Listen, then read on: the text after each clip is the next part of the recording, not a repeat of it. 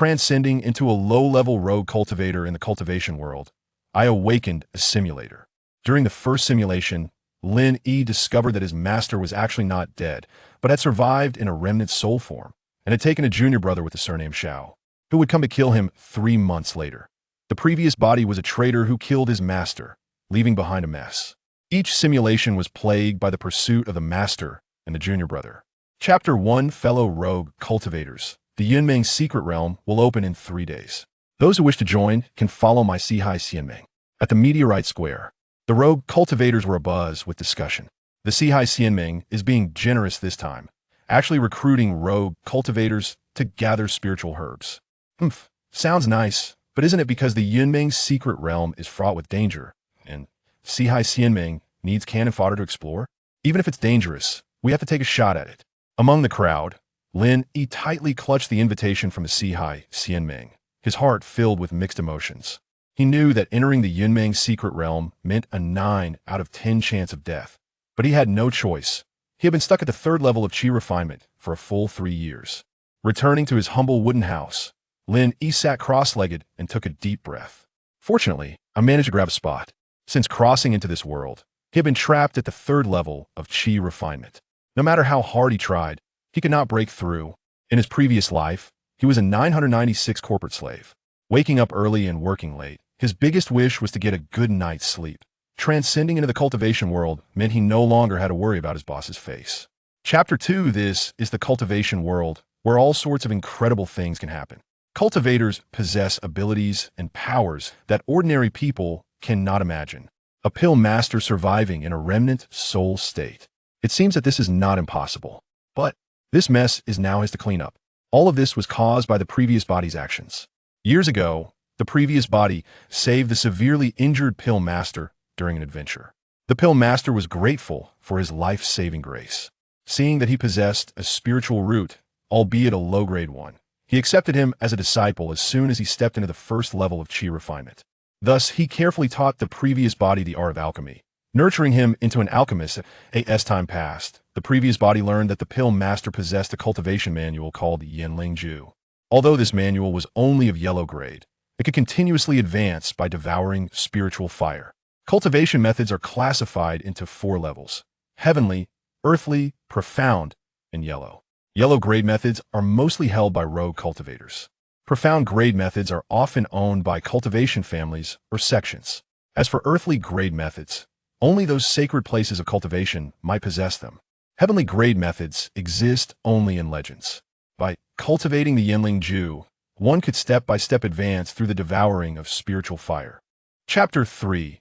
Start to settle this simulation. You have increased your strength to the 5th level of Qi refinement in this simulation.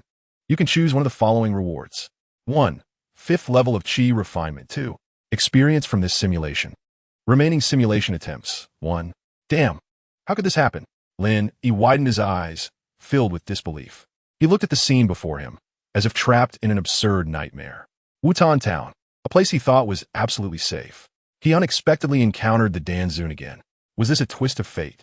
Or did the other party possess some kind of secret technique to track him? He couldn't help but begin to doubt. If the other party really had the ability to track him, then no matter where he fled, he would ultimately meet his end. But if this was just a coincidence, why did the name Wutan Town sound so familiar? Wutan Town, Wutan City. Lin Yi gasped. A terrifying thought flashed through his mind. Could it be that there are also Xiao Huahua and the old man in this world? Has he crossed over to a Douqi world? Chapter 4. In the first year and 2 months in Baiyun Workshop City, you were wandering around the market when suddenly you saw a familiar figure. Your heart sank, and a chill ran from your feet to your head. It was your master, the Danzun. He had also come to Baiyun Workshop City. When he saw you, his face instantly turned extremely gloomy. Without saying a word, he was going to kill you. Just before you died, you suddenly shouted, "Wait a minute, I'm going to die anyway, at least let me know how you found me." The Danzun told you that you were carrying his Dan furnace, and no matter where you were, he could know. You unwillingly asked who was beside your master. Seeing that you were about to die, he told you. The person beside him was his newly accepted disciple, Xiao Han, whose aptitude was far better than that of you, this waste. Xiao Han urged from the side, "Why waste time with this waste? Quickly kill him, take the Dan furnace, and then go to Spirit Snake Valley to get the spirit fire." Your master nodded, and then Xiao Han stepped forward in one move, giving you no chance to resist, and you died. Simulation ended. Starting to settle this simulation. You have increased your strength to the 7th level of Qi refinement in this simulation. Chapter 5. On the 3rd day of exploration, a sudden surge of black light appeared in the secret realm. A dragon emitting black gas appeared, rampaging through the secret realm and causing wanton destruction. The experts of the Four Seas Immortal Alliance began to attack the dragon. Because you were at the 7th level of Qi refinement, you were summoned by the Four Seas Immortal Alliance to jointly combat the dragon, which was at the peak of the 10th level of Qi refinement, just one step away from the Foundation establishment stage. You were afraid of your flying sword being damaged, so you kept infusing your mana into the top-grade magical artifact of the Four Seas Immortal Alliance. In the end, the magical artifact trapped the dragon, and the dragon was taken away by the Four Seas Immortal Alliance. Since you were a main combatant, the Four Seas Immortal Alliance did not collect your gathering tax.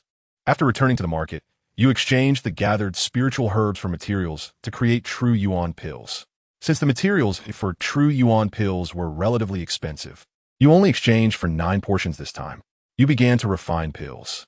Since it was your first time refining true Yuan pills, you ended up with 4 fail batches, but you still calmed down and slowly refined.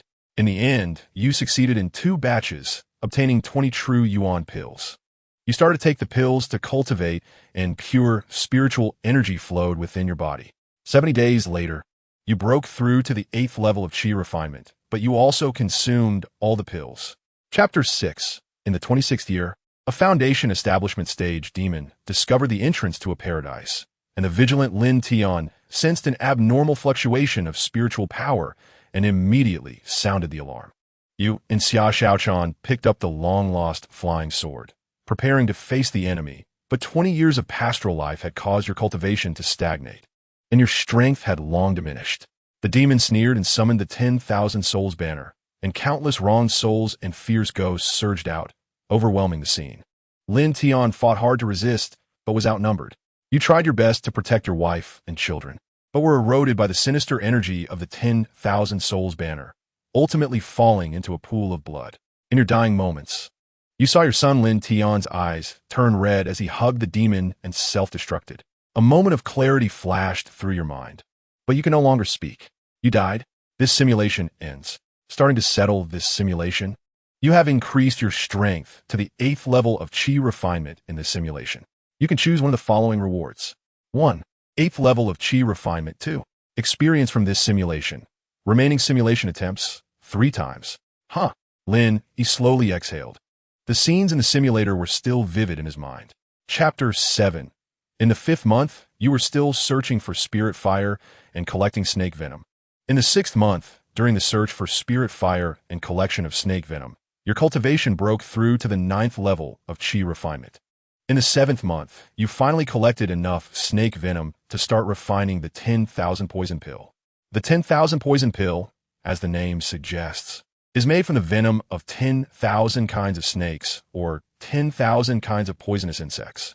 Once successfully refined, this poison pill has considerable power and can even harm Foundation establishment stage cultivators. Perhaps due to exceptional talent or fate, you surprisingly have an astonishing talent in refining poison pills. Incredibly, you succeeded in refining the 10,000 poison pill in one go. Looking at the poison pill emitting a faint green glow, you carefully stored it away.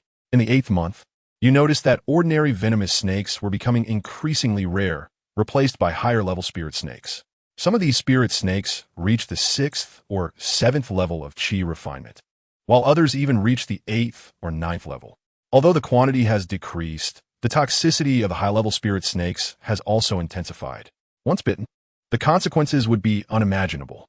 However, the spirit snakes are treasures in their entirety. Chapter 8. You found a secluded corner, a stinking pit, and threw the Dan furnace into it. You wanted to discuss the Dan Zun and Xiao Han, cutting off their tracking clues. After dealing with the Dan furnace, you headed to Spirit Snake Valley to search for spirit fire. You explored the outer areas for over a year, still finding no clues. You gritted your teeth and decided to take the risk of entering the inner area. Shortly after stepping into the inner area, you encountered several powerful spirit snakes. These spirit snakes were dozens of feet long, and their cultivation had reached the 9th level of Qi refinement. You fought fiercely with them, but ultimately could not defeat them, and could only helplessly escape from the inner circle, returning to the market. A year and a half later, the battle between immortals and demons broke out. The demonic cultivators launched a brutal attack, affecting many markets in small to medium-sized sects and forces. The meteorite market where you were located was also destroyed, and you lost your place to stay. To defend against the demonic cultivators, you joined the cultivator team of Sanxian City. Sanxian City is jointly governed by 3 golden core stage city lords and has formidable strength. You and the other team members were assigned to a demon-slaying team, led by a 10th layer Qi refining cultivator. Your team has a resounding name, called the Demon-Slaying Vanguard. Chapter 9. You organize the action route in your mind. Let's start simulating. Simulation begins. This is the 3rd year since your crossing. As a 10th layer Qi refining cultivator, you plan to join the exploration team of the Cloud Dream Secret Realm organized by the 4 Seas Immortal Alliance. You are afraid that the 4 Seas Immortal Alliance will reject you, so you hide your cultivation level, concealing it at the 7th layer of Qi refining, which will not attract attention. On the 3rd day, the 4 Seas Immortal Alliance sent someone to pick you up. You arrived at the gathering point and found that many cultivators had already gathered, most of whom were loose cultivators in the Qi refining stage. The team leader, the steward Li Xingyun, a 9th layer Qi refining cultivator, briefly explained the precautions in the secret realm and warned everyone not to act independently. Subsequently, you and the other cultivators were teleported to the Cloud Dream Secret Realm. You found yourself in a marshy area, surrounded by thick miasma, with extremely low visibility. Li Xingyun divided everyone into 10 small teams and designated their respective exploration areas. Since you are at the 7th layer of Qi refining, Li Xingyun arranged for you to follow a small team to protect the safety of the loose cultivators in the secret realm. And as long as you helped drive away the beasts and poisonous insects lurking around the spiritual herbs, you could have the right to collect them early. Chapter 10. This flame is not an ordinary blue or orange, but presents a strange crimson color, emitting a heart-pounding high temperature. This is the spiritual fire you are looking for. It moves like a nimble little snake, winding and emitting a scorching light that illuminates the dark lava cave. There are 108 types of spiritual fire in the world, with 36 heavenly fires and 72 earthly fires. The one before you is entirely crimson, and between its flickering tongue, there is a faint sound of dragon chanting. Note, this includes the Sun True Fire, Southern Brightly Fire, Nirvana Fire, 6-Ding Divine Fire, Lunar True Fire, 3-Flavor True Fire, Purple Micro Heavenly Fire, 9 Heavens Mysterious Fire, Red Lotus Industry Fire, etc. These are all ranked relatively high.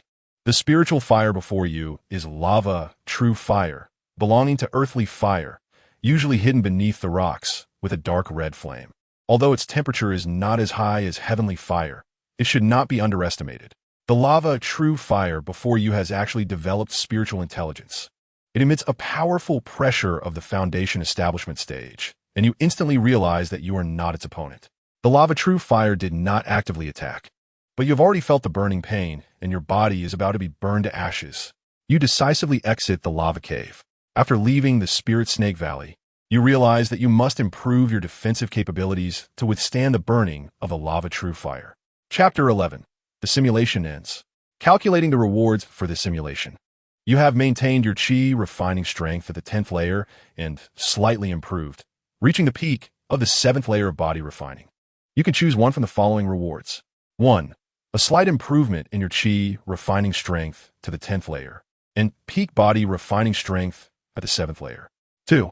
Experience from this simulation. 3. 20,000 lower grade spirit stones. 4. A top grade magic artifact, Heavenly Net. 5. A trace of fire spirit energy. 6. A top grade magic artifact, Flying Sword. Remaining simulation attempts. 1. The simulation ends, and Lin Yi furrows his brow, carefully reflecting on the gains from his experience. This simulation can be considered the most rewarding one yet. Not only obtaining a wealth of information, but also pointing the way for his future cultivation path. First of all, Xiaohan's strength has surprisingly reached the peak of foundation establishment. This is an insurmountable chasm for the former Lin Yi. However, now, with the help of the simulator, Lin Yi believes that one day he will be able to catch up with or even surpass Xiaohan. The greatest gain this time is not the information that the lava true fire possesses foundation establishment strength, but rather the secret of perfect foundation establishment. Chapter 12. Li Binglin's expression changed slightly upon seeing the Yellow Springs demon map, and after pondering for a moment, she finally agreed to conduct a private transaction with you. You proposed wanting a high-level body refining technique and some pills that would help improve your cultivation. Li Binglin agreed to your request. She had someone bring a mysterious level body refining technique called Brawny Bull Body Refining Technique, along with some pills, as a reward for the Yellow Springs demon map. You were very satisfied with this transaction, thanked Li Binglin, and then left the city lord's mansion. Lin Yi smiled slightly at the simulation results. This simulation went much smoother than the previous ones. The Yellow Springs demon map was in hand, and he had exchanged it for the coveted mysterious level body refining technique Brawny Bull Body Refining Technique and a large number of cultivation pills. His strength is bound to advance by leaps and bounds. Just like the last simulation when he obtained a wealth of heavenly materials and earthly treasures. It left him feeling conflicted. No matter which option he chose, it felt like a loss. It seems that before each simulation, one must plan ahead. Lin Yi pondered silently. Just like this time, having clear goals can help avoid unnecessary troubles and entanglements. Although it cannot completely change the course of fate, at least adjustments can be made in the details. Chapter 13. Calculating the rewards for this simulation. You have raised your strength to the peak of the 12th layer of Qi refining. You can choose one from the following rewards. 1. Peak Qi refining strength at the 12th layer, having initially touched the threshold of the 13th layer. 2. Experience from this simulation. 3. Several pills. Lava True Fire Pseudo. Remaining simulation attempts. 0. Qi refining 13th layer? Lin Yi was stunned. Originally, he had only heard of the 12th layer of Qi refining from the Danzun, but now there was another Qi refining 13th layer. The 12th layer of Qi refining is perfect foundation establishment. What is the 13th layer of Qi refining? He buried this matter deeply in his heart. Claiming the cultivation, Lin Yi didn't hesitate. Those several pills were of no use to him. Now that he had reached the peak of the 12th layer of Qi refining, ordinary pills could no longer enhance his strength. As for the lava true fire, this was indeed something he wanted, but there was a pseudo behind it. Pseudo means it is fake. What is the use of fake things? As Lin Yi's voice fell, a powerful spiritual force surged into his body like a tide. The body refinement progressed from the first layer to the third, then to the 5th layer, climbing steadily until reaching the pinnacle of the 10th layer. Chapter 14. In the 3rd month, under Xia Xiaochan's meticulous care, your body gradually improved, and you could barely get out of bed to move around. You learned that Xia Xiaochan had exhausted nearly all her spiritual stones and elixirs to save you, filling your heart with gratitude, but also a deep sense of guilt. Understanding that it is not easy for loose cultivators, you took out 1,000 spiritual stones and handed them to Xia Xiaochan, wanting to change her life. But she exchanged all those stones for healing elixirs to treat you. You were deeply moved, and your heart that sought the Tao was slightly shaken. Destroy it. There is no saving it. In front of the simulator, Lin Yi saw this scene and knew that another accident had occurred. Upon realizing that it was Xia Xiaochan who saved him, he knew there was no good outcome. He wanted to terminate this simulation, but for some reason, still held onto a glimmer of hope. Let us wait a bit longer. Perhaps there will be a turning point. With this thought in mind, he calmed down once again to watch. 1 year later, under Xia Xiaochan's attentive care and the nourishment of numerous elixirs, you finally recovered. You were concerned about the true fire of the lava in the Spirit Snake Valley, so you told Xia Xiaochan that you would be going out for a while, leaving her a sum of spiritual stones, and solemnly advised her to focus on her cultivation, warning her of impending changes in Baiyun Square in 6 months, urging her to avoid it. Chapter 15. In just half an hour, the Four Seas Immortal Alliance's base in Baiyun Square became a sea of fire. With corpses lying everywhere, not a single survivor. You gently lowered Xia Xiaochan, who was hanging on high pole. She was on the brink of death. Her dantian was destroyed like a pear blossom about to wither. She lay weakly in your arms, her gaze unfocused, using her last bit of strength to say, "You finally came. I thought I would never see you again." You held back your pain and anger, trembling as you asked, "Who hurt you like this?" Xia Xiaochan struggled to tell you.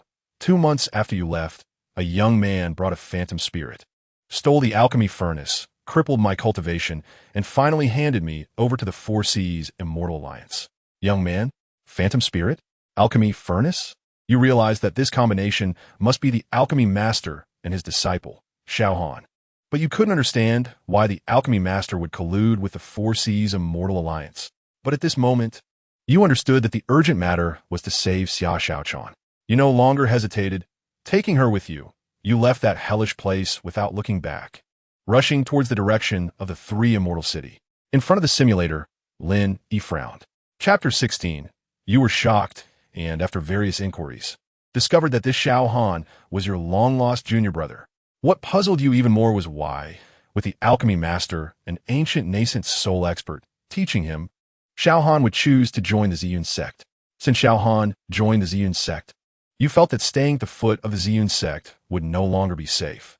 You feared encountering him, which made you extremely anxious. Worried about running into him, you planned to develop in another area while secretly investigating Xiao Han's movements. In the 10th year, the Ziyun sect suddenly erupted in flames, and a furious roar echoed through the heavens. Xiao Han, my Ziyun sect has treated you well. How dare you betray us? Then you heard Xiao Han's maniacal laughter. Haha, old man from Ziyun, it's your fault for hiding such a heavenly spirit fire and treasures. Only the capable deserve them.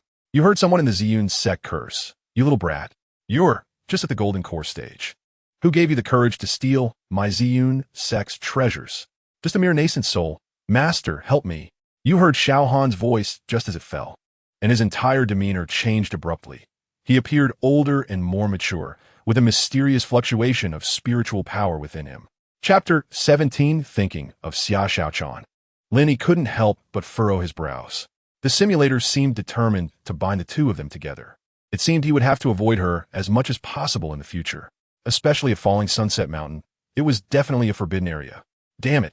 What is so good about women in cultivation? Lin Yi muttered to himself. Cultivating for longevity is the right path. Love and affection will only disrupt my heart for the Tao. Lin Yi speculated that this time, the Three Immortal City had held out for 7 or 8 years. Xiao Han had not appeared either, perhaps due to his destruction of the teleportation array. The Yellow Springs demon map was also nowhere to be seen. It seemed that his actions did indeed affect the direction of the plot. The spirit fire of the Ziyun sect was a must-have. Lin Yi focused his thoughts. And a cluster of crimson lava, true fire, rose in his palm, dancing energetically. This spirit fire had become one with him after he established his foundation in the simulation, and now it could manifest in reality. As for the spirit fire from the Spirit Snake Valley, even if it still existed, it would be of little use to him, as the same type of spirit fire would not stack effects. Therefore, there was no need to go to the Spirit Snake Valley in the next simulation. Start the simulation. Simulation starting. Remaining simulation times, 8 times. On the first day, you left the meteorite square, your footsteps traversing mountains and rivers, like a carefree cloud and wild crane. Chapter 18. Ultimately, you had to pay a hefty fine and write a letter of guarantee, promising never to disrupt market order again, after which the law enforcement team reluctantly left. After this incident, your reputation plummeted. Customers decreased significantly, and the once bustling stall became deserted, leaving you feeling isolated and alone. Just when you were feeling disheartened, a plump, loose cultivator appeared before you like a shining star. He introduced himself as Fat Duh and claimed that he had connections to secretly infiltrate the Ziyun sect, having heard that you wanted to join. This news was like a ray of dawn, reigniting your hope. Could this be a turning point? However, Fat Duh's help was not free. He demanded a large sum of spiritual stones as payment. You contemplated for a moment, calculating the purpose of this trip to inquire about the types and locations of spirit fire within the Ziyun sect. Weighing the pros and cons, you agreed to Fat Duh's demands. On a dark and windy night, you followed Fat Duh through a hidden path into the back mountain of the Ziyun sect. As soon as you entered the Ziyun sect, Fat Duh excused himself for an urgent matter, asking you to wait a moment. Chapter 19. On the 6th day of the 7th month, a pudgy cultivator claiming to be Fat Duh sneaked up to your stall, looking around before lowering his voice to ask if you had any elixirs that could conceal one's aura. You had never refined such elixirs, but an idea struck you. You led him to the quiet room behind the shop, mysteriously taking out an ancient alchemy furnace. This is the locator you obtained from the Danzun. The alchemy furnace. As soon as Fat Duh saw the alchemy furnace, his eyes lit up. He excitedly pulled out a piece of gray, tattered cloth, claiming it was the burial shroud of the ancestor of the Ziyun sect, and offered it in exchange for the alchemy furnace. You suppressed your laughter and calmly refused. Fatda was undeterred and began to boast that this tattered cloth was a defensive treasure, how rare and precious it was. You remained unmoved, letting him speak without interruption, only watching him quietly. In the end, Fatda reluctantly took out 10,000 spirit stones to buy the alchemy furnace. In the 8th month, Mu Chanfeng visited your stall again. You maintained a composed attitude while receiving this outer elder of the Ziyun sect. This time, Mu Chanfeng got straight to the point and asked if you were interested in joining the Ziyun sect. Chapter 20. Damn, it's this old man again. Lin Yi frowned. In the last simulation, the Dan Zun and Xiao Han joined the Ziyun sect in the 8th year. Even if they planned early in the market at the foot of the mountain, it would take at least 6 years. This time, they came much earlier. He hadn't even gathered information on spiritual fire before they came knocking. Ultimately, it was all the fault of the alchemy furnace. He had intended to take revenge on that old schemer Fatda when he descended the mountain, but unexpectedly, he led Xiao Han to the Ziyun sect, completely disrupting Lin Yi's plans. It seemed that in the next simulation, he had to resolve the issue of the alchemy furnace first. This was a treasure-level alchemy furnace, and with his current foundation-building cultivation, he couldn't possibly refine it. If the Dan Zun died, although refining would still be difficult, given time, it could be done. But now the Dan Zun was still alive, and his consciousness was still in the alchemy furnace, making it impossible for Lin Yi to refine it. Unless he found an old monster in the nascent soul stage to disperse the consciousness in the alchemy furnace? But how easy would that be? What frustrated Lin Yi even more was that even if he informed the internal members of the Ziyun sect in advance that Xiao Han had ulterior motives for joining, it seemed to have little effect, as Xiao Han ultimately still joined the Ziyun sect. It was likely that since he had just joined the sect, he was still insignificant. Chapter 21. In the 10th month, you finally learned through a friendly inter-sect elder, indirectly, about the whereabouts of the spiritual fire. It is enshrined in the small world of the Ziyun sect, personally guarded by the ancestor of Ziyun. This news made your heart tremble. The Ziyun ancestor's cultivation was unfathomable, and trying to seize the spiritual fire from him was akin to pulling teeth from a tiger. In the 11th month, after much deliberation, you decided to abandon the thought of stealing the spiritual fire. You spent several months accumulating sect contribution points and spirit stones to exchange for an opportunity to meet the Ziyun ancestor. When you met the Ziyun ancestor, he was sitting cross-legged in the cave of the small world, with a purple flame emitting a terrifying aura floating beside him, which was the spiritual fire you had been desperately searching for. You understood that with your current strength, it was impossible to subdue this spiritual fire. So, you took out the Dan Zun's alchemy furnace and respectfully requested the Ziyun ancestor to help remove the lingering consciousness of the Dan Zun from the furnace. Seeing your sincere attitude and the considerable price you paid, the Ziyun ancestor erased the consciousness from the alchemy furnace. In the 12th month, you realized that staying in the Ziyun sect had no meaning and quietly left the sect. Chapter 22. Am I here to inherit hatred after crossing over? Lin Yi chuckled self-deprecatingly, a sense of absurdity welling up within him. This reminded him of a melodramatic web novel he had read in his past life, the plot of which was astonishingly similar to his own experiences. The original protagonist's mother dug out her brother's supreme bone, only for the brother to awaken his supreme bone later. The two turned against each other, mutually slaughtering one another. Now it seemed that he was the unfortunate brother in this plot. To make matters worse, he also bore the crime of killing his master. The lingering presence of the Dan Zun and his good junior brother Xiao Han could come knocking at any time to claim his life. With wolves in front and tigers behind, it was completely impossible to survive.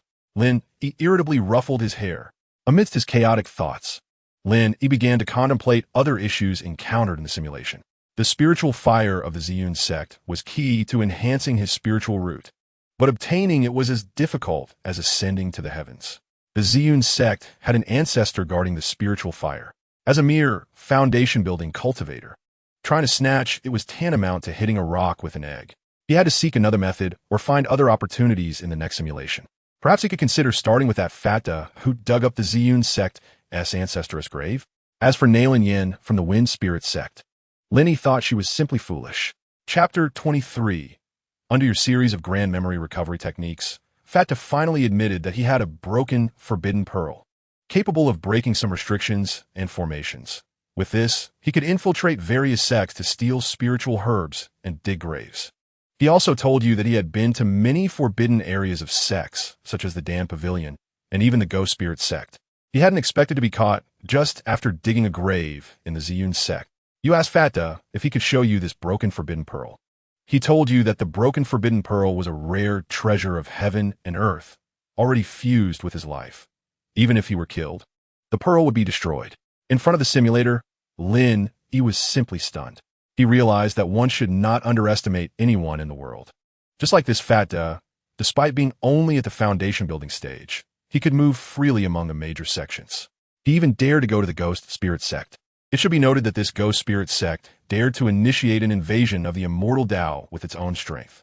Thinking of this, he continued to look at the simulator. While you detained Fata, you searched in the scripture pavilion. Soon, you found a manual called Soul Control Technique, which could control others. Once controlled, the person could not resist and would have to obey you wholeheartedly. Chapter 24.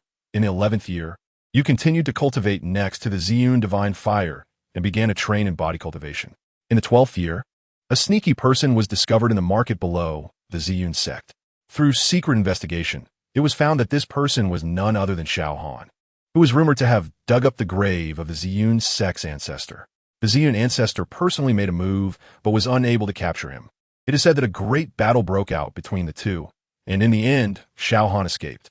In the 13th and 14th years, you devoted yourself to cultivation, ignoring worldly matters, with the sole intention of breaking through your current realm. In the 15th year, your body cultivation realm broke through to the 5th layer of foundation building, but your law cultivation realm remained stuck at the 8th layer of foundation building, and you encountered a bottleneck. You began to feel anxious and developed an urgent heart. In the 16th year, you were still stagnating, feeling even more anxious. You tried various methods, but to no avail.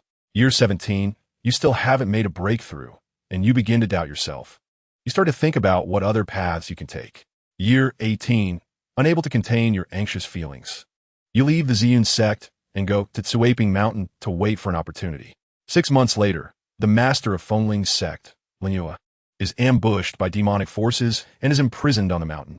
Chapter 25. In the 9th month, you retreat from the world, focusing on refining pills, occasionally taking on sect missions to refine high-level pills in exchange for contribution points and spirit stones.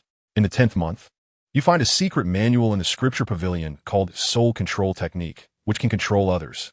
The target cannot resist and will be compelled to obey you wholeheartedly. You study this manual in preparation for when it might be needed. 1 year and 3 months later, you finally gather information about Pangda. Under the cover of night, you sneak into Pangda's hiding place, grab him, and accuse him of robbing the grave of the Ziyun sect's ancestor. Pangda turns pale with fear and repeatedly denies it. You say you sense the aura of the ancestor's shroud on him. Realizing that he has been exposed, Pangda fights back, unleashing a flying sword and summoning several defensive talismans. Your cultivation level is comparable to his, both at the 8th layer of foundation establishment. But as a Heaven Tao foundation establishment cultivator, you quickly suppress him. Despite his many treasures, he is still no match for you. Ultimately, you subdue Pangda, take out the manual soul control technique from the scripture pavilion, and use this technique on him. Chapter 26. Exchange for a simulation opportunity? If that's the case, can I choose two? Wonderful. Lin Yi did not expect that a single simulation choice would bring him unexpected gains. He then looked back at the simulator. You refused to become a body cultivation golden core ancestor. In your closed-door meditation, you suddenly feel a sense of foreboding while attempting to condense your body cultivation golden core. You stop your cultivation. You enter a small world and request the Ziyun ancestor to take you to meet the heavenly Sword Divine Lord. The Ziyun ancestor, grateful for your contributions to the sect over the years, takes you to meet the heavenly Sword Divine Lord. You respectfully bow to the heavenly Sword Divine Lord and ask the question that has puzzled you. What is the difference between Golden Core and Dan? The heavenly Sword Divine Lord looks at you deeply and says that your ability to ask this question proves you are talented. He asks if you're willing to be his disciple. The Ziyun ancestor is astonished and quickly tells you that the heavenly Sword Divine Lord has never taken disciples, urging you to accept the apprenticeship. After a moment of contemplation, you immediately accept the Heavenly Sword Divine Lord as your master. After becoming his disciple, the Heavenly Sword Divine Lord gives you a top-grade spirit tool, flying sword named Zixiao, and teaches you the unique skill Heavenly Sword Technique. Chapter 27. The Xian ancestor is very pleased with her and wishes to take her as a personal disciple, but Xia Xiaochan politely declines. She remains cold to everyone else, but is still warm towards you, exuding an air of nobility, as if she has transformed into a different person. This year, your cultivation also reaches the peak of the 9th layer of foundation establishment, and you announce your closed-door meditation. You approach the Xian divine fire and swallow it. The two types of spiritual fire chase, burn, and merge within you.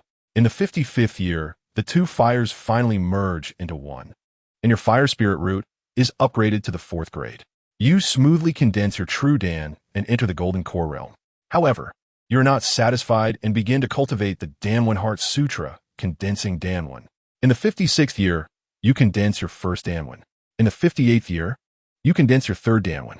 In the 62nd year, you condense your 6th Danwen.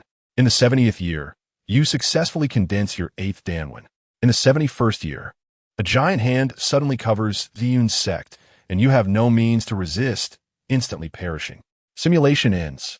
Starting to calculate this time's rewards in this simulation. You have raised your cultivation level to the Yuan Dan realm, condensed 8 Danwen, and your body cultivation level has been raised to the golden core stage.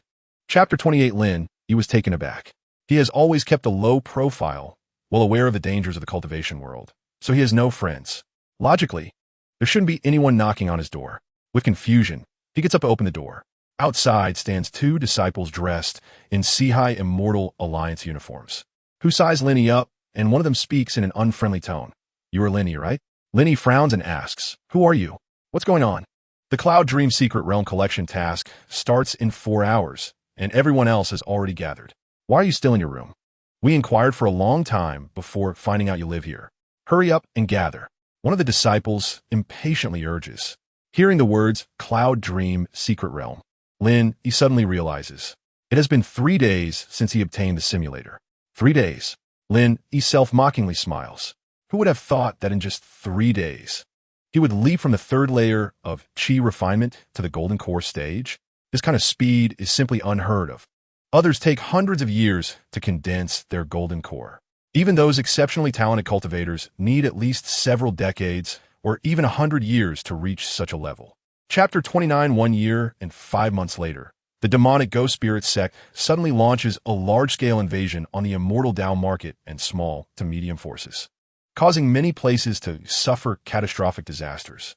Thanks to your earlier warning, Ziyun sect is prepared in advance, and its affiliated market is temporarily preserved.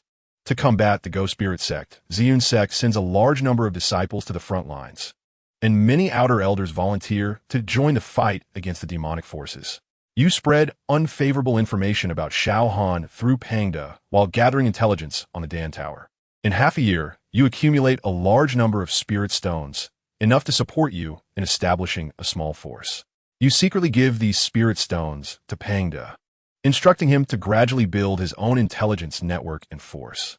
You specifically remind him to keep an eye on Shao Han's movements and any news regarding the Dan Tower. Through Pangda's inquiries, you gain a deeper understanding of the Dan Tower's influence. The internal structure of the Dan Tower is intricate, currently jointly managed by the Spirit Master and Fire Master. These two, along with the Dan Master, are the 3 great masters of the Dan Tower, being brothers as well as the renowned masters of Fire, Spirit, and Dan in the Dan Tower. It is said that the Dan Master has long been wandering the world, indifferent to worldly matters, with all matters of the Dan Tower handled by the Spirit Master and Fire Master. Chapter 30. In front of the simulator, Lin Yi furrows his brow. What's going on? Logically speaking, the Fire Master and Dan Master are brothers. The Spirit Master is so enthusiastic. The Fire Master shouldn't be so wary. What exactly went wrong? Suddenly, Lin Yi thought of a possibility. That is, the Fire Master might have started to suspect him, right? After all, the Alchemy Master has been missing for many years. His sudden appearance and claiming to be the disciple of the Alchemy Master would inevitably raise suspicions. Moreover, although his alchemy skills seem to be inherited from the Alchemy Master, there might still be subtle flaws that could expose him. With this in mind, he calmed down and continued to watch the simulator.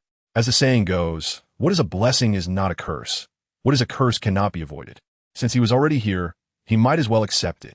Instead of making random guesses, he should continue simulating to see what would happen next. In the third year, you are more than a year away from reaching the alchemy tower. In this year, besides alchemy and body refining, you also worked hard to condense alchemical patterns. Your speed of condensing alchemical patterns is getting slower and slower. You know that reaching 9 alchemical patterns from 8 is a qualitative leap, so you cannot rush it. You steadily practice while secretly observing the Fire Master's every move. Chapter 31.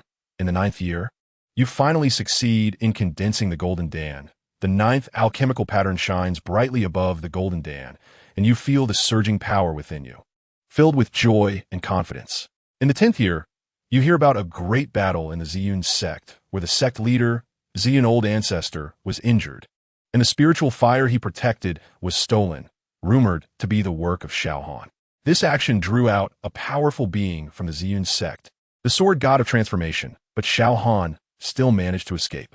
In the same year, you also successfully refined the alchemy master's alchemy furnace, greatly increasing your success rate in alchemy. In the triangular region, where dragons and snakes are mixed, the forces of the demonic path and monsters occupy the area, exiling their heavily sinful disciples here, causing chaos in this region. However, precisely because of this, there's a lack of powerful alchemists, and your exquisite alchemy skills allow you to thrive here, with the alchemical pills you produce being in short supply and your fame rising. In the 12th year, you hear news of the spiritual fire, said to be hidden in the deep sea of the extreme south. Knowing that one person's strength is hard to achieve anything, you gather Fatda and begin to plot a larger layout. In the 14th year, you raise your arm and call for the establishment of the Dao Alliance in the triangular region, openly opposing the demonic cultivators and monster cultivators. Chapter 32. After collecting his thoughts, Lin Yi planned to continue the simulation. Although he had a relatively smooth journey in the triangular region, the people under him all had ulterior motives. The foundation establishment stage was manageable, but in the core formation stage, it was no longer controllable. Instead, it depended on temptation. As for the 2 old monsters in the nascent soul stage, the 5 poisons old man and the black-hearted old man, these 2 would rush to take advantage of any opportunity, and when they saw the people from the alchemy tower coming, they would flee faster than anyone else. They were simply unreliable. It seemed he cannot trust them. Moreover, he had to go to the Ziyun sect, because if he did not deal with the alchemy furnace in his hands, it would become a locator. He estimated that before he even got a foothold, he would be killed by the alchemy master's disciples. With this in mind, he gritted his teeth, took out 1,000 spirit stones, and reluctantly put them into the simulator to start a new round of simulation. Simulation begins. On the first day, you see the 4 Seas Immortal Alliance using flying boats to take scattered cultivators from the Meteorite Square City to join the collection task. You slowly follow them and arrive at the place of the teleportation array, ambushing nearby and quietly waiting. 3 days later, the people from the 4 Seas Immortal Alliance come out of the secret realm. You boldly launch an attack on them. Chapter 33. In front of the simulator, Lin Yi frowned. It turned out that slow progress in the simulation would also display the dialogues. However, this way he gained more information. He just didn't expect the Fire Master to actually call the people from the Alchemy Valley. The appearance of the Alchemy Valley completely caught him off guard. Although both the Alchemy Valley and the Alchemy Tower are related to alchemy, their natures are entirely different.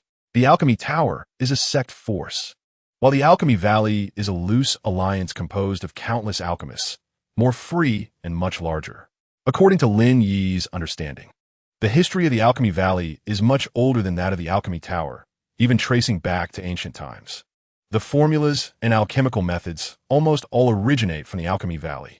This force never participates in any disputes, focusing solely on alchemy and communication, without sectarian biases, and is inclusive. Because of this, although the Alchemy Valley is low-key, it is a true behemoth in the cultivation world, with influence even surpassing many top sections. Lin Yi thought to himself that the appearance of the Alchemy Valley had made things more complicated. He had to be more cautious to take the initiative in the upcoming game. With this in mind, Lin Yi couldn't help but sigh that he had underestimated the foundation of the top sects in the world. Last time in the simulation, he led the people of the triangular region to attack the Alchemy Tower, but failed to force out its true strength. Chapter 34. 1 month later, on a dark and windy night, You sit cross-legged in your room, cultivating, when suddenly you feel a chilling aura approaching. Your heart tightens, and without showing any signs, you say, "Since Uncle Master has come, why hide in the shadows?" As soon as the words fell, a figure slowly walked out from the darkness. And it was the Spirit Master. He looked at you and clicked his tongue in wonder. Indeed, heroes emerge from youth. Although the alchemy master has fallen, he taught such an outstanding disciple. You remain vigilant in your heart, but maintain a calm demeanor. I wonder what urgent matter brings Uncle Master to visit at this late hour? You naturally know that the other party is opposed to the alchemy master. The Spirit Master smiled sinisterly and said, "Little guy, don't play tricks with me. What is your true purpose in coming to the alchemy tower?" You coldly look at him and say word by word, "My master, the alchemy master, was severely injured and ultimately passed away. The one who harmed him was his fellow disciples." You pause, your gaze sharp. "I have come to the alchemy tower to investigate the cause of my master's death and to uncover the mastermind behind it." The Spirit Master's eyes flashed with a cold light. "So, you know who harmed your master?" Chapter 35. Lin Yi looked at the text displayed in the simulator. His brows furrowed. The conversation with the Spirit Master deviated from what he had anticipated. He originally planned to use the Spirit Master's desire for the Flame Spirit technique to gradually guide him to steal the spiritual fire from the alchemy tower. But unexpectedly, the target shifted to the Ziyun sect. What happened? Lin Yi murmured to himself. The simulator was once again out of control. He realized that the characters in the simulator did not act entirely according to his settings. Instead, they would adjust based on changes in the environment and their own personalities. This meant that he could not fully control the direction of the simulation and had to remain vigilant for any unexpected occurrences. Since that was the case, let's speed up the simulation. Ding! Simulation progress has been accelerated. Year 6, you led the Spirit Master to the marketplace at the foot of Ziyun sect. You did not reveal that you are now the alchemy elder of Ziyun sect, because news from Fatda arrived. Xiao Han has started alchemy here, intending to join Ziyun sect. Knowing Xiao Han's intentions, you told the Spirit Master that only by demonstrating extraordinary alchemy skills could they attract the attention of Ziyun sect. The Spirit Master was overjoyed upon hearing this, and promptly set up a Danfeng on the east side of the marketplace, resonating with Xiao Han on the west side. Chapter 36. Seeing the scene in the simulator where he seized the Nirvana fire and broke into the Tianxian Dao Palace, Lin Yi couldn't help but mutter to himself, "Goodness, I actually did it. It seems that I'm really walking the path of a villain quite smoothly." He reflected on the hardships he had faced along the way, feeling a mix of emotions. The Triangle Domain, regarded as a land of sin, became the cradle of his rise. Those desperate outlaws, under his leadership, unleashed such tremendous power. He looked again at the ruins of the Tianxian Dao Palace in the simulator, a sense of inexplicable pleasure surging in his heart. Back then, Island was merely a low-grade spirit root, rejected by the Tianxian Dao Palace. Now, I have returned to my old ground in this manner. This feeling is truly wonderful. He shook his head and smiled self-deprecatingly. Since I couldn't become a disciple, it wouldn't hurt to force my way in. It seems that once I truly consolidate the power of the Triangle Domain, I might head north and besiege the Tianxian Dao Palace. At that time, I will definitely ask them how they feel about the disciple they once looked down upon. Now returning with a thunderous momentum, he could already see the elders and disciples of the Tianxian Dao Palace, once so high and mighty, trembling before him, their faces ashen. Chapter 37. Help me attain mid-stage golden core cultivation. As Lin Yi's voice fell, a surge of immense energy rushed into his body like a roaring river. The originally solid golden core suddenly expanded, its surface shimmering with dazzling brilliance. At the same time, a strand of crimson flame appeared out of nowhere, swirling and dancing around the golden core like a spirited sprite, emanating a scorching aura.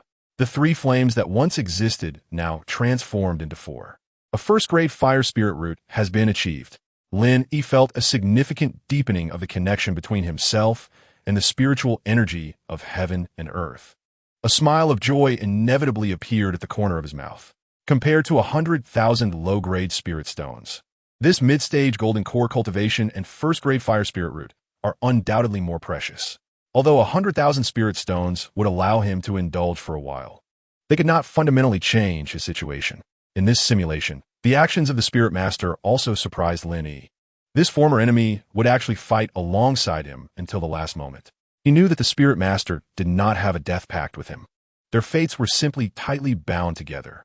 The Dan Tower was after him, and naturally, it would also pursue the Spirit Master. After all, the Spirit Master was also an accomplice in the murder of the Dan Master. Chapter 38. You quickly formed hand seals, chanting incantations, and a magnificent four-colored fire lotus emerged, slowly rotating and emitting terrifying heat that slightly distorted the surrounding space. The scattered cultivators, terrified, sought to beg for mercy, but the fire lotus suddenly bloomed, transforming into a sea of blazing flames that swept out. Amidst the deafening explosion, the entire island was instantly flattened. Even the rocks on the island were melted into torrents of magma, releasing suffocating heat waves. Looking at this apocalyptic scene, you couldn't help but feel a shock in your heart. The power of this four-colored fire lotus far exceeded your imagination. In the 4th month, you stepped onto another island, embarking on a new adventure. However, the calm was soon shattered as you inadvertently trespassed into someone else's territory. A brutal fight became unavoidable. This time, you controlled the power of the fire lotus, accurately killing the island master who harbored hostility towards you, and obtained abundant resources. But not long after, a nascent soul cultivator suddenly appeared, angrily accusing you of killing his disciple. You decisively turned and fled.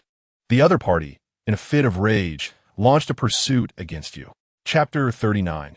In the 80th year, the Tianqindao Palace, yet another immortal sect, fell under the claws of the ghost spirit sect. In the 81st year, your cultivation reached the peak of the golden core, just a step away from a nascent soul stage. The Four Seas Immortal Alliance finally tore off its disguise, claiming to be a subordinate force of the ghost spirit sect. Various demonic sects, such as the Five Poison sect, the Harmony sect, and the Demon Flame sect, all submitted to the ghost spirit sect, and, for a time, the demonic flames surged. The power of the ghost spirit sect soared, countless immortal sects were slaughtered, and survivors fled overseas for refuge. In the 90th year, the Dan Tower was destroyed, and the might of the ghost spirit sect was like a rainbow, instilling fear in cultivators. More and more sects and cultivators fled overseas for safety. Subsequently, local cultivators and those fleeing formed an alliance, working together to resist the expansion of the ghost spirit sect. In the 95th year, as the number of cultivators continued to increase, the resources of the sea area became increasingly scarce, and the ecology was concerning. In the 99th year, the advance of the ghost spirit sect was blocked by a force called the Tiantian Alliance, and the situation changed abruptly. It is reported that the ancestor of the ghost spirit sect was unexpectedly hindered by a powerful vine when breaking through the Tiantian Alliance, leading to a brutal struggle. And ultimately, the ancestor of the ghost spirit sect was severely injured and retreated. Chapter 40. I give up the second option, the nascent soul realm. Ding. You have obtained an option. You can spend 10,000 spirit stones to choose once. You can obtain 2 of the following rewards. 1. Peak golden core cultivation. 2. Experience from this simulation. 3. 60,000 low-grade spirit stones. 4. 2 sword chi from transformation stage, Sword Immortals. 5. Then tous en soif technique. Lin Yi's gaze lingered over the 5 options. The best option this time should be the 2 sword chi from transformation stage, Sword Immortals. Also, there is the peak golden core strength. However, Lin Yi now felt quite awkward, because he didn't have enough spirit stones. Currently, he only had a little over 6,000. He would never give up the peak golden core strength, as it was crucial. Alas, I am too poor. If he chose 2 transformation sword chi, plus the peak strength of the core formation stage, at this moment, he could swagger right up to the Danzun and, with his peak core formation strength, instantly kill Xiao Han. Then he could use his sword chi to take down the Danzun. This danger would be completely resolved. Help me choose 3. As soon as he finished speaking, a pile of spirit stones appeared in front of him. Looking at the pile of spirit stones, Lin Yi felt unusually at ease. Chapter 41. In the 8th month, you encounter a powerful old demon again. Just when you think a fierce battle is imminent, an incredible scene occurs. The old demon is tripped by a vine that appears out of nowhere, and Lin Hao seizes the opportunity to easily kill it. In the 9th month, you rarely encounter a Yuanying stage old demon. The fierce demonic energy sweeps over, shocking your soul. To protect yourself, you turn to flee. However, just as you are about to escape, the Yuanying stage old demon is also strangely tripped by a vine. Lin Hao steps forward to finish off this yuanying stage-old demon, but this time he does not let you roast it. Instead, he puts it in his storage bag. The series of coincidences makes you fully understand that Lin Hao must be hiding a huge secret, and that elusive vine further convinces you that he is your cousin. But why did Lin Hao appear in the territory of the Ghost Spirit sect? And why does he present himself as a demonic cultivator? All of this is like a huge puzzle, leaving you perplexed. You secretly rejoice that you used a pseudonym. Otherwise, you might have already lost your life. Chapter 42. You withdraw your hidden aura, revealing your peak core formation cultivation. Seeing this, Lin Hao also willingly removes his disguise and reveals his cultivator aura. You marvel at his concealment technique. Had you not known his identity, you might still mistake him for a disciple of the demonic path. Lin Hao admits that he is also a cultivator, assuring you not to worry. He then slowly recounts his past. He grew up in a warm family, with loving parents, doting grandparents, and a large family. However, his peaceful life was shattered by an unexpected change. His aunt used malicious means to take away his spiritual root and transplanted it to his mediocre cousin. Afterward, his parents sent him here for recuperation, only to encounter the Vine God. After hearing his story, you gain a clearer understanding of the situation. But your curiosity about the Vine God grows stronger. You discreetly inquire about the origins and identity of the Vine God. Lin Hao states that he also does not know the origins of the Vine God. It is like a mystery. According to the village elders, the Vine God appeared on a stormy night. Chapter 43. In the 16th year, after a year of dedicated contemplation, you finally obtained the Sword Cultivator's inheritance. 3 incredibly sharp sword chi and a profound sword technique, 10,000 swords returning to the origin. You sit cross-legged and begin closed-door cultivation, preparing to fully integrate this powerful inheritance. Time flies, and several years pass in the blink of an eye. In the 18th year, the spiritual power within you gradually changes, becoming incredibly sharp, as if countless small sword blades are flowing through your meridians. In the 20th year, your body refinement realm also reaches a new level, attaining peak core formation. In the 30th year, you finally comprehend the inheritance of the transformation sword cultivator, compressing and refining the golden core into a pure sword chi. In the 40th year, a small, crystal-clear sword slowly coalesces in your dantian. At the same time, your aura undergoes a tremendous transformation, making you seem like an extraordinary sword poised to unsheath.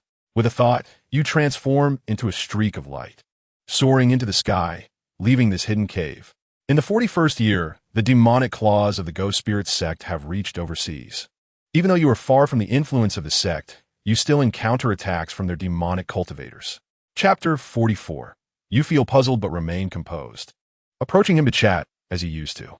However, now he is a transformation stage cultivator, exuding a powerful pressure that makes you feel a little uncomfortable. You try to maintain a relaxed tone, as if nothing has changed, but you know in your heart that there is now an insurmountable barrier between you. In the 102nd year, Xiao Han and the Danzun discover your presence. The Danzun accuses you of killing your master and stealing treasures, claiming you poisoned him with a strange toxin back then. In the 103rd year, Xiao Han and the Danzun head to the overseas 19 islands. You see that the Danzun has somehow reformed his body, leaving you astonished. With no way to avoid it, you can only fight to the death. The Danzun looks at you now, filled with disdain and mockery. I never expected this waste could come this far. Kneel and admit your wrongs. Perhaps I can spare your life, and you can serve as Xiao Han's lackey or watchdog, which counts as surviving. You give a cold laugh, your long sword ringing. The power of the sword infant surging, and a chilling sword intent rises to the heavens. With countless enemies before me, I shall break them all with a single sword. Chapter 45. You see a familiar figure standing amidst the flames, like a deity descending, and it is your old acquaintance Xiao Han. Thunder roars, the winds change, and the power of thunder transforms into a colossal hammer, striking Xiao Han. Months later, the thunder quiets, the storm dissipates, and Xiao Han's figure disappears, leaving behind a pill furnace radiating precious light. You recognize at a glance that it is the Danzun's pill furnace, but now it is of a higher grade, evidently refined again by Xiao Han. You feel a stir in your heart and decide to go to the site of the incident to investigate. In the 651st year, after settling in, you finally arrive at the incident site. The previously massive island has been shattered by thunder, and you find the pill furnace at the bottom of the sea. Just as you are carefully sensing the thunder on the pill furnace, the Danzun suddenly appears here. You see that he has once again reached the peak of the Yuanying stage. The Danzun tells you to put down the pill furnace in your hand and hand over the ascension pill inside. You are stunned for a moment, then look at the pill furnace, only to discover that there's indeed a pill radiating golden light at the bottom of the furnace.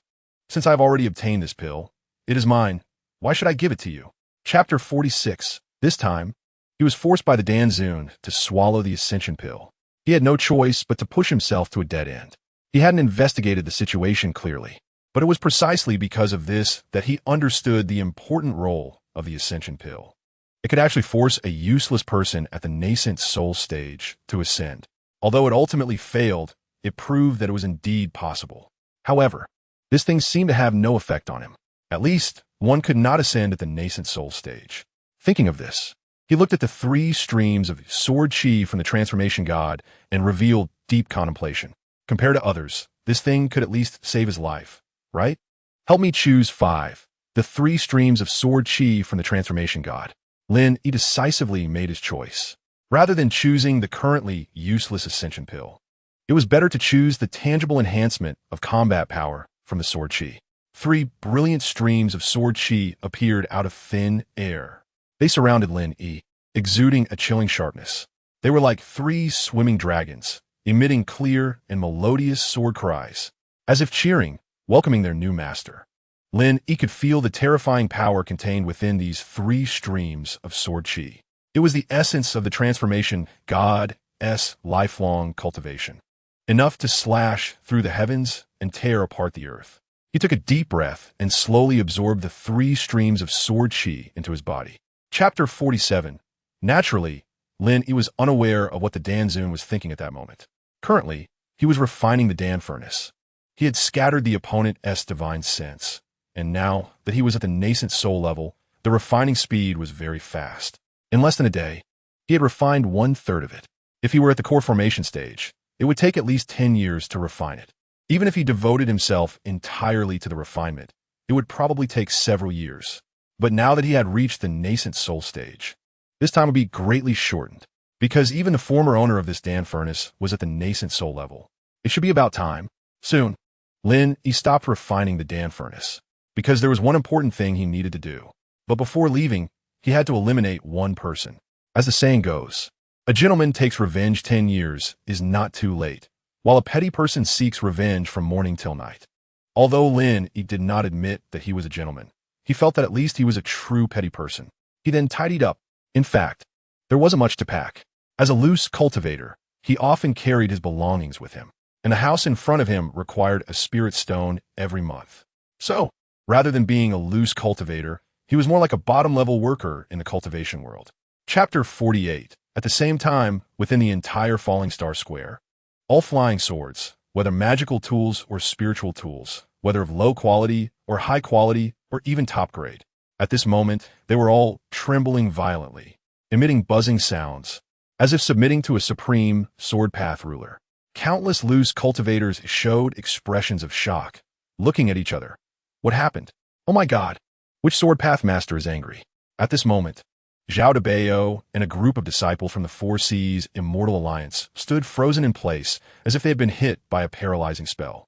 Their eyes widened, and their mouths opened wide enough to fit an egg. The terrifying sword intent emanating from Lin Yi made their minds tremble, as if an invisible hand was choking their throats, making it difficult for them to breathe. Zhao Debao was the first to react. He fell to the ground with a thud. His forehead hit the floor heavily, making a thudding sound like pounding garlic. "Senior, spare my life. I did not know that the senior had graced us with your presence. I was blinded by ignorance and did not recognize the great mountain, and I offended you. I hope the senior will spare my worthless life." Lin Yi ignored Zhao Debao's pleas for mercy and walked straight to the cold water sword, reaching out to grasp the hilt and slowly drawing it out. Chapter 49. Baiyin Square was bustling with noise and excitement, with crowds of people weaving in and out among the array of shops. The sounds of vendors calling out and haggling filled the air. Various rare treasures and miraculous pills dazzled the eyes, overwhelming the senses. Lin Yi strolled through, feeling the genuine hustle and bustle. It was entirely different from a cold, lifeless scenes in the simulations. Although he had been to Bayun Square many times in the simulations, that was merely a simulation. Compared to the Falling Star Square where he had previously stayed, Bayun Square was larger in scale, with a richer variety of goods, truly deserving of its reputation as a famous trading center in the cultivation world. It was not far from the Spirit Snake Valley and the falling Sunset Mountain, attracting a large number of loose cultivators, with competition being exceptionally fierce. It was precisely because the competition here was too brutal that Lin Yi, a mere loose cultivator at the third level of Qi refinement, had no choice but to choose the remote Falling Star Square. This time, Lin Yi's goal in coming to Bayun Square was not to buy treasures or cultivation resources, but to find a person who had influenced his Dao heart twice in the simulation, Xia Xiaochan. This woman possessed a special constitution that allowed her to remain unharmed even after swallowing strange poisons, and she could even use it to enhance her cultivation, which piqued Lin Yi's great interest.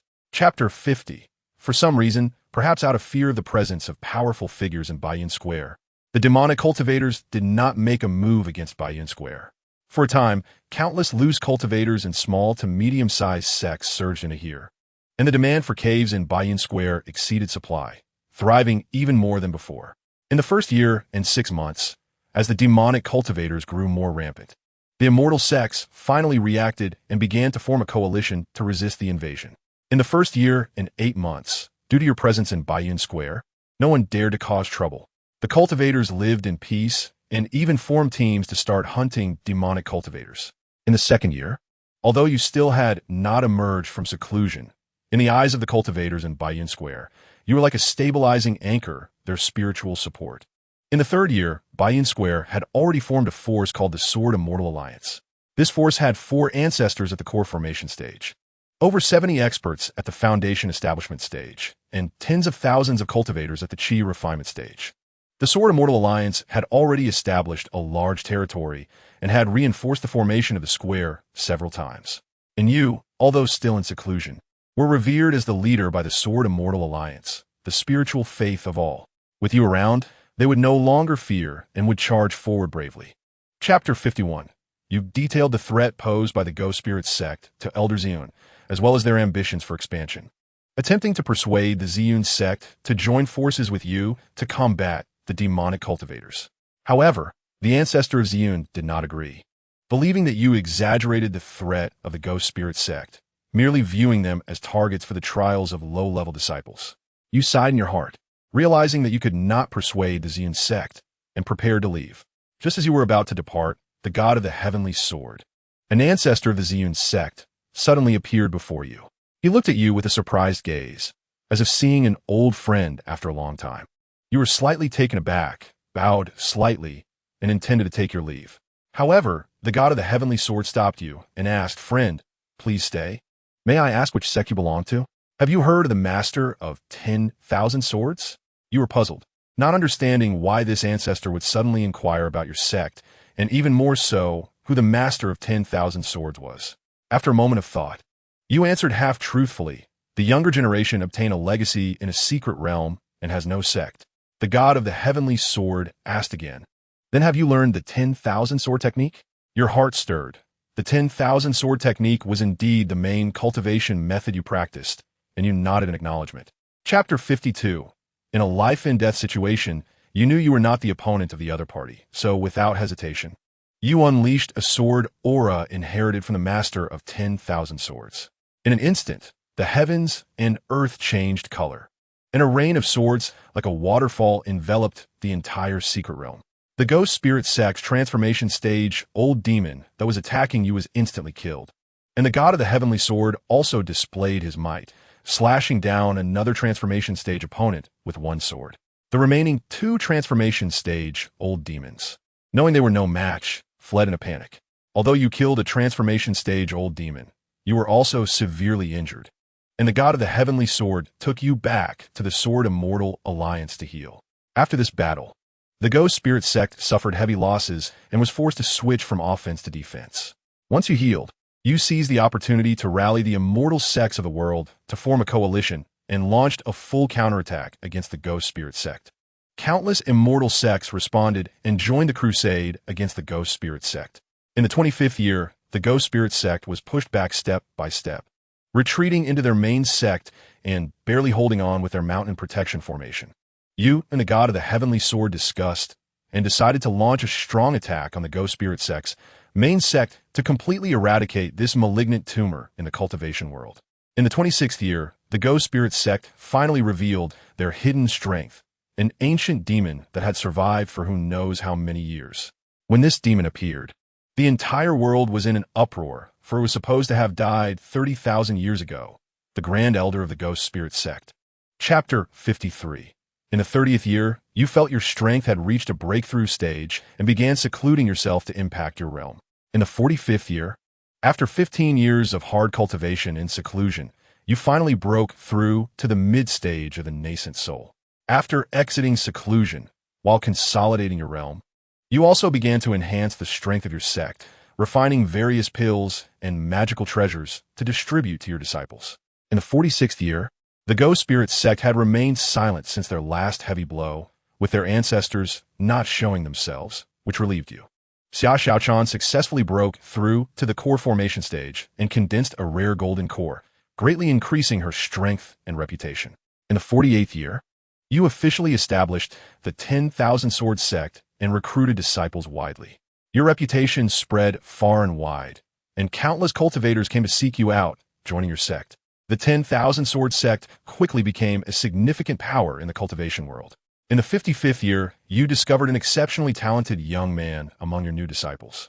Seeing his pure heart and astonishing bone structure, you took him as your direct disciple, carefully imparting your sword path legacy, hoping he could inherit your mantle. In the 60th year, aside from daily cultivation, you spent most of your time teaching your disciples. Chapter 54. In the 305th year, you finally heard good news. Several of your disciples had broken through to the nascent soul realm. This brought you a bit of consolation, making you feel there were successors. However, at the same time, you felt greater pressure, because you now sensed that the sword path was becoming increasingly difficult, and breaking through would require time and patience. In the 306th year, Xiao Han led the Xiao Alliance to resist the invasion of the 10,000 Immortals sect. He and Xia Xiaochan engaged in a shocking battle in the Tian-Duan mountain range. Ultimately, neither side gained a clear victory. Lin Yi was stunned when he saw the text in the simulator. How could this be? Lin Yi murmured to himself, his brow furrowed. The development of events had completely exceeded his expectations, making it hard for him to see the future direction. Xiao Han's appearance, along with the astonishing strength he displayed, perfectly fit the protagonist template.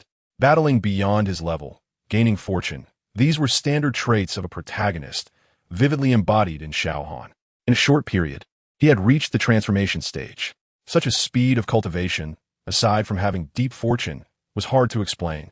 In contrast, Xia Xiaochan, in the previous simulations, she was almost a bystander. Chapter 55. The intertwining sword light and thunder produced a deafening roar, causing the entire Golden Ao island to shake violently. Ultimately, a massive bolt of thunder descended from the sky, striking the god of the heavenly sword hard. His body was instantly consumed by the thunder, turning to ashes and disappearing. Only a broken long sword remained at the spot, emanating faint traces of thunderous energy. The god of the heavenly sword had failed. Through his death, he proved to you that this path was impassable. You silently picked up the broken sword of the god of the heavenly sword, burying it on the back mountain of Golden Ao Island. For a period afterward, you would sit in front of his grave, drinking and reminiscing about this friend. In the 630th year, you broke through to the late stage of the nascent soul. You finally understood the difficulties of a sword cultivator. Although immensely powerful, breaking through was fraught with challenges, many times more difficult than for ordinary people. No wonder pure sword cultivators were so rare. In the 640th year, the 10,000 Immortals sect produced a powerful transformation stage adept, and the number of nascent soul-level cultivators was increasing rapidly. You realized that the rise of the 10,000 Immortals sect was unstoppable. In the 650th year, you sat cross-legged on a lonely island in the East Sea, closing your eyes to meditate, practicing the sword technique that had not progressed for a long time. Chapter 56. However, no matter how you tried, Yining could not draw energy into her body and step onto the path of cultivation. This made you once again verify that her physique was definitely peculiar. In the 800th year, the long-silent demonic force, the Ghost Spirit Sect, once again stirred up a bloody storm. The Grand Elder of the Ghost Spirit Sect, a notoriously infamous demon, inexplicably used some secret method to come back to life. And his cultivation had further advanced. He led thousands of demon cultivators in a fierce attack against the various immortal sections. In an instant, countless small and medium-sized immortal forces were destroyed, and even large sects were retreating step by step, putting the immortal path in jeopardy. You look at this familiar scene and can't help but sigh. The Grand Elder of the Ghost Spirit Sect is truly an indestructible little cockroach, defeated every time, yet able to reappear. In the year 820, the demonic might of the Ghost Spirit Sect reached its peak. Countless disciples of the immortal Tao were slaughtered. Wailing echoed across the land, and corpses lay everywhere.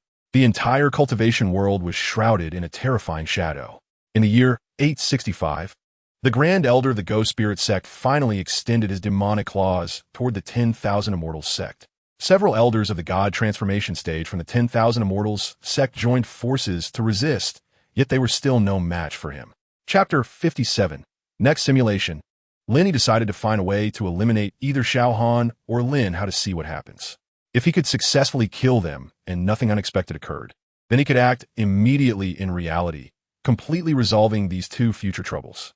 Lin Yi believed that the reason protagonists are protagonists is that they possess immense fortune. They could stumble upon treasures even while walking. If he could know the locations of these treasures in advance during the simulation and acquire them early, it would be equivalent to cutting off the enemy's future prospects.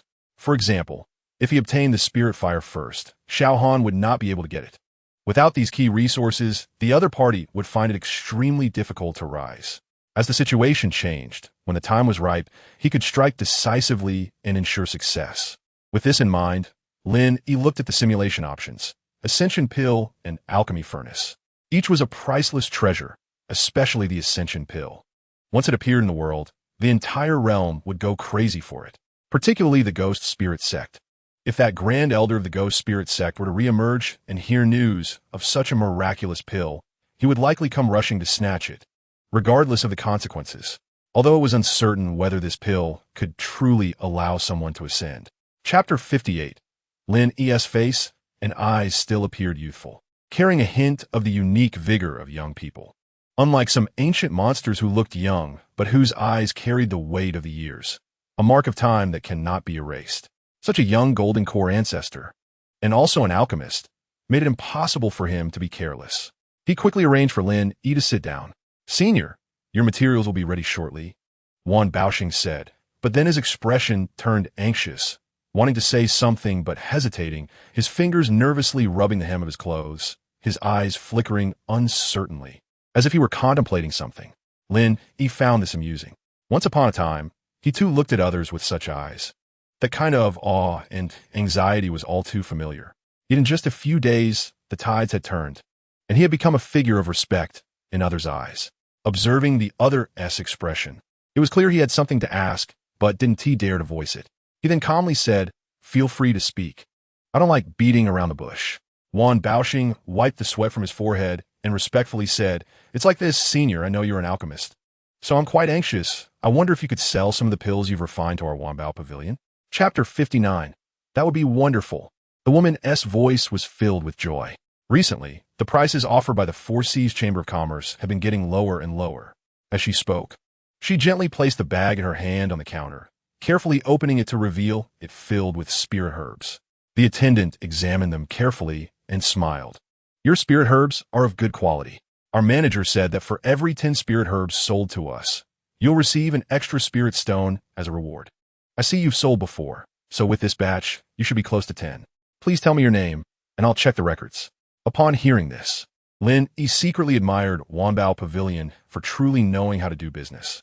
This model, similar to a point redemption system at a milk tea shop in his previous life, not only attracted scattered cultivators to sell spirit herbs, but also cultivated customer loyalty. Truly a win-win situation. He smiled at Wan Baoxing and said, "Manager 1 is truly skilled. This way, you'll definitely attract many scattered cultivators to sell spirit herbs to you." Wan Baoxing let out a bitter laugh and said, "Senior Lin, you flatter me. This is also due to being forced by the Four Seas Chamber of Commerce. They are wealthy and powerful, directly issuing tasks and forcing scattered cultivators to gather spirit herbs, while also charging high protection fees. Chapter 60. After paying the spirit stones, Lin Yi followed the attendant out of Wanbao Pavilion. As soon as he reached the door, he saw a familiar figure, Xia Xiaochan. She stood quietly not far away, her gaze occasionally falling on Lin Yi. Lin Yi frowned slightly and passed by Xia Xiaochan without saying a word. Xia Xiaochan watched Lin Yi's departing back, her brows slightly furrowed, seemingly deep in thought. However, Lin Yi could not discern her intentions. Until the situation was clear, it was best not to engage with her for now.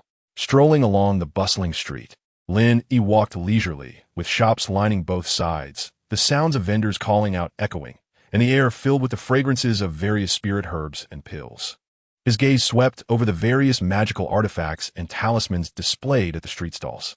Now, he naturally looked down on the wares available on the street. Before long, Lin Yi arrived at the location of his cave dwelling. The attendant followed closely, placing the storage bag filled with spirit herbs into Lin Yi's hands, respectfully saying, "Senior, everything has been delivered. I will take my leave now."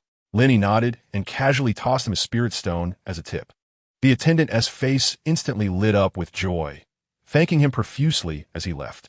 Lin Yi turned and entered the cave dwelling, where a simple restriction was set at the entrance to block some unwelcome guests. Chapter 61. Suddenly, he thought of a possibility that left him incredibly shocked. Wanbao Pavilion had previously also been purchasing pills from the Dan Valley, so they had some knowledge. A rapid alchemy method like Lin Yi's. Unless one had mastered spirit fire. With this thought, Wan Baoxing's breathing became rapid. How precious is spirit fire? To master spirit fire, one must rely on immense fortune or substantial financial resources. The former requires seeking out oneself, while the latter necessitates spending a fortune in spirit stones to purchase it. Even with spirit stones, spirit fire is often priced yet unavailable unless it appears at large auctions. Wan Baoxing clearly remembered that when he was still in the qi refining stage, Wanbao Pavilion had auctioned spirit fire once. That auction caused a stir among countless alchemists and was ultimately purchased at a sky-high price by a nascent soul elder named Lin Yi from the Dan Valley. That was 100 years ago, and in the past 100 years, there had been no news of spirit fire appearing again. Did this senior actually master spiritual fire? Wan Baoxing looked at Lin Yi with awe and disbelief. A young alchemist like him had actually mastered spiritual fire. This was nothing short of a miracle. Chapter 62. After about the time it takes to burn an incense stick, the attendant Xiao, he ran back, holding a heavy storage bag in his hands, and respectfully handed it to Wan Baoxing. Wan Baoxing accepted the storage bag with both hands, inspected it carefully, and only after confirming it was correct did he respectfully pass the storage bag to Lin Yi. "Senior, the 500,000 spirit stones and the materials for refining pills are all here. Please count them." Lin Yi took the storage bag, probed inside with his divine sense, glanced over it, then nodded and said, "No need to count. I trust Manager Wan." After saying that, he put away the storage bag, stood up, and prepared to take his leave. Seeing this, Wan Baoxing hurriedly stood up to see him off, escorting Lin Yi to the entrance of Wanbao Pavilion before reluctantly bowing and bidding farewell. Back in his cave, Lin Yi couldn't wait to take out the spirit stones from the storage bag. A total of 300,000 low-grade spirit stones piled up like a small mountain, radiating a soft glow.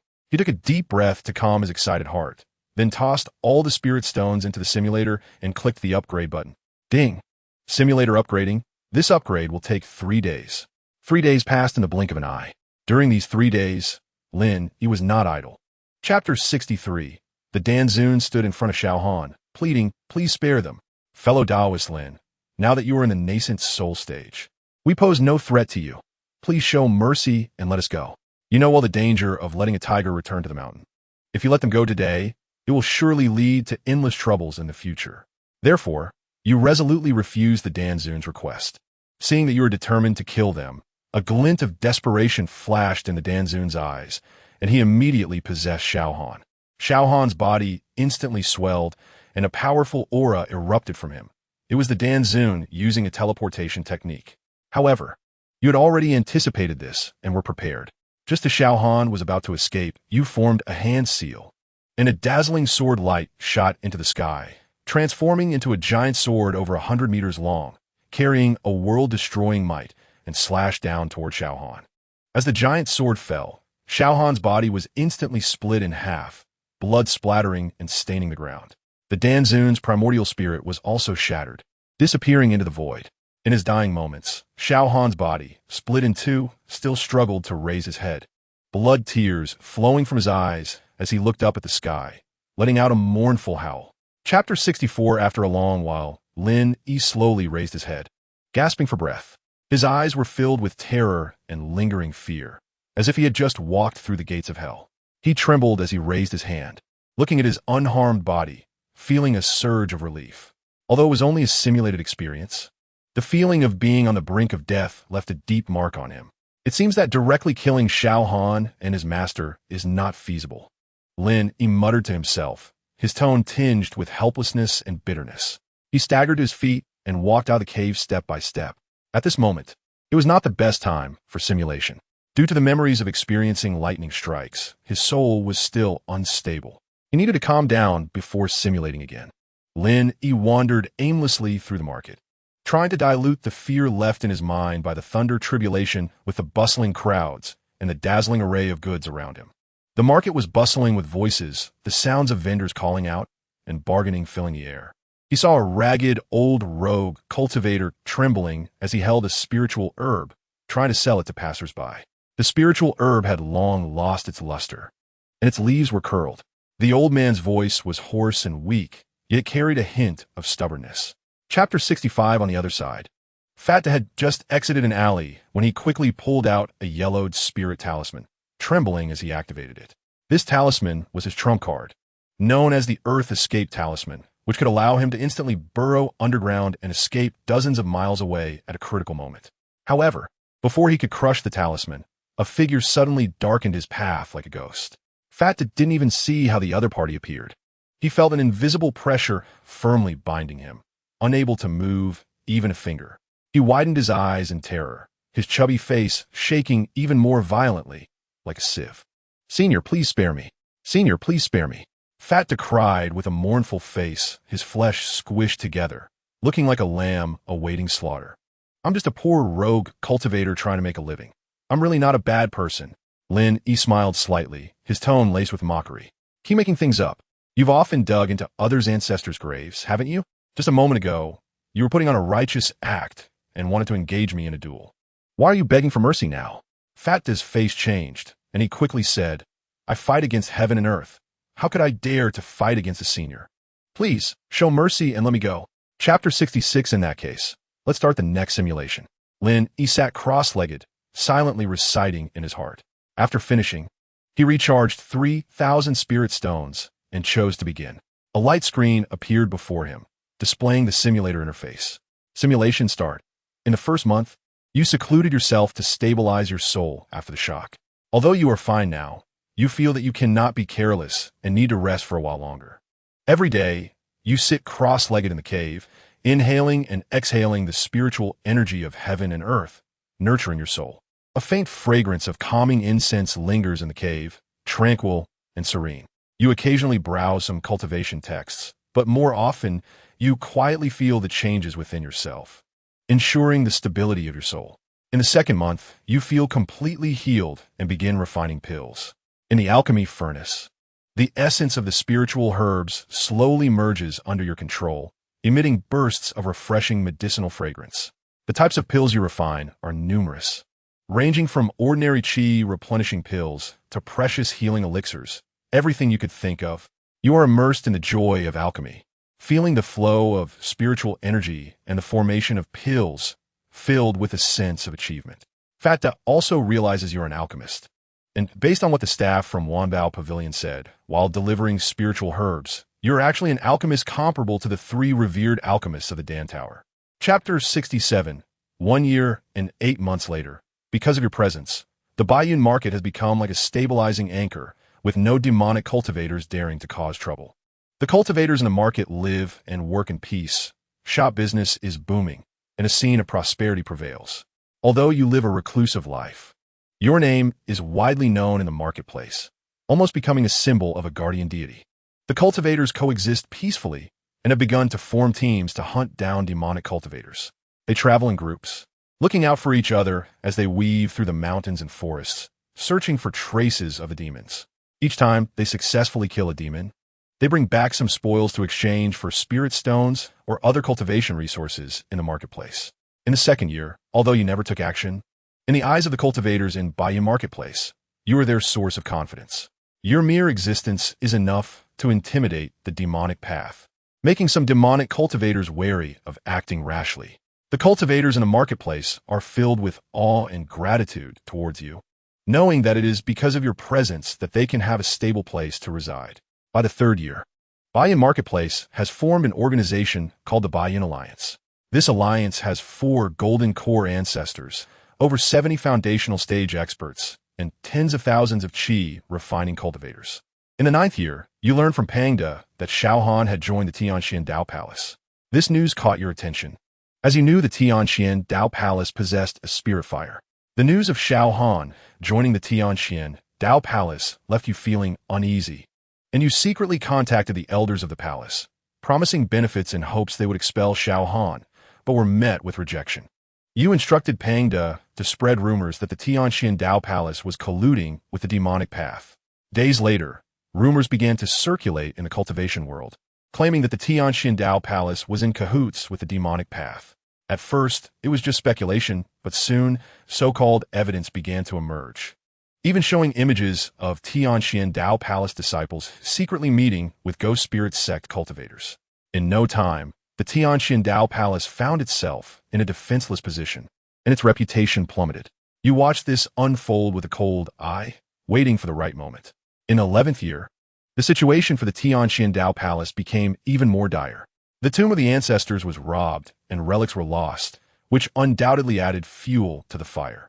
Xiaohan was implicated and suspected of being related to the tomb robbery, ultimately being expelled from the Tianxian Dao Palace.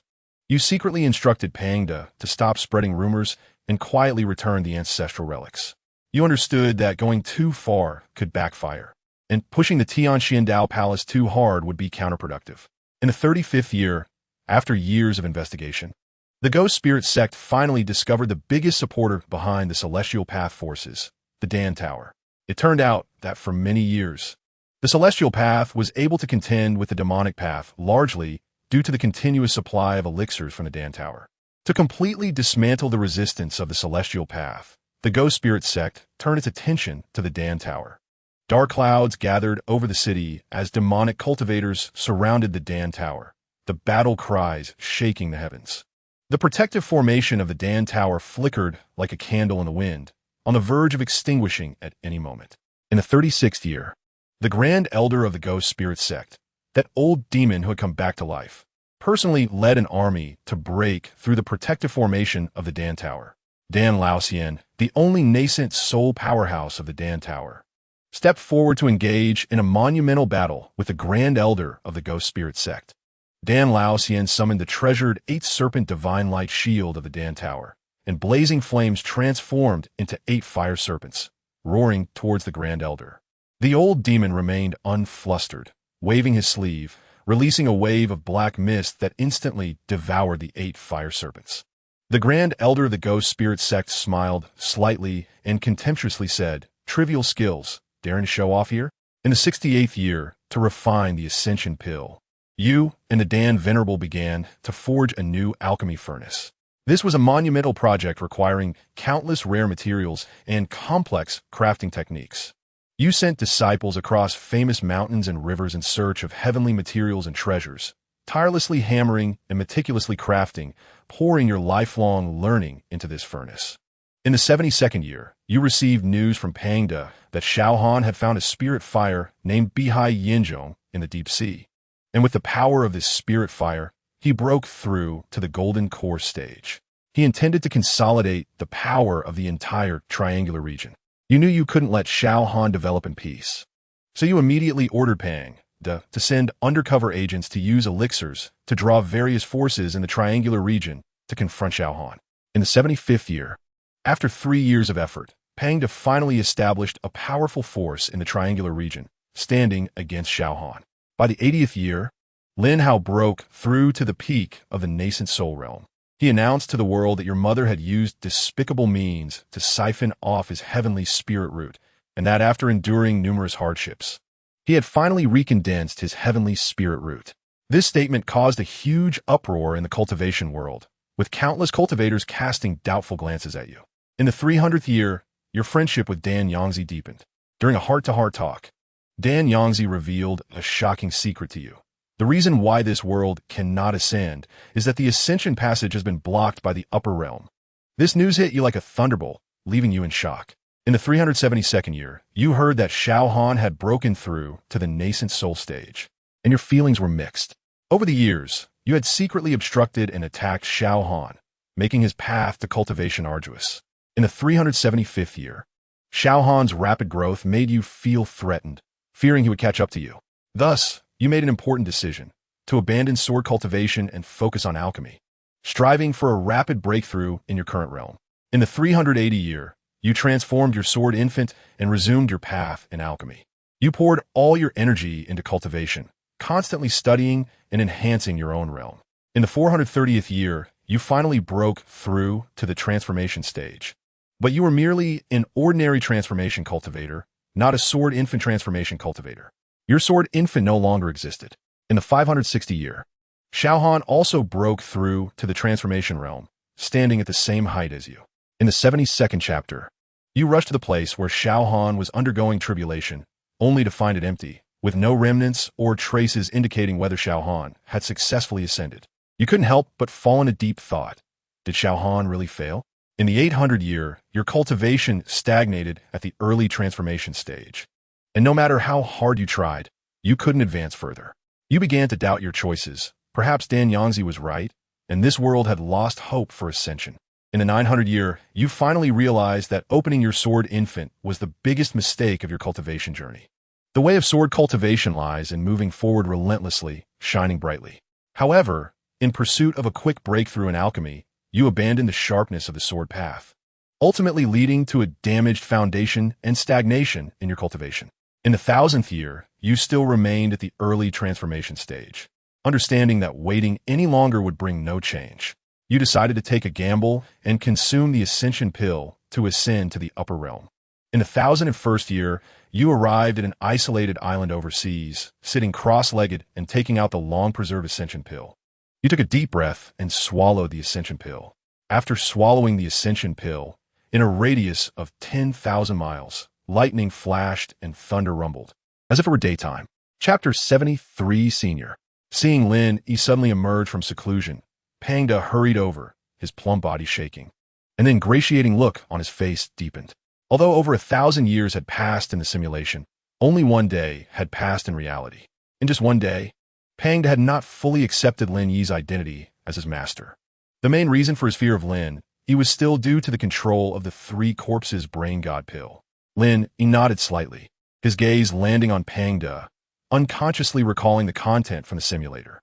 In the simulation, Pangda was an important partner on his path of cultivation, providing him with considerable help. Ultimately, however, they lost contact, likely due to being harmed by Shao Han in the simulation. Pangda, Lin Yi slowly spoke, his tone carrying a hint of barely perceptible concern. You have performed well recently, and I am preparing to give you a task. Seeing the puzzled expression on Pangda's face, Lin Yi smiled. He felt it necessary to reassure him. After all, this fat man was timid and afraid of trouble. Without enough motivation, he feared it would be difficult to complete the task. You don't need to worry or overthink it. I'm a pill master, although I have control over you. Chapter 74 in the simulation. The heavenly sword god and the grand elder of the ghost spirit sect had both expressed admiration for the sword infant he had condensed, believing its potential was extraordinary and far beyond this. This made Lin even more determined on the path of sword cultivation. He believed that with this powerful sword infant, even if he faced difficulties, he could break through to the god transformation stage and achieve unmatched combat power as a sword cultivator. This time, Lin Yi's cultivation level rose from the late stage of the sword infant to the peak stage of the sword infant. Feeling the surging true essence within him, he seemed to touch the threshold of the god transformation stage. A strong sense of confidence arose within him. He believed that even if he faced an ordinary early stage god transformation cultivator now, he would have the strength to fight. This confidence came not only from the improvement in strength, but also from the unyielding and forward-moving spirit of a sword cultivator. After choosing the peak stage of a sword infant, Lin Yi still had two more choices. He first ruled out the top-grade pill furnace. Although everyone desires a good pill furnace, the one he had in hand was already sufficient, and there was no need to pursue perfection right now. After all, he didn't need to refine the Ascension pill immediately. That old pill master was still living well. Therefore, the Millennium Simulation Experience became Lin Yi's inevitable choice. I choose the Simulation Experience. Chapter 75. This sword turned out to be of the fire attribute, perfectly matching his own attribute. Lin Yi looked at the Fire Phoenix sword in his hand with satisfaction, secretly relieved. Tianxian Dao Palace, he murmured, a hint of depth flashing in his eyes. He held the Fire Phoenix sword, the sword hilt warm in his grip with a delicate texture. The hilt was engraved with two ancient seal characters, Fire Phoenix. These characters had a vigorous brushstroke, subtly exuding a sharp sword intent, as if they were about to break free. Lin Yi gently caressed the sword, secretly speculating. This sword was definitely not simple when it was first forged. The sword body was crimson like fire, faintly revealing flame patterns, resembling a fire phoenix ready to take flight. He slowly infused a trace of sword essence, and the Fire Phoenix sword immediately emitted a crisp sword cry, the sword body trembling slightly, as if responding to his call. A warm breath flowed from the hilt into his palm, giving him a sense of comfort, as he continued to infuse sword essence.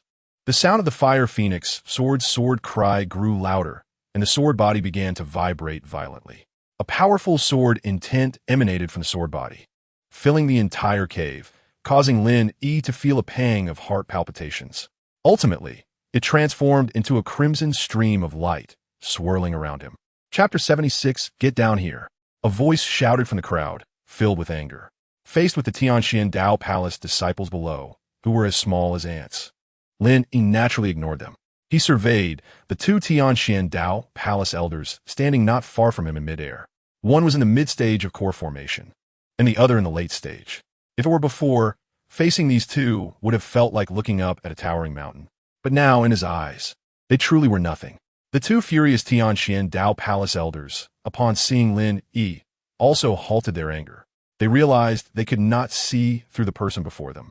In such a case, either the person was an ordinary individual with no cultivation and no spiritual energy fluctuations, or they had a higher realm than themselves. Since the other party was able to fly above their sect, they definitely could not be an ordinary person. That meant the second possibility, the other party's strength was higher than theirs. The two elders exchanged glances, both seeing a serious expression in each other's eyes. The elder in the mid-stage of core formation stepped forward and cupped his hands toward Lin Yi, saying, "Fellow Taoist, may I ask what brings you to our Tianxian Dao Palace?" Chapter 77. In response to Lin Yi's words, Xianming, Xianin, and Xianyan, the three ancient Yuan-Ing stage monsters of the Tianxian Dao Palace, frowned. Real Master Xianyan sneered, "Bold madman, do you really think you alone can shake our Tianxian Dao Palace?" Real Master Xuanin's expression was cold, a hint of killing intent flashing in his eyes. "Since you insist on seeking death, we shall send you on your way."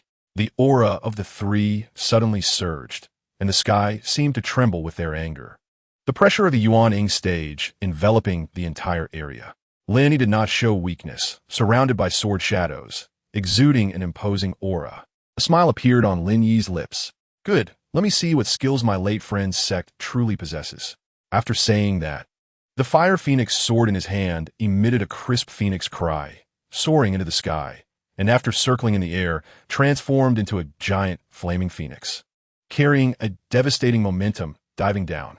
As the flaming phoenix's wings flapped, waves of heat surged, as if wanting to turn the entire Tianxian Dao Palace to ashes. "Good. Let my three brothers and I experience your skills," Real Master Xianming said in a deep voice. The three each summoned their treasures. Real Master Xianming had a jade rui. Real Master Xianyun had a whisk, and Real Master Xianin had an ancient copper mirror. Chapter 78. Hiding within the protective mountain formation. Real Master Xianming and the other three Yuaning old monsters also felt the terrifying power of this sword. Their expressions became extremely grave, filled with shock and despair. They knew that this sword was capable of destroying everything, Real master, Xianyin weakly waved his hand, as if drained of all his strength, slumping down in his chair, murmuring to himself, "Enough, enough, the heavens want to destroy my Tianxian Dao Palace." Such power, let alone the nascent soul stage, even among the transformation stage, is a top-tier existence. How can we possibly resist? His originally rosy complexion had turned ashen, and the sparkle in his eyes dimmed, as if he had aged 10 years in an instant. The other two nascent soul elders also looked like ashes, and Xianming Jinren slumped to the ground in despair, staring blankly ahead and repeatedly muttering, "It's over, all over." On the square, the Golden Core elders, already severely injured from the previous battle, now lay on the ground like deflated balloons. Their gazes were vacant, having lost the courage to resist, just waiting for the judgment of fate. Silence, despair, permeated every corner of the square. Chapter 79. The three nascent soul old monsters looked ashen. They had never imagined that such terrifying power existed in the world. The disciples, even more so, were already scared out of their wits, slumped on the ground, trembling. Lin Yi took a deep breath, suppressing the shock in his heart. He was not a bloodthirsty person. This sword strike was merely to intimidate the Tianxian Dao Palace, not to truly annihilate them.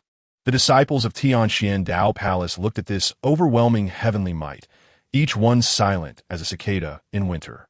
Some even collapsed to the ground, losing control of their bowels, a foul smell spreading. Xianyin Jinren looked at the fire phoenix, sword flying around amidst the thunder, a look of confusion appearing on his face. "Senior brothers, why does this sword look somewhat familiar to me?" Hearing this, Xianming Jinren and Xianyin Jinren also turned their eyes toward the fire phoenix sword. They squinted, carefully distinguishing the sword body that flickered in the thunderlight, the patterns on the sword body, and the unique phoenix-shaped hilt. After a while, Xianyin Jinren suddenly showed a shocked expression. "Senior brothers, if I'm not mistaken, this seems to be the fire phoenix sword of ancestor Yin Xiao." His tone carried a hint of disbelief, even a tremor. Xianming Jinren furrowed his brows, staring at the sword for a long time, his expression gradually becoming serious. And then he said, "Chapter 80, Xianming, Xianyun." And Xianyin quickly bowed and said in unison, "It is indeed ancestor Yin Xiao." They were greatly shocked in their hearts, never expecting that this senior in front of them actually knew the true name of ancestor Yin Xiao. This ancestor was a figure from 100,000 years ago. Could it be that the person before them is actually an ancient monster who has lived for 100,000 years? But how could this be possible? Even the top-tier transformation stage experts only live twice as long as ordinary ones. At most, they live 4,000 to 5,000 years. Compared to 100,000 years, it's simply a world of difference. The three had different thoughts, secretly observing Lin Yi, trying to glean some clues from him. Lin Yi, dressed in a simple green Taoist robe, with a handsome face and an ethereal aura, showed no signs of aging at all, standing with his hands behind his back. His expression was indifferent, as if nothing in the world could stir even a ripple in him. Lin Yi noticed the three's gaze, the corners of his mouth slightly lifted, revealing a meaningful smile. He extended his right hand, and the fire phoenix sword appeared in his hand again. He slowly caressed the sword body and said in a calm tone, "Kanjiangxiu has already failed in ascension and has perished." "What? How can this be?" Chapter 81. The Law Elder, who had just recovered a bit of energy after being injured, could not care about his pain. He suddenly turned his head and roared at the group of Foundation Establishment disciples and outer elders behind him. "Who is it? Who kept the senior out? Speak the truth." His voice was like a bell, shaking everyone's eardrums. The scolded Foundation Establishment disciples and outer elders did not dare to lift their heads, silent as cicadas in winter. They exchanged glances, their eyes filled with fear and confusion. No one knew who this suddenly appeared senior was, capable of commanding such respect from the three old ancestors, even to the point of angrily reprimanding them. The Law Elder pointed at them, his voice stern. "You all wait. When I find out the truth, I will definitely punish you severely and enforce the palace rules." His tone was icy, carrying an undeniable authority. Xianming, Xianyun, and Xianyin did not dare to be negligent, and quickly invited Lin Yi to reside in the small world of Tianxian Dao Palace. This small world was rich in spiritual energy, with beautiful scenery, resembling a fairyland, and was the most sacred place in Tianxian Dao Palace, where only the sect master and a few elders were usually qualified to enter. Moreover, The three directly revered Lin Yi as an ancestor, placing him in a position above all in Tianxian Dao Palace. Chapter 82. In the first year and 2 months, you, in the identity of ancestor of Tianxian Dao Palace, went to Ziyun sect. The guarding disciples of Ziyun sect saw your extraordinary aura and did not dare to neglect you, quickly reporting to the sect elders. You walked straight to the main hall of Ziyun sect and announced that you were the disciple of Wanjian Shangren. The sect master of Ziyun sect quickly instructed the disciples to report this matter to the sword god. In the first year and 3 months, the sword god hurriedly arrived, looking you up and down with a puzzled and inquisitive gaze. You presented the token and sword technique left by Wanjian Shangren to the sword god and recounted your training in Wanjian Shangren's inheritance. Upon hearing this, the sword god was so moved that tears welled up in his eyes, tightly holding your hand and calling you junior brother. He did not expect that his master, Wanjian Shangren, had left behind such a disciple, which made him very happy. In the first year and 4 months, you and the sword god began a months-long discussion in the bamboo forest of the back mountain of Ziyun sect. You exchanged sword techniques and cultivation insights, significantly improving each other's swordsmanship. You felt that you were only a step away from the transformation stage, with faint signs of breaking through the bottleneck. In the first year and 5 months, the Guiling sect suddenly launched an attack, massively invading the immortal path forces, swallowing markets, and slaughtering small sections. For a time, the entire cultivation world was shrouded in panic. Chapter 83. Upon hearing you call out the name Danyangzi, he clearly paused for a moment, a complex expression flashing in his eyes. After a long while, he slowly spoke, his voice deep and hoarse. I haven't used the name Danyangzi for a long time. Then, he waved his magic wand, and a black light curtain enveloped you both, isolating everything from the outside. You immediately released your sword energy, preparing to fight him to the death.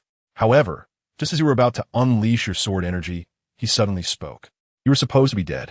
His voice was terrifyingly calm, yet he did not know why he was still alive. You were taken aback, not expecting him to be skilled in fortune-telling. To verify his words, you asked him to recount your past. He slowly began.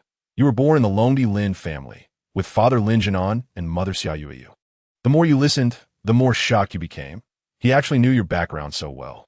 He continued, many years ago, your parents were suddenly taken away, and you were originally of inferior mixed spirit roots, yet for some reason, you transformed into a heavenly spirit root. I guess you must have cultivated some method to enhance your spiritual roots. You keenly captured a keyword being taken away. Chapter 84. In the 20th year, you went to Cuiping Mountain again to look for Lin Yi, but did not see her shadow. That battle back then had caused heavy losses for both the immortal and demon factions, and they are still recuperating to this day. That same year, you heard news of her cousin Lin Hao's rise, achieving the Golden Core stage at a young age, hailed as a rare talent in a century. But compared to your current achievements, it is nothing more than a firefly-esque light compared to the bright moon, hardly worth mentioning. In the 22nd year, the long-awaited alchemy competition in the cultivation world finally kicked off at the Dan Tower Square. Participants came from all over, including loose cultivators, disciples from sects, alchemy masters from various families, and alchemy experts from the Dan Valley. Everyone was eager to try their hand. As the host, the disciples of the Dan Tower, under your leadership, appeared particularly confident and composed. In the 23rd year, the 5 alchemy masters at the transformation stage from the Dan Valley appeared together, instantly causing a stir in the audience. Their every gesture exuded a powerful aura. The 5 simultaneously summoned their respective innate alchemy flames, with 5 colors of flames shining together, creating a spectacular scene. In that moment, everyone held their breath, gazing in awe at these 5 legendary figures in the alchemy world. Chapter 85.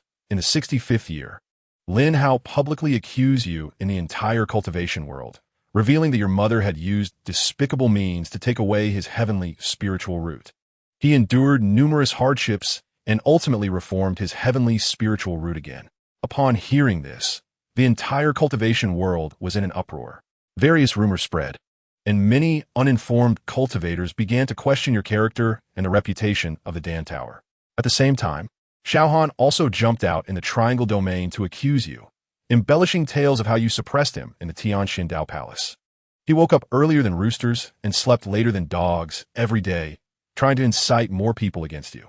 In the 66th year, The Dan Tower and Dan Valley simultaneously spoke out, proving that your heavenly spiritual root did not come from Lin Yi, and publicly presented a series of evidence.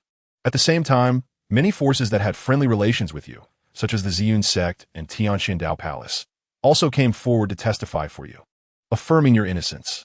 In the 74th year, Xiao Han's strength improved to the late Yuanying stage, openly challenging you, claiming he wanted to seek justice for the unfair treatment he received in the Tianxian Dao Palace. You accepted his challenge and defeated him in one move, leaving him severely injured. You held back your strength when you struck, not harming Xiao Han as foundation, to avoid incurring heavenly punishment. Chapter 86. Faced with the man-god, the heavenly sword god stood resolutely by your side, holding the divine sword with a determined gaze. Today, I will accompany my junior brother to experience the man-god's divine abilities. Lin Yi felt a surge in his chest, and his eyes couldn't help but become a bit moist. Although he had never met the heavenly sword god in reality, the experiences of fighting side by side in the simulator time and time again had instilled in him deep respect and gratitude for the heavenly sword god.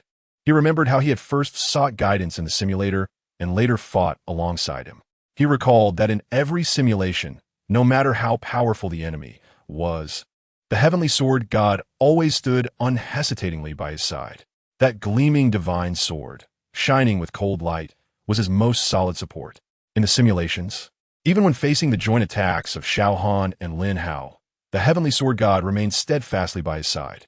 This scene was deeply engraved in Lin Yi's mind, making it unforgettable. The heavenly sword god helped him so much, perhaps to repay the favor of the swordmaster, or maybe simply out of the heart of a sword cultivator, believing that one should never retreat from what they are determined to do. Sword cultivators must forge ahead. Lin Yi understood that the man-god's strength far surpassed both of them. Chapter 87. You learned this long-hidden secret for the first time from Dan Yangzi, and your heart surged like a tidal wave. It turned out that this world once had a glorious moment, and ascension was not a legend, but a reality that once existed. However, this path is now blocked. You felt unprecedented confusion. If what Dan Yangzi said was true, then the path to ascension was completely severed, right? You couldn't help but ask, if someone ascends successfully without using an ascension pill, how did they do it? Dan Yangzi's eyes flashed with surprise upon hearing this. Then he firmly said, people of this world have no possibility of ascending successfully. Even if they take the ascension pill, they will be blocked by the absolute spirit land, ultimately turning to ashes. Only the destined children of the spirit realm can ascend without external aid. They possess the ability to communicate with the source of heaven and earth and can ignore the blockade of the absolute spirit great formation. You then understood that the spirit realm was not completely isolated. There are still destined children who could descend to this realm. The spirit realm was once the place for cultivators of this realm to ascend, but now it has become a lofty existence. 100,000 years ago, for some unknown reason, the spirit realm began to refuse ascension from this realm and use the absolute spirit great formation to seal the ascension site, causing all ascenders to exhaust their spiritual power and perish. Chapter 88. In the 265th year, you were forced into a dead end with no retreat. Resolutely, you swallowed that long-preserved ascension pill. In an instant, the winds and clouds changed, and the sky was filled with thunder tribulations that surrounded you. However, unexpectedly, these thunder tribulations did not harm you at all. Instead, they formed a protective shield that firmly guarded you within. In the 266th year, a crack opened in the sky, and colorful rays of light poured down, enveloping you. You felt a powerful pull lifting you upward, and you returned to that dead silence and desolate absolute spirit land. Since your realm had not yet reached its peak, this ascension nearly exhausted all your spiritual power. Fortunately, you had prepared in advance, swallowing a large number of pills to replenish the spiritual power lost from your body, barely maintaining your own operation. In the 270th year, you explored this vast and boundless absolute spirit land. You discovered that this space was even larger than you had imagined, and everywhere were the skeletal remains of the dead, a shocking sight. In one area, the bones were piled like mountains, and remnants of swords and knives were scattered everywhere, resembling an ancient battlefield. In the 275th year, you unexpectedly discovered a broken jade slip inscribed with dense ancient characters. Chapter 89. Lin Yi looked down at the palaces below, shining with dazzling light in the glow of the setting sun. In this simulation, the Tianxiandao Palace had never betrayed him. Although it was ultimately destroyed, it proved that his move to subdue the Tianxiandao Palace was indeed the right one. Thinking of this, his tightly furrowed brows relaxed a bit. Suddenly, he heard a faint murmur from below, although the voices were very soft, deliberately lowered, like the buzzing of flies. But with his current cultivation level, he could hear the sounds of mosquitoes and insects clearly from dozens of miles away, let alone the whispers of the disciples below the mountain. He slightly tilted his ear and listened intently. One of the female disciples said, "Senior brother, does this mean that there will be powerful beings in the Tianxiandao Palace in the future?" Her eyes sparkled with excitement, and her tone was filled with anticipation. Another male disciple appeared much more cautious. He shook his head slightly and lowered his voice, saying, "Don't talk nonsense. I heard from our master that this new ancestor, who just arrived, might only be at the nascent soul stage. He probably just possesses some powerful magical artifact, which is why his combat power is unmatched. He is still far from a true transformation stage cultivator, so we should keep a low profile." As he spoke, he looked around warily, seemingly afraid of being overheard. Chapter 90. Since the first option, which is the early transformation stage, has already been chosen, it is no longer available. The next three options are actually quite good. The alchemy furnace was crafted after he had experienced hundreds of years in simulation, collecting countless rare materials before finally refining it. Each time it is used, it can improve the quality of the elixirs and even refine long-lost ascension elixirs. However, Lin Yi did not ponder over it for too long. Although this item is precious, it still does not solve future problems. Next is the simulation experience and the detailed explanation of formations. The detailed explanation of formations is definitely comprehensive, as breaking through the formations could very likely solve the problem of the absolute spirit grade formation. Lin Yi's gaze lingered over the three options, and only the simulation experience could allow him to glimpse that absolute spirit world and find a glimmer of hope.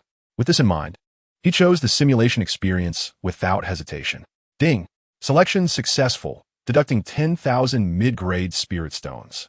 The sound of the simulator rang out, and Lin Yi's heart trembled slightly. 10,000 mid-grade spirit stones.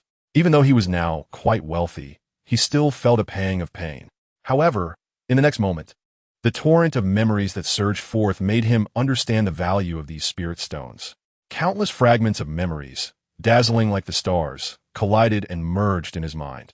Chapter 91. The simulation recorded that the island was 300,000 to 400,000 miles away from the ghost spirit sect, Lin Yi murmured. Moreover, it seems that around the 30th year, I encountered the demonic disciples of the ghost spirit sect nearby. In the simulation of the 57th year, in order to escape the pursuit of a nascent soul old demon, I accidentally fell into a secret cave and obtained the inherited sword energy of the 10,000 sword master. 300,000 to 400,000 miles. Lin Yi's heart stirred. That cave should be around that distance. Thinking of this, he immediately perked up and reignited his hope. Of course, in order to find a few strands of sword energy, he did not choose to simulate. He no longer searched aimlessly, but instead locked onto the sea area 300,000 to 400,000 miles away from the ghost spirit sect. He began to carefully investigate each island, hoping to find the island that concealed the secret realm. He released his divine sense, carefully sensing the surrounding spiritual energy, hoping to find a trace of unusual fluctuations. After a few more days, Lin Yi's divine sense swept over an inconspicuous island, and his heart skipped a beat. At first glance, there seemed to be nothing unusual about this island, but the flow of spiritual energy around it subtly revealed traces of manipulation. Chapter 92. After clarifying the matter regarding Xiao Han, Lin Yi's divine sense quietly spread out, instantly covering the entire Baiyun market. He wanted to determine the location of Xia Xiaochan and see her current situation. Soon, Lin Yi spotted Xia Xiaochan's figure. She was squatting in a corner of the market. In front of her were several dull, gray stones, seemingly trying to sell them to passers-by. Those stones were of poor quality, emitting weak fluctuations of spiritual energy, and it was clear at a glance that they were worthless low-grade ores. Lin Yi had once picked up similar stones and sold only 2 low-grade spirit stones in the market. As for shops like the Wanbao Pavilion and the Sihai Merchant Association, their purchase price would be at most 1 spirit stone. It seems Xia Xiaochan has not yet joined the Wanbao Pavilion. The life of a loose cultivator is always full of uncertainties. They have no fixed residence and drift from place to place. Today, they might be gathering spiritual herbs in deep mountains. Tomorrow, they might be hunting demonic beasts in perilous valleys. And a day after, they might be digging for ores on desolate barren lands. For the sake of cultivation, they must seize every opportunity. Gathering spiritual herbs, hunting demonic beasts, mining ores, or even capturing poisonous insects. Any job that can exchange for spirit stones will not be missed. Of course, most of the time, loose cultivators rely on completing various tasks to make a living. Chapter 93. Lin Yi stood up, clasped his hands behind his back, and said, "Pack your things and come with me." Upon hearing this, Xia Xiaochan hurriedly and flusteredly stuffed several stones into her storage bag, then stood up and nervously followed behind Lin Yi. Nearby, a middle-aged female cultivator selling spiritual herbs had been eavesdropping on their conversation the whole time. Seeing Xia Xiaochan stand up, she quickly grabbed her and, with a tense expression, stared at Lin Yi's back, saying, "Xiaochan, do you really believe this kind of lie? This person looks like a scammer at first glance. He probably wants to trick you out and then swindle you of your money and virtue. What kind of place is the Tianxian Dao Palace? It is one of the top sects in our cultivation world. How could they possibly take an interest in loose cultivators like us?" It seemed the two were acquainted, and the middle-aged female cultivator anxiously stared at Lin Yi's back. She seemed to want to say something, but did not dare to speak loudly, fearing to disturb Lin Yi. Lin Yi's cultivation level was such that her words naturally did not escape his ears. The corner of his mouth slightly curled up, revealing an imperceptible cold smile. The caution of the middle-aged female cultivator appeared childish to him, akin to a child's play. However, he did not mind. After all, the opportunity had already been given to Xia Xiaochan. Whether she could seize it was up to her. Chapter 94. The female disciple responsible for guarding the gate seemed to have finally come to her senses. She quickly walked up to Xia Xiaochan, her face filled with apology, and said softly, "Junior sister, I sincerely apologize for the rudeness earlier. Please follow me. I will take you to handle the entry procedures." Xia Xiaochan quickly nodded and softly said, "Thank you, senior sister." She made an effort to suppress her inner nervousness and carefully followed behind the female disciple. The Tianxian Dao Palace was astonishingly large, with a white, jade-paved road that seemed endless. Xia Xiaochan walked cautiously, looking around everywhere. She occasionally stole glances at her surroundings, her heart filled with curiosity. Passing through layers of buildings and courtyards, Xia Xiaochan felt as if she was in a vast maze. Pavilions and towers, intricately carved beams and painted rafters, everywhere reflected the former splendor of the Tianxian Dao Palace. Rockeries and flowing water, exotic flowers and rare herbs added an air of celestial grandeur. The female disciple leading the way did not take Xia Xiaochan to the area where outer disciples resided, but instead headed straight for the inner door. Xia Xiaochan felt puzzled, but did not dare to ask too much. The elder in charge of issuing identity badges at the inner sect is a white-haired yet youthful-looking old man. He examines Xia Xiaochan up and down, a hint of surprise flashing in his eyes. 6 layers of qi refinement? How did she make it to the inner sect? Chapter 95. Lin Yi informs Xianming Jinren and others that he will participate in the grand ceremony 3 days later. He then waves his hand to dismiss Xianming Jinren and the others, standing alone in the center of the hall, lost in thought. His gaze falls on the simulator interface, shimmering with complex light. Simulating once actually requires 30,000 low-grade spirit stones. In the past, this was a sum he wouldn't even dare to imagine. Now, it is merely the cost to activate the simulator. He can't help but sigh at the unpredictability of life. He once risked his life for a single spirit stone, yet now he can squander them at will. With a soft sigh, he shakes his head and is 30,000 low-grade spirit stones into the simulator. With a flash of light, the simulator starts up. Simulation begins. On the first day, you sit in the small world of Tianxian Daogong, deep in thought about how to deal with Xiaohan and Lin Hao. You constantly simulate various possibilities, trying to find a foolproof plan. On the third day, Tianxian Daogong holds a grand return celebration for you, the so-called transformation god ancestor. Various sects gather together, and you subtly release a trace of transformation aura, shocking the entire venue. You notice that the list of visitors includes many forces such as Dan Valley, Dan Tower, Wind Spirit Sect, and Purple Cloud Sect. Chapter 96. After listening to your account, Dan Yangzi sighs. You missed your chance. If you could have stopped Xiao Han before his body ascended and successfully refined the source within him, you could have directly ascended to the spirit realm. You are shocked to hear this. This is the first time you have heard of such a secret to ascension. Besides using an ascension pill, there's also this method? You ask in disbelief. Dan Yangzi nods and says, that's right. By seizing the source, you can obtain the source power within their bodies and ascend directly. Of course, this method is extremely risky. A slight mistake could lead to your soul scattering. Dan Yangzi pauses and continues. Besides seizing the source, there's another method of ascension, which is to reduce the number of cultivators. Reduce the number of cultivators? You are puzzled. Dan Yangzi explains. The cultivation world is like a large vat, and the cultivators inside are like poisonous insects.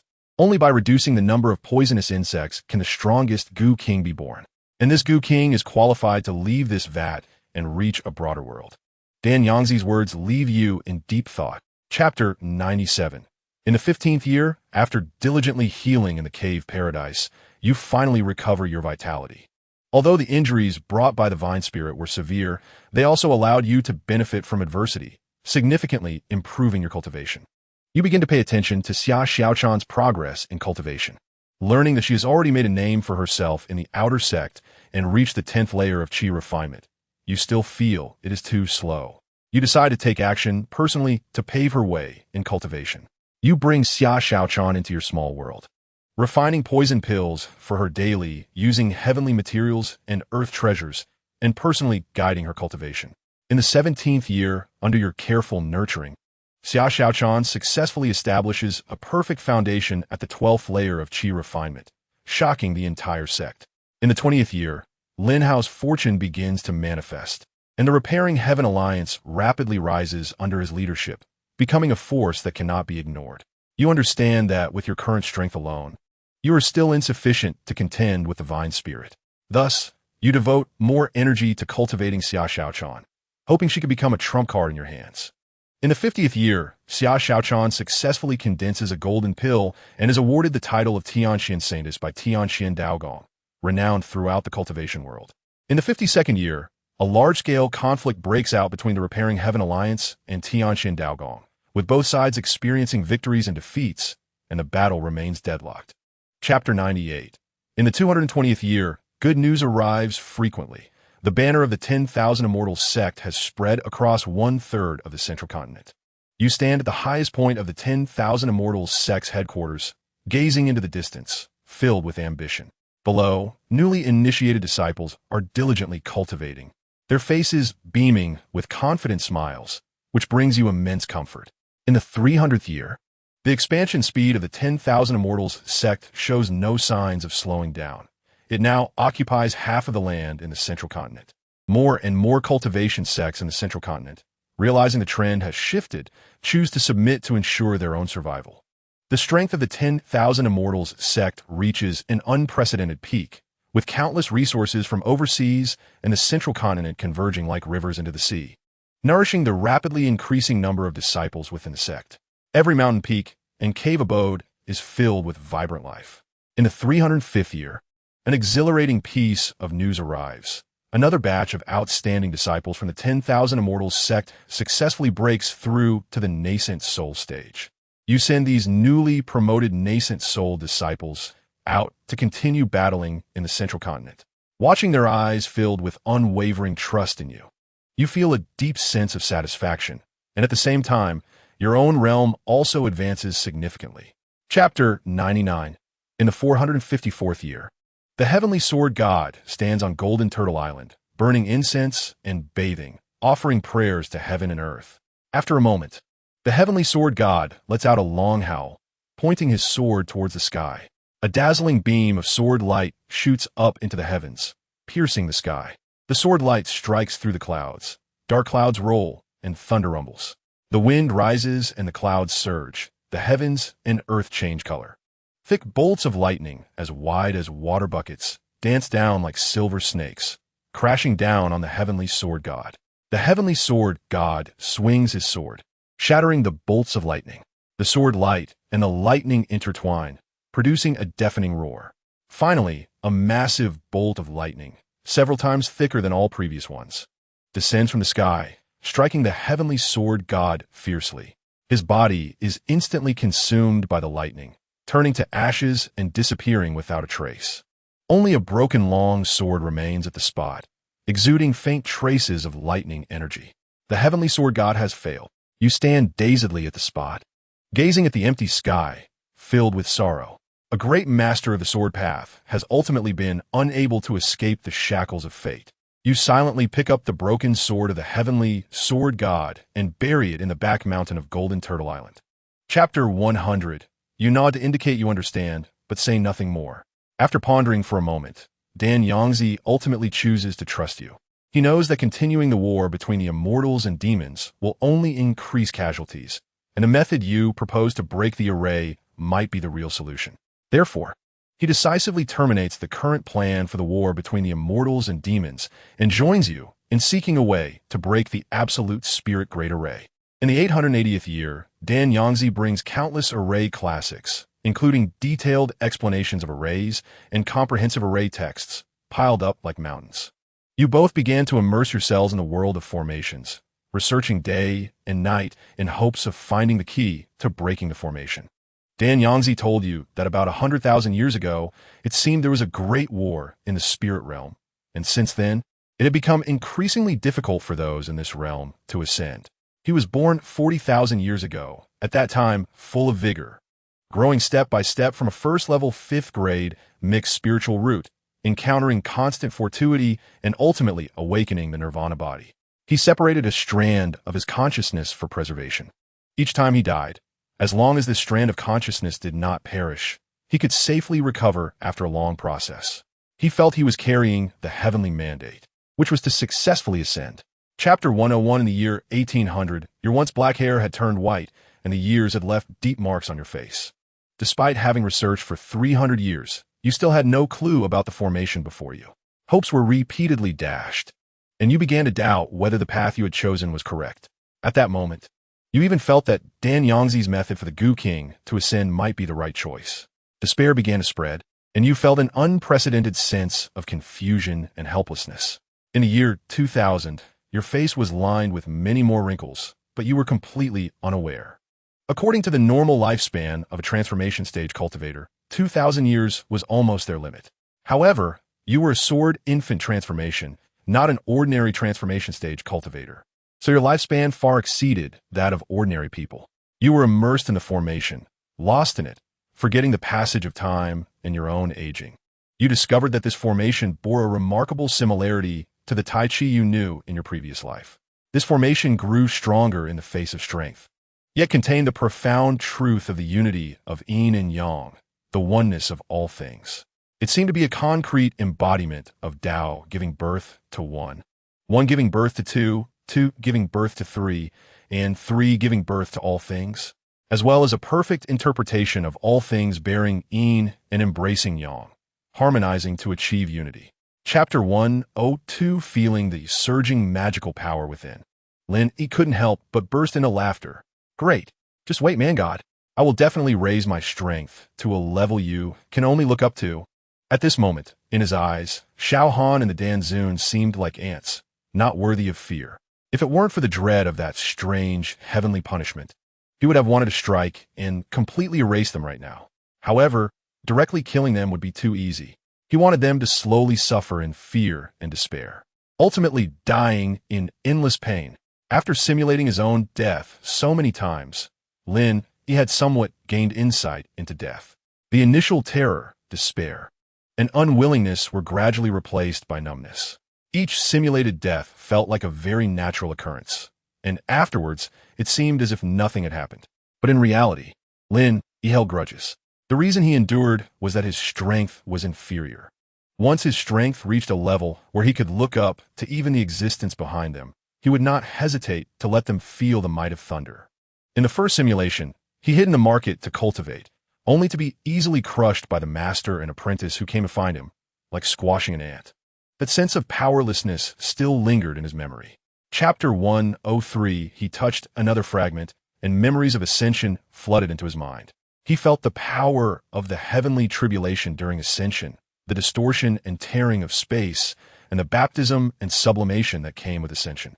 This precious experience would greatly aid his future ascension, akin to crossing a river by feeling the stones. With this simulation experience, he would be able to ascend more calmly and confidently next time. Countless memories rushed into his mind like a fleeting glimpse, and Lin Yi selectively deleted some useless memories. By the time he reached the transformation stage, he could already control his consciousness well, organizing and refining those chaotic memories. After doing this, Lin Yi suddenly remembered that in this simulation, Xia Xiaochan's help to him was significant. It seemed that cultivating Xia Xiaochan was indeed the right move. At the same time, he recalled that in the simulation, Xia Xiaochan took over 10 years outside the Tianxian Dao Palace to reach the 10th level of qi refining, preparing to establish her foundation. 10 years from the 6th to the 10th level was quite normal for an ordinary person. However, for Xia Xiaochan, it was far from enough. In the simulation, Xia Xiaochan took 160 years to reach the transformation stage. Chapter 104. At this time, the inner door elder was still arguing pitifully. That woman was only at the 6th level of qi refining when she entered. It's impossible to see where she is a genius. Moreover, at that time, she did not reveal her identity. Upon hearing this, Xian Mingjinren became even angrier. He could no longer control his fury and slammed his palm on the white jade table beside him. With a crack, the priceless jade table instantly shattered into countless pieces. You should just go and be a servant manager in the outer door from now on. Xian Mingjinren shouted angrily, his voice echoing like thunder in the room. Go find her immediately. If you can't find her, you won't be able to be a servant manager either. Don't blame me for expelling you from the Tianxian Dao Palace. The inner door elder, upon hearing this, did not dare to delay, hurriedly nodding like a garlic pounder, sweat pouring down his face. Okay, I'll go right now. Right now. After speaking, he rolled and crawled out, even forgetting to maintain his image, disappearing in a flash from Xian Mingjinren's sight. Xian Mingjinren watched the inner door elder ride his flying sword, transforming into a streak of light and flying away. Chapter 105. Xia Xiaochan, seeing the inner door elder so terrified, felt even more puzzled and anxious. She tried several times to return the storage bag, but could not, so she had to give up helplessly. Gripping the heavy storage bag tightly in her hand, she took a deep breath, trying to calm herself down, and then silently followed behind the inner door elder. They passed through resplendent corridors and arrived at an even more luxurious palace. The palace doors were tightly closed, with 2 rows of guards in golden armor standing on either side, each with a solemn expression and powerful aura, clearly experts at the foundation establishment stage.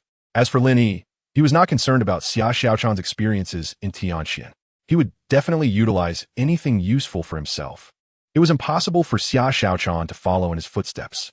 He was now in the late transformation stage, and by the time Xia Xiaochan reached the late transformation stage, he would have already ascended.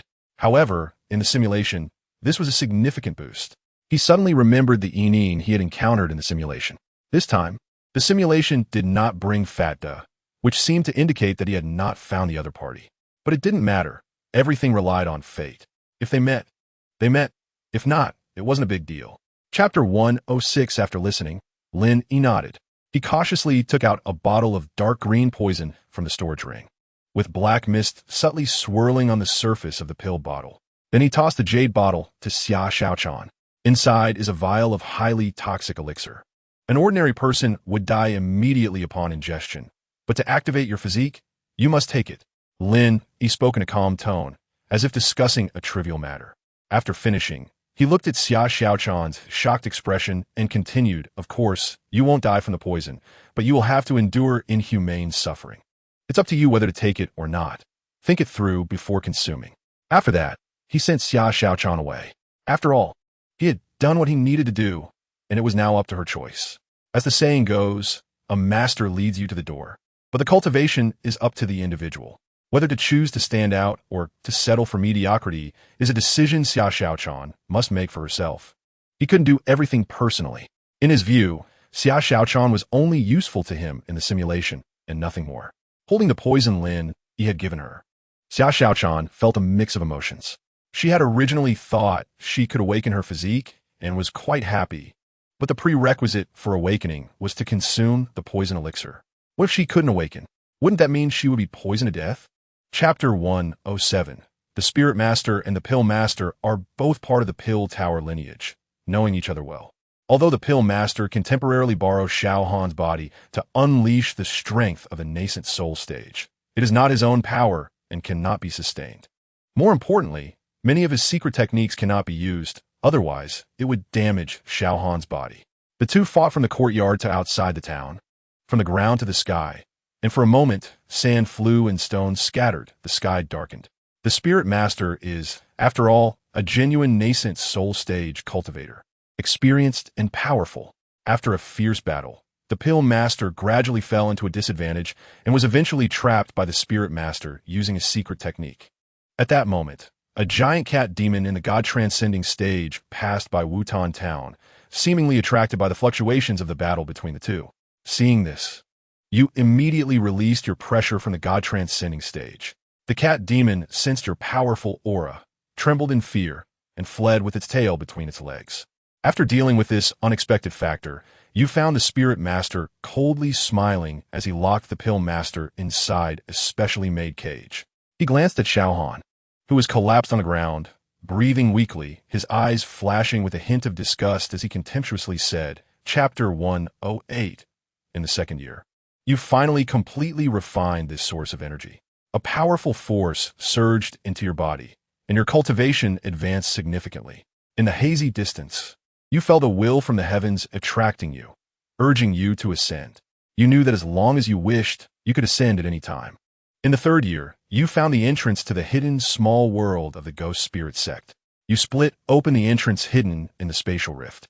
You stepped into the Ghost Spirit sect's small world, where 5 great demons of the god-transcending stage attacked you from all directions, using strange magic to attempt to trap you. However, your swordsmanship was unparalleled, and your fierce sword energy swept out like a storm, instantly defeating the 5 great demons. You walked straight towards the forbidden area of the Ghost Spirit sect, where the Grand Elder Dan Yangzi was sleeping. You struck with your palm, and the door of the forbidden area collapsed with a loud crash, awakening the sleeping Dan Yangzi. He looked at this uninvited guest, his eyes filled with anger. Who are you to dare trespass into my Ghost Spirit sect's forbidden area? Dan Yangzi roared. Tianxian Daogang Lin Yi. You replied calmly. Upon hearing this, Dan Yangzi's face immediately darkened. Chapter 109. In the 61st year, you experienced numerous battles. You encountered beasts stronger than you, scaring you into turning and running. You also encountered beasts weaker than you, which you easily slaughtered. You ran around like a headless fly, going back and forth in all directions. But you could never find a way out. This mountain range seemed endless. In the 62nd year, you followed the sound of voices to a vast valley. In the valley, a group of emaciated people wearing tattered animal skin clothes carried heavy or spirit stones, numbly moving in and out of the caves. Their eyes were hollow, like walking corpses. Several overseers in luxurious attire wielded whips, coldly monitoring their every move. The aura of these overseers was strange, making you feel uneasy, and they were completely different from the beasts you encountered before. The air was filled with a faint smell of blood, mixed with the spiritual energy of the ore. Just as you were observing, you were suddenly locked onto by a powerful aura. This aura was incredibly strong, and you had only felt a similar sense of pressure when facing the man-god unleashing a big move. Before you could react, a figure landed before your eyes. Chapter 110. In the 67th year, you began to think of an escape plan. Your dantian was sealed, and although your body refinement realm was not low, you could not compete with the naturally powerful spirit race. Attempting to escape forcefully would be like hitting a stone with an egg. You had to find another way out. In the 68th year, you began to practice body refinement techniques again. Once you had raised your body refinement realm to the nascent soul stage. Now, as long as you started from the nascent soul stage, you could refine your bones and temper your flesh again. You sat cross-legged on the hard stone ground, silently operating the body refinement technique. You felt every inch of muscle in your body tearing and reshaping. In the 69th year, while secretly teaching Zhang Tai the body refinement technique, you continued your own cultivation. Zhang Tai was intelligent and perceptive, making rapid progress under your careful guidance. During this time, some laborers could not bear the burden and died in the mine, their bodies casually discarded by the spirit race overseers in the canyon outside the mine, like a discarded broken tool. At the same time, New laborers were brought in to fill the gaps and continue this never-ending forced labor. In the 70th year, you finally piece together some information about the spirit race from the newly arrived laborers. The spirit race is a powerful race organized by families. Above families is the nation, with a strict hierarchy. Chapter 111. In the 1650th year, you led over 100 disciples in a sudden eruption. Like a tiger descending from the mountain, unstoppable, you swiftly killed the overseers guarding you and seized the spirit stones they had yet to hand over. The spirit race individual who sealed your Dantian pursued you. He rode a flying sword, like a lightning bolt cutting through the night sky, aggressively charging at you. You faced him without fear, relying on your powerful strength from the void refinement stage to engage in a fierce battle. You fought while retreating, leading your disciples into the towering mountain ranges that stretched for hundreds of miles. This spirit race void refinement stage cultivator, named Lin Yi, was precisely the person in charge of the spirit stone mine here. His flying sword is as fast as lightning, and every swing generates a fierce sword aura that cuts through the trees along the way. While you fend off his attacks, you command your disciples to scatter and retreat. Try to minimize casualties. Lin Yi's strength far exceeds your expectations. You can't help but sigh inwardly, realizing that even the guardian of the spirit stone mine possesses such formidable power, indicating the profound heritage of the spirit race. In a fierce battle with Lin Yi, your left arm is cut open by his flying sword, leaving a wound deep enough to see the bone, and blood stains your clothes. You glance around, seeing the fierce faces, and your heart turns cold. You know that this time, you really cannot escape. After more than 2,700 years of fleeing, today may be the end. You take a deep breath, slowly close your eyes, and gather the remaining spiritual energy within you into the Fire Phoenix sword, preparing for a final desperate fight. Even if you die, you will make these spirit people pay a painful price, just as you are ready to fight to the death. Suddenly, a strong pain comes from your back, catching you off guard, and you spit out a mouthful of blood, staining the ground in front of you. You turn back in disbelief, and what meets your eyes is a heir's face full of apology. In his hand, he grips a blood-stained dagger, which glimmers with a ghostly green light, clearly poisoned. Ada, watching this scene, is furious, his eyes bloodshot as he lets out a heart-wrenching roar. He lunges at you like a madman, tightly holding you in his embrace, tears streaming down his face, devastated. Why? Why do this? You muster your last bit of strength to utter a few words, filled with confusion and sorrow. Lin Yi can't help but clench his fists, feeling the surging power within him, excitedly letting out a low growl. Great! His gaze falls on the remaining reward options, his heart racing. The source energy, the improved version of the bull-strengthening body refinement technique. Each one makes his mouth water. This is the result of countless years spent carefully deducing in simulations. But in the end, he still gives it up. Compared to enhancing his own strength, these external items are ultimately secondary. I choose the peak sword cultivation realm of transformation. Lin Yi decisively makes his choice. As soon as his voice falls, a pure and vast spiritual energy surges into his body, quickly merging into his Dantian, nourishing his meridians. The dual enhancement of power makes Lin Yi ecstatic. However, when he tries to summon the body refinement cultivation, he feels an inexplicable resistance, as if countless invisible chains are binding him. How could this be?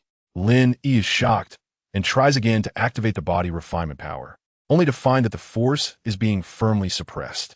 He vaguely senses that it is not physical chains binding him, but a more powerful force of laws. It seems that this world does not allow him to possess strength beyond limits. Now, the Tianxian Dao Palace suddenly declares the return of its ancestor. Moreover, it is an ancestor in the transformation stage, which naturally attracts the attention of various forces. Who exactly is this so-called transformation ancestor? What is their name? No one seems to know. They only hear the Tianxian Dao Palace's one-sided propaganda. So everyone is very curious and wants to investigate. They want to see if the Tianxian Dao Palace is just bluffing or if there's indeed something to it. After all, this concerns everyone's interests. Although the Tianxian Dao Palace has declined for thousands of years, it has always maintained a reputation of a top sect, and no one dares to seize its various resources and mines. If the Tianxian Dao Palace is truly just a facade, many forces would want to take its place. Thus, various forces send representatives to attend the event including some who have their eyes on the Tianxian Dao Palace. They secretly observe, trying to find flaws in the Tianxian Dao Palace so they can profit from it in the future. As each sect, power, and family takes their seats, Xianming Jinren steps to the center of the high platform and makes a few polite remarks. He merely thanks everyone for taking the time to support the event and explains that the Tianxian Dao Palace is holding this celebration to welcome the ancestors' return, etc. After hearing Xianming Jinren's words, the representatives of various forces turn their gazes toward the main seat. As soon as the spirit sovereign's words fall, the onlookers around erupt in excitement. Did the Dan Tower ancestor really live for 100,000 years? That's unbelievable. I doubt it. It's more likely that the Dan Tower is just putting on a show and exaggerating. Regardless of the truth, the transformation ancestor of the Tianxian Dao Palace has yet to show up, which is indeed suspicious. If there is a transformation ancestor present, why not come out to meet us? Are they afraid of being exposed? For a moment, the hall is filled with discussions, with voices of doubt and ridicule rising one after another, creating an increasingly chaotic scene. Some even start to demand that the transformation ancestor of the Tianxian Dao Palace make an appearance, or else it would be seen as deceiving the entire cultivation world. Not everyone is reacting this way. For example, the Ziyun sect's ancestor appears calm, gently spinning a purple jade ring in his hand, showing little concern for this matter. He leans against the intricately carved armrest, half closing his eyelids, seemingly resting, completely ignoring the surrounding commotion. This is because the Ziyun sect has no vested interest with the Tianxian Dao Palace. Whether or not the Tianxian Dao Palace has an ancestor is irrelevant to them. Similarly, the Fengling sect feels the same. Leading the team is Lin Yi, dressed in a sky blue robe that accentuates his stern features. Seeing this, Xianming, Xianyan, and Xianyin hurriedly bow and greetings, ancestor. The others in the hall quickly react, standing up in unison, and respectfully say, "We pay our respects to the Tianxian ancestor." Lin Yi looks around with a calm gaze, yet exudes an invisible pressure. He slightly nods, and then raises his hand, a gentle force lifting everyone up. Although this power is gentle, it is irresistible, as if the force of heaven and earth is pushing them. "Everyone, please be seated." Lin Yi's voice is calm and gentle, like a spring breeze, instantly dispelling the tension and fear in everyone's hearts. Everyone slowly rises but still does not dare to take their seats, looking at Lin Yi with awe. Seeing this, Lin Yi smiles slightly and says, "Please sit down. I, Lin Yi, am not a wild beast. Why are you all so afraid of me?" These words, spoken to the crowd, act like an invisible force calming their unease. Although Lin Yi's tone is relaxed, that invisible pressure still exists, making everyone dare not slack off in the slightest. At this moment, everyone finally knows Lin Yi's name. The reason Lin Yi voluntarily reveals his name is that he does not want to be called Tianxian ancestor all day long. Chapter 117. The ancestor of Purple Cloud quickly reached out to catch the sword energy, feeling a weight in his palm as if he were holding an invisible sharp sword. Although the sword energy was sealed, it still exuded a sharp edge that shocked him. He dared not be negligent and quickly bowed, saying, "The younger generation will definitely hand this item over to the ancestor personally. Thank you, Senior Lin, for your generous gift." In the hall, everyone saw this scene and immediately began to discuss it. Especially those cultivators who understood the sword god of heaven showed complex expressions. The sword god of heaven, as an established sword cultivator, was already famous in the cultivation world, and his sword energy was unmatched. However, Senior Lin gifting sword energy today seemed to slap the sword god of heaven in the face in everyone's eyes. What on earth does Senior Lin mean by this? Does he have a past with the sword god of heaven? A cultivator whispered, the sword god of heaven, as an established sword cultivator, would never easily accept someone else's sword energy.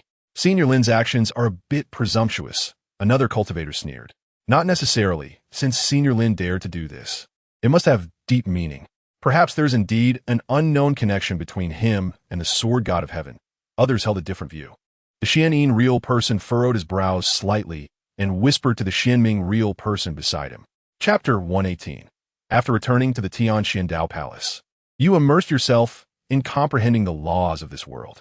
Although it is called comprehension, it actually resembles exploration, as the laws of this world are incomplete, and many places are obscure and difficult to understand. You can only perceive and speculate bit by bit like a blind person touching an elephant. In the 4th month, you had fat to keep an eye on the powerful man-god. The man-god is strong and must be guarded against. As for Lin Yi, you did not take him seriously. His current strength is simply not enough to be your opponent. In the 5th month, Xia Xiachan activated her poison body. Cultivating an astonishing speed, her potential is unfathomable. This made you feel that your previous investment was not in vain. In the 6th month, you finally grasped a bit of insight into the laws, but unexpectedly sensed a faint calling. This calling was intermittent and elusive, as if someone was softly calling your name from afar, but you could not find the source of the sound no matter what. In the next 2 months, you were disturbed by this calling, unable to concentrate on your cultivation. There was no other way. You had to put down your current tasks and concentrate on finding the source of the sound.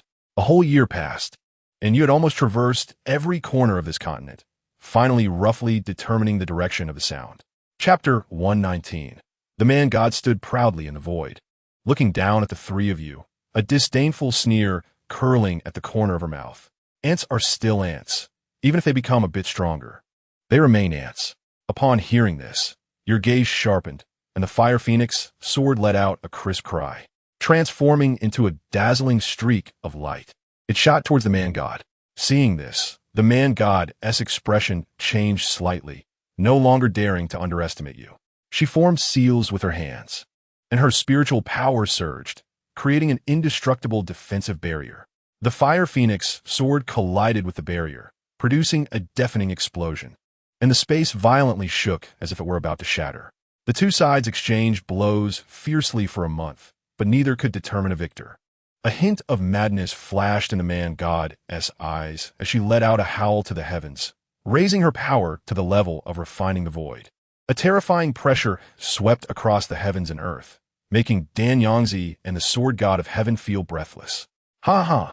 The man-god laughed wildly. You're the first person in history who can force me to use my full strength, but this is where it ends. You are still an ant. Facing the man-god's violent power, you remain calm, effortlessly breaking free from the restraints of the law chains and revealing your hidden strength before the man-god without reservation. Chapter 120.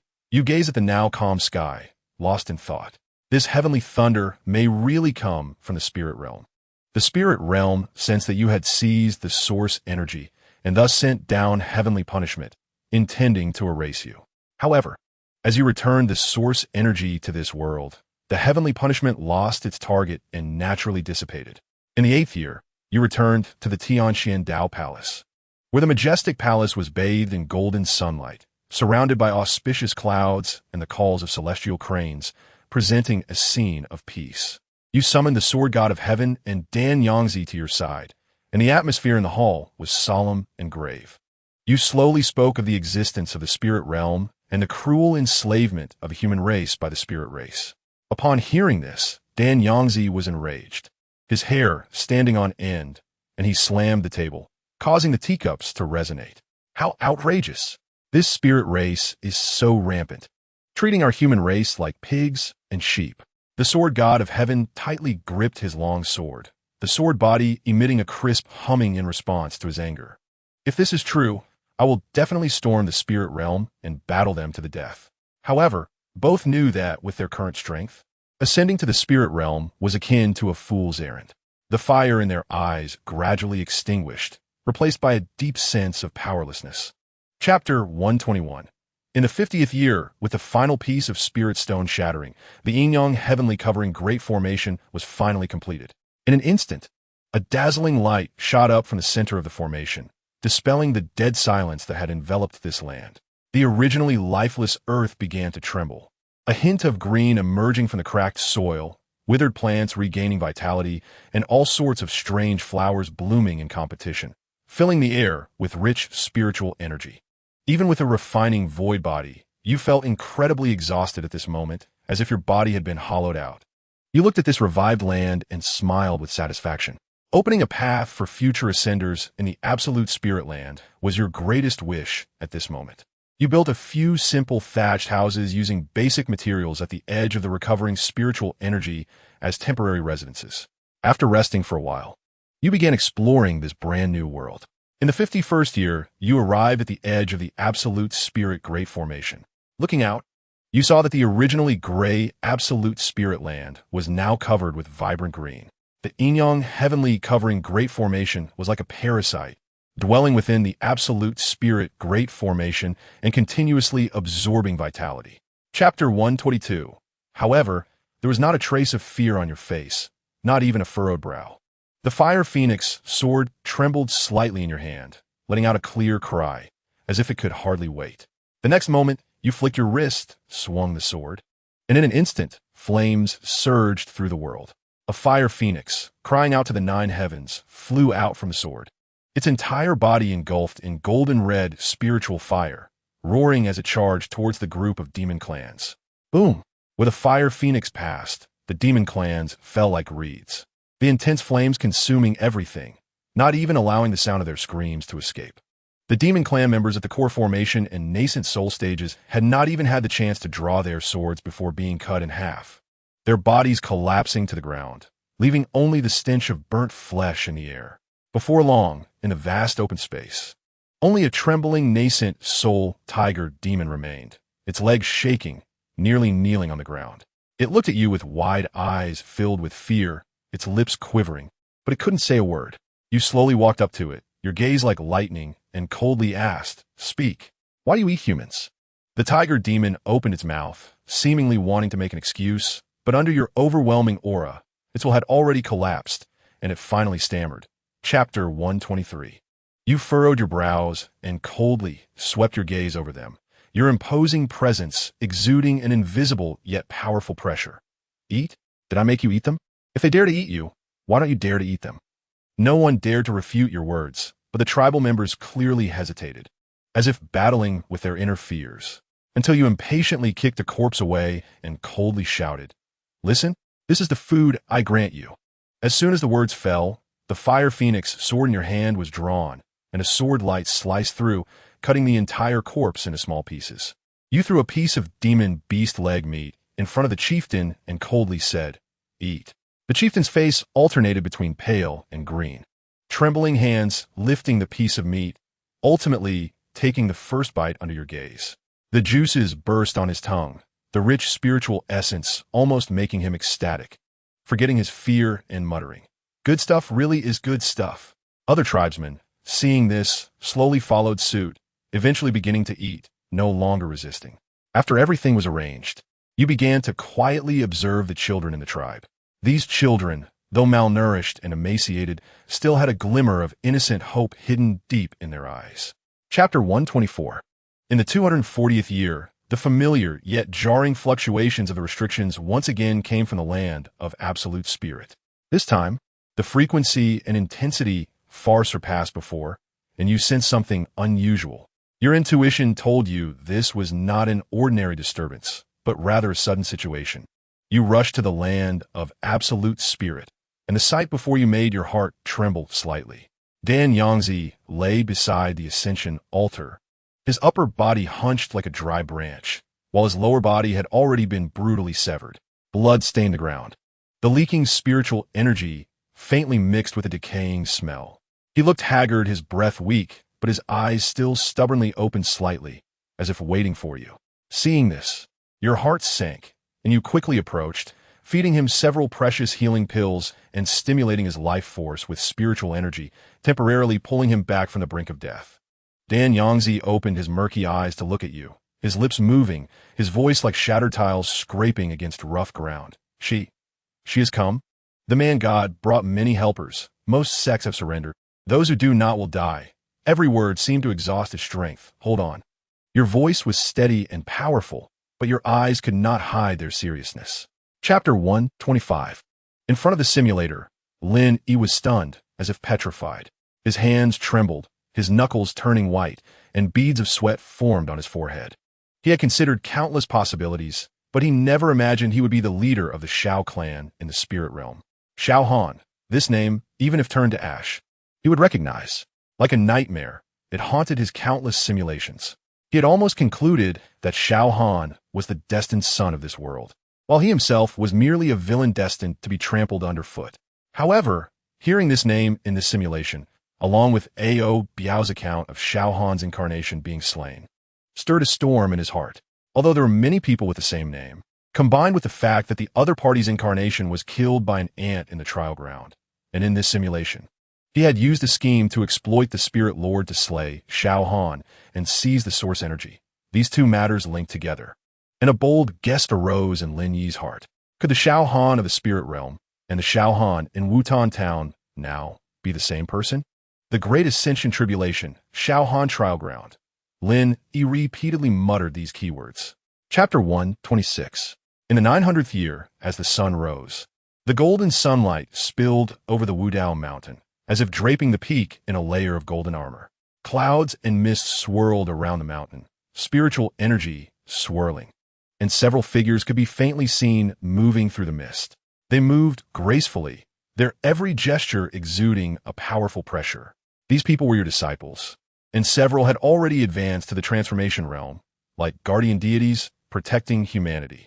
The emergence of several transformation realm strongmen greatly elevated humanity's status in the spirit realm, making other races look at humanity with new eyes.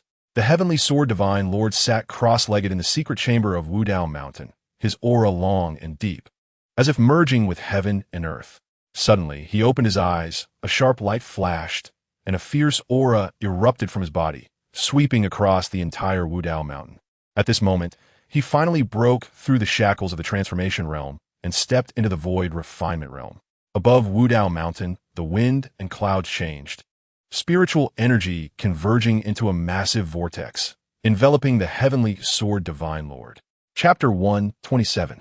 In the 1000th year, the spirit realm underwent a sudden upheaval, and the long-standing war between the 10,000 Demons Mountain and the Shao clan finally erupted into a final showdown. This battle shook the heavens and earth, changing the landscape, and countless beings fell. Chapter 128. You looked at the injured old ancestor of the Shao clan at the combined body stage, your heart torn between two thoughts.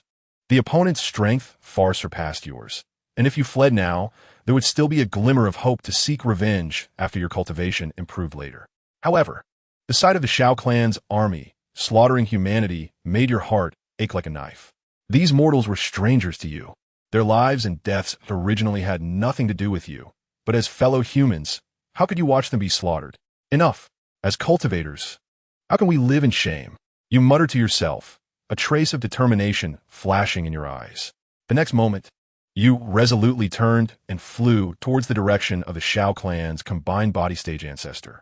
Despite the disparity in strength, you felt no fear, only the determination to fight the enemy to the death.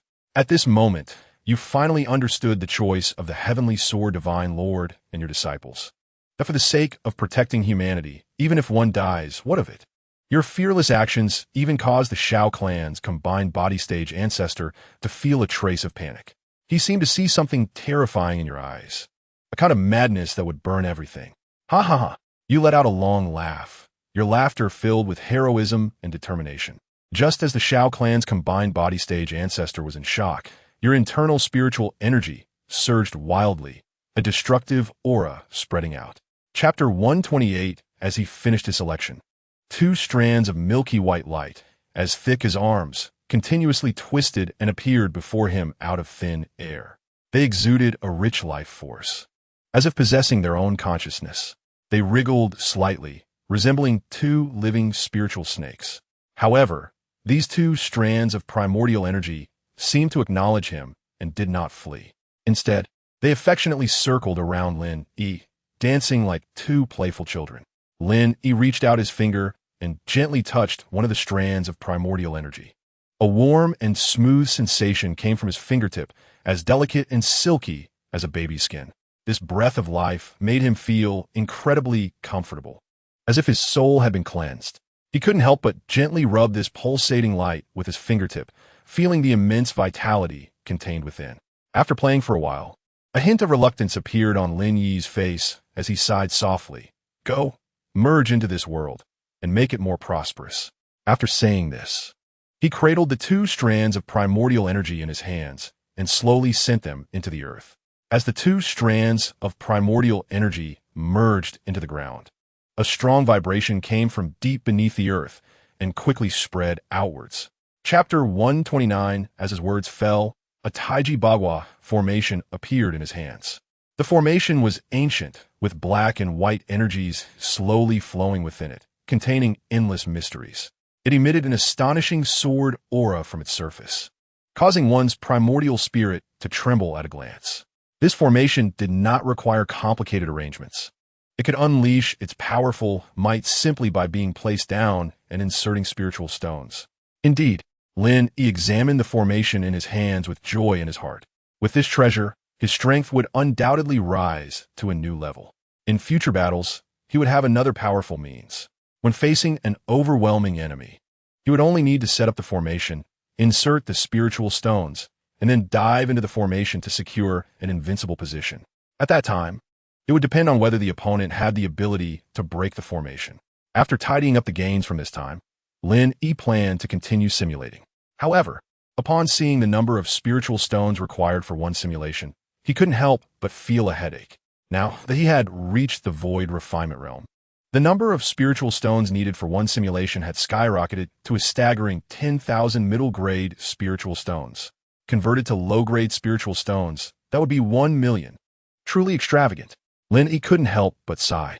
Chapter 130. The gaze of the sword god of heaven fell on Lin Yi once again, trying to see through the realm of the person before him. However, this time, what he saw was a void. Lin Yi was clearly standing in front of him, within reach, yet he seemed as distant as the sky, unreachable. He felt as if he was gazing into an unfathomable abyss, where everything within his sight was hollow and void. This feeling stirred an inexplicable fear within him. The sword god of heaven was greatly shocked, a chill running from his feet straight to the top of his head. He had seen much, but had never encountered such a bizarre situation. The person before him clearly existed, yet seemed not to exist in this world. This feeling reminded him of a record in an ancient book about ancient powerhouses. According to that ancient book, millions of years ago, this world was a flourishing era of cultivation, with countless powerhouses above the spirit transformation realm, and detailed descriptions of those supreme realms. Lin Yi's current state was strikingly similar to the void refinement realm described in the records. Void refinement is a realm above spirit transformation, where every gesture contains the might of heaven and earth. What step have you taken? The sword god of heaven's voice trembled slightly. He initially wanted to address Lin Yi as a fellow Taoist, but the words changed at the last moment. Chapter 131. The sword god of heaven listened intently, his expression growing increasingly serious. He occasionally furrowed his brows. Sometimes a glimmer of light flashed in his eyes, and at other times he revealed an expression of disbelief.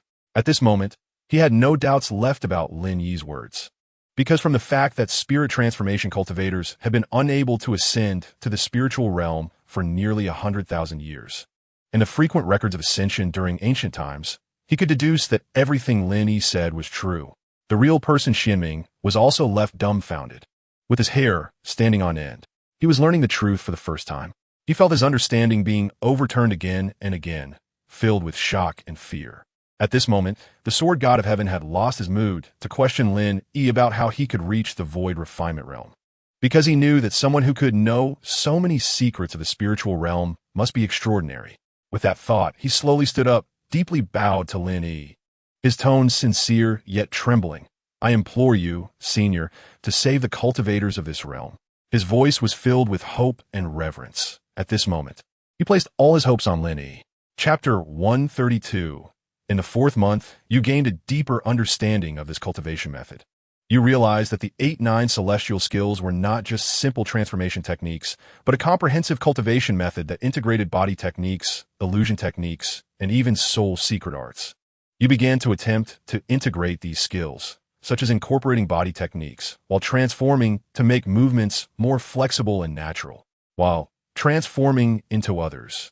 You integrated illusion techniques to make the disguise more realistic. While concealing your own aura, you incorporated soul secret arts to make yourself harder to detect. In the 8th month, you had initially cultivated the 8-9 celestial skills, able to roughly conceal your own aura and simply change your facial features. Although you could only evade the probing of spirit transformation and lower realm cultivators, it was still full of flaws in the eyes of void refinement realm cultivators. You were very happy. You felt ready to preliminarily implement your plan. In the 10th month, you transformed into a plump, kind-looking man and intentionally leaked the whereabouts of the Danzun to the Ling Zun. After receiving the news, the Ling Zun rushed to Wutan Town and engaged in an earth-shattering battle with the Danzun. Ultimately, the Danzun was defeated and captured by the Ling Zun. Chapter 133.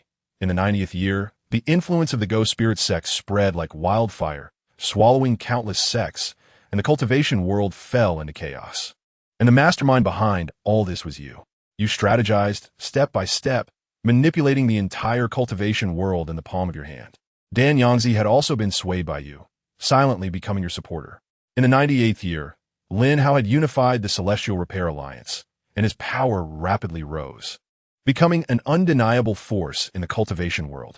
In the 99th year, under your guidance, the demon cultivators of the ghost spirit sect surged like a tide towards the positions of the Celestial Alliance, their battle cries shaking the heavens and instilling fear in all. The disciples of the Celestial Alliance fought valiantly, but they were still unable to withstand the onslaught of the ghost spirit sect, retreating step by step. Lin Hao led the charge, resembling a war god as he slaughtered one ghost spirit cultivator after another.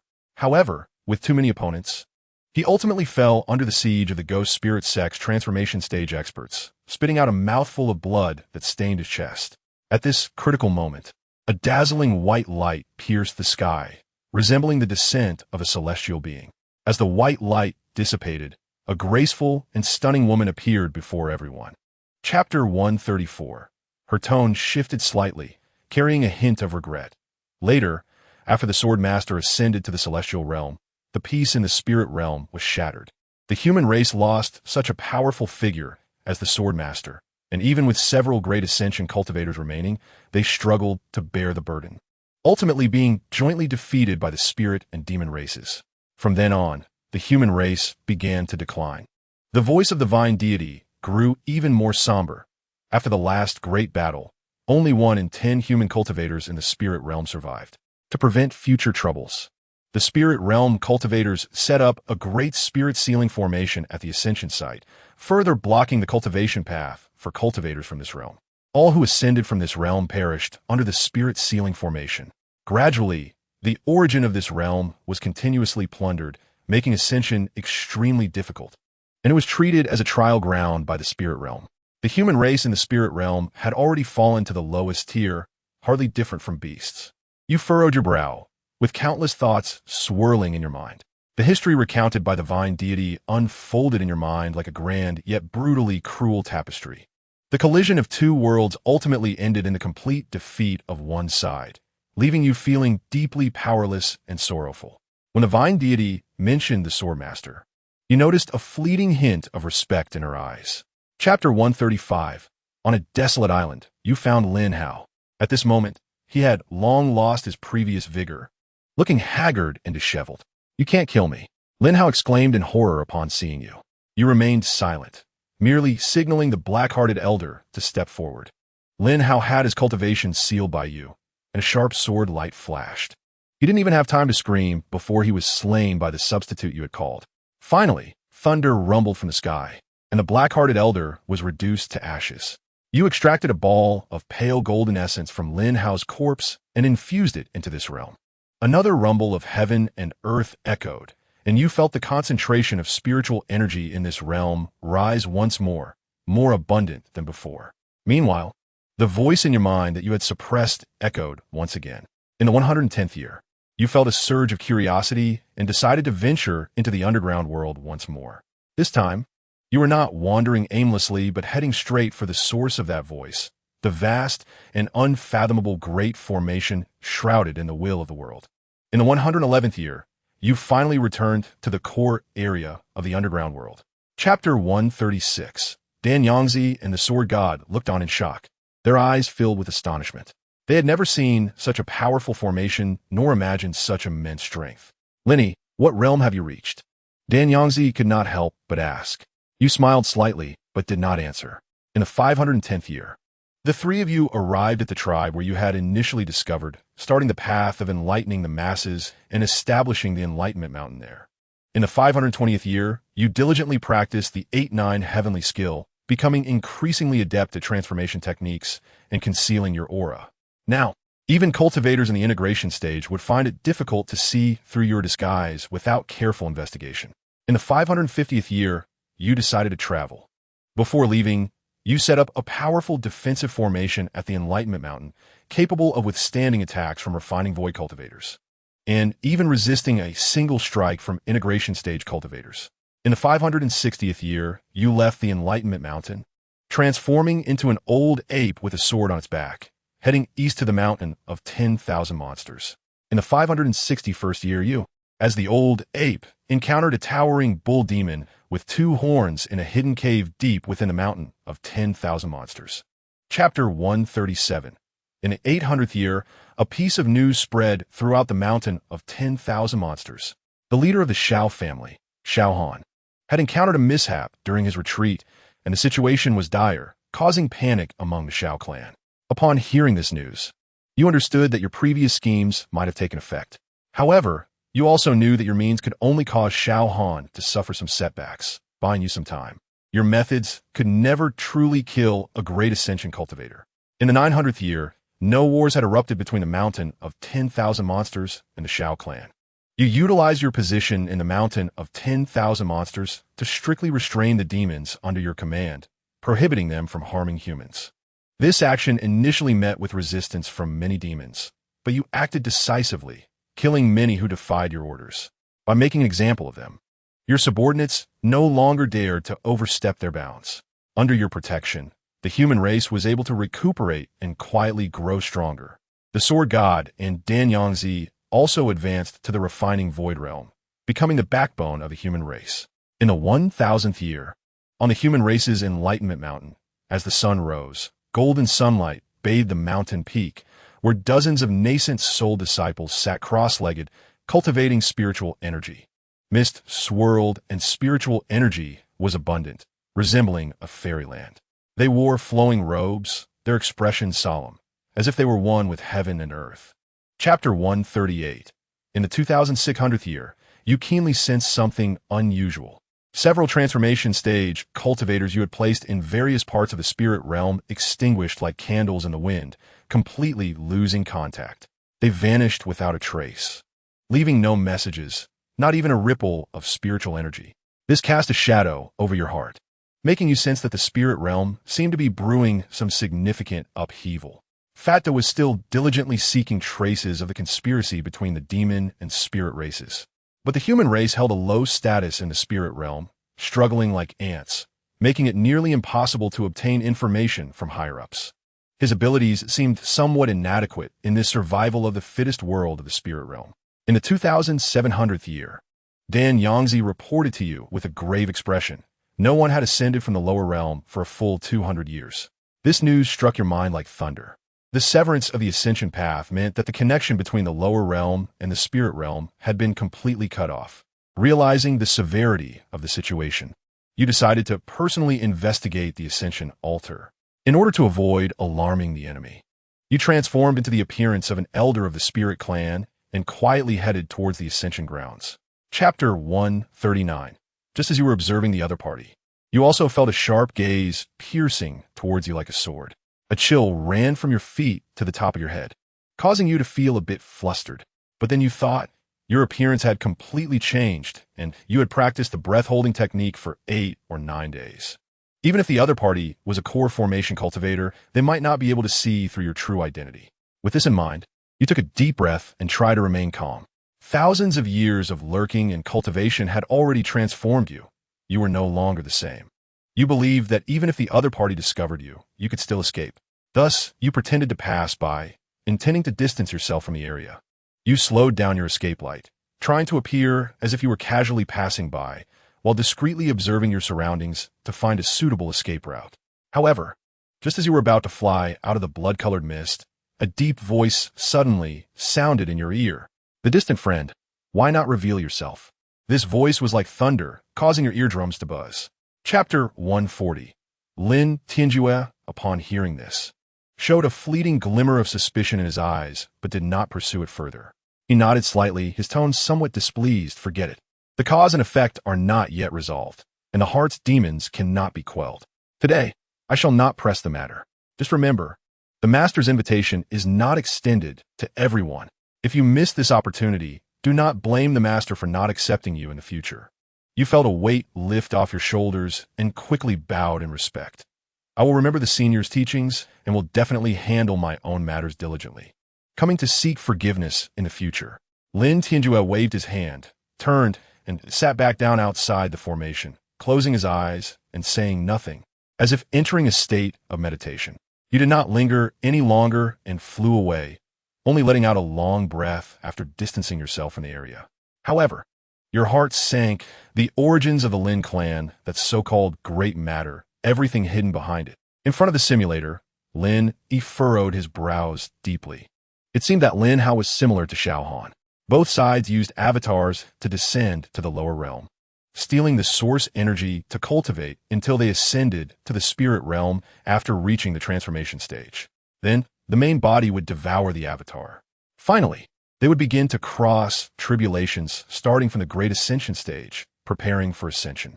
But he had many questions about all this. Lin Yi's expression fluctuated, his thoughts churning like a tide. Chapter 141. The Shao clan was furious, but they were also fearful. They did not expect that Wutan Mountain would be so resolute, daring to slaughter their branch. They searched everywhere for Wutan Mountain, but it was hidden in the void, nowhere to be found. In their rage, they made a mad decision to execute tens of thousands of human hostages. When the news came, you fell silent for a moment, then ordered again. Target: the medium branch of the Shao clan, with a population of 8 million. The Taiji 2 instruments sword formation rose again, this time on a larger scale. The sword light more dazzling, the killing intent more intense. Within 1,000,000 miles, all living beings trembled in fear, silent as cicadas in winter.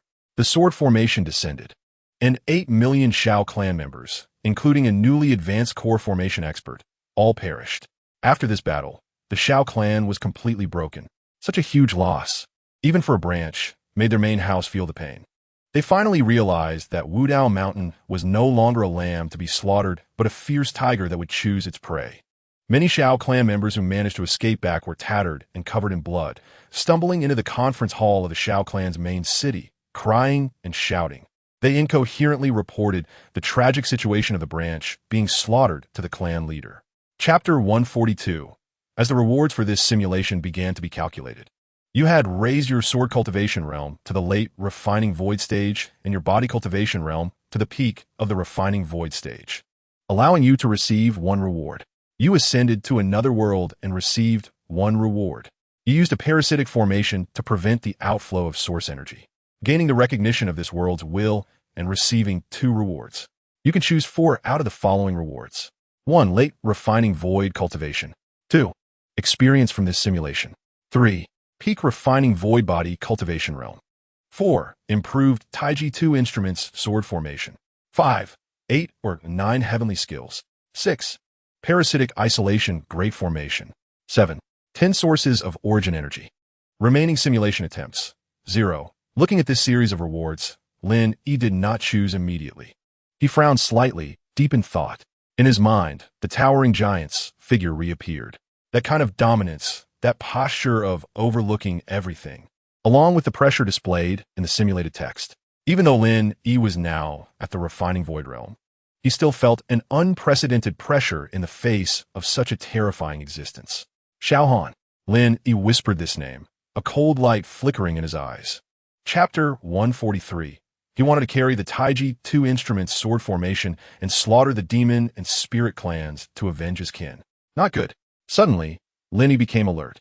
He realized that he was being influenced by the experiences from the simulation. Those emotions of anger, hatred, and resentment surged like a tide, almost overwhelming him.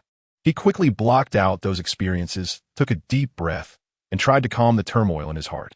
Who? Lin Yi let out a long sigh, beads of sweat already forming on his forehead. It was truly thrilling. He almost fell into madness. After calming his emotions, Lin Yi began to carefully choose the experiences to absorb. He blocked out any experiences that affected his feelings and judgment. However, he chose to accept experiences related to humanities and geography, environment, martial arts insights, cultivation, and so on. He felt the experiences from a simulation when he practiced the 8 or 9 heavenly skills. Sometimes he transformed into an ordinary person, sometimes into a small cultivator, sometimes into a child, and sometimes into an old man. With each transformation, he experienced different lives and felt different states of mind. It seemed that this skill had indeed lost too much. If it were complete, it would definitely be extraordinary. Chapter 144. At this moment, outside the small world of Tianxian Dao Palace, Xianming, Xianyin, and Xianyun were anxiously discussing countermeasures. They had originally planned to quickly call their disciples to retreat, as that terrifying killing intent made them feel that Tianxian Dao Palace might be destroyed at any moment. However, just as they were preparing to act, the killing intent, which felt as substantial as reality, suddenly receded like a tide, as if it had never existed. Master Xianming stood frozen in place. A wave of doubt surged within him, followed by a sense of relief, as if he had been resurrected from death. He let out a long breath and murmured softly, "Thank you, ancestors, for protecting my Tianxian." There was a hint of tremor in his voice, clearly indicating that the fear from earlier had not completely dissipated. Meanwhile, Xia Xiaochan was struggling to move forward against that killing intent. She originally wanted to check on Lin Yi's situation, but the killing intent was too overwhelming. After a long while, she had barely moved less than 10 meters. Just when she was about to give up, the killing intent suddenly vanished. A trace of confusion flashed in her eyes, but she quickly regained her composure. She shook her head and murmured to herself, "It seems the ancestor is fine." After saying that, she turned back to her place of cultivation and continued her closed-door training. Chapter 145. Hearing the voice of gratitude. Lin Yi's lips twitched slightly, and a hint of helplessness flashed between his brows. Goodness, after all that fuss, burning through millions of spirit stones and exhausting all my accumulated heavenly materials. And in the end, I only got a light, thank you. His gaze swept across the gradually calming world of the Earth's core, his tone tinged with bitterness mixed with self-deprecation, thinking that he hadn't even received any tangible rewards. This deal was too much of a loss. The scorching magma continued to churn, emanating a searing heat, but Lin Yi's heart gradually settled down. He glanced at the already formed parasitic isolation array, and a complex emotion flickered in his deep pupils. Although he was filled with complaints and thoughts of giving up flashed through his mind, deep down, he still felt a twinge of reluctance.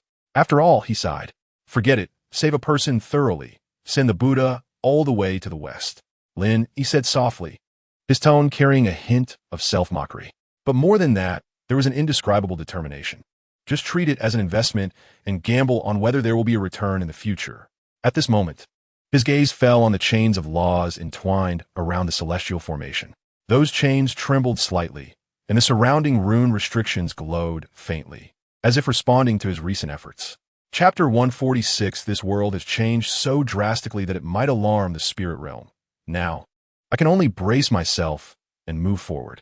Lin Yi murmured, his gaze complex as he looked at the increasingly radiant golden sphere not far away. A sense of unease surged in his heart.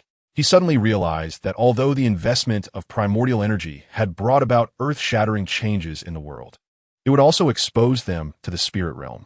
And regarding the war with the spirit realm, he did not have complete confidence. What is a blessing is not a disaster.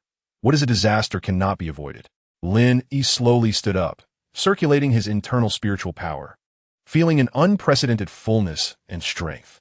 He moved his hands slightly, and the law patterns embedded in the void seemed to activate and tremble for a moment. Then, he actually tried to pull a thread of law into his palm. Otherwise, in the past, even at the peak of the virtual realm, it would have been impossible to accomplish such a feat. I can actually manipulate the laws of this world. Lin Yi clenched his fist slightly, feeling the sense of reality in his palm, a cold glint flashing in the corner of his eye. He quickly tucked away all emotions and calmly analyzed the direction ahead. Take it one step at a time. For now, improving strength is the hard truth. Only the strong can survive in this chaotic situation. Chapter 147. He looked down at the little Yining, who was tightly gripping his sleeve. Her chubby little face was adorned with a pair of bright, clear eyes.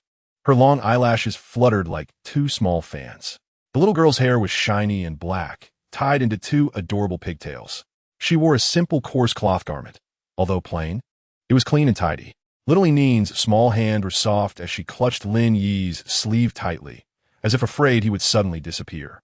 Feeling the warmth from little Yining's hand, A warmth surged in Lin Yi's heart. He smiled slightly and gently patted Inin's head, softly saying, "You have the wrong person. I'm not your Gugwa." Upon hearing Lin Yi's words, Inin did not show any disappointment or sadness. Instead, she tightened her grip on his sleeve even more, looked up at him with her big, watery eyes, and repeated in a sweet voice, "Gwa gwa gwa gwa." Those clear, bottomless eyes were filled with admiration, as if Lin Yi were the closest person to her. Lin Yi thought to himself, "Is the other party a fool?" This little child seemed innocent and naive, but kept calling him Gwa Gwa. Chapter 148. After arranging Inin's living quarters, Master Xianming selected a set of small-sized disciple clothing for her. Once Inin changed into it, she instantly looked like a different person. Originally dressed in a child's youthful attire, she was now lively and adorable like a little deer. Now, draped in the robes of Tianxian Dao Palace, she exuded a touch of solemnity and otherworldliness. The dark blue outer robe accentuated her fair skin, and the small belt cinched her slender waist, with golden silk edging at the cuffs. Every move she made exuded a hint of celestial aura, resembling a true little celestial child. Little Inin blinked her eyes and tilted her head to look at Lin Yi, radiating cuteness and innocence. Her big black eyes resembled two bright crystals, making it hard for anyone to resist looking at her twice. Lin Yi called her over, gently patted the wrinkles on her shoulder, and pinched her chubby little face, inadvertently softening his expression. However, after his gaze lingered on Inin's eyes for a moment, it quickly turned serious again. He did not speak immediately, but calmly pressed his hand against Inin's chest. He carefully sent his consciousness in, meticulously checking around the long-hidden, mysterious formation. After a moment, Lin Yi withdrew his hand, his expression very complex. Chapter 149.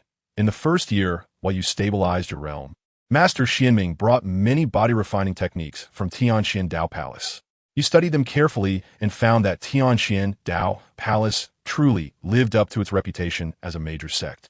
The system of techniques was very complete, with many body-refining techniques far superior to the bull demon body refinement technique you practiced.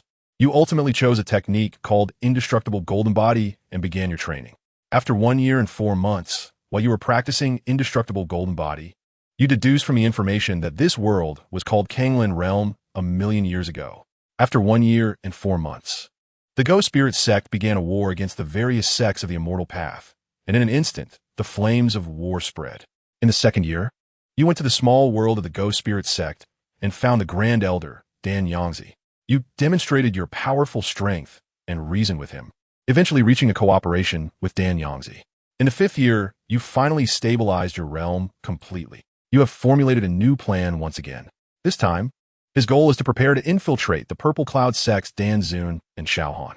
With a thought, he instantly teleports to the foot of the Purple Cloud sect. At this moment, the Dan Zun is refining pills, preparing to blend into the Purple Cloud sect, while Xiaohan is guarding nearby. Chapter 150.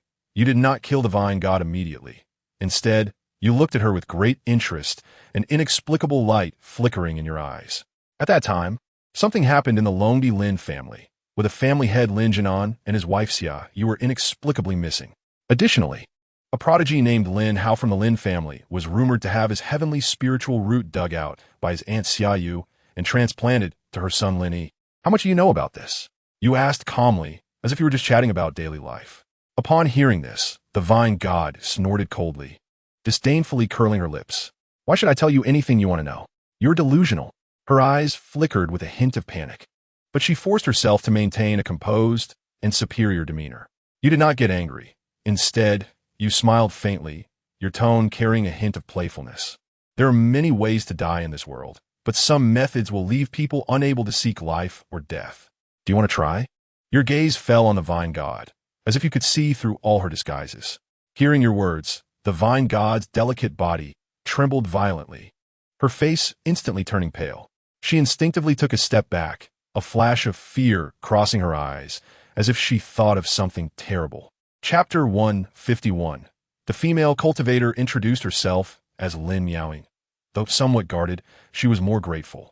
During the conversation, she mentioned that her mother was human, while her father was a clan leader from a branch of the Lin family. Because she did not possess pure spirit clan blood, her status within the Lin family was extremely low. It was only because she had a part of the Lin clan's bloodline in her that she was exceptionally allowed to cultivate. However, whether it was resources or cultivation guidance, she had to fight for it herself. In the vast system of the Lin family, her identity was even less than that of an ordinary clansman. Can the spirit clan and human clan give birth to offspring? A slight shock surged in your heart. In the 51st year, you followed Lin Yi deep into the Great Snow Mountain, where towering ice peaks stood tall, cold winds howled, and snowflakes danced, resembling a kingdom of ice and snow. This is where the Lin family's branch in the Great Snow Mountain is located. Towering ice walls surrounded the entire family territory, shimmering with a cold sheen. At the entrance, 2 guards in heavy leather armor vigilantly watched the incoming personnel. Lin Yi handed over a token engraved with a snowflake pattern. After the guards carefully inspected it, they respectfully opened the gate. Upon entering the Great Snow Mountain Lin family, you discovered that it was not as desolate as you had imagined. Chapter 152. In the 65th year, after various inquiries, you finally confirmed that Lin Jinan and his wife were imprisoned in a heavily guarded dungeon. This dungeon was located deep underground in the main lineage of the Lin family, with a concealed entrance and powerful formations guarding it, making it impossible for ordinary people to approach. To get closer to the dungeon, you began to run around, making connections and clearing relationships. You spent a large amount of spirit stones and pills, even resorting to using the precious pills you refined yourself. Finally, you bribed the steward responsible for guarding the dungeon. In the 66th year, on a moonless and windy night, you avoided the patrolling guards and sneaked into the dungeon. The dungeon was dark and damp, the air foul, filled with a decaying smell. You cautiously advanced along the narrow passage, taking each step with great care. The sound of your heartbeat echoed clearly in the silent dungeon, like a drum. Finally, you arrived in front of a cell. Through the rusted iron bars, you saw Lin Jinan and his wife.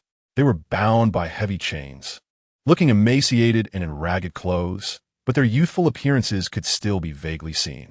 Time had left deep marks on their faces, and their eyes were filled with despair and helplessness.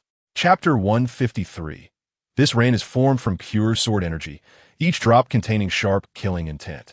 The sword rain poured down densely, enveloping the sky above the Lin family. Countless disciples of the Lin family were as fragile as ants in the face of this sudden sword rain. They were instantly torn apart by the sharp sword energy. Screams rising and falling, blood mist filling the air, staining the ground red. The sword rain fell heavily, and the Taiji 2 instrument's sword formation slowly rotated. Black and white energies intertwined, emitting a suffocating pressure. You stood in the center of the sword formation, your robe billowing, your gaze sharp as a blade, staring directly at Lin Tianjue, and said word by word, "You dare to capture my parents. Today, I will slay you." Lin Tianjue originally thought that you, a cultivator at the initial stage of the combined body, would be easily defeated. However, he did not expect that you could fight him, a mid-stage combined body cultivator, to a standstill. While defending against the sword formation's attack, he secretly marveled, "What a pity if you were truly one of my clan. I would have genuinely felt a sense of pity for talent. Being able to fight evenly with me is enough for you to be proud." Before he could finish speaking, Lin Tianjue's figure suddenly surged, and his momentum rose sharply. The long sword in his hand shone brightly, surrounded by lightning power, emitting a series of roaring sounds. Chapter 154. In the 100th year, you sat cross-legged at the peak of the Enlightenment Peak, feeling the flowing spiritual energy between heaven and earth. Suddenly, a golden light streaked across the sky, and a familiar figure appeared before you. Dan Yangzi, he has successfully ascended. He excitedly tells you about his experience of ascension and the changes in the Kanglin realm now. Through the passage you opened back then, he successfully arrived at the Enlightenment Mountain and brought you the latest news from the Kanglin realm. Dan Yangzi tells you that the spiritual energy in the Kanglin realm is becoming increasingly rich, and many old monsters who were originally stuck at the nascent soul realm have broken through to the god transformation stage, including Xianming, Xianin, and Xianyun from the Tian Xiandao Palace. Hearing these names, familiar faces flash across your mind, and a smile appears on your lips. You inquire about Lin Hao and Xiao Han's situation. Dan Yangzi tells you that Lin Hao is now struggling to develop the Repairing Heaven Alliance, and due to the loss of the Vine God's assistance, he has become much more low-key and acts more cautiously. The treasures you secretly manipulated back then have also successfully been sent to Lin Hao's side, just waiting for a suitable opportunity to be put to use. As for Xiao Han, he is now developing in the triangular region. Although his power is gradually growing, he still lacks the capital to dominate. Chapter 155, finally. You suddenly chant a complex incantation, and the two instruments' sword formation in your hand transforms into a huge wheel of alternating light and darkness, swirling the world's primal energy, completely sealing off the Demon Emperor's offensive. The Demon Emperor let out a roar, firmly suppressed by the sword formation, barely able to hold on, but powerless to counterattack. You looked down at the trapped Demon Emperor in the sword formation and said coldly, "What happened today is just a warning. If it truly comes to devastation, Xiao will not be afraid. If the Demon Emperor still has any sense left, then retreat for now." The Demon Emperor glared at you with anger, gritting his teeth and snorting coldly, "Retreat." He knew that if he continued to stalemate today, it would surely be disadvantageous for the 10,000 Demon Mountain. After this battle, the name Xiao Yuanshan completely spread throughout the demon and spirit clans of the Western Wilderness. The young members of the Xiao clan from all over the Western Wilderness flocked to you, treating you as their role model. Meanwhile, the kings of the 10,000 Demon Mountain grew increasingly resentful of the Xiao clan, vowing revenge. However, you knew that the time was not yet right. The anger of the 10,000 Demon Mountain needed more fuel. When a wildfire spreads, it would be the day the spirit and demon clans turn against each other, and you would reap the benefits from the shadows, promoting the rise of the human race in the world. Chapter 156. You sighed deeply, extended your hand to support him as he stood up, and then slowly said, "First, I will place a barrier formation in your primordial spirit that will cut off your connection with your true body. But once this restriction is activated, you must not easily use powerful spiritual power in the future. Otherwise, the formation will be broken, and you will still become a pawn." As you spoke, a faint symbol light suddenly shone from your fingertip, quietly imprinting the barrier formation's mark into his forehead. Xiao Han's complexion turned pale as he felt a strange, yet stabilizing sensation wandering deep within his soul. Then, your tone became heavy, and a hint of sharpness seeped into your sword intent. Secondly, you must understand that even if the connection is severed, your enemies are not just your so-called true body. You and I both come from a human race. And you must always remember the teachings of the human race in the Kanglan realm and the simple and unadorned parents and townsfolk of Wutan Town. In the future, if you can awaken your true self, you must fight for a glimmer of hope for the human race. Xiao Han looked at you with a complex expression, and after a long time, he nodded earnestly. "Master, I understand." Immediately, his eyes shone with determination, and he declared resolutely, "From now on, I will no longer belong to the Xiao clan. I am Xiao Han, fighting only for the common people." Chapter 157. In the year 1300, the flames of war spread. The Lin clan's army surged into the Xiao clan's territory like a tidal wave, banners obscuring the sun, and the sounds of battle shaking the heavens. Although the Xiao clan tried their best to explain and resolve this catastrophe, the Lin clan's leader, Lin Zhan, was already blinded by hatred. Clad in purple gold battle armor and wielding a giant axe, he resembled an invincible war god. Countless beams of spiritual power shattered the sky, turning the once peaceful spirit realm into a hellish battlefield. The Xiao clan's cities trembled under the Lin clan's fierce assault, and the city protection formation flickered with a precarious light. In the same year, Fat Da ascended to the spirit realm. You secretly summoned him, and after giving him some instructions, Fat Da transformed into an inconspicuous human slave and disappeared into the vast sea of people, beginning his journey of intelligence gathering. In the year 1400, Fat Da reported back, "The Xiao clan is willing to pay a huge price to appease the Lin clan's anger, even willing to arrange a trial ground for Lin Hao's tribulation task to show their sincerity." Upon hearing this, a cold smile appeared on your lips. Peace? That was not the outcome you desired.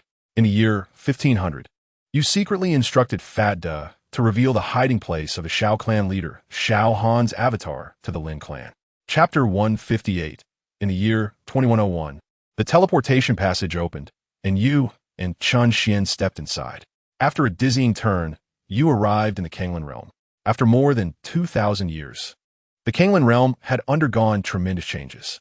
The air was filled with rich spiritual energy, far surpassing before.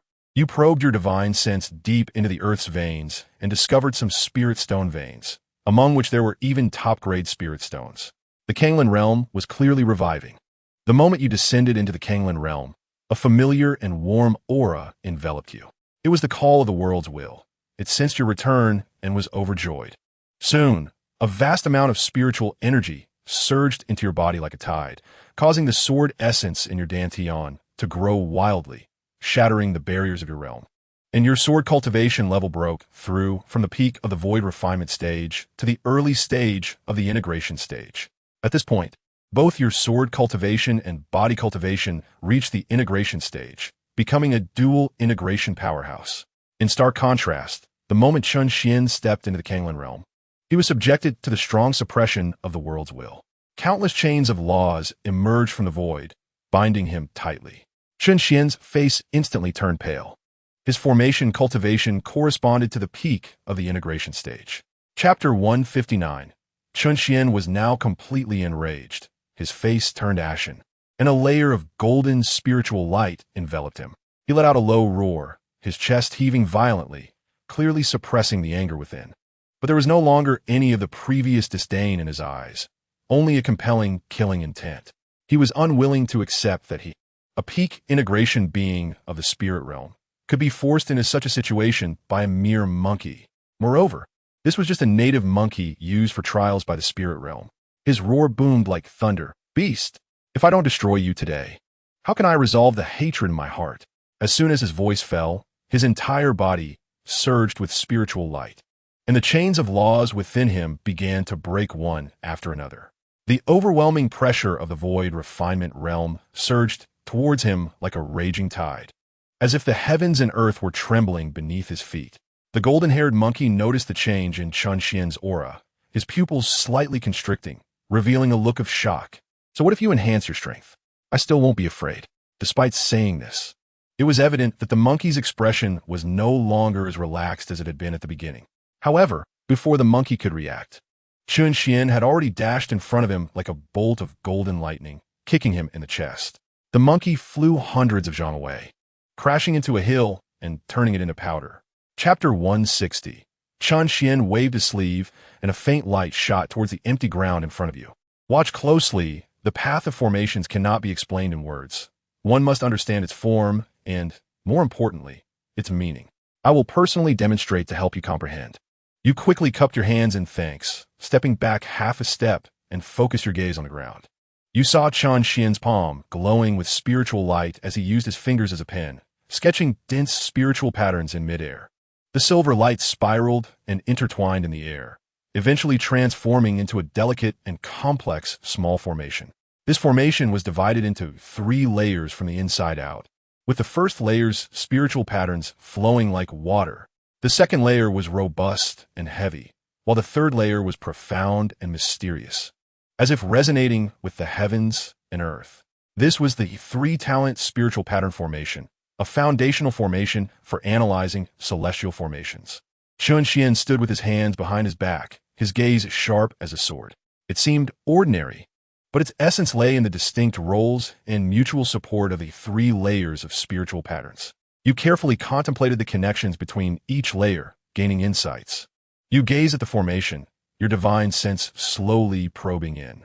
You felt countless streams of light traversing through the spiritual patterns, as if constructing some indescribable law. Gradually, a strange resonance grew in your heart, as if something had never been discovered by you. Chapter 161. In the year 2300, time passed like a fleeting horse. During this long period, you continuously explored and tried, relying on the memories left by Chun Xian and your profound understanding of formations, and finally perfected the entire parasitic isolation great formation to its peak. You looked at the newly refreshed formation, filled with a sense of accomplishment. You turned to the monkey who had been faithfully guarding you and realized that it still didn't have a name. You smiled and said, "From now on, you shall be called Sun Xiaosheng." The monkey, or rather Sun Xiaosheng, became excited upon hearing the name, dancing with joy and emitting cheerful cries that echoed in the vast underground world. In the year 2310, you followed Sun Xiaosheng to the Tianxian Dao Palace. The scene before you made you feel a bit dazed. The once Tianxian Dao Palace is now magnificent and grand, with buildings rising in succession, filled with spiritual energy, like a fairyland. Sun Xiaosheng pointed to a towering statue in the center of the square, proudly saying, "Senior, that is your statue." You followed Sun Xiaosheng's gaze and saw a gigantic statue standing in the center of the square. The figure in the statue stood tall, sword pointing to the sky, exuding an aura of dominance that looked down upon the world. Chapter 162. But just as your emotions surged, Lin suddenly turned around. Her eyes, originally gazing at the sky, slowly fell upon you. In that moment, all the pressure seemed to dissipate, and her gaze revealed a hint of gentleness. It even carried an ancient and distant warmth. "It's you." Her voice was soft, but it resonated in your ears like a melody, reaching deep into your soul. She frowned slightly, as if examining you for a moment, then unexpectedly showed a look of surprise. "I didn't expect it was you who awakened my reincarnated self." Lin sighed lightly, seemingly reminiscing about something. She then gently raised her jade hand, her fingertip lightly tapping, and a stream of light flew out from her palm, slowly drifting towards you. The stream of light condensed like starlight, landing in your hand, with mysterious patterns floating on it, as if endowed with infinite power. You grasped the stream of light, your mind trembling, still unable to recover from the sudden change before your eyes. Lin looked at you again and softly said, "I cannot stay in this realm for too long. If you ascend to the immortal realm in the future, bring this item to find me. My name is Yiling Long." After saying this, her figure began to transform into dots of spiritual light, infinitely brilliant. It seemed to merge with heaven and earth, and then suddenly transformed into a stream of light soaring into the sky. Chapter 163. Simulation ended. Starting to calculate the rewards for this simulation, you have advanced your sword cultivation level to the mid-stage of integration and can receive 1 reward. You have ascended to another world and received 1 reward. You have gained the blessing of this world's will, fighting to the utmost to slay invading enemies, and received 3 rewards. You can choose 5 from the following rewards. 1. Mid-stage integration sword cultivation level. 2. Experience from this simulation. 3. The counterattack of the Kanglan realm. 4. Improved version of the parasitic isolation great formation. 5. A celestial sword. 6. Chen Xian's lifelong knowledge of formations. 7. 10 sources of primordial energy. Remaining simulation attempts. 0. The simulation ended, and Lin Yi remained motionless in the cave, although his strength had increased several levels, reaching the mid-stage of integration from the late stage of void refinement, which should be worth celebrating. However, the final situation was that this path was blocked. Once the spirit realm discovered the changes in this realm, even a single great ascension would shatter the entire world. This realm was still too weak. Lin Yi sighed deeply, rubbing his brow, his features marked by an inescapable sorrow. He knew that the weaknesses of the Kanglan realm could not be remedied overnight. Chapter 165. According to records, each time the heavenly tribulation's power was more terrifying than the last. How many times one could withstand the heavenly tribulation determined how long one could live. By the time one reached the integration stage, the interval of the heavenly tribulation extended to once every 10,000 years. The lifespan of a practitioner in the integration stage was at least several tens of thousands of years. The powerful ones could even endure 10 heavenly tribulations, living for about 100,000 years. As for practitioners in the Great Ascension stage, they often had lifespans exceeding 100,000 years, sufficient to ensure the stable development of a race for 100,000 years. Those Great Ascension old monsters who lived for 1,000,000 years were like living fossils, awe-inspiring. How could such a once glorious world be reduced to this by these people? Lin Yi sighed and gently set down the ancient book in his hand, rubbing his somewhat sore eyes. 1,000,000 years ago, how glorious was the Kanglan realm. Void refinement practitioners were everywhere, and transformation stage practitioners were as common as dogs, while nascent soul practitioners were less than dogs. But now, transformation stage practitioners were already top-tier combatants, and void refinement practitioners were extremely rare. As for the integration stage, it only existed in legends. It was stolen by a great emperor of the 10 calamities. Lin Yi muttered to himself, his tone filled with helplessness and unwillingness. The descendants had to reach the transformation stage to be considered at the peak, and still had to look at the spirit realm's expressions. Chapter 166. in the simulation experience. The wind howled around, sand and stones flew, and the world was shrouded in darkness. His clothes flapped loudly, and his gaze was fixed firmly ahead, where a chaotic battlefield lay. The Lin clan and the Shao clan's cultivators collided like two torrents, the shouts and cries shaking the heavens and the earth.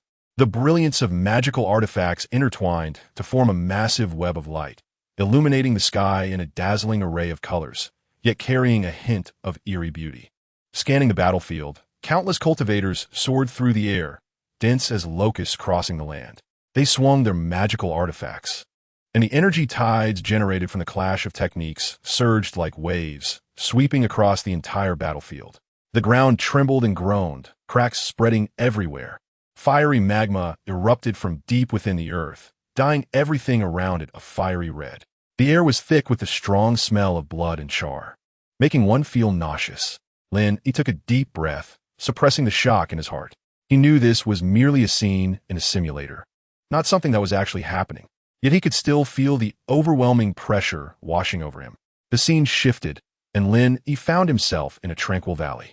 Here, the birds sang and flowers bloomed, spiritual energy swirling, forming a stark contrast to the previous battlefield.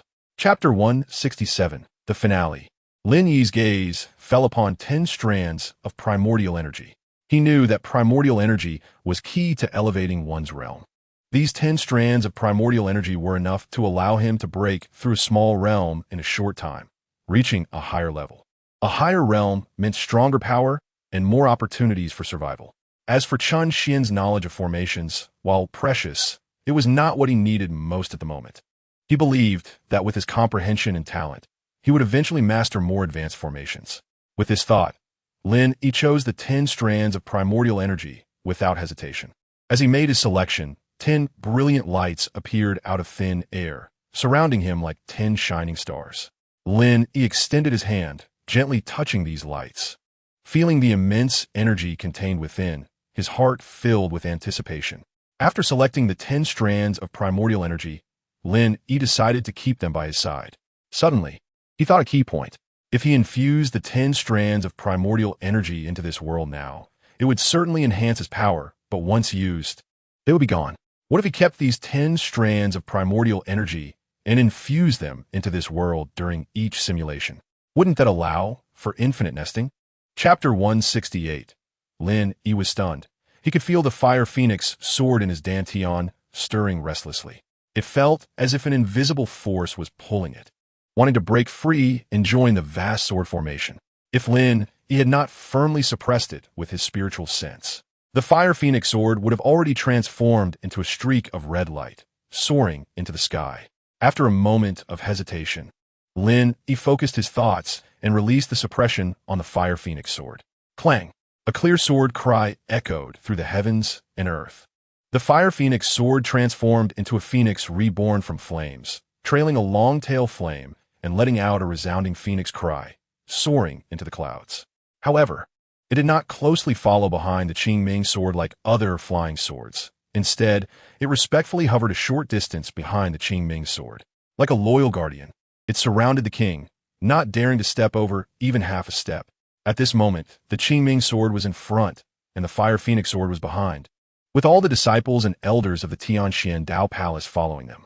It was a magnificent sight, like a brilliant river of stars winding and swirling through the sky.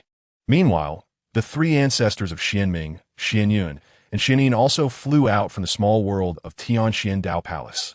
Their gazes were fixed on the Qingming sword in the air, their faces filled with shock and disbelief. Chapter 169. The various flying swords that followed behind the Qingming sword returned to their respective owners at this time. The sword bodies emitted a shimmering light, as if reborn. The owners of these flying swords were pleasantly surprised to find that their flying swords had all broken through a realm. They were all extremely excited and knelt in the direction of Lin Yi, thanking him for this tremendous opportunity. Xianming, Xianyun, and Xianyin quickly flew back to the small world. However, they were astonished to discover that the Qingming sword was now flying back and forth around Yin, emitting joyful sword cries. Like a mischievous child acting spoiled towards its mother, Yin curiously reached out her small hand, gently stroking the body of the Qingming sword. The Qingming sword then spiraled around her, the blue light it emitted enveloping her like a guardian deity. Lin Yi, on the other hand, stood aside with a dark expression, his heart filled with mixed emotions. The immortal sword produced by the simulator, which he thought would submit to him and become his most powerful weapon, completely ignored his presence and instead was incredibly affectionate towards Yin. At that moment, Lin Yi felt extremely awkward, watching the Qingming sword fly around Yin like a loyal guardian. Chapter 170. It should be noted that through recent simulations, Lin Yi's rapid improvement in strength was closely tied to the assistance of this world's will. A dead camel is still bigger than a horse. With this in mind, Lin Yi no longer delayed. Based on the trajectory in his memory, he quickly set up the formations again.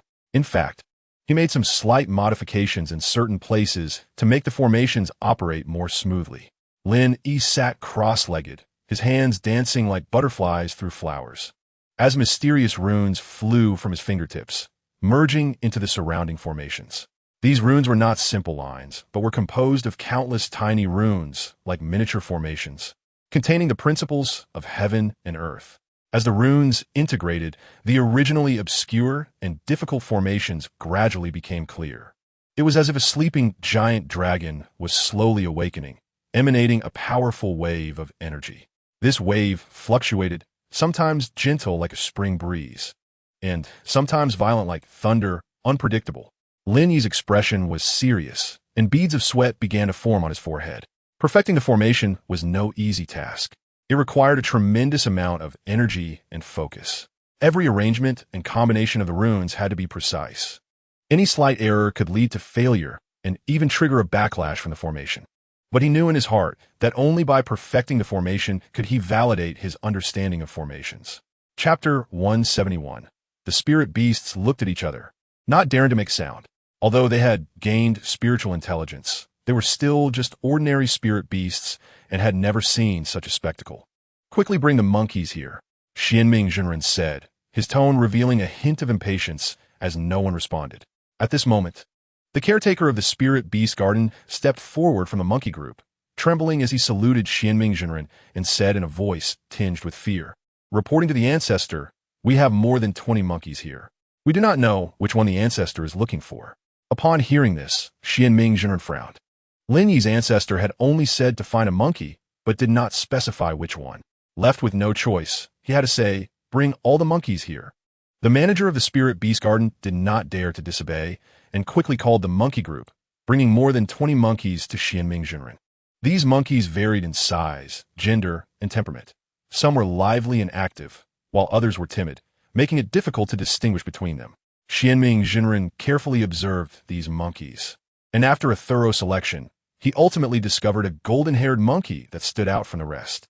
It had a strong and agile physique, sharp eyes, and exuded a sense of spirit and vitality that was distinctly different from the other monkeys.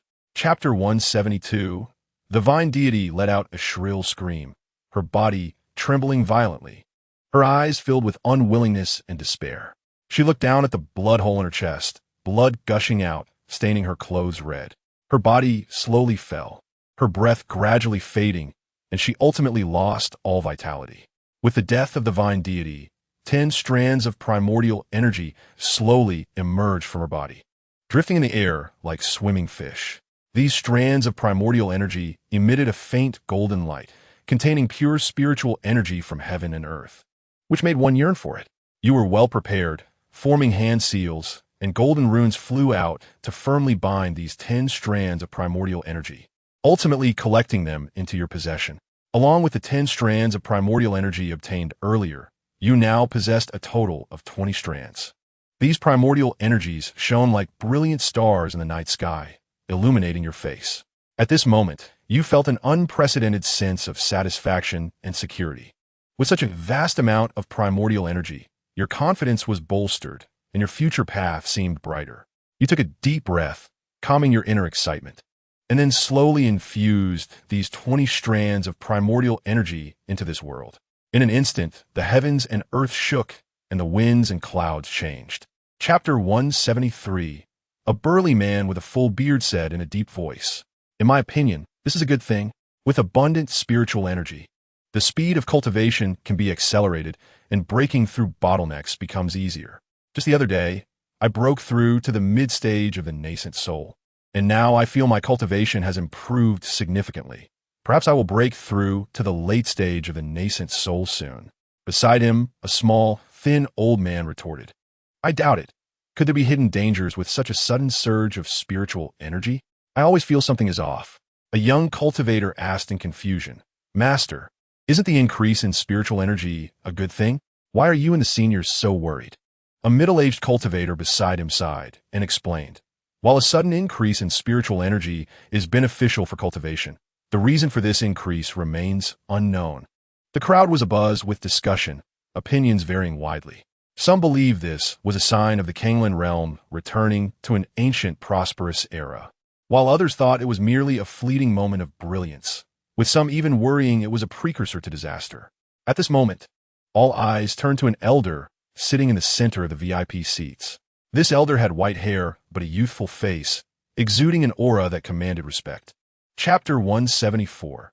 After you perfected the parasitic formation and continuously supplemented it with 20 strands of primordial energy, the Kanglan realm indeed regained a lot of vitality, and even cultivators in the refining void realm began to appear.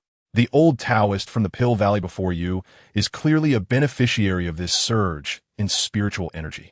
Without this increase, he would likely have closed himself off and awaited death, unable to break through to the refining void realm. When he appeared, everyone in the audience gasped, then collectively shouted his name. Elder Gu Chun. My God, he is a figure from 3,000 years ago. There are rumors he has already died, but unexpectedly he is still alive. Some spoke with evident skepticism, seemingly doubting Elder Gu Chen's identity. Others whispered among themselves, speculating how Elder Gu Chun had survived to this point and why he had appeared at this time. Elder Gu Chun seemed to relish the astonishment of the crowd. He nodded slightly, surveying the surroundings, his gaze carrying a hint of pride. After everyone had finished their exclamations, he slowly spoke, his voice old and authoritative. With an undeniable tone, this poor Taoist was in seclusion to break through my shackles, not sitting in meditation for death. Chapter 175. A million years ago, there was a great emperor of endless tribulations, a top-tier formation master. Do you know that this great emperor of endless tribulations is not from our Kanglan realm? You looked around, and everyone shook their heads, indicating they were unaware of this fact. You paused, scanning the crowd, taking in their expressions before continuing. He is actually from the spirit realm. As soon as these words were spoken, the audience erupted in an uproar. Everyone was stunned, including the old immortal who had lived for 100,000 years, who also displayed an expression of disbelief. Gu Chun, who was pinned to the ground and unable to move, felt greatly insulted. After finally breaking through to the refining void realm, he found himself suppressed on the ground like a dead dog. Hearing your words, he struggled and coldly said, "You speak nonsense. What evidence do you have to prove that the great emperor of endless tribulations is from the spirit realm?" Once Gu Chun finished speaking, the crowd began to murmur. They feared your strength and did not dare to question you directly, but it was clear they had their doubts. Whispers rose and fell throughout the crowd.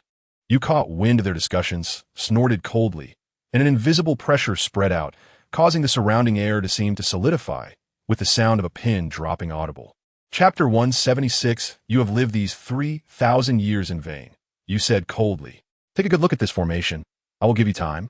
If you can break one rune of this formation, I will let you go. Your voice carried a tone of judgment, making Gu Chun shudder. The people around were so frightened they fell silent. They finally believed what you had said before, filled with awe and fear. They understood that this seemingly young man before them possessed the power to destroy the world.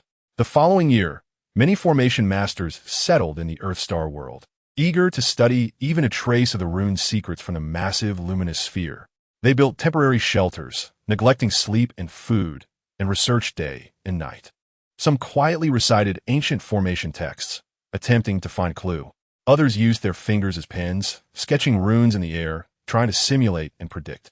Even more took out various ancient treasures, attempting to resonate with the luminous sphere. However, all efforts seemed to sink into the ocean. Those runes remained as incomprehensible as celestial scripts. They could not even name these runes. Despair began to spread among the crowd, and they finally realized how extraordinary your understanding of formations was. Chapter 177. Your voice rang like a great bell, echoing throughout the Duan mountain range, causing everyone's eardrums to buzz. Suddenly, you turned to the 7 void refining cultivators and said in a deep voice, 7, for the future of the Kanglan realm. Please begin your tribulation and ascend to the spirit realm immediately. Upon hearing this, the 7 void refining cultivators nodded in unison, crossed their legs, and began to prepare for their tribulation and ascension. Everyone understood that from the moment you cracked the formation laid out by the Emperor of 10,000 calamities, the spirit realm would eventually sense everything. Rather than waiting passively, it was better to take the initiative and strike first. No one present blamed you for this. All they felt was a deep-seated hatred for the spirit realm. After all, these old folks had been trapped for so many years, unable to ascend, all thanks to the spirit realm. In your view, perhaps only one person held a grievance against you, and that was Guqin. He had just managed to break through to void refining with great difficulty, only to be suppressed by you, which naturally left him feeling indignant. Once the 7 void refining cultivators were ready, dark clouds gathered in the sky, thunder roared, and a suffocating pressure descended. Faced with the impending lightning tribulation, it seemed certain that the 7 void refining cultivators would be struck down. You merely waved your hand gently, and the originally violent lightning tribulation gradually dissipated, as if being erased by an invisible hand. Chapter 178. On a hot afternoon in the 450 years, in a small village at the foot of Wutan Mountain, smoke curled up from cooking fires, and children played. Suddenly, a foul wind swept in, and a group of fierce-looking demon clans burst out from the Wutan Mountain. They waved their sharp claws and captured powerless humans, preparing to take them back to their lair as blood food. You, who were meditating on Wutan Mountain, sensed this demonic aura and frowned slightly. In an instant, you appeared above the village. Looking at these brutal demon clans, a cold glint flashed in your eyes. You gently raised your right hand and lightly clapped towards the demons. Bang! With a loud noise, all the demons instantly turned into blood mist, unable to even let out a scream. Chapter 179. However, Xiao Han, relying on his formidable strength, withstood this thunderous strike capable of destroying everything. His robes were torn by the lightning, revealing his strong muscles, which shone with a golden light. His eyes were firm and sharp, showing no fear, but rather filled with fighting spirit, as if he wanted to compete with the heavenly thunder. You held your breath, nervously watching the scene in the sky. Deep inside, 2 completely different emotions clashed violently, like 2 surging undercurrents, constantly impacting your heart. On one hand, you wished for Xiao Han to be struck down by the heavenly thunder, completely eliminating this huge threat. On the other hand, you couldn't bear to see the innocent mortals in the Ascension City affected, accompanying him to his funeral. This conflicting psychology made you feel extremely tormented. Chapter 180. The second bolt of lightning, carrying the momentum to destroy everything, struck down fiercely. The dazzling white light once again illuminated the entire world. The deafening thunder echoed through the heavens and earth, as if it were going to tear the entire sky apart.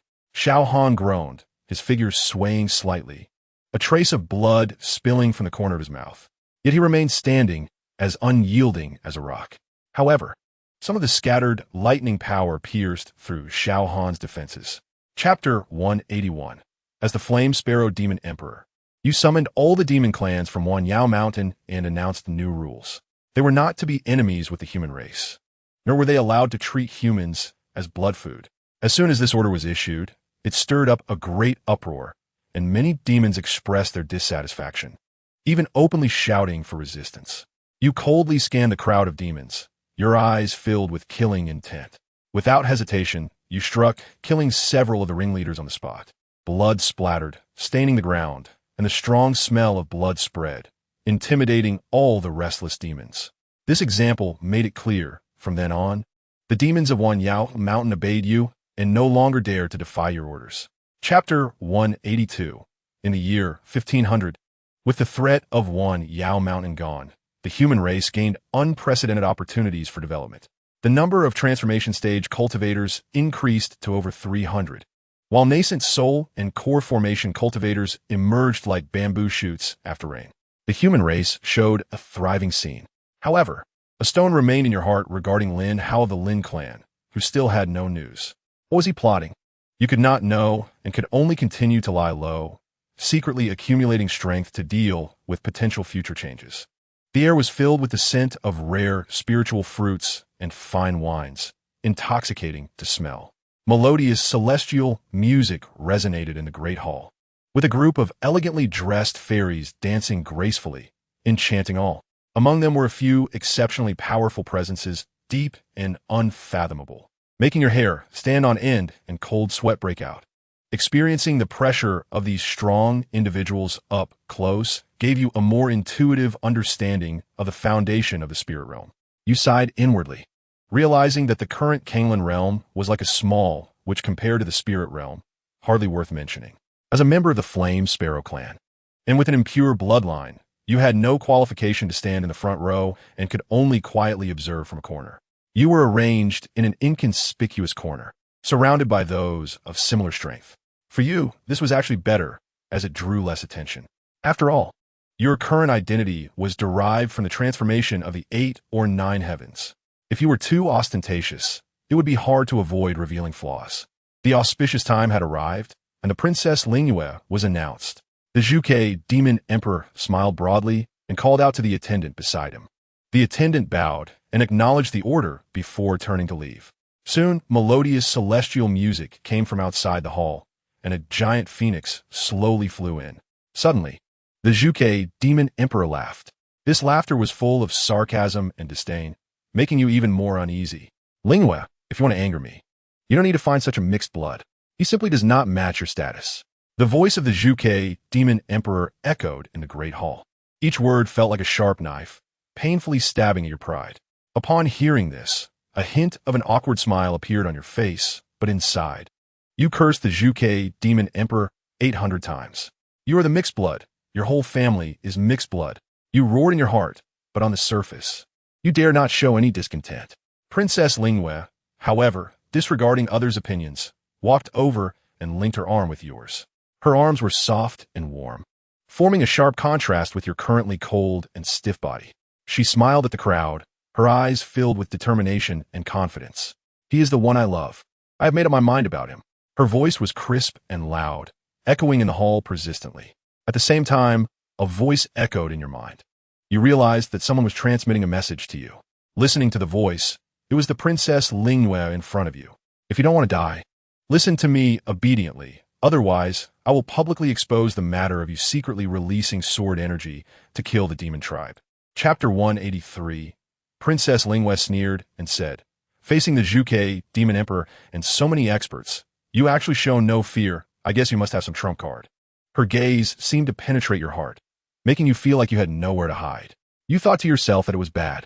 You hadn't expected that she would see through your nuclear level ability so easily. A cold sweat trickled down your forehead. You felt as if you were stripped naked, exposed under her gaze. Your heart was uneasy. You were on guard in your heart, but your face remained calm, pretending to be puzzled as you asked, "What do you mean, princess?" Princess Lin Yi sneered and said, "In your eyes at that moment, I saw that you have a trump card, and it's powerful enough to turn the tide in your favor." She paused and then said with confusion, "But what puzzles me is, as a mere infernal realm Yenke, what kind of trump card do you have that can turn the tables in that situation?" Hearing this, you quickly thought of a plan and said, "Your Highness, you misunderstood. I am just fearless in the face of death, understand? Since I can't escape, why bother running? I will fight to the death, and if worse comes to worst, I will self-destruct." Chapter 184. You watched the human race working hard in the fields.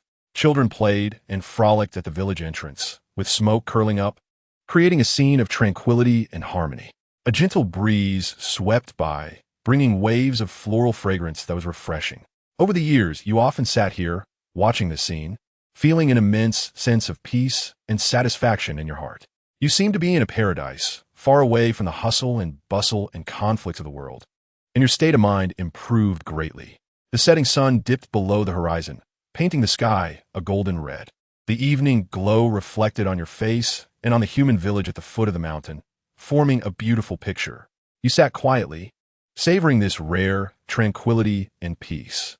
One day, you were leaning against a moss-covered boulder, gazing down at the curling smoke of the human village, feeling the rare tranquility.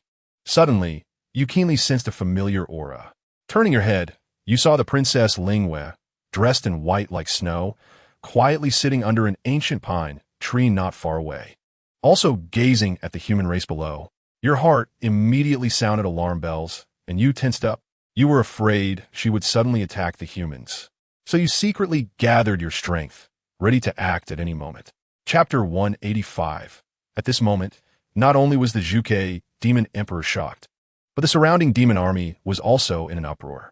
They looked at each other, their eyes filled with fear and awe.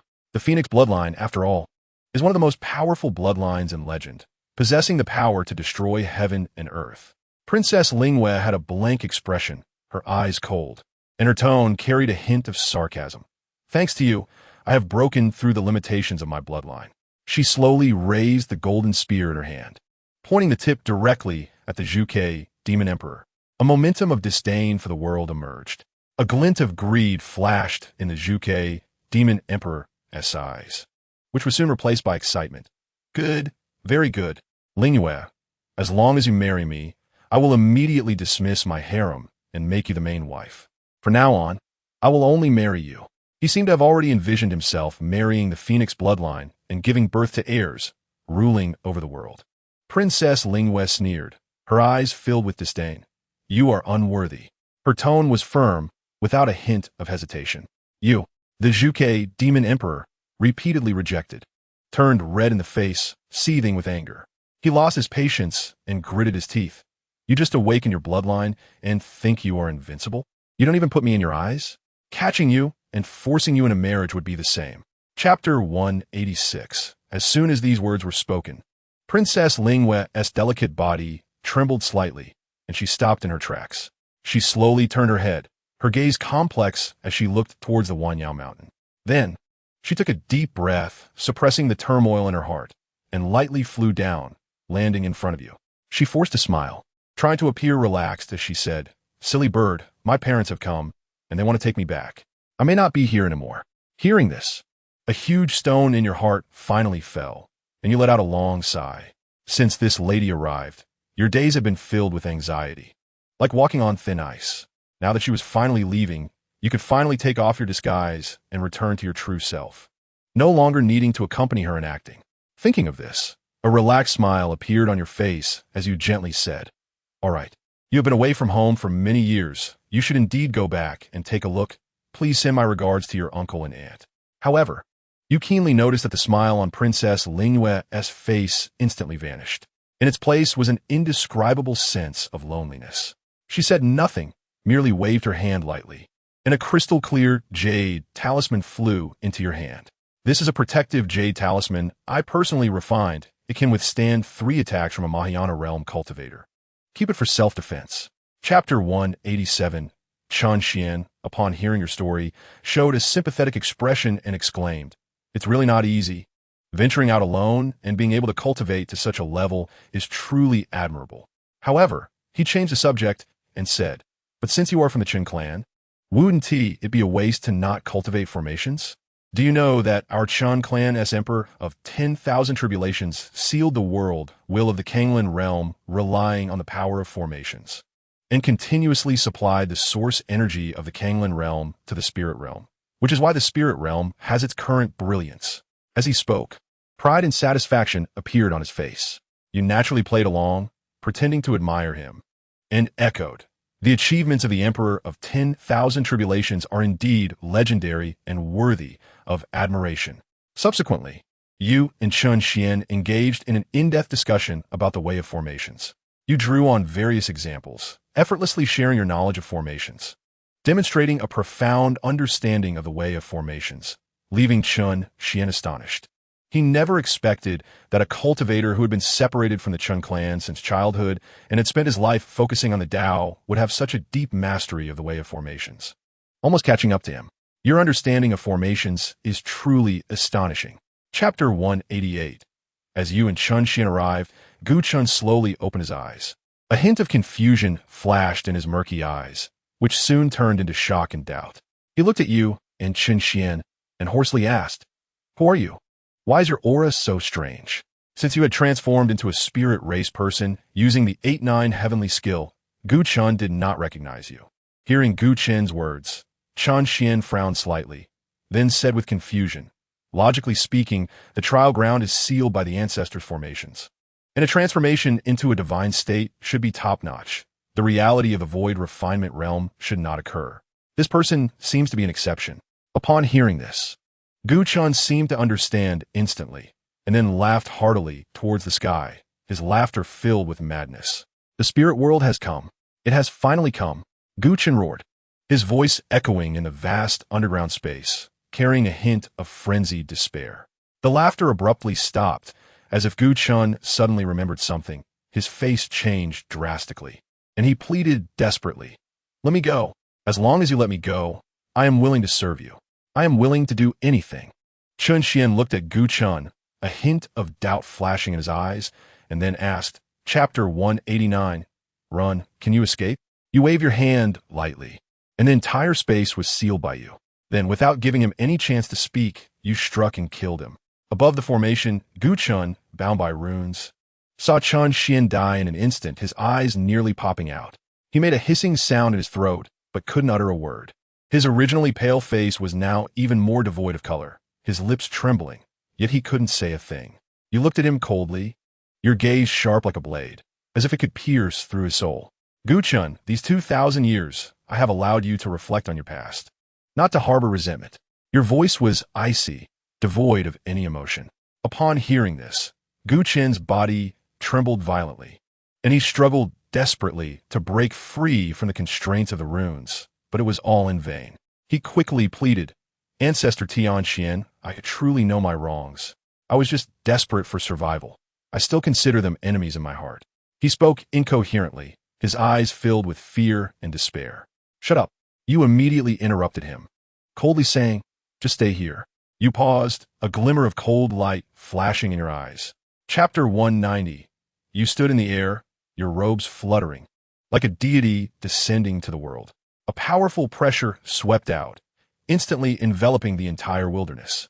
Hundreds of spirit race cultivators suddenly felt difficulty in breathing, as if a great mountain pressed down on their hearts, making it hard for them to breathe.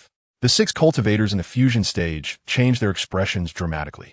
They recognized your realm at a glance, filled with shock in their hearts. No wonder this realm has fallen out of control. It turns out there is such a figure as you. One of the fusion stage cultivators said solemnly, his tone carrying a hint of caution. In Insta beside you, tightly holding your hand, feeling the powerful aura emanating from you, filled with a sense of security. She knew that no matter what happened, Master would protect her. Your gaze swept over the 6 fusion stage cultivators, finally landing on the teleportation array. You knew this was just the beginning. The army of the spirit world was continuously descending. In that instant, countless divine senses converged from all directions, locking onto the wilderness. Countless experts from the Kanglan realm were watching here, and when they saw your figure, they were all extremely excited. Your statue images were spread across every sect in the Kanglan realm. You had already become a myth-like figure. Chapter 191.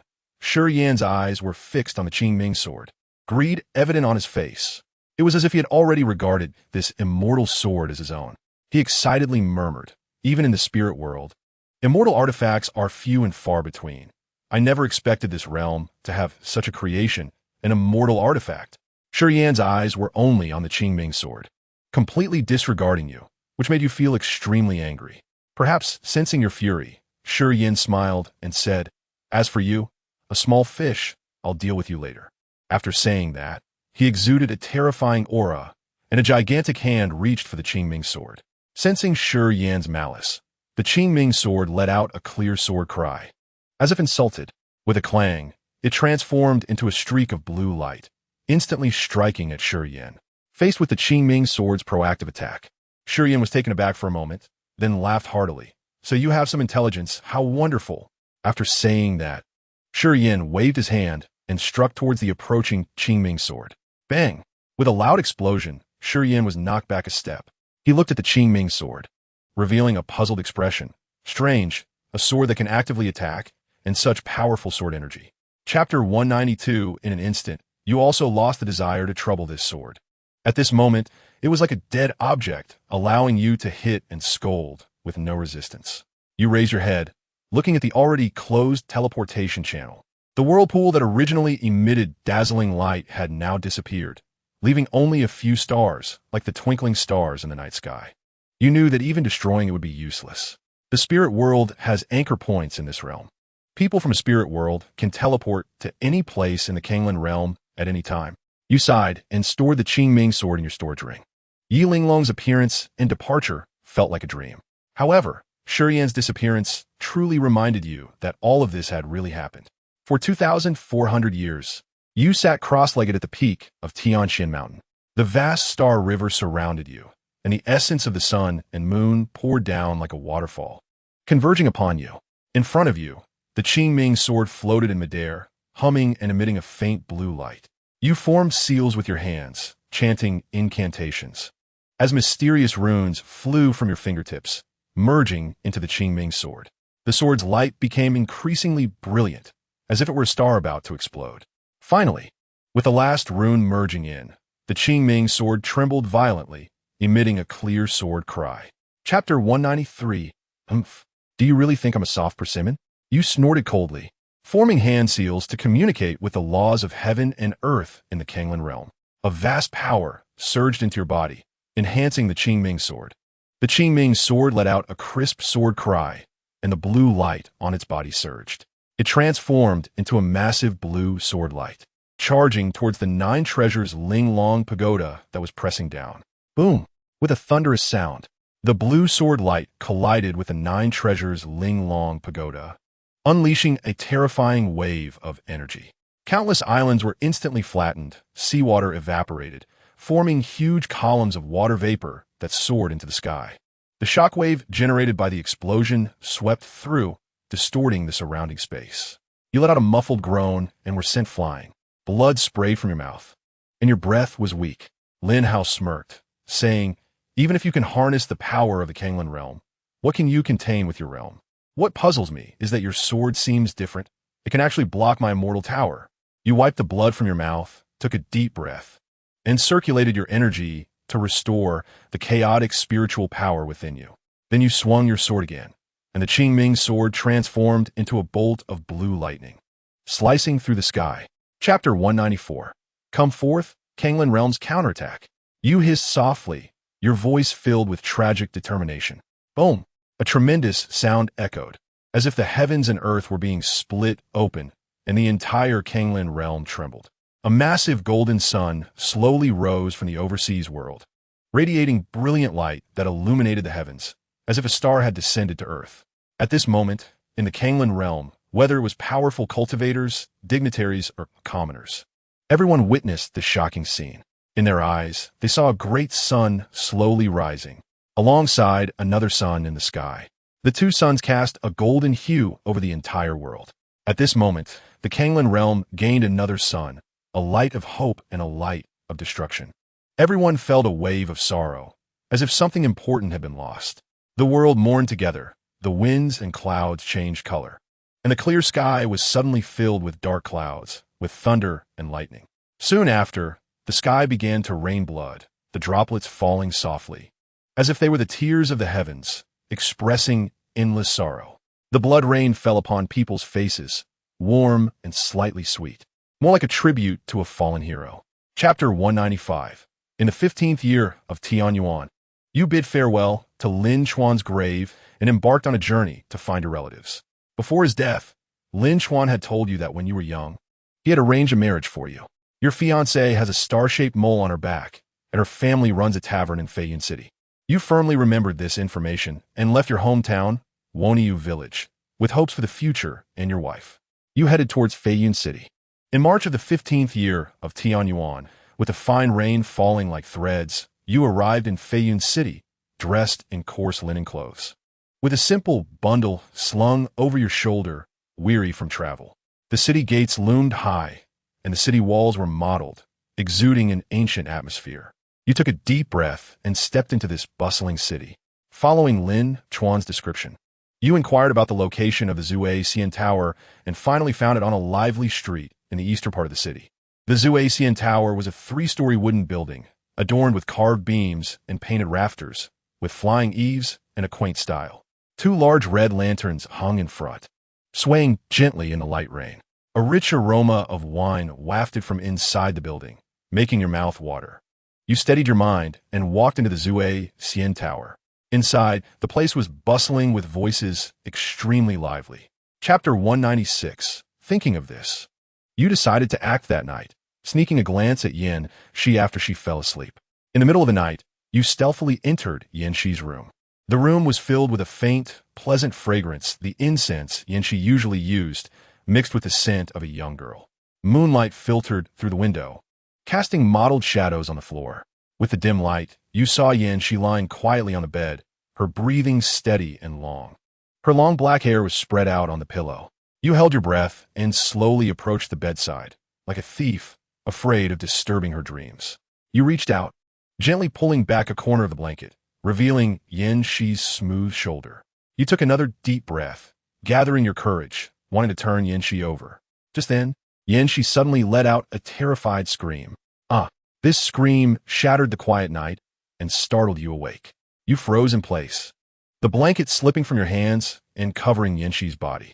Yin Shi sat up abruptly, looking at you in fear, her eyes filled with anger and disgust. You opened your mouth to explain, but found yourself speechless. What are you doing? Yin Shi's voice trembled, tinged with a hint of tears. Chapter 197. You were brought by the immortal to a misty mountain peak. Here, palaces and pavilions were resplendent, resembling a fairyland. Inside a magnificent hall, a group of elderly men with white hair surrounded you, sizing you up, pointing and murmuring. You felt like a monkey being gawked at, completely uncomfortable. You heard them mention something about a natural sword body, rarely seen in a millennium, a prodigy of the ages. You didn't care about that. You just wanted to know Yin Shi's whereabouts. You anxiously asked, "Why didn't you bring Yin Shi too?" The group of old men exchanged glances, and in the end, they asked the steward in charge of recruiting disciples. The steward then remembered that he had left the other girl with a high-quality spiritual root in the square. However, in their view, it was just a high-quality spiritual root. The Tianxian Holy Land now had the worst talents with only medium-quality spiritual roots, and there were many with top-quality spiritual roots, let alone high-quality ones. And you, with your natural sword body, were more worthy of their cultivation efforts. In the 16th year of Tianyuan, you were directly named the Holy Son of the Tianxian Holy Land, attaining supreme status and power. As for Yin Shi, it was said she had been assigned to the outer sect as an outer disciple. You wanted to see her, for you still didn't know whether she had the 3 moles on her back. Chapter 198. You stood up, stretched your muscles, and felt a surge of strength throughout your body. Looking down at your feet, you found yourself floating in mid-air, able to fly without needing to ride a sword. Clearly, your initial goal had been far surpassed. You sensed 3 sharp sword energies within you. They were like 3 slumbering giant dragons, harboring the power to destroy the heavens and the earth. You had a faint feeling that with these 3 sword energies, even the venerable elders before you would be a match for you. In June of the 25th year of Tianyuan, you arrived at the outer sect and found Yin Shi. She was dressed in a light blue Dao robe, exuding elegance, her long black hair pinned up with a white jade hairpin, making her look even more refined and ethereal. Now she had reached the 10th level of Qi refining, and her every movement carried a faint aura. Seeing her again, you felt a twinge of repulsion in your heart. All past doubts seemed trivial at this moment. You didn't ask her about the 3 moles on her back. You simply stood quietly in front of her, feeling this long-lost tranquility. You are eager to know the story of the esteemed Lin Yi for some reason. It's not just because you share the same name, but rather your curiosity about his deeds. Chapter 199. You never expected to encounter you here. You have become human, but do not remember me. The colorful chicken spoke intermittently, its tone filled with loneliness. Listening to its words, you felt a sense of confusion.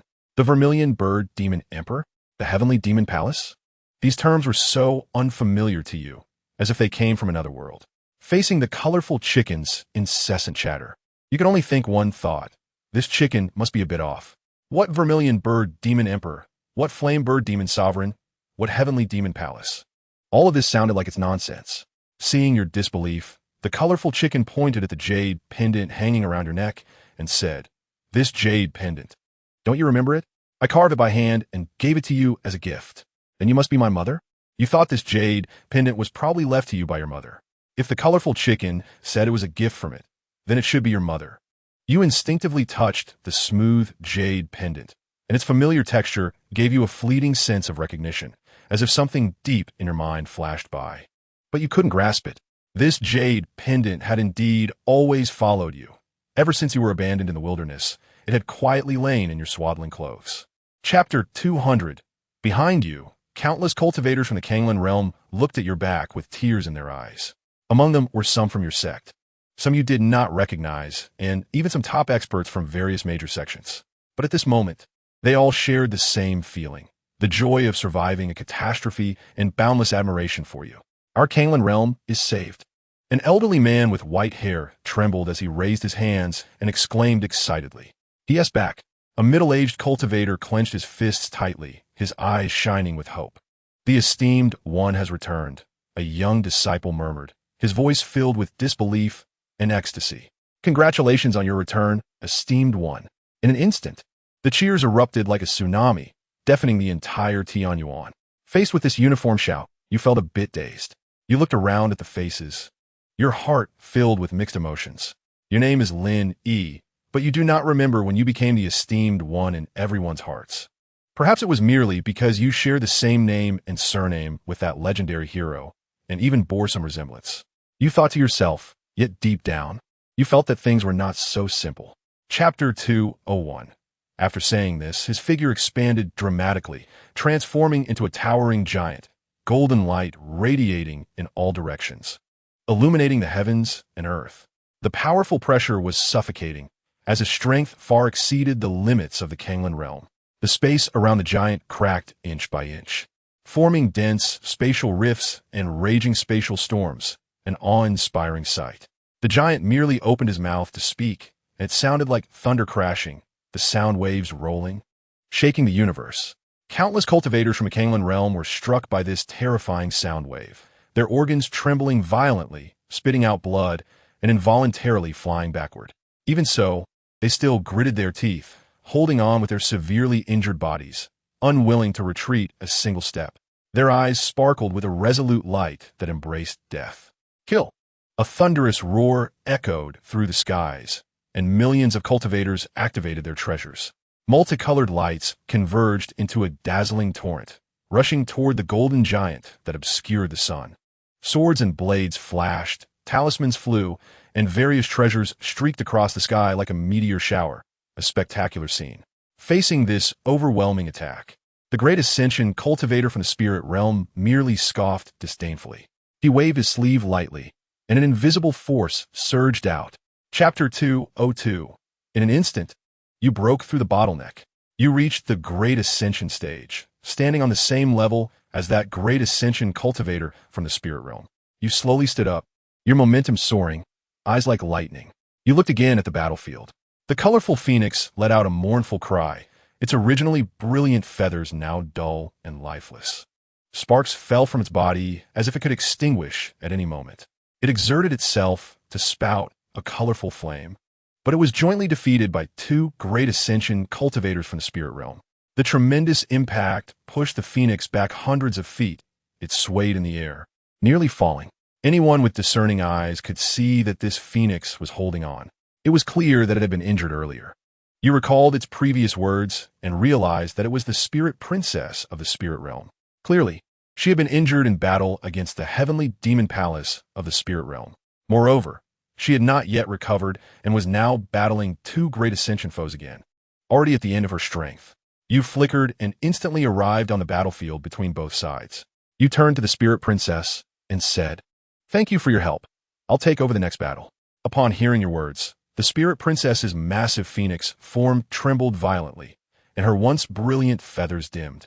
Chapter 203. Seeing this, the black-clad Great Ascension cultivator's eyes flashed with determination. He burned his essence blood, transforming into a beam of black light, attempting to escape. However, how could the power of the Taiji 2 instrument sword formation be something he could withstand? The black light had barely flown a few feet when it was devoured by the grinding wheel, turning into nothingness. Boom! After a loud crash, the Taiji 2 instrument's sword formation slowly dispersed, and the black and white energies vanished. All that remained was a massive deep pit and some broken treasure fragments. proving that an earth-shattering battle had once occurred here. The two great ascension cultivators from the spirit realm, along with their primordial spirits, were completely obliterated, no longer existing. Chapter 204. After killing the two great ascension cultivators, you felt little turmoil in your heart. One was at the early stage of great ascension, the other at the mid-stage. If they were at the late stage or peak of great ascension, it would have been impossible to kill them so easily. Behind you, the cultivators of the Kanglan realm erupted in thunderous cheers.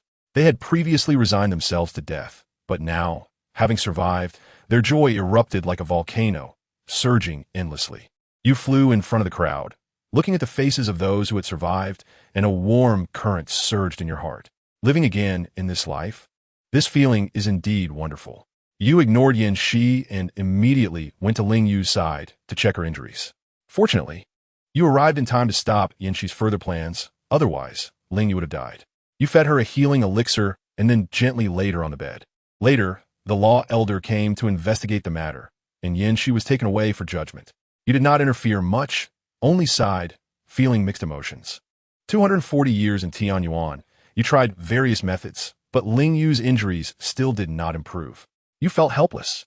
Ultimately, you decided to go to the spirit realm to find a way to heal her. For these years, her worsening injuries made you feel guilty day by day, causing no progress in your own cultivation. 260 years in Tianyuan, you set foot on the land of the spirit realm again. From a distance, you saw the Tao Enlightenment Mountain, and your heart felt particularly uneasy. You detailed Lin Yi's experiences over the years and her current predicament to the Peacock Queen. After listening, the Peacock Queen also frowned in worry. After pondering for a moment, she slowly spoke of an ancient legend. In ancient times, both the Peacock clan and the Rock clan originated from the noble Phoenix clan. Lin Yi's bloodline now had regressed, awakening the Phoenix bloodline. To heal such injuries, it seems that only the legendary Nirvana stone could be effective. The Peacock Queen said heavily. That was a divine stone left behind after the Phoenix's Nirvana in ancient times, possessing incredible healing abilities. A glimmer of hope ignited in your heart, and you hurriedly asked about the whereabouts of the Nirvana stone. The Peacock Queen explained that the Nirvana stone was a shared treasure of the Peacock clan and the Rock clan, now kept by the Rock clan. It would be as difficult as ascending to the heavens to obtain the Nirvana stone from the Rock clan. The Peacock Queen sighed and continued. The Rock clan has always been strong and aggressive, far surpassing our Peacock clan in strength. Moreover, now that Lin Yi has become a target for the Heavenly Demon Palace, they are even less likely to easily hand over the Nirvana stone. Your heart sank, and you quickly asked if there were any other methods. You took the Nirvana stone, a symbol of hope, and your heart was filled with joy and excitement. You immediately brought the Nirvana stone back to the Peacock clan and carefully placed Princess Lin Yi on top of it. With the nourishment of the Nirvana stone, Princess Lin Yi's injuries finally stabilized, showing signs of recovery. Seeing her condition improve, the weight on your heart finally lifted, and a comforting smile appeared on your face. 1,000 years in Tianyuan, you watched as Princess Lin Yi gradually recovered with the help of the Nirvana stone, filled with hope. At the same time, you resumed your own cultivation and began to remold the Tai Chi 2 instrument's sword array disc. 1,200 years in Tianyuan. It had been exactly 400 years since you obtained the Nirvana stone. In these 400 years, your cultivation had progressed significantly, and your understanding of the ways of heaven and earth deepened. Meanwhile, Princess Lin Yi, under the nourishment of the Nirvana stone, gradually regained some vitality. Although she had not yet fully healed, she was clearly much better, though still in a coma. One day, the Peacock Queen came to visit Princess Lin Yi again. But unbeknownst to her, she was secretly followed by spies sent by the Peacock King. From a distance, you heard a commotion of footsteps and the sounds of weapons clashing. Upon hearing this, you furrowed your brows, your mind racing. It turned out that Princess Ling Yi had caused such a great disaster back then. No wonder the Peacock Queen had always been reluctant to disclose her whereabouts to the Peacock King. For centuries, she had kept the secret from him while secretly visiting Princess Lin Yi. You took a deep breath, your gaze becoming resolute. No matter what, you could not allow the Peacock King to hand Princess Lin Yi over to the Heavenly Demon Palace. She risked her life to save you. How could you stand by and watch her fall into danger again? At this moment, the Peacock Queen was heartbroken, tears streaming down her face as she cried out, "Old Peacock, how can you be so cruel? Where is our own daughter? Now she is seriously injured, hanging by a thread, and instead of showing any fatherly affection, you want to hand her over to the heavenly demon palace. Where's your conscience? The Peacock King's face turned ashen, a flicker of struggle in his eyes. But soon it was replaced by resolve. He gritted his teeth and said, "The kindness of a woman. Do you know how powerful the heavenly demon palace is? If they pursue this matter, our Peacock clan will be wiped out in an instant. For the sake of the greater good, what does sacrificing one daughter matter?" He suddenly waved his sleeve and sternly ordered the guards behind him.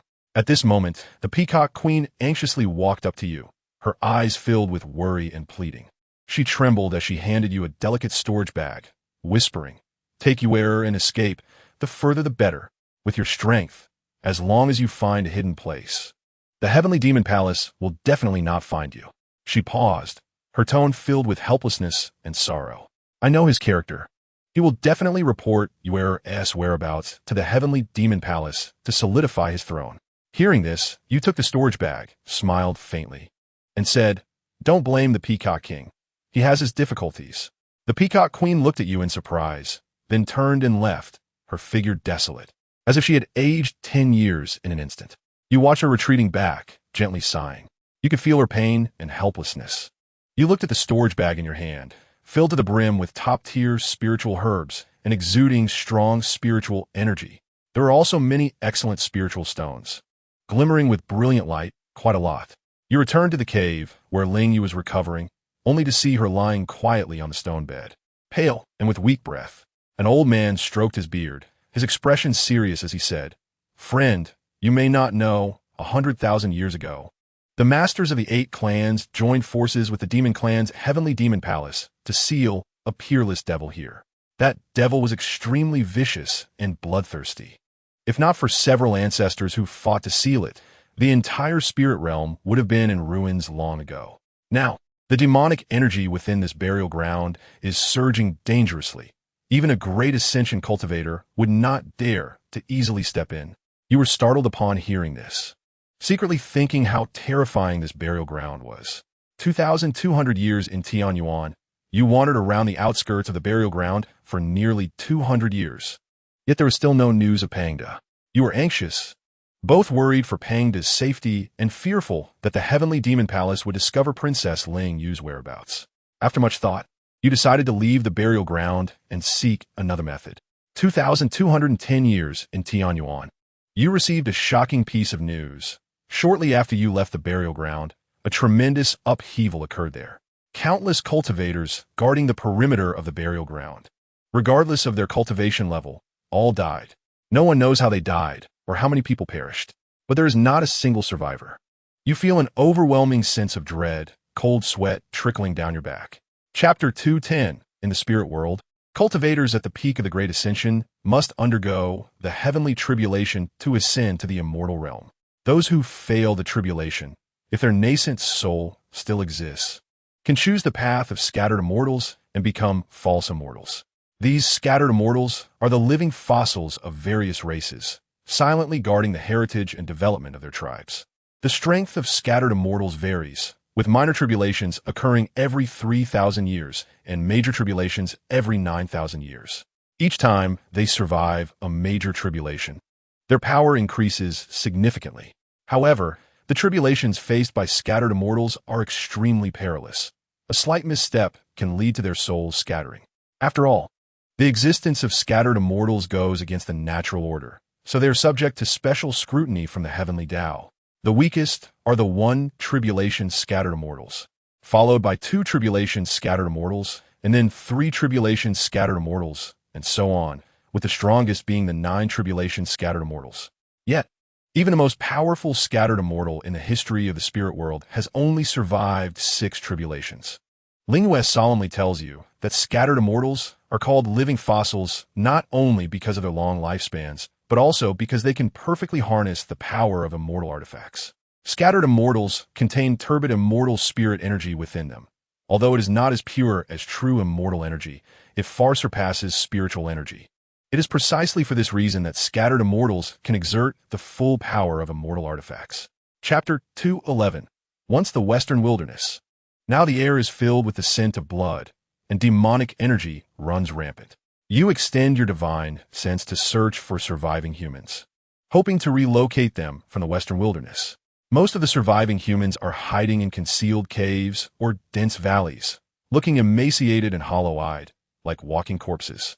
They have long lost hope for survival and merely glance at your arrival with numbness before turning their gaze elsewhere. The process of relocation is exceptionally difficult. These humans have been in a state of hunger and fear for a long time, their bodies extremely weak, with many lacking the strength to walk. You have to stop repeatedly to heal them with spiritual power, provide them with food and water, and encourage them to keep going. The speed of the mass relocation of humans is far too slow. You feel anxious but helpless. Finally, through your efforts, you bring them to what was once the land of absolute spirit. This place, which was once devoid of spirit, now abounds with spiritual energy, lush vegetation, and the sounds of birds and flowers, resembling a paradise. It stands in stark contrast to the current western wilderness. After settling these humans, you select some with decent spiritual roots for cultivation. Chapter 2:12. You instruct the human disciples to take the female cultivator of the peacock clan down to settle her, reassuring her, "Don't worry, I will do my utmost to save Lin Yi." The female cultivator looks at you gratefully and says, "To save Princess Lin Yi, I rushed to the western wilderness in advance to search for the Nirvana stone, and now I have fulfilled my promise." You sigh. This demon has ravaged the spirit world for thousands of years, yet there has been no expert in the spirit world who could defeat it. Its power is indeed terrifying. You look down at the barely breathing Lin Yi and can only hope for the effectiveness of the Nirvana stone. In the 7,800 years of the heavenly abyss, Princess Lin Yi's injuries have not yet healed. The Nirvana stone emits a soft glow, enveloping Lin Yi within, yet it cannot dispel the death energy surrounding her. Her breathing grows weaker, and her heartbeat slows, as if it could stop at any moment. You try to nourish her body with medicinal pills, hoping for a miracle. However, deep down, you understand that she may truly have little time left. You might lose this cherished companion. In the 7,100 years of the heavenly abyss, on a bright and clear morning, Princess Lin Yi suddenly appears before you. She wears a fiery red feather dress, like a phoenix reborn from the flames, dazzling and radiant. Chapter 2:13. You suddenly feel a twinge of envy for the lives of the humans below. Although it has only been a short 100 years, they have family, parents, children around them, the mundane aspects of life, the cycle of birth and death. This is a complete life. Yet you, born of heaven and earth, raised by heaven and earth, have always been alone, never experiencing these things. You reach out your hand, wanting to grasp something, but only grasp emptiness. In the 7,300 years of the heavenly abyss, the demon reappears, annihilating the ancient clans of the spirit world. When the news arrives, you are guiding a group of human children in their cultivation, and you have long grown accustomed to such occurrences. In the 7,900 years of the heavenly abyss, a blood-red cloud suddenly blankets the sky above the land of absolute spirit. This aura is terrifyingly oppressive, as if it is going to swallow the entire world. You feel your soul tremble, an unprecedented sense of fear sweeping over you. You quickly fly to the sky above the land of absolute spirit and see a red figure. This figure is strikingly beautiful, like a burning flame, enveloped in rolling demonic energy. Even her hair is a glaring red, like blood. She is a woman. This is your first impression. Your second impression is that she is a human. Chapter 2:14. This is a mysterious feeling, like breaking out of a cocoon to become a butterfly. He feels more in tune with heaven and earth, as if he can sense the pulse of the world. At this moment, he feels as if he stands at the pinnacle of the world, looking down upon all beings, a sense of unparalleled pride swelling within him. The spiritual energy of heaven and earth surges into his body like a tide, continuously nourishing his body and primordial spirit. His realm continues to rise. Early stage of great ascension, mid-stage of great ascension. The growth of power makes him feel ecstatic, and this rapid progress is almost unbelievable. From mid-stage of the fusion realm to the current mid-stage of the great ascension realm, this is an entire major realm leap. This is unimaginable to others, requiring tens of thousands or even 100,000 years of arduous cultivation to achieve. Yet it has been realized in such a short time. He even feels as if he is dreaming. Everything is too unreal. This immense joy almost makes him want to shout out loud. wanting to share this excitement with the whole world. The scornful gaze of the damned master flashes through his mind. The past humiliation and mockery now turn into motivation to move forward. He yearns to stand before the damned master and loudly question him. Chapter 2:15. Thinking of this, he decisively skips over most of the memories. His gaze quickly scans the remaining images, trying to find key information. The fragments of memory whirl like a carousel, eventually freezing on a heart-pounding crimson hue. That red burns fiercely like the hellfire, devouring all light and hope. Within that scarlet, a slender figure flickers in and out of view. Her red hair flowed like a waterfall, dancing wildly in the gale, resembling a blooming blood-colored mandala. That red was so rich it seemed to seep into every inch of her skin. Each strand of hair enveloped her in a shroud of crimson mist. The vast mountains and rivers were all shrouded by this scarlet hue, as if the only color left in the world was this one. Her eyes, too, sparkled like two burning red gemstones, exuding a chilling demonic aura. This aura roiled and roared, like a malevolent spirit rising from the abyss, attempting to devour all living beings in the world. Within that scarlet haze, Lin Yi felt an intense sense of oppression, as if a great mountain pressed down on his heart, making it hard for him to breathe. He tried to struggle, to escape, but found himself unable to move. Chapter 2:16. Besides that, he was also very eager for the formation insights left by the Great Emperor of Endless Tribulations. The Great Emperor was an unparalleled fierce figure, and the formation insights he left behind were undoubtedly priceless treasures. Alas, it was truly a difficult choice. Lin Yi couldn't help but sigh, feeling a sense of helplessness in his heart. If only there were a few more opportunities. Ding! A clear and pleasant notification sound, like a celestial melody, suddenly rang in Lin Yi's mind. This unexpected voice jolted Lin Yi awake from his conflicted emotions. The simulator upgrade was complete. He felt a surge of joy. An uncontainable excitement welled up within him. He no longer wanted to think about those troubling choices. Lin Yi quickly immersed his mind into his consciousness, eager to check the upgraded simulator. What first caught his eye was the simulator's panel. Compared to before, the panel hadn't changed much. It had only undergone some optimization and details, appearing more refined and visually appealing. Well, it looked a bit better, but that wasn't the main point. Lin Yi casually glanced over it and shifted his attention to other aspects. For him, the change in appearance was inconsequential. Functionality was what he cared about most. Chapter 2:17. A red stone hovered quietly in front of him. Lin Yi instinctively reached out his hand. The stone lightly landed in his palm, bringing a warm sensation. This warmth was different from the searing heat of flames or the warmth of sunlight.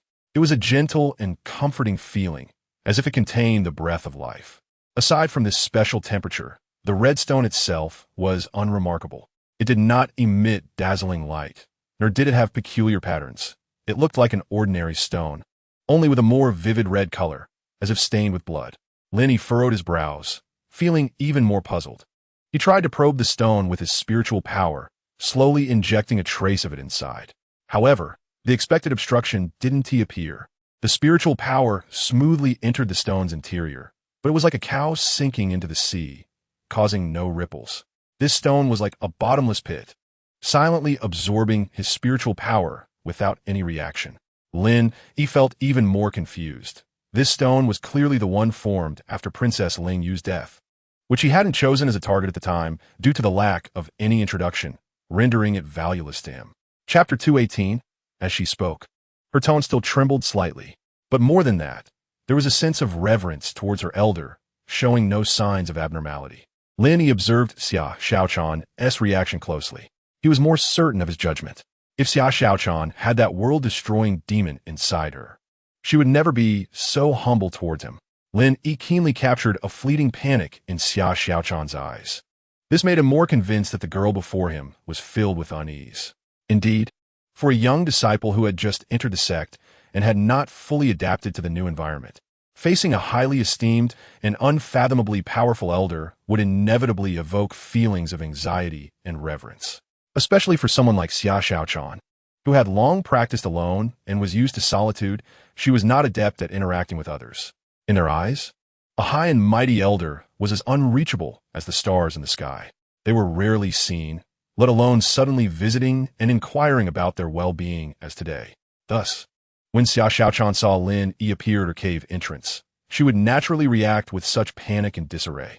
She felt anxious, thinking that her recent training had not been diligent enough, neglecting her cultivation. Chapter 219. Lin Yi withdrew his consciousness, slightly furrowing his brows.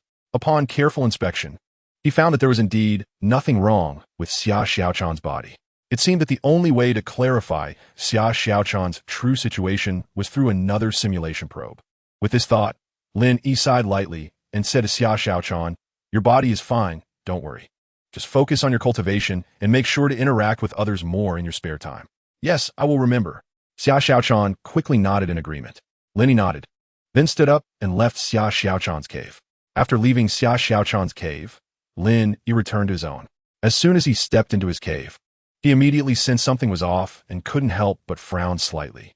He surveyed his surroundings, his gaze sharp as he meticulously searched every corner of the cave. Lin Yi's gaze landed deep within the cave, on the once mountain-like pile of spirit stones. This ignited a surge of inexplicable anger within him. What boldness! They even dare to steal my treasures.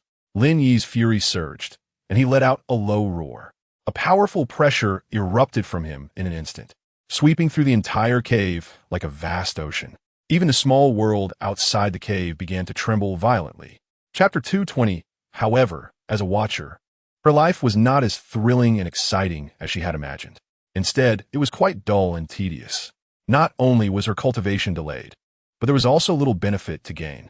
However, the clan leader of the Lin family had promised her a substantial resource. All she had to do was help guard the Lin family leader's son's avatar in this realm. As long as this task was accomplished, she would be able to return to the spirit realm ahead of time with the help of the Lin family, and then have the spirit realm send down the next watcher to continue monitoring the Kanglan realm. She would then be able to cultivate in peace. However, the sudden surge of energy today was like a boulder thrown into a calm lake, stirring up tumultuous waves in her heart. If this were in the spirit realm, the one with such energy would undoubtedly be a high-ranking and immensely powerful figure. She avoided it at all costs and dared not have even a hint of covetousness. But this was the Kanglan realm, a low-level plane with thin spiritual energy and dwindling strong practitioners. As a watcher of the Tianyao Hall, her strength had long surpassed this realm, so there was no need for her to fear. A greedy desire began to grow in her heart. Could this aura be from some powerful treasure? If she could claim it for herself and return to the spirit realm, she would surely rise to prominence. Chapter 221. The vine god heard the words, "Old ancestor." A hint of disdain flashed in her eyes as she curled her lip and said, "Old ancestor, your old ancestor isn't even worthy to carry my shoes. You, an ant, dare to threaten me? Truly tiresome." With that, she waved her sleeve, and a powerful force erupted, sending the Xianming true person flying away. The Xianming true person was struck by a tremendous force and fell heavily to the ground in the distance. He felt a sweetness in his throat and spat out a mouthful of fresh blood. The crimson blood stained his collar and the ground beneath him. "Senior brother." Xian Yin's face changed drastically upon seeing this, and she cried out in alarm, quickly flying over to support the Xianming true person. The Xianming true person struggled to get up, but the blow from the vine god had nearly exhausted all his strength. He could only weakly lean against Xian Yin, his face pale as paper. When Xian Yin saw this, he was instantly filled with rage, pointing at the vine god and shouting, "Senior, you are being too overbearing. My Tianxian Dao Palace is not a place to be bullied." Hearing Xian Yun's words, the vine god laughed heartily as if she had heard the greatest joke. "With you ants, you dare to shout in front of me?" Chapter 222. This statement is an absolute taboo in the spirit realm. No one dares to mention it in front of those scattered immortals. Even in private, discussing this matter must be done with great caution, for fear of being overheard by someone with ill intentions. For those scattered immortals who have failed their tribulations and are hanging on by a thread, this is an eternal pain in their hearts and a shame they strive to cover up. Anyone who dares to expose the truth will face their frenzied revenge, leaving them no chance of survival. In the distance, Xianming, Xian Yin, and Xian Yun exchanged glances, their eyes filled with shock and worry. At the same time, countless disciples of the Tianxian Dao Palace looked up at this scene, their eyes filled with confusion and curiosity. Although the Tianxian Dao Palace had fallen into decline, its foundations still existed. As a sect that had existed for countless years, Its collection of texts was vast. Naturally, it also recorded many matters about the spirit realm. Many disciples had read relevant texts and were not completely ignorant of the existence of the spirit realm. They had already vaguely guessed from the vine god's previous words that the woman trapped in the air by the old ancestor likely came from that legendary world. The spirit realm. Chapter 223. Lin Yi returned to his small world. A joy he could hardly suppress spread across his face. He had previously speculated that the vine god, as a virtual refining cultivator from the spirit realm, must have a considerable background. Now that he saw it, it was indeed the case. The dazzling treasures in the storage ring far exceeded his imagination and confirmed his speculation. It was not an exaggeration to say that the resources of the vine god were richer than the entire Tianxian. Top-grade spirit stones, such a rare and precious item in the Kanglan realm, were found in the vine god storage ring in quantities exceeding 10,000. There were even as many as 100,000 upper-grade spirit stones, piled like a mountain and shimmering with alluring light. As for middle-grade and lower-grade spirit stones, there were none at all. It seemed that someone of the vine god status had long since looked down upon these low-tier spirit stones. In addition to the astonishing number of spirit stones, there were many rare spiritual herbs and elixirs in the storage ring, exuding rich spiritual energy and medicinal fragrance. These spiritual herbs and elixirs were all worth their weight in gold. If converted into middle-grade or lower-grade spirit stones, they would probably need to be calculated in the billions. Lin Yi was now at the Great Ascension stage, and each simulation required 1,000 top-grade spirit stones, equivalent to 100,000 upper-grade spirit stones. Chapter 224. However, the Phoenix bloodline was too overbearing. Her physical body could not withstand such powerful energy. The awakening process was exceptionally painful. She felt as if her body was being torn apart. In the end, she could not bear the impact of the Phoenix bloodline, leading to her awakening failure. She endured the excruciating pain, wanting to fly back to the Peacock clan for help. However, she was severely injured, and her flying ability was greatly diminished. Halfway through, she could no longer hold on. She then fell from the sky and lost consciousness. She was awakened by a sharp sword energy. The sword energy was as piercing as ice, carrying an undisguised killing intent, clearly aimed at her life. However, this sword energy also bore an indescribable majesty. Like a fire phoenix looking down upon the world, it made her spirit suddenly clear. Under the impact of this sword energy, the dormant phoenix bloodline within her was completely activated. A powerful force surged within her, ultimately breaking through its shackles, allowing her to fully awaken the phoenix bloodline. She vaguely saw a figure flash before her eyes. There was no time to think. That person vanished without a trace. Although that person had murderous intent towards her, she was filled with curiosity about this individual. Chapter 225. At that moment, her heart was filled with happiness and emotion. She wished she could always stay by his side and never part. However, she knew that he could never let go of the lives of all beings in the world. He could not forget those who needed help among the human race. To fulfill the great righteousness in his heart, she chose to silently support him, accompanying him through mountains and rivers, moving the human race, just to protect the pure land in his heart. But fate seemed to love playing tricks on them. Terrifying news came from a northern wilderness, where the demon was crazily slaughtering the demon race there. Her parents and her kin were in peril. The thought of her gentle mother possibly encountering misfortune made her anxious and unable to remain calm. She had to go back. She had to protect her family and guard her kin. However, the thought of having to part from him made her heart ache as if it were being sliced by a knife. To be honest, she did not want to leave him, but responsibility and familial ties made it impossible for her to choose to escape. She could only suppress her feelings and endure. In a hurry, she bid him farewell and set off on her journey back to the northern wilderness. Along the way, her heart was suspended, fearing she would hear any bad news. Finally, she returned to her homeland and saw her parents, whom she had missed day and night. Chapter 226. In the 8th month, Xianming Xian, Yin, and Xianyan all broke through to the transformation realm at the same time. This is truly a great joy, and you feel genuinely happy for them. Before you have a chance to celebrate, you receive an invitation from Dan Valley, inviting you to the Grand Dan Yuan conference that is about to be held.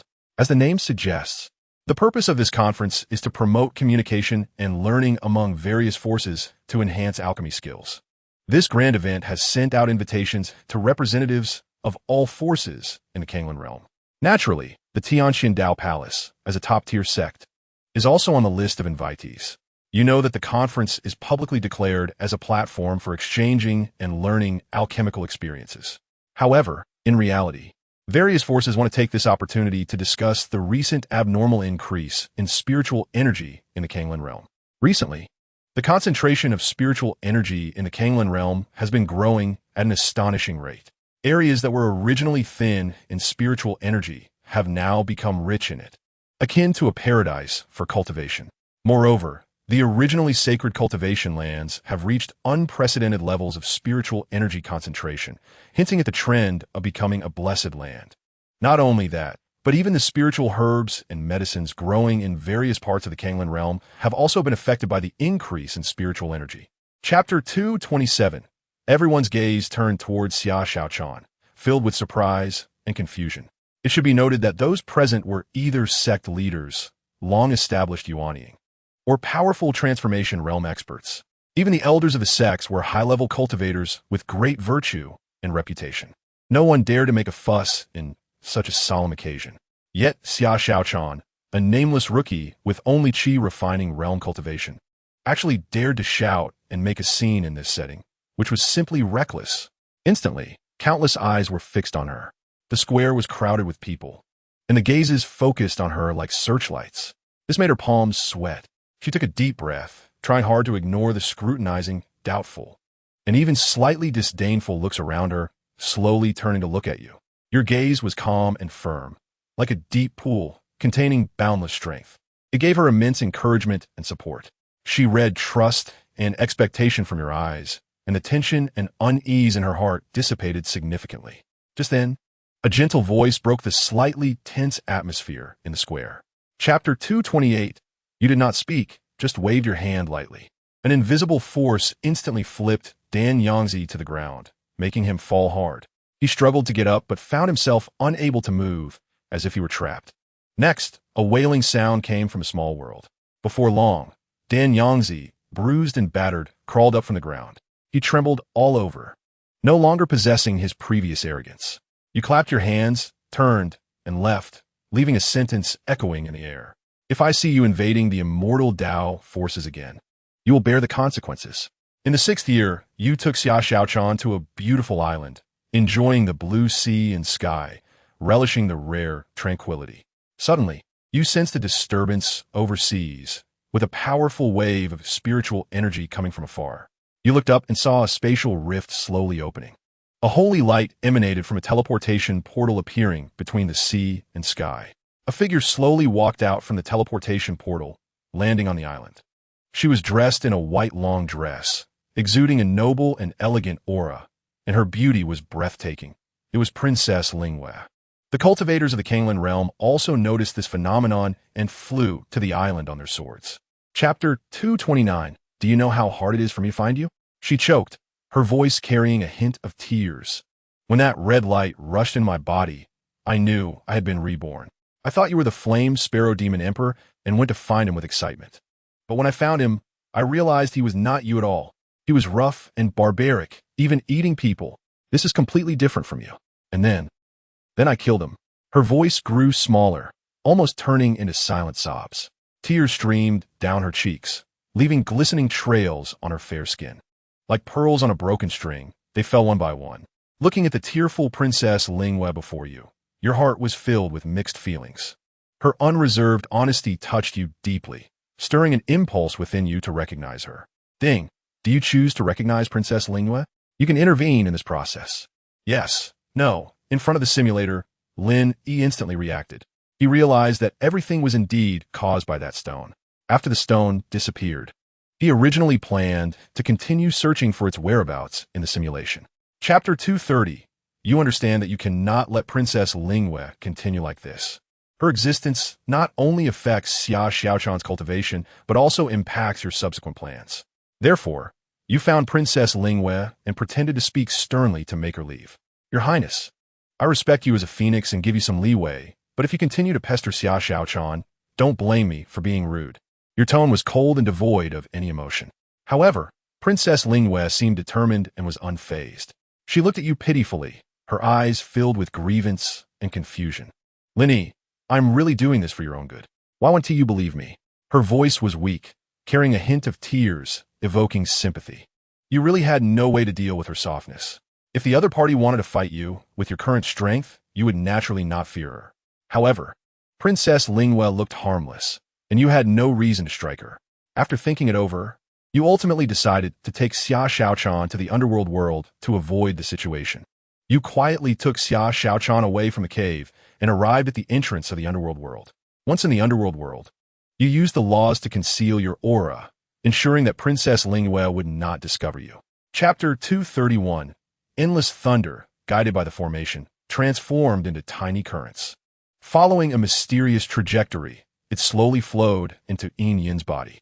Her body trembled slightly, as if enduring great pain. You stood at a distance, your gaze fixed on Yin Yin in the formation, your heart filled with worry. You knew very well that unsealing the seal within Yin Yin's body was an extremely dangerous process. A slight misstep could lead to her destruction. In the 80th year, after a full 30 years, the thunderous strikes gradually ceased, the dark clouds slowly dispersed, and the sky cleared. The terrifying pressure that had shrouded the wilderness vanished, replaced by a serene and peaceful atmosphere. You let out a long sigh, knowing that the most challenging moments had passed.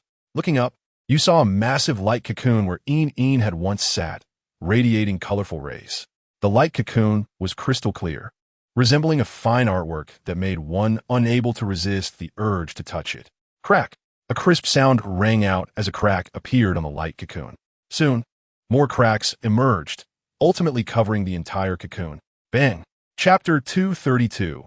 A pure force flowed through your meridians, nourishing your flesh and enhancing your cultivation, although it did not allow you to break through to the peak of the Great Ascension stage. This sword energy refined your strength further and deepened your understanding of the sword path. At this moment, Xia Xiaochan arrived on her flying sword, wearing a light blue long dress, her beauty fresh and her demeanor ethereal, having shed her previous youthfulness. With each graceful movement, she exuded confidence and composure. You slowly opened your eyes, your gaze landing on Xia Xiaochan, nodding in satisfaction. You asked her to demonstrate her cultivation results, and after she respectfully bowed, she summoned her flying sword, the sword light like a rainbow. Under her skillful control, it transformed into a silver dragon, soaring and spiraling in the air with majestic momentum. You nodded in satisfaction. Now, Xia Xiaochan had broken through to the spirit transformation realm, becoming the backbone of the Tianxian Dao Palace. Xiaochan, your progress is rapid, and I am very pleased. Your voice was gentle and kind, but the path of cultivation is endless. You must not be complacent. Always maintain a heart of striving for improvement. Xia Xiaochan listened carefully to your teachings, her eyes filled with admiration and gratitude.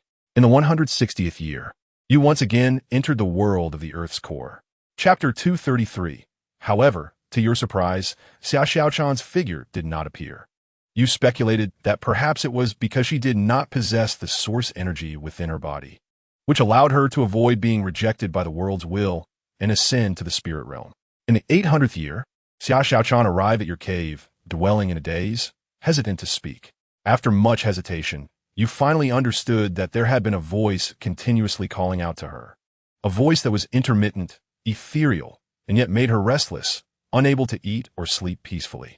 You felt a stir in your heart, and a vague suspicion arose. Perhaps this call was from the spirit realm. After hundreds of years of camaraderie, Xia Xiaochan had long since trusted you immensely. Seeing her anxious demeanor, you decided to no longer hide it and directly said, I used to speculate, but now I can confirm that this voice may come from another you. Hearing this, Xia Xiaochan appeared stunned, as if struck by lightning, standing still for a moment before regaining herself and tremblingly asking, how can there be another me in this world? Then who am I? You sighed softly and explained in a calm tone, some individuals in this world, upon reaching a certain level of cultivation, can separate their primordial spirit to use their doppelganger to endure tribulations or cultivate a special technique. Once they reach a certain level of cultivation, they will summon their doppelganger back, merging the two into one. Chapter 234. You arrived overseas. This was once the place where Princess Lin Yi descended. leaving behind a trace of spatial law power, a weak point connecting the Kanglan realm and the spirit realm. You sat cross-legged, forming hand seals, mobilizing all your spiritual power to begin communicating with the spatial passage between the two realms. As you continuously infused spiritual power, the void began to shake violently.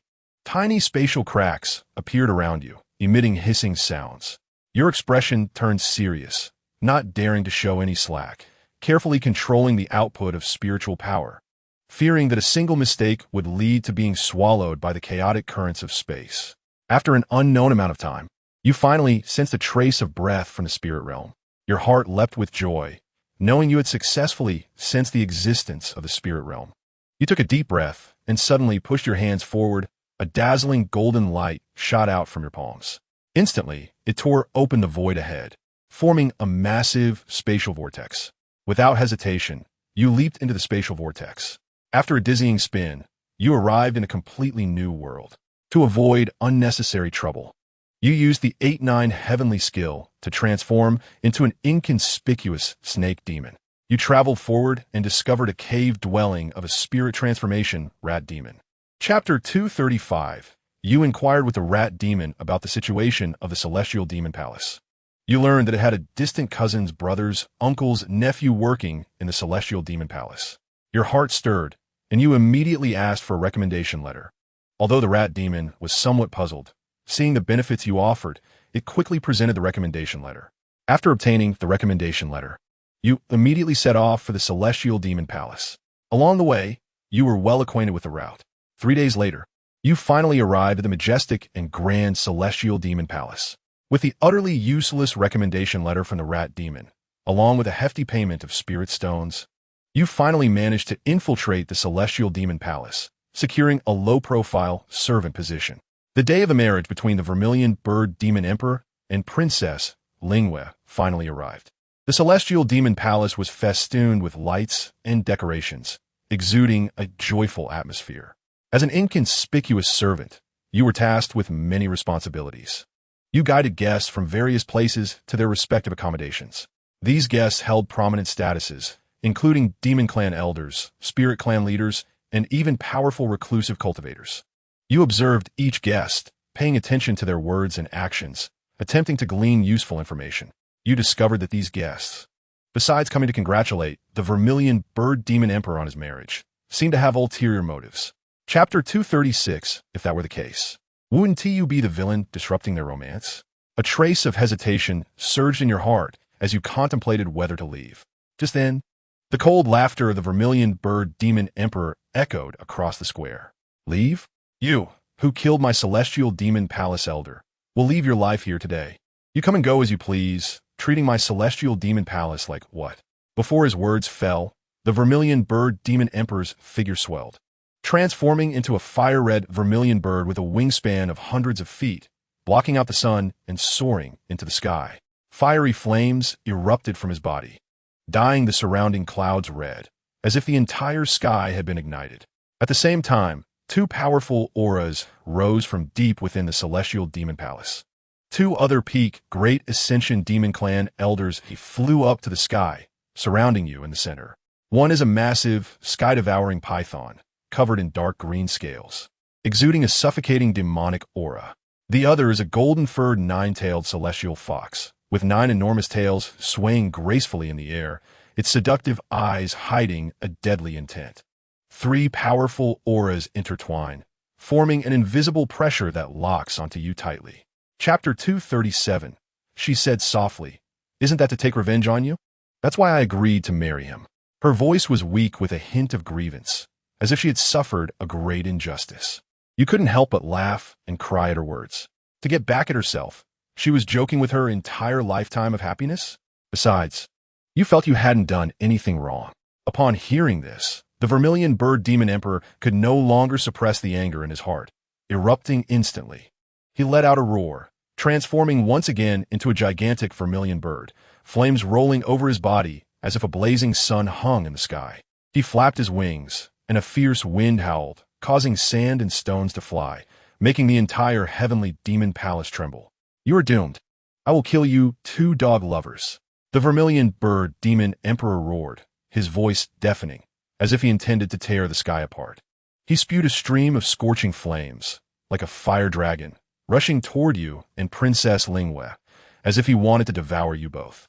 Just as you were about to act, Princess Lin Yi moved first, her figure flashing like a streak of light, heading straight for the vermilion bird demon emperor. In the high sky, Princess Lin Yi revealed her true form as a colorful phoenix engulfed in divine flames. Chapter 238. In the distance, a green light suddenly appeared. Like a brilliant emerald star slicing through the sky, it vanished in an instant. Immediately after, a figure rose from the ancestral grounds of the 10,000 Demons Palace. It seemed slow, but in reality, it crossed the void in a single step and landed on the plaza of the 10,000 Demons Palace in the blink of an eye. This figure was entirely green. With green clothes and green hair, even the long eyebrows were green. It seemed as if it was carved from pure jade, radiating a rich life force. Upon closer inspection, a faint green mist surrounded her. Within the green mist, countless tiny green runes flickered unpredictably, mysterious and unfathomable. You focused your gaze, feeling a chill in your heart. This green-clad woman was likely a unique being similar to the vine god, the spirit of plant essence. Moreover, judging by the aura she emitted, she was undoubtedly a loose immortal. Loose immortals range from the lowest of 1 tribulation to the highest of 9 tribulations. They have already transcended the realm of ordinary cultivators, possessing incredible power.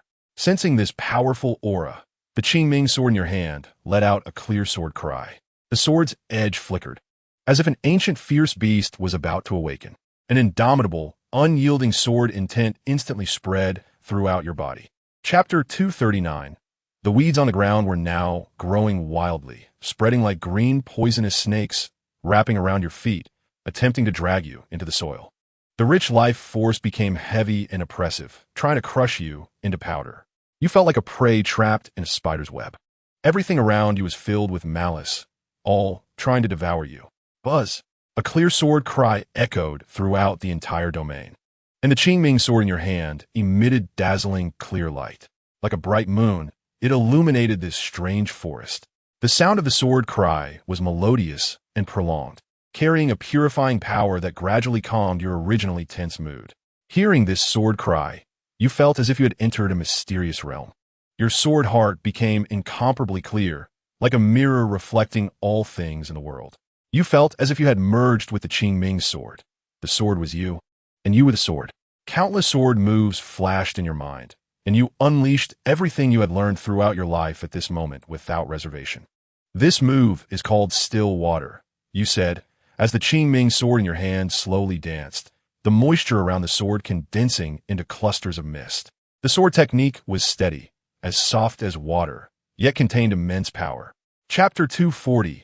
You dodged left and right, the Qingming sword transforming into streams of light, weaving between the tree giants. Each swing of the sword was accompanied by loud crashes, but you still couldn't completely shake off their siege. Just when you felt overwhelmed, a deafening roar came from afar. You dare to kill my demon race's emperor. Even if you're a phoenix, you will surely die here today. This voice was clearly from the green-clad, loose immortal. She had trapped you in her domain and was still closely watching the changes outside. From her voice, it was evident that Princess Lin Yi had already slain the vermilion bird demon emperor. This was why the green-clad loose immortal was so furious. However, you were already in a bitter struggle. Countless tree giants surged from all directions, overwhelming you like a tide. They swung their massive arms with destructive force, smashing down toward you. The Qingming sword in your hand emitted a series of buzzing sounds, the sword energy crisscrossing. It transformed into roaring dragons and tigers, fearlessly pouncing on the tree giants. With each collision, deafening booms erupted, stirring up clouds of dust. You didn't know how many tree giants you had slain, only feeling your arms ache and your palms crack. Chapter 241. At this moment, chaos reigned in the heavenly demon palace. Countless demon and spirit races looked up at the sky in terror, running around in panic. Who is it? Who is crossing tribulation? A sharp voice cut through the chaotic air. Who dares to cross tribulation in the heavenly demon palace? This will destroy the foundation we have built for 1,000,000 years. Another voice was filled with anger and fear. Sons, quickly move the resources from the treasury. They must not be destroyed under the tribulation. An old voice trembled slightly. Lin Yi, How dare you cross tribulation in the heavenly demon palace? No matter if you succeed or fail today, you must die. The face of the green-clad loose immortal was terrifyingly gloomy. As a loose immortal, she was already not tolerated by heaven and earth. Now that Princess Lin Yi was crossing tribulation here, once the heavenly tribulation sensed her presence, it would inevitably include her in its wrath. You understood this, and the green-clad, loose, immortal naturally understood as well. A glint of ruthlessness flashed in her eyes. At this point, you were helpless. After all, Princess Lin Yi had already triggered the heavenly tribulation. No one could forcibly kill someone who was being targeted by the heavenly tribulation. Otherwise, the tribulation would shift its focus to the attacker. Although the green-clad loose immortal was furious, she also knew that if she killed Princess Lin Yi now, the heavenly tribulation would mercilessly envelop her. Chapter 242. The Qingming sword trembled slightly, as if responding to your request. I know this may be a bit of a tall order for you. You continue to say, but now the situation is critical, and I have no other choice. If you are willing to lend a helping hand, I will remember it in my heart and repay you in the future. You solemnly promise to pour your concerns for Princess Lin Yi and your hopes for the Qingming sword into these words. The blade of the Qingming sword emits a clear sound. As if responding to your request, you no longer hesitate and throw the Qingming sword forcefully towards Princess Lin Yi. The Qingming sword transforms into a stream of light.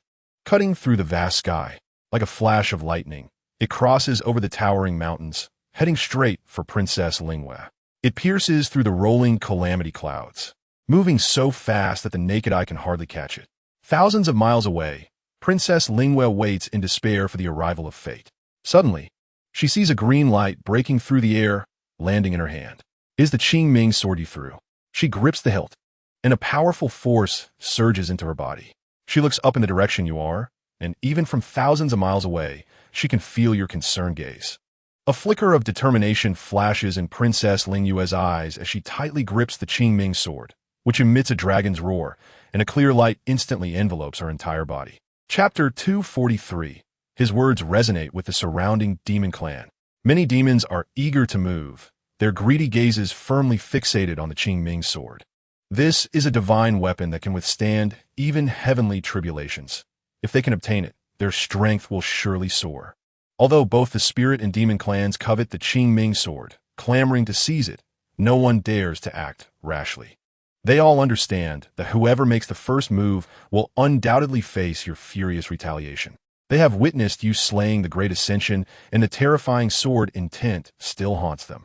At this moment, the Qingming sword has returned to your hand. You gently caress the blade, feeling the warm touch on it. You never expected that the Qingming sword could truly help Princess Lin Yi overcome the heavenly tribulation. What was originally a desperate act unexpectedly revealed this magical function of the Qingming sword. You look at Princess Lin Yi, who is bathed in the aura of immortals, filled with comfort and pride. At this moment, you no longer regard the heavenly tribulation with fear. You're now completely confident about overcoming it. The heavenly tribulation? To you, it is merely a slightly challenging trial. The light in your eyes sparkles with confidence, as if you can already see yourself successfully overcoming the tribulation. Chapter 244. In the year 1102, Princess Lin Yi finally emerged from her seclusion. She wears a flowing white gown, arriving gracefully like an immortal descending from the heavens. Her waterfall-like long hair cascades over her shoulders, highlighting her exquisite and stunning beauty. She emanates a faint aura of immortals, pure and inviolable. However, you keenly notice that Princess Lin Yi's complexion is slightly pale, with beads of sweat forming on her forehead. Clearly, she is struggling under the strain of ascending. Her every smile and frown carries a trace of undeniable fatigue. Her voice is soft, as if a gust of wind could blow it away. She walks up to you, trying hard to squeeze out a smile. You can feel that she is holding on with great difficulty. The spiritual power within her has completely transformed into celestial essence, unable to resist the pull of ascension any longer. The opportunity for ascension has arrived, and she could be guided to the immortal realm at any moment. You look at her, but try to speak in a relaxed tone. Congratulations, Lin Yi, you have succeeded. Tears well up in Princess Lin Yi's eyes as she trembles and reaches out her hand, gently stroking your face. Lin Yi, I left something for you in the cave. You must hold on. I will wait for you in the immortal realm. Chapter 245. 100 years ago, when I underwent the tribulation, countless bolts of lightning intertwined on the blade of the Qingming sword. It even manifested a line of prophecy. It also made me realize the key to this matter. The true master of the Qingming sword is the Linglong, immortal emperor of the immortal realm. This sword possesses boundless power and can aid others in overcoming tribulations. However, the price for its assistance is to transfer the tribulation count to the sword bearer themselves. In other words, every time I use the Qingming sword to overcome a lightning tribulation, a layer of tribulation will be transferred to you. The letter here smudges. The ink blurred, and faint tear stains are visible, suggesting that Lin Yi was emotional and shed tears while writing this. Lin Yi, please do not blame me for my recklessness today.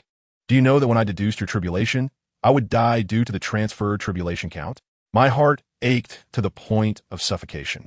Those scenes I have seen countless times in reincarnation now flash before my eyes again. You stand alone atop the collapsing abyss. With your own strength, you resist a calamity capable of destroying the entire world. Your solitary figure is so resolute and yet so tragic, and I can only watch you helplessly, unable to do anything. Chapter 246. They have already broken your formation. Your heart sinks. In order to deal with you, the Heavenly Demon Palace has actually spared no expense and dispatched 5 tribulation transcenders. Without time to think, you transform into a stream of light and flee into the distance. However, your reaction is still discovered by them. Want to escape? It's too late. With a furious shout, a gigantic hand that obscures the sky reaches out from the canyon, bringing with it a destructive force, grasping towards you. You desperately dodge, but still cannot shake off the pursuit of the giant hand. It clings to you like a parasite, locking onto you tightly. Even from a million miles away, it still looms over you. You have nowhere to run. You immediately perform a sword technique to confront the giant hand. Boom! A loud noise. You are sent flying by the palm of the 5 tribulation transcenders. The overwhelming force causes your blood to surge, and your internal organs feel as if they have been displaced. Like a kite with a broken string, you fly backward for thousands of miles, crashing through several towering mountains along the way. Rocks crumble, dust flies, and a tremendous roar reverberates through the heavens and the earth. However, the celestial spiritual power contained within you comes into play at this moment.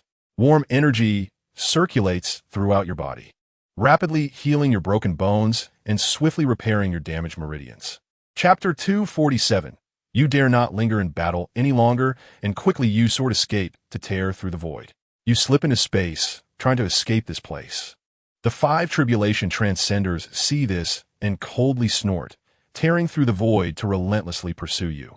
You flee desperately, but the 5 tribulation transcenders are faster, closing the distance between you. You feel an immense sense of urgency. You know that if this continues, you will eventually be caught by the 5 tribulation transcenders.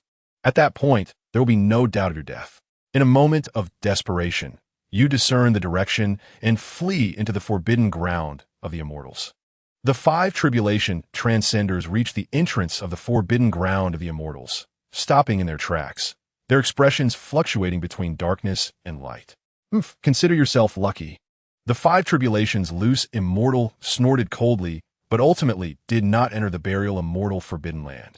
You saw that the 5 tribulations loose immortal did not chase in, and you breathed a sigh of relief, but at the same time felt confused. If even the 5 tribulations loose immortal dared not venture deeper, how terrifying must this burial immortal forbidden land be? In the year 1201, you stepped into the burial immortal forbidden land. The anticipated aura of danger did not come rushing at you. What appeared before your eyes was an unimaginably vast world, leaving you momentarily stunned. On the ground lay a dense cluster of ancient bronze coffins, stretching endlessly as far as the eye could see. Each of these ancient coffins was enormous, enough to accommodate hundreds of people lying side by side. Chapter 248. You continue to recall the records in the ancient texts, trying to decipher the meanings of these runes. However, although the Tianqiandao Palace recorded these runes, it did not provide explanations. This meant that you needed to rely on your own understanding to crack the mysteries of these runes. You took a deep breath, forcing yourself to calm down. You began to carefully observe each golden line, its direction, thickness, twists, and the connections between them.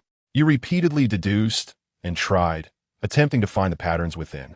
Just as you were about to make a breakthrough, a deafening beast roar suddenly came from afar.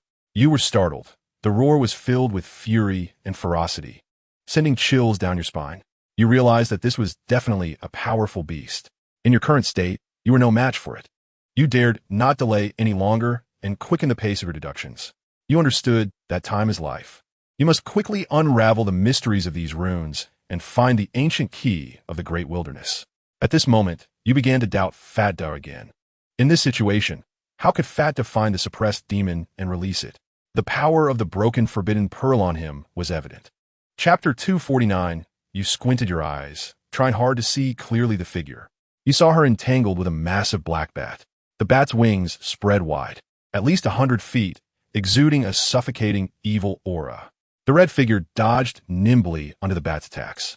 At the same time, bursts of astonishing demonic energy erupted from her, so powerful that it left you incredibly shocked. You recognized her. It was Xia Xiaochan. Although her appearance was somewhat different from your memory, the unique aura on her was unmistakable. However, you did not dare to approach her for recognition. You remembered the note Lin Yi left you. Encountering Xia Xiaochan before finding the ancient key of the great wilderness would definitely lead to your demise. Fear and entanglement intertwined, leaving you feeling helpless. You suppressed your inner excitement and fear, quietly hiding in a bronze ancient coffin. Holding your breath, you dared not move. Through the gaps of the coffin, you stealthily observed the battle outside. Xia Xiaochan's figure flickered in the night, her demonic energy intertwining with the bat's evil aura, creating a bizarre and terrifying scene. The next morning, you cautiously crawled out of the ancient coffin. Chapter 250. The old man saw you were silent and did not mind, speaking to himself. Forget it, although I'm not very satisfied with you. According to my deduction, it should have been a fat man who came. But having waited so long, I am too lazy to wait any longer. This cultivation method is given to you. I hope you will cultivate it well and not disappoint my expectations. After saying this, a golden light flew out from the old man's hand, heading straight for you. You instinctively reached out to catch it. You found it was an ancient scripture quietly lying in your hand. It felt warm to the touch, emitting a faint fragrance that was refreshing. At this moment, the old man before you had disappeared without a trace, leaving only the empty coffin and scattered white light. As if he had never appeared, you steadied your mind and looked down at the scripture in your hand. You discovered it was written in a strange script, resembling tadpoles, bending and twisting yet filled with mysterious power. Fortunately, over the past few hundred years, in order to unlock the bronze ancient coffins and find the ancient key of the great wilderness, you had diligently studied and recognized that these characters were indeed the legendary divine script. The heaven-stealing scripture. 3 gleaming golden characters were prominently written on the cover of the scripture. The strokes were vigorous and powerful, as if containing boundless mysteries. Chapter 251. In the 3rd millennium, you finally cultivated the first transformation of the heaven-stealing scripture to its peak. You emerged from your seclusion, not by choice, but because you sensed someone disturbing you from the outside. The person was the demon within the burial immortal forbidden land. This time, you could finally see her face clearly. She resembled Xia Xiaochan, but had a fierceness in her brows and eyes, surrounded by swirling, demonic energy. She hovered above a giant bronze ancient coffin, a broken blade thrust in her chest, clad in fiery red, with hair like flames, striking to behold. You silently stared at her, filled with confusion. Who was it, and by what means had inserted this broken blade in her chest? Why had this blade not been removed until now? Upon seeing you, the demon's eyes instantly turned bloodshot, and she gritted her teeth, spitting out a single word. D. Before the words faded, she suddenly raised the blood-red great sword in her hand and slashed down violently towards you. The sword was surging with demonic energy, as if it aimed to devour you completely.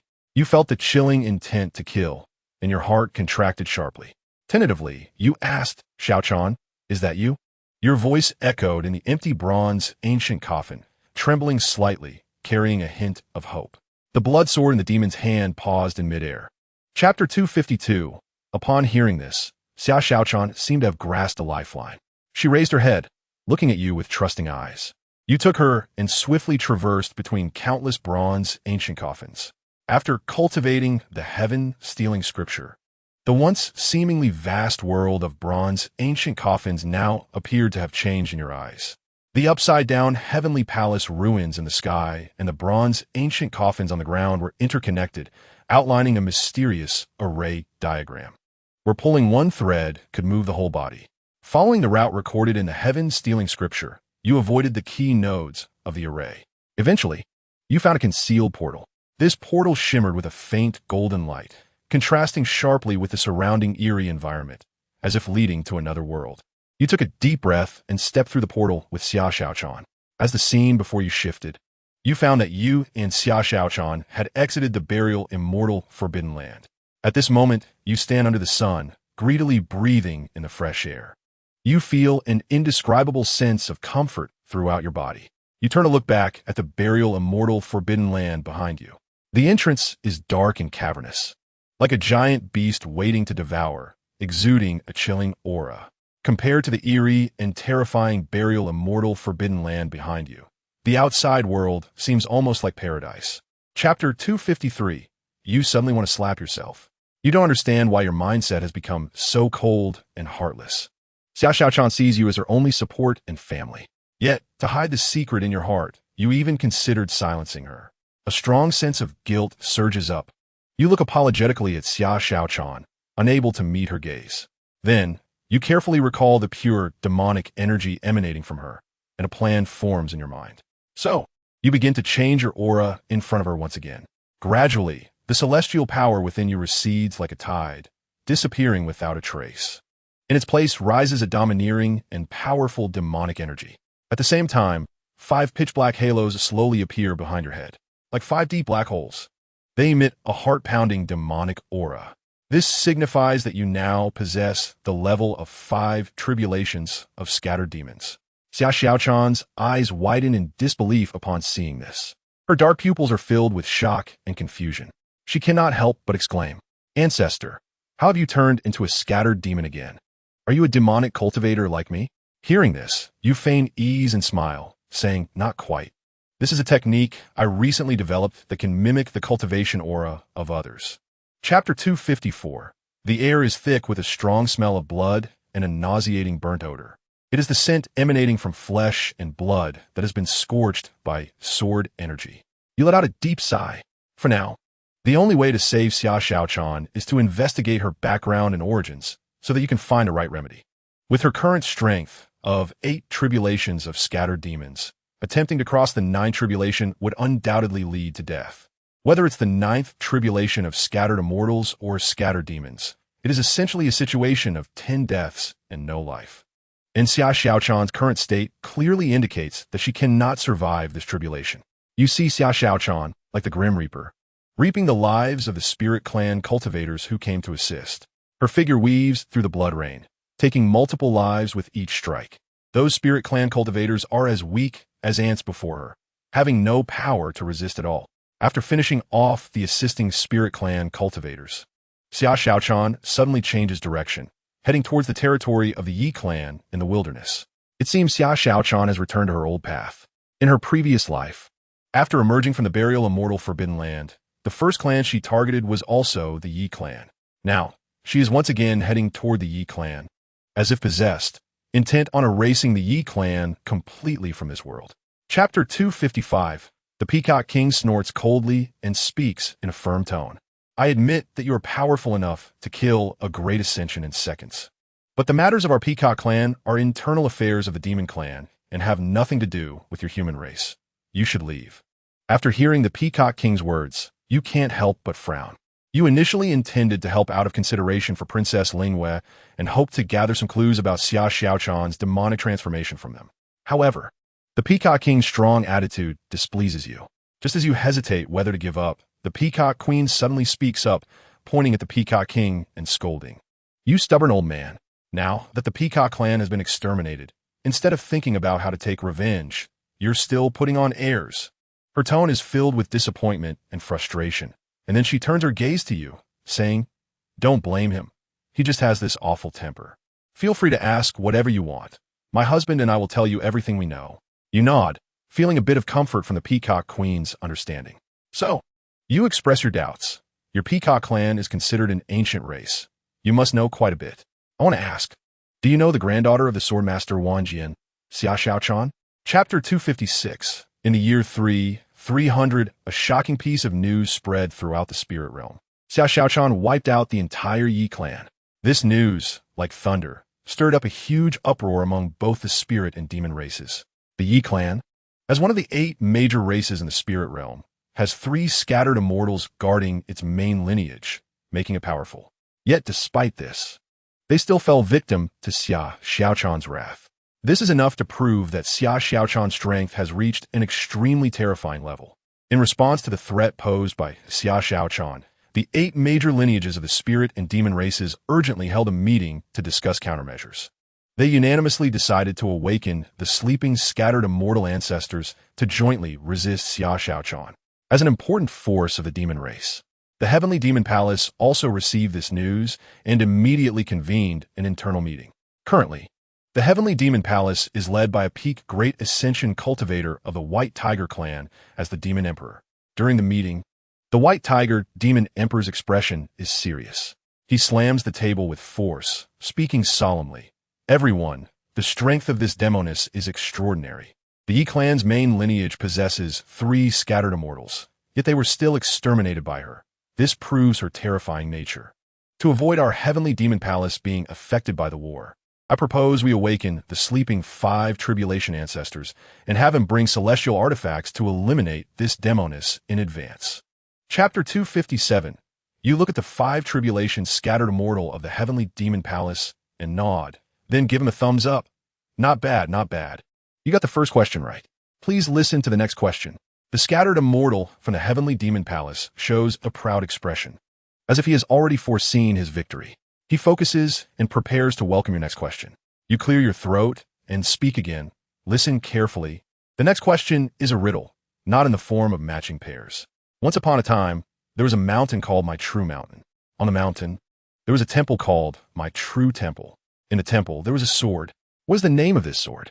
Without even thinking, the 5 tribulations scattered immortal blurted out, My true sword. He looks at you, pride written all over his face, and asks, did I get it right? You hold back your laughter, giving him another thumbs up, but your face is filled with an expression of caring for a child with learning difficulties. Seeing that he answered correctly again, the 5 tribulations scattered immortal puffs up his chest and laughs heartily. What other questions do you have? Bring them on. Today I'm going to crush you with my IQ and let you know what a world of difference means. As he speaks, he strokes his beard, his demeanor filled with arrogance and pride. Chapter 258. After another 300 rounds of fierce battle, you finally seized the opportunity and struck down the head of the 5 tribulations' loose immortal with a sword. His body transformed into specks of starlight, disappearing between heaven and earth, leaving only a faint bloody smell lingering in the air. In the 3,500th year, you heard that the demon lord Xia Xiaochan was attacking the Qin clan.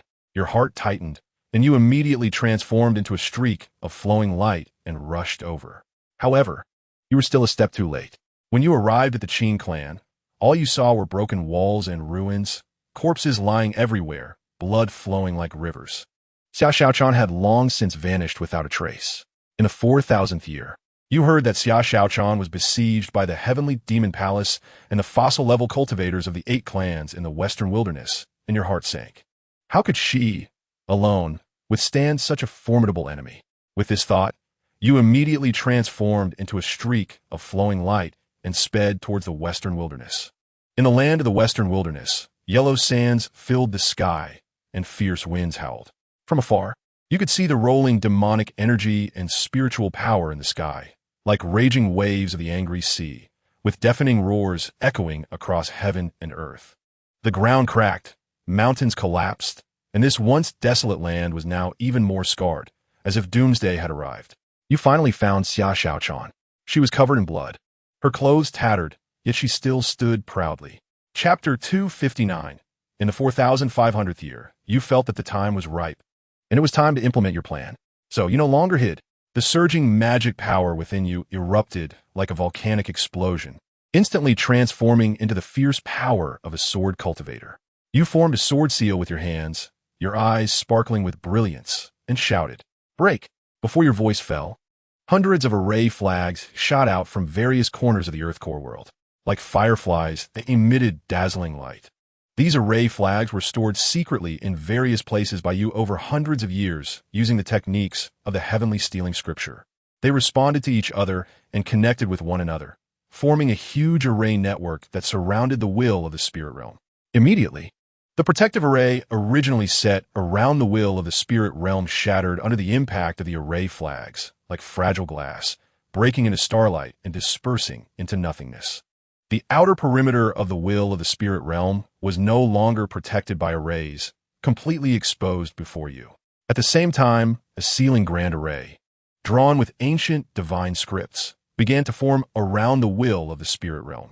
This array was a brand new array you created by combining the 10,000 Tribulations Emperor's 10,000 Tribulations sealing array with your unique understanding of arrays. Chapter 260. You sneered, your laughter filled with disdain and mockery. Ha ha, what a joke. As if I wouldn't kill him, you could let me go. As you spoke, you activated the sword escape technique. Transforming into a streak of flowing light, you fled beyond the Earth core world. The three loose immortals behind you pursued closely, turning into three streaks of flowing light, like maggots clinging to your bones, tightly following you. Especially that 6 Tribulations loose immortal, whose speed was astonishing, almost overtaking you. You instantly escaped the Earth core world of the spirit realm, but the 6 Tribulations loose immortal still pursued relentlessly, determined to kill you. Meanwhile, you noticed from afar that several streaks of escape light were rapidly approaching. These escape lights exuded powerful auras and immense pressure, clearly summoned by the Chun clan as reinforcements. Your heart sank, knowing you had truly stirred up a hornet's nest. The will of the spirit realm and the essence of the source concerned the safety and future of the spirit realm. Being plundered by you is almost equivalent to being at odds with the entire spirit realm. The auras of those figures in the distance grew closer, bringing you immense pressure. Fortunately, you had already made preparations in advance. With a wave of your sleeve, array flags shimmering with strange light appeared around you.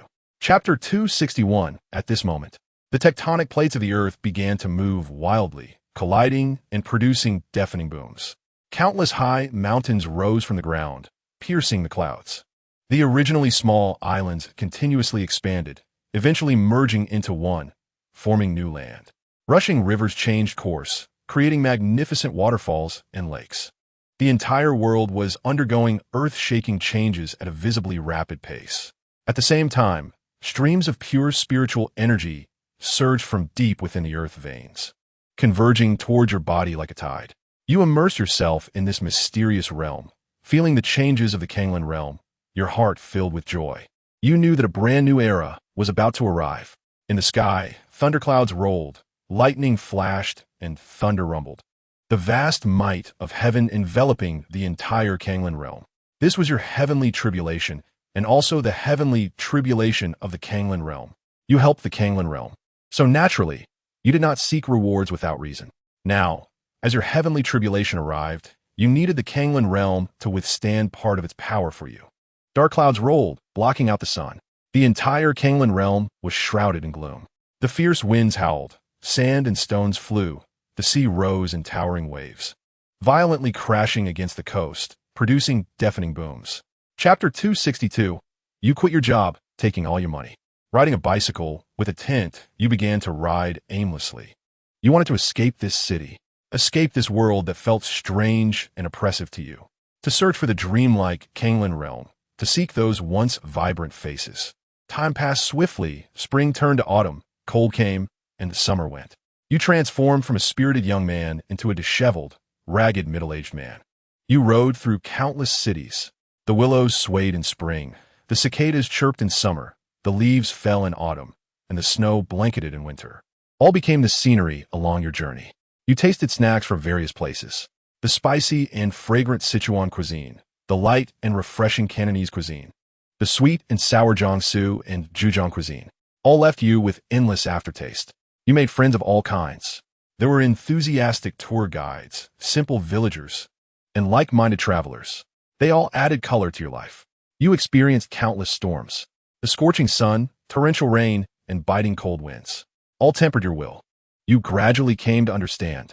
The initial crossing and the cultivation were just a dream. Chapter 263, at this moment. You finally realize that the first turn of the heavenly stealing scripture, the last tribulation, was the heart demon tribulation. It was the heavenly tribulation weaving a life for you based on the past of your heart. If you could cross it, that would be good. If you couldn't, dying in this life would mean a complete end. Fortunately, at a critical moment, the Qingming sword appeared in your life. Although this sword had once disobeyed you and caused you embarrassment, ever since Ling Long gave it to you, it has recognized you as its master and has never betrayed you at any time. You gently stroke it, feeling the cold metallic texture of the sword body. Filled with gratitude, at this moment, the Qingming sword seems to sense your thoughts, slightly trembling and emitting a crisp sword cry as if responding to you. You sit cross-legged, operating the Daotian Sutra, feeling the surging spiritual power within you. You realize that your cultivation has broken through the bottleneck and reached a whole new realm. You successfully reach the second turn of the Daotian Sutra. Suddenly, the sky splits open with a huge rift, like a lightning bolt cutting through the blue sky.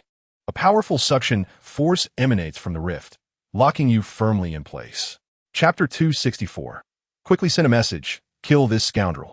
That celestial being shouted sharply, his voice filled with sternness and a chilling, killing intent. His right hand formed into a sword, with golden light swirling at his fingertips, and then he began to chant incantations. A brilliant golden light streaked across the sky, disappearing like a shooting star at the horizon. You know that this should be a unique communication method of the celestial realm. The other party is gathering reinforcements to put you to death. You are even more puzzled in your heart, wondering what taboo you have violated by cultivating the Daotian Sutra to provoke such intense killing intent. But the situation is critical, and you cannot afford to think too much. Staying here would undoubtedly mean waiting for death. With this thought, you focus your mind and attempt to tear apart space to escape. However, the next moment, you are shocked to find that the spatial laws of the celestial realm are far more stable than those of the Kanglan realm. With your current cultivation, you cannot even shake it at all. The laws of the celestial realm are completely different from the Kanglan realm you are familiar with. As if an invisible force is binding the space, leaving you at a loss for what to do. You realize it is not good. It seems you can only seek another way. With no other choice, you have to mobilize all your celestial essence, transforming it into a stream of light. Quickly fleeing this place. Where can you escape? Chapter 265. For the 500,000 years, what an incredibly long period of time. Those two celestial beings, if they're from the Kanglan realm or the spirit realm, will be like living fossils, ancestors of a bygone era. Their ascension time is far older than that of the Swordmaster. Even the Swordmaster has only been in the celestial realm for less than 200,000 years. Yet he has merely ascended and already possesses celestial strength. This is truly a leap to the heavens, completing in a few thousand years what others take hundreds of thousands of years to accomplish. Who can resist such temptation? Of course, all of this has the help of the Kanglan realm. Without the essence of the Kanglan realm and the spiritual power support from the spirit realm's burial grounds, he would never have achieved such astonishing results in this simulation. His original qualifications were decent, but he was not a peerless genius. If he had cultivated step by step, he might have successfully passed the heavenly tribulation in this simulation and ascended to the celestial realm, but he would only become an ordinary earth celestial. It would take a long time to accumulate and break through to finally reach the celestial realm. Hundreds of thousands of years, or even longer. Lin Yi murmured to himself, a hint of sigh rising in his heart. For cultivators, hundreds of thousands of years is also an eternal length. Chapter 266. Those characters clearly exist. He can even recall the cold touch of the coffin he had touched and the ancient aura emanating from the characters. Yet he just cannot see the specific shapes. It is as if a mysterious force is deliberately erasing these characters from his memory. This feeling makes Lin Yi very uneasy, as he has never encountered such a situation. The simulator has always been omnipotent. Even divine weapons like the Qingming sword could be perfectly simulated. Yet now it has failed before these characters. He instinctively looks at the ancient divine script anthology in his hand, feeling fortunate that he exchanged for this option in advance.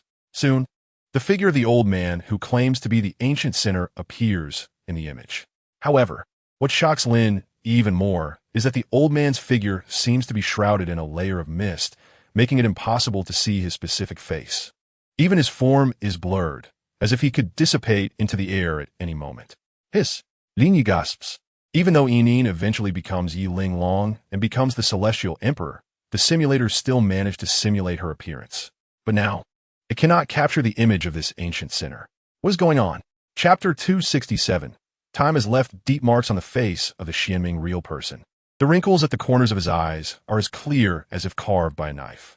Yet in his bright and piercing eyes, there's a deep respect and worry for Lin Yi. Seeing the concerned expression of the Xianming real person, Lin Yi can't help but feel a warmth in his heart. He smiles slightly and says gently, "It's nothing, just wanted to come out for some fresh air." He knows what the Xianming real person is worried about. His cultivation method is different from ordinary people. While others may close themselves off for decades or even hundreds of years, he only closes himself for a few hours or a day before coming out again.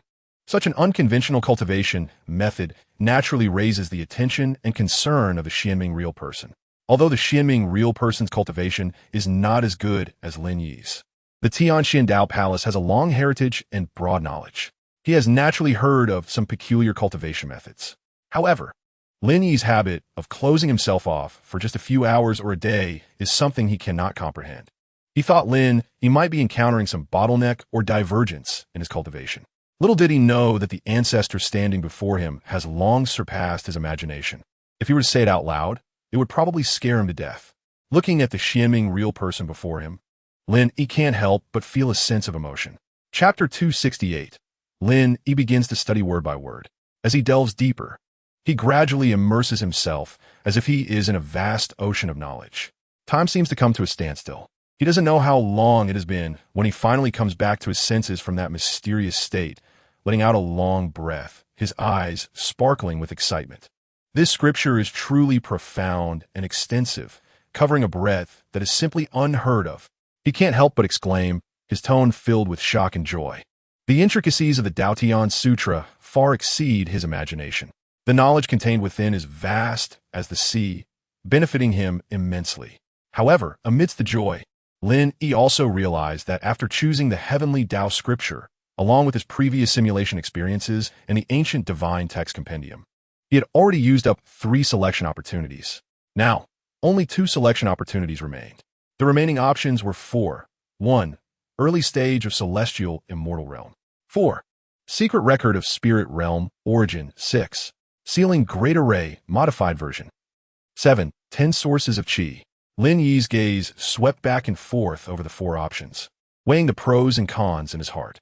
Each option was crucial, making it difficult for him to decide. After thinking it over, he felt that the 10 sources of qi was like a chicken rib to him. Chapter 269. This scene happened to be witnessed by Lin Yi. He shook his head helplessly, secretly sighing. This guy really can't change his ways.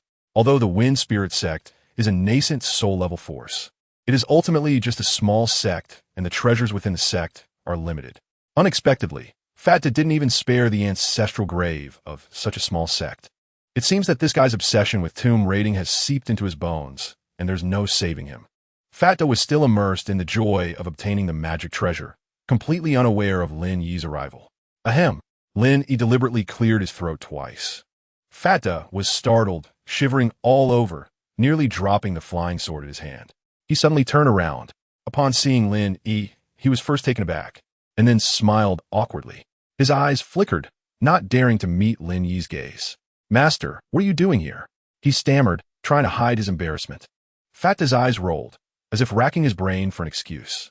Suddenly, he seemed to think of something, and a look of realization appeared on his face. "Master, could it be that you are also?" As he spoke, he made a gesture towards the surrounding tombs with a knowing expression, as if implying that Lin Yi was also here to loot tombs. Chapter 270. Could it be that the master has become stronger again? Fatta walked slowly to the fire phoenix sword with a look of doubt. Then he carefully picked up the sword, as if holding a rare treasure. Upon touching it, a hot and domineering aura surged, leaving him immensely shocked. The sword body was smooth like jade, but contained powerful strength, making him feel both frightened and excited. This is really a pseudo-immortal weapon. The master actually gave me a sword of this level. At this moment, Fatta found himself unable to understand Lin Yi. Originally, he thought Lin Yi was controlling him because of the precious forbidden pearl he possessed. He believed Lin. He wanted to control him for some purpose or to steal some treasures. He had been investigating the antidote to the three corpses brain god pill for a long time, but after searching for so long, he found nothing. Thus, he gradually resigned himself to his fate, thinking that as long as he obeyed, his life should be secure. However, in his heart, he had already cursed Lin Yi 800 times. But today, Lin Yi suddenly appeared silently behind him, giving him a sword of this level, which truly surprised him. Fat De caressed the fire phoenix sword obsessively, feeling as if his heart was turned upside down. He had raided tombs for many years and had seen countless rare treasures, but he had never seen such a miraculous item. Chapter 271. Yin raised her small face, looking at Lin Yi with eager eyes, her voice carrying a hint of a spoiled tone. Lin Yi poked her little nose. Looking at this little one who was only 7 or 8 years old, he couldn't help but feel a surge of emotions. Who would have thought that a supreme being at the level of an immortal emperor would now be nestled beside him like a porcelain doll? Her smooth little face, curved willow leaf eyebrows, and lively eyes were now filled with admiration as she gazed at him, evoking a sense of affection. To be honest, Lin Yi felt somewhat conflicted inside. He had always treated Yin like a little sister, pouring all his patience and love into her like he would for his little niece or nephew, although he hadn't spent much time with her in reality. After countless simulations of life, Lin Yi had long regarded Yin as family. The bits and pieces from the simulations were like imprints deeply etched into his soul. Those joyful laughter and playful antics had transformed into the most precious memories. Whether in the simulation or in reality, Lin Yi had become accustomed to Yin's presence, her spoiled behavior, and her reliance on him. To be honest, he really didn't want to lift the seal on Yin. Chapter 272. After Yin arrived here, a thoughtful expression appeared on her face, as if she had remembered something. "Master, I think I've been here before." Upon hearing this, Lin Yi was startled. He stopped in his tracks. He turned around to look at Yin, his eyes filled with confusion and shock. One must know that the wilderness was millions of miles away from the central continent. Even a nascent soul period cultivator would take months to fly there on a sword. How could Yin, a completely untrained mortal, have possibly been here? "Yin, are you sure you've been here?" Lin Yi asked gently, softening his tone. Yin tilted her little head, trying hard to recall, her delicate brows slightly furrowing. It seemed she was trying to capture a trace of memory from deep within. Yin seems to remember that if you go further ahead, there's a very large river, and there are many colorful stones by the river. And there are also many delicious fruits. Upon hearing this, Lin Yi used his divine sense to look ahead. Indeed, not far away, there was a wide river. The riverbank was scattered with various uniquely colored pebbles, sparkling under the sunlight. Some unknown fruit trees grew along the riverbank, laden with bright, dripping fruits. In no time, the two arrived at the riverbank. Chapter 273. As the last bolt of lightning struck, the dark clouds in the sky began to disperse, and sunlight once again shone upon the earth. The formation Lin Yi had set up also collapsed, turning into tiny starlights that dissipated into the air. At the center of the formation, where Yin had originally been, a gigantic light cocoon appeared, radiating with colorful rays. It looked like a huge gem, shining brilliantly. The surface of the light cocoon was covered with patterns, as if harboring some mysterious power. Crack! A crisp sound echoed as a crack appeared on the light cocoon. Immediately, more cracks formed, spreading like a spider web until the entire light cocoon was covered. Boom! The light cocoon shattered with a loud bang, transforming into countless light points that dissipated into the air. Yin's figure was revealed. At this moment, she was bathed in 72 rays of colorful light, sacred and inviolable, resembling a goddess from the heavens above. She is no longer that little girl of 7 or 8 years old, but a remarkable and elegant woman. Her long black hair cascades down like a waterfall, dancing in the wind. Her skin is fairer than snow, delicate and flawless. Her features are exquisite and perfect, with not a single blemish to be found, as if sculpted from white jade. She wears a white long dress, and, as the hem sways, it reveals endless fairy-like charm and dignity. Chapter 274. Thinking of this, Lin Yi felt an immense tension in his heart, his palms slightly sweating, and a thin layer of sweat forming on his back. He instinctively clenched his fists, his knuckles turning slightly pale from the effort. Then, he pretended to be calm and stared at Yi Ling long, wanting to see her reaction. His gaze was tightly locked on Yi Linglong's face, trying to catch any unusual changes in her subtle expressions. However, what puzzled Lin was that Yi Linglong seemed to have no reaction at all. She continued to look at him with a bright smile, her eyes clear and bright, as if she was unaware of his discomposure. She reached out to adjust a strand of hair by her temple, her movements natural and graceful, showing no surprise or confusion at his address. This made Lin Yi feel increasingly uneasy, and the sweat in his palms increased. His heart raced like a drum, making his eardrums buzz. He felt his breathing becoming rapid, as if the air had thinned. He thought to himself, as an immortal emperor, "Don't you feel something is off? We clearly don't know each other." Various strange thoughts churned in his mind, making him even more anxious. He secretly glanced at Yi Linglong again and found she was still smiling at him. Chapter 275. Lin Yi could imagine that the master of an immortal emperor must be someone who stands tall between heaven and earth, overlooking the 4 seas and 8 wildernesses. Of course, the master of an immortal emperor doesn't necessarily have to be an immortal emperor themselves. Perhaps it's an old monster who remains hidden from the world, or maybe a prodigy of exceptional talent. He recalled the legendary stories circulating in the cultivation world, filled with infinite imagination. An old ancestor in the nascent soul stage could also teach a disciple in the great ascension stage. Lin Yi remembered a record he had seen in Tianxian. It documented that there was a foundation establishment cultivator in Tianxian who, through extraordinary wisdom and perseverance, ultimately nurtured a disciple in the God transformation stage. This disciple eventually ascended to the spirit realm, and he was the early master of the Fire Phoenix Sword, Song Yinshao. However, I could never be Yi Linglong's master. Lin Yi's tone was filled with determination. He had never met Yi Linglong before, let alone have a master-disciple relationship. This was their first meeting in reality, without a doubt. Lin Yi firmly believed in his judgment. As for being the reincarnation of some great power in the immortal realm, that was even more impossible. Lin Yi chuckled self-deprecatingly. He clearly knew his origins. An ordinary office worker from Blue Star who accidentally crossed over to this world. Chapter 276. Thinking of this, he focused his mind and directly acquired the strength of a celestial immortal. After studying the Stealing Heaven Sutra, he could now briefly resist the power of ascension. Without a foolproof plan, he would never easily take risks.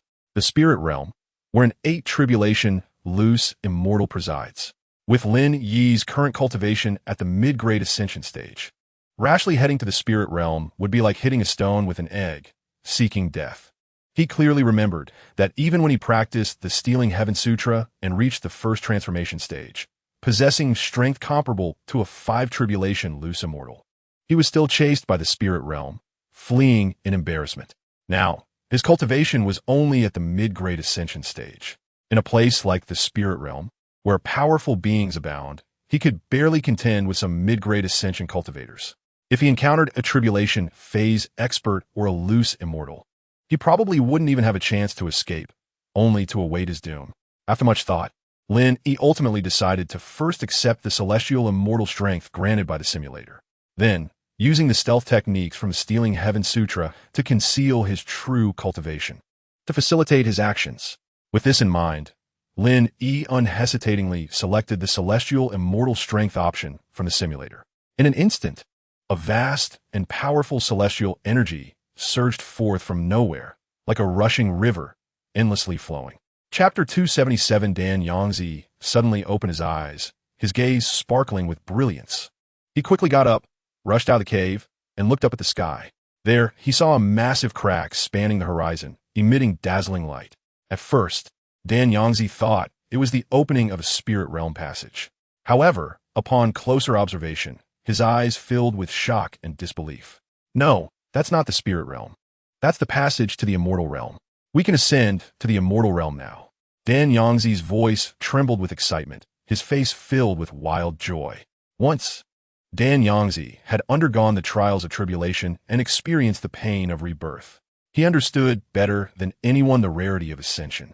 Now, with the immortal path reopening, he finally had a chance to realize his dream of ascending to the immortal realm. Since the passage to the spirit realm was severed, Dan Yangzi had been contemplating how to break through the shackles of ascension.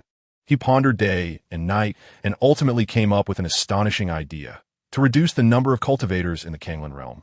leaving only the strongest one to become the sole ascendant. This idea struck Dan Yangzi's silent heart like a bolt of lightning. He knew it sounded crazy and cruel, but to him, it was the only hope.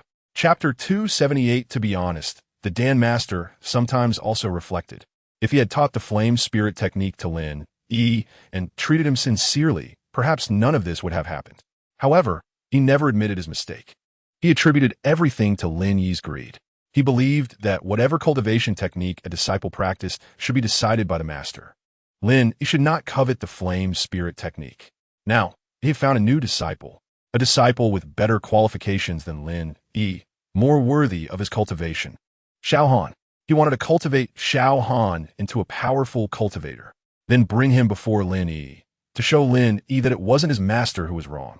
But Lin Yi's qualifications were too poor, like mud that cannot be supported against a wall.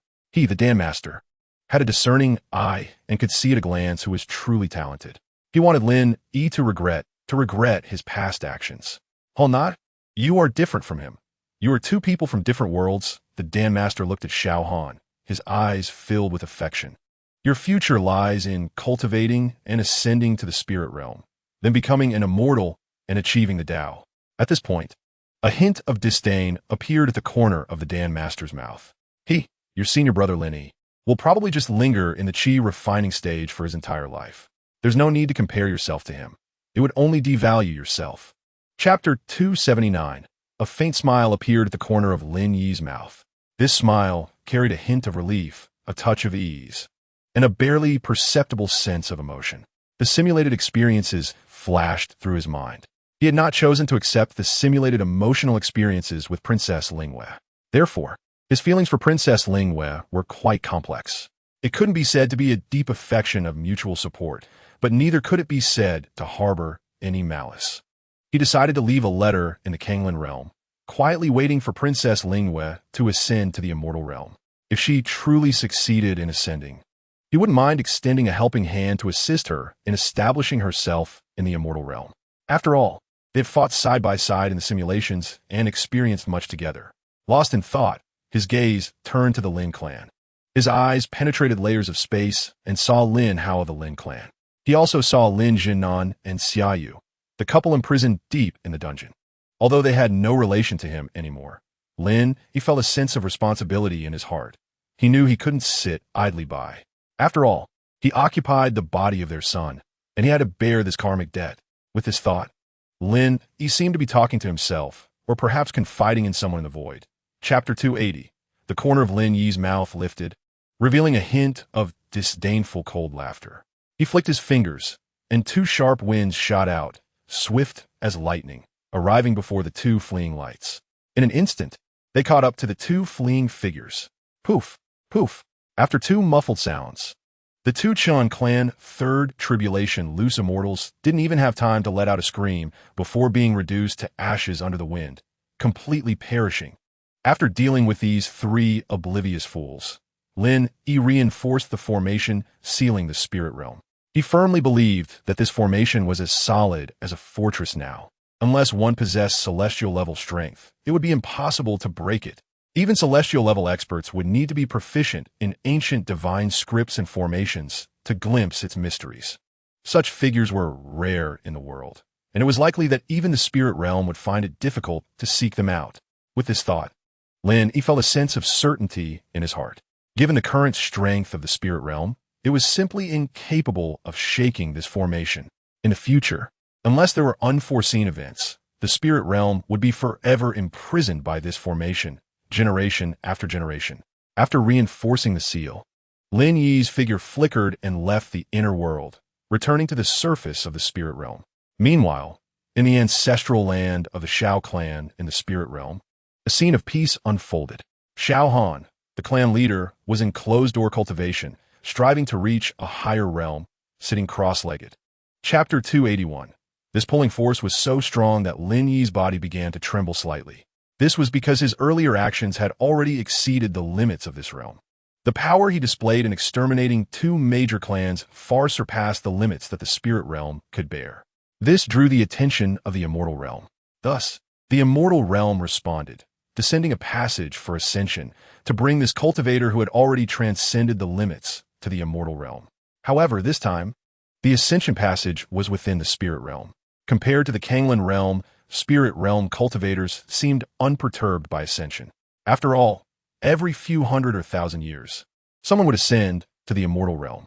They were more curious about who was ascending rather than the appearance of this ascension passage. Lin Yi on it. He had not considered ascending from the spirit realm before, nor did he know what he would encounter after ascending to the immortal realm from the spirit realm. Therefore, he decisively used his celestial essence to tear open a spatial rift. Within the spatial rift was the passage connecting to the Kanglan realm. In the next moment, he returned to the Tianxian Dao Palace in the Kanglan realm. Lin Yi's figure slowly appeared. He looked around, feeling the familiar environment, and his heart settled a bit. However, before long, the ascension passage suddenly appeared in the sky above the Kanglan realm. Chapter 282, of course. Lin Yi could also choose to create his own small world within his Dantian. Such small worlds would initially have no living beings. He could also seek out existing worlds for fusion. While seeking existing worlds might not be as intuitive as creating one himself, with gradual adaptation, it could still be achieved. Moreover, the advantage of these small worlds was that they had their own biological ecosystems, so Lin Yi wouldn't need to build it intentionally. However, regardless of the method, he must reach the golden immortal level to realize it. Meanwhile, the changes in the Kanglan realm made all cultivators ecstatic. The world was expanding, spiritual energy was surging, and the previously insurmountable bottlenecks were loosening. Many old monsters who had been in closed-door cultivation for years broke through, sensing this unprecedented opportunity. Lin Yi noticed that the spiritual energy of the Kanglan realm was rushing towards him wildly. He knew this was the Kanglan realm thanking him for his grace, attempting to help him improve his strength in this way. The corner of his mouth lifted slightly, revealing a helpless smile as he slowly said, "I no longer need it." Lin Yi was now at the celestial immortal level, and absorbing celestial energy was the best choice. The spiritual energy of the Kanglan realm was too low level for him, requiring transformation after absorption. Chapter 283. The Danzun shook his head, smiling wryly. "It's nothing, perhaps this old man is seeing things, thinking I saw an old friend ascend. But that old friend sigh, it can't be him, it can't be." He shook his head vigorously, dispelling this absurd thought. How could that rebellious disciple of Lin Yi's possibly ascend? Meanwhile, Lin Yi passed through the colorful vortex and landed on a massive white jade altar. His celestial power flowed, surrounding him. The rich celestial energy enveloped him, making him feel an unprecedented comfort. Looking around, he saw the beauty of the immortal realm. A magnificent sea of flowers stretched to the horizon, colorful blossoms swaying gently in the breeze, emitting intoxicating fragrances. A crystal-clear waterfall cascaded from above, splashing countless droplets that sparkled with 7 colors in the sunlight. A giant divine tree flourished with branches and leaves, with auspicious dragons weaving among them, exuding a sacred aura. Various rare beasts soared in the sky, adorned with splendid feathers, appearing dreamlike and beautiful. An immortal bridge spanned the void, surrounded by millennia-old immortal mist. As if in a dream, a clear and bottomless immortal lake mirrored the blue sky and white clouds, breathtakingly beautiful. At the edge of the altar, 2 immortals dressed in silver-white immortal armor slowly approached, curiously observing Lin Yi. Chapter 284. Who would have thought that after taking a bite, it actually spoke human words? It said, "Your uncle originally lived in the immortal realm. It's just that when I was in the immortal realm, I made a bet with the Ling Long immortal emperor. Even if I were to become an ordinary dog in the mortal realm, I could still live comfortably." The Ling Long immortal emperor did not believe this, so she sealed all my celestial powers and banished me to the mortal realm to see how I would fare. After I completed my merits, I would still be ranked among the immortals. "Ear, you are a good child, understanding enough to feed me with your own flesh. Even if Uncle Dog dies of hunger, he remains an immortal. But the only thing I worry about is you. What will you do when I'm gone?" At this point, Lin Yi paused, his eyes slightly reddening, seemingly truly saddened by the fate of the old yellow dog. He raised his head and looked sincerely at the 2 immortals. His voice choked as he said, "Uncle Dog sacrificed for me to live, and yet..." He covered his face and cried, his shoulders trembling slightly, as if he couldn't bear this immense sorrow. The 2 immortals, seeing this, felt even more puzzled. Exchanging glances and seeing a hint of confusion and sympathy in each other's eyes. The female immortal sighed softly and comforted him gently. Friend, do not be sad. Please take care of yourself. Chapter 285. The Ziwei Garden alone connects to 365 cultivation worlds. Originally, there were 366. After the Kanglin realm lost contact, only 365 remained. Ning Yi recalled the scene of her ascension during the tribulation, still feeling a lingering fear. She had also survived a near-death experience to ascend to the immortal realm. Wang Defa added that each cultivation world's ascension passage leads to its own area. Their wood realm belongs to the jurisdiction of the Ziwei Garden, which is why he came here. Later, to earn immortal crystals, he was arranged to guide ascenders. Watching Lin Yi fiddling with the storage bag in his hand, Wang Defa reminded him, Brother, there are some immortal crystals and elixirs in this storage bag. I hope they can help you. Wang Defa wore a flattering smile, cautiously observing Lin Yi's expression. Lin Yi pretended to be modest and nodded slightly. That's thoughtful. Ning Yi quickly added, Brother, since you're new here, if you need anything, just let us know. By the way, Lin Yi casually asked, I see that the immortal realm is so rich in immortal energy. I presume the cultivation of the native immortals here is quite different from that in the lower realms.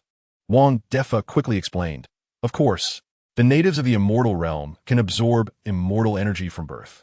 They do not need to establish a foundation and can directly start cultivating from the first layer until they reach the 9th layer's perfection, allowing them to undergo the immortal tribulation and achieve the position of an earth immortal. Chapter 286. Before setting off, he had inquired about the location of Wuji City from Wang Defa and Ning Yi. He only knew to head east but overlooked the distance. He regretted not asking them how far it was. He had thought that no matter how large the immortal realm was, with his speed, he should reach Wuji City quickly. But now it seemed that this eastward journey was much longer than he had imagined. 5 days later, Lin Yi stopped his light-speed travel. Looking far ahead, he still saw the undulating mountains, winding rivers, and the vast plains. The sea of clouds surged like turbulent waves, and golden sunlight poured through the clouds, forming beams of light that illuminated the land. In the distance, towering peaks reached into the clouds, their summits covered in snow, reflecting dazzling light. Waterfalls cascaded down between the mountains, creating mist and forming rainbows under the sunlight, breathtakingly beautiful. The scenery was picturesque, yet still devoid of human presence. This immortal realm is indeed vast. Lin Yi couldn't help but exclaim. After flying for 5 days and nights without a pause, he had not seen a single figure, let alone a city. He rubbed his sore eyes, feeling a touch of fatigue. Chapter 287. A full 10 low-grade immortal crystals. He felt dizzy, as if he had been struck hard in the chest. The 15 immortal crystals Wang Defa had given him now seemed utterly insufficient. Lin Yi clenched his fists tightly. He knew he had to find a way to obtain immortal crystals quickly. Otherwise, the simulator would become a mere decoration, and he would lose his greatest support.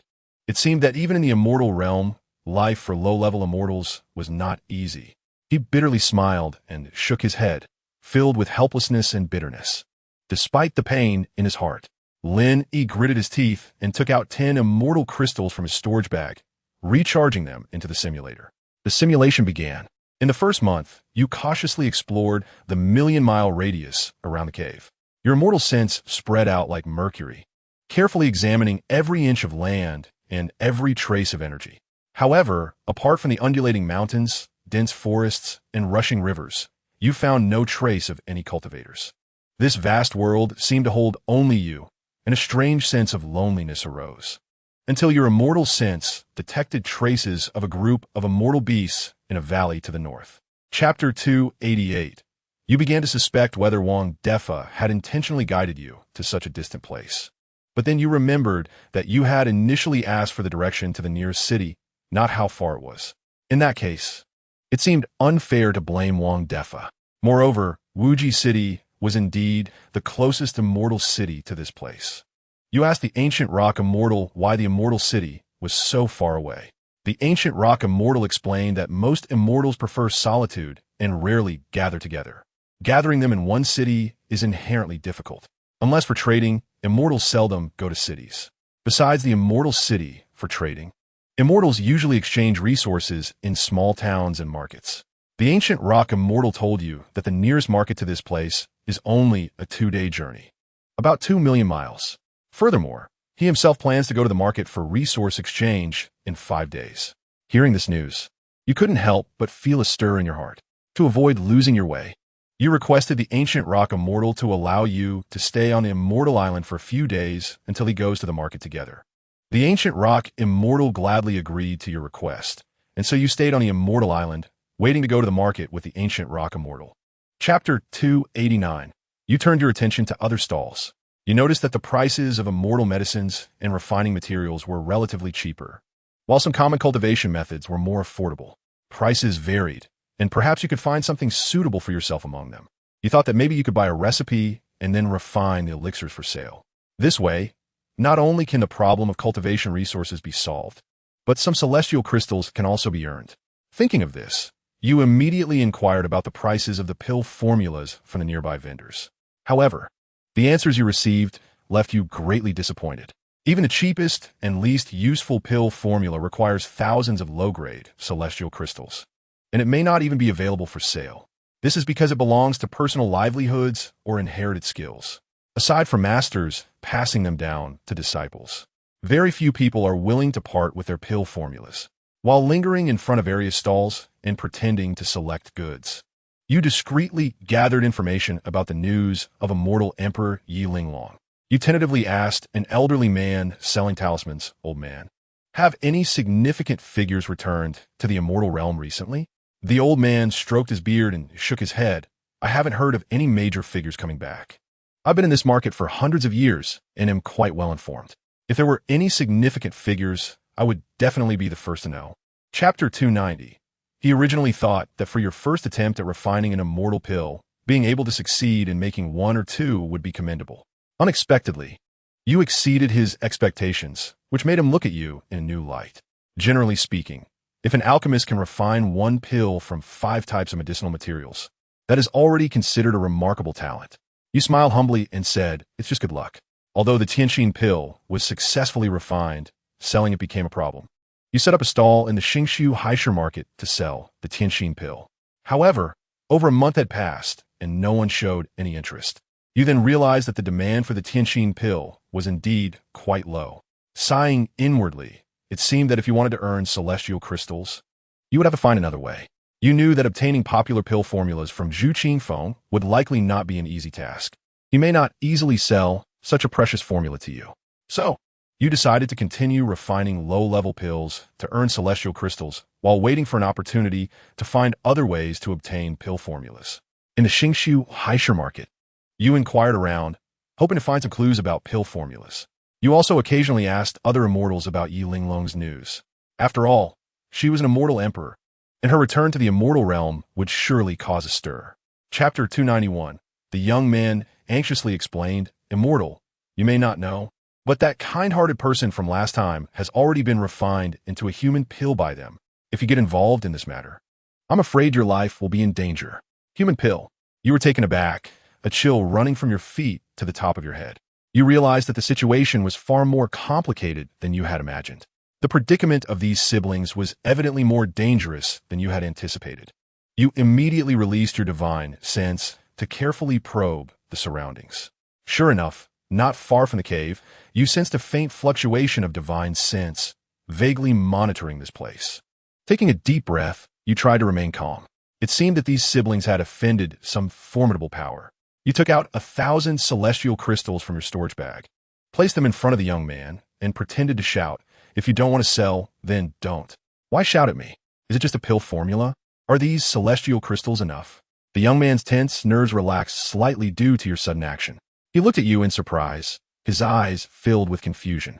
His eyes rolled around, as if calculating something in his mind. After hesitating for a moment, as if he had made up his mind, he grabbed the celestial crystals you placed on the ground, his tone carrying a hint of joy and helplessness. Chapter 292. It was precisely for this reason that the black-robed man was so nervously checking your pill formula, fearing that he might miss any clues. You recalled the situation from earlier. If your cultivation level had not reached the celestial immortal realm, comparable to that of the black-robed man, he likely would not have been so courteous to you. With this in mind, you took out the pill formula that the young man had written earlier. You spread the formula open and carefully examined every character and symbol on it, trying to find some clues. With years of alchemy experience, you meticulously verified the medicinal materials, ratios, and refining methods listed on the formula. Finally, you confirmed that this formula had no issues and was a genuine pill formula. A first-turn golden pill? You murmured softly, locking your gaze tightly on the formula, waves of excitement rising in your heart. Having wandered in the Xingshu Haishu for many years, you naturally knew the value of a first-turn golden pill. Each first-turn golden pill contains enough energy to increase one celestial essence by 100 years. This is a coveted treasure for any cultivator. Even more astonishing is that the first-turn golden pill has no cooling period. This means that one can increase 100 years of celestial essence by refining one pill in just a year. Chapter 293. How could this be? You muttered to yourself, utterly baffled. The records on the formula were clear, detailing every type of medicinal material and every step of the process. You followed the formula strictly, without missing a single detail.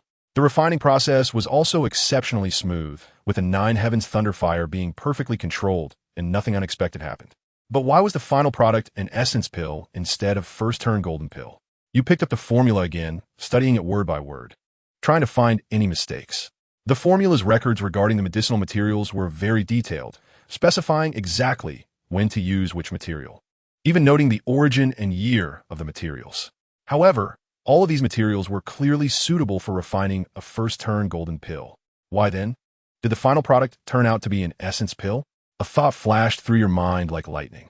Could it be that there was something wrong with the formula itself?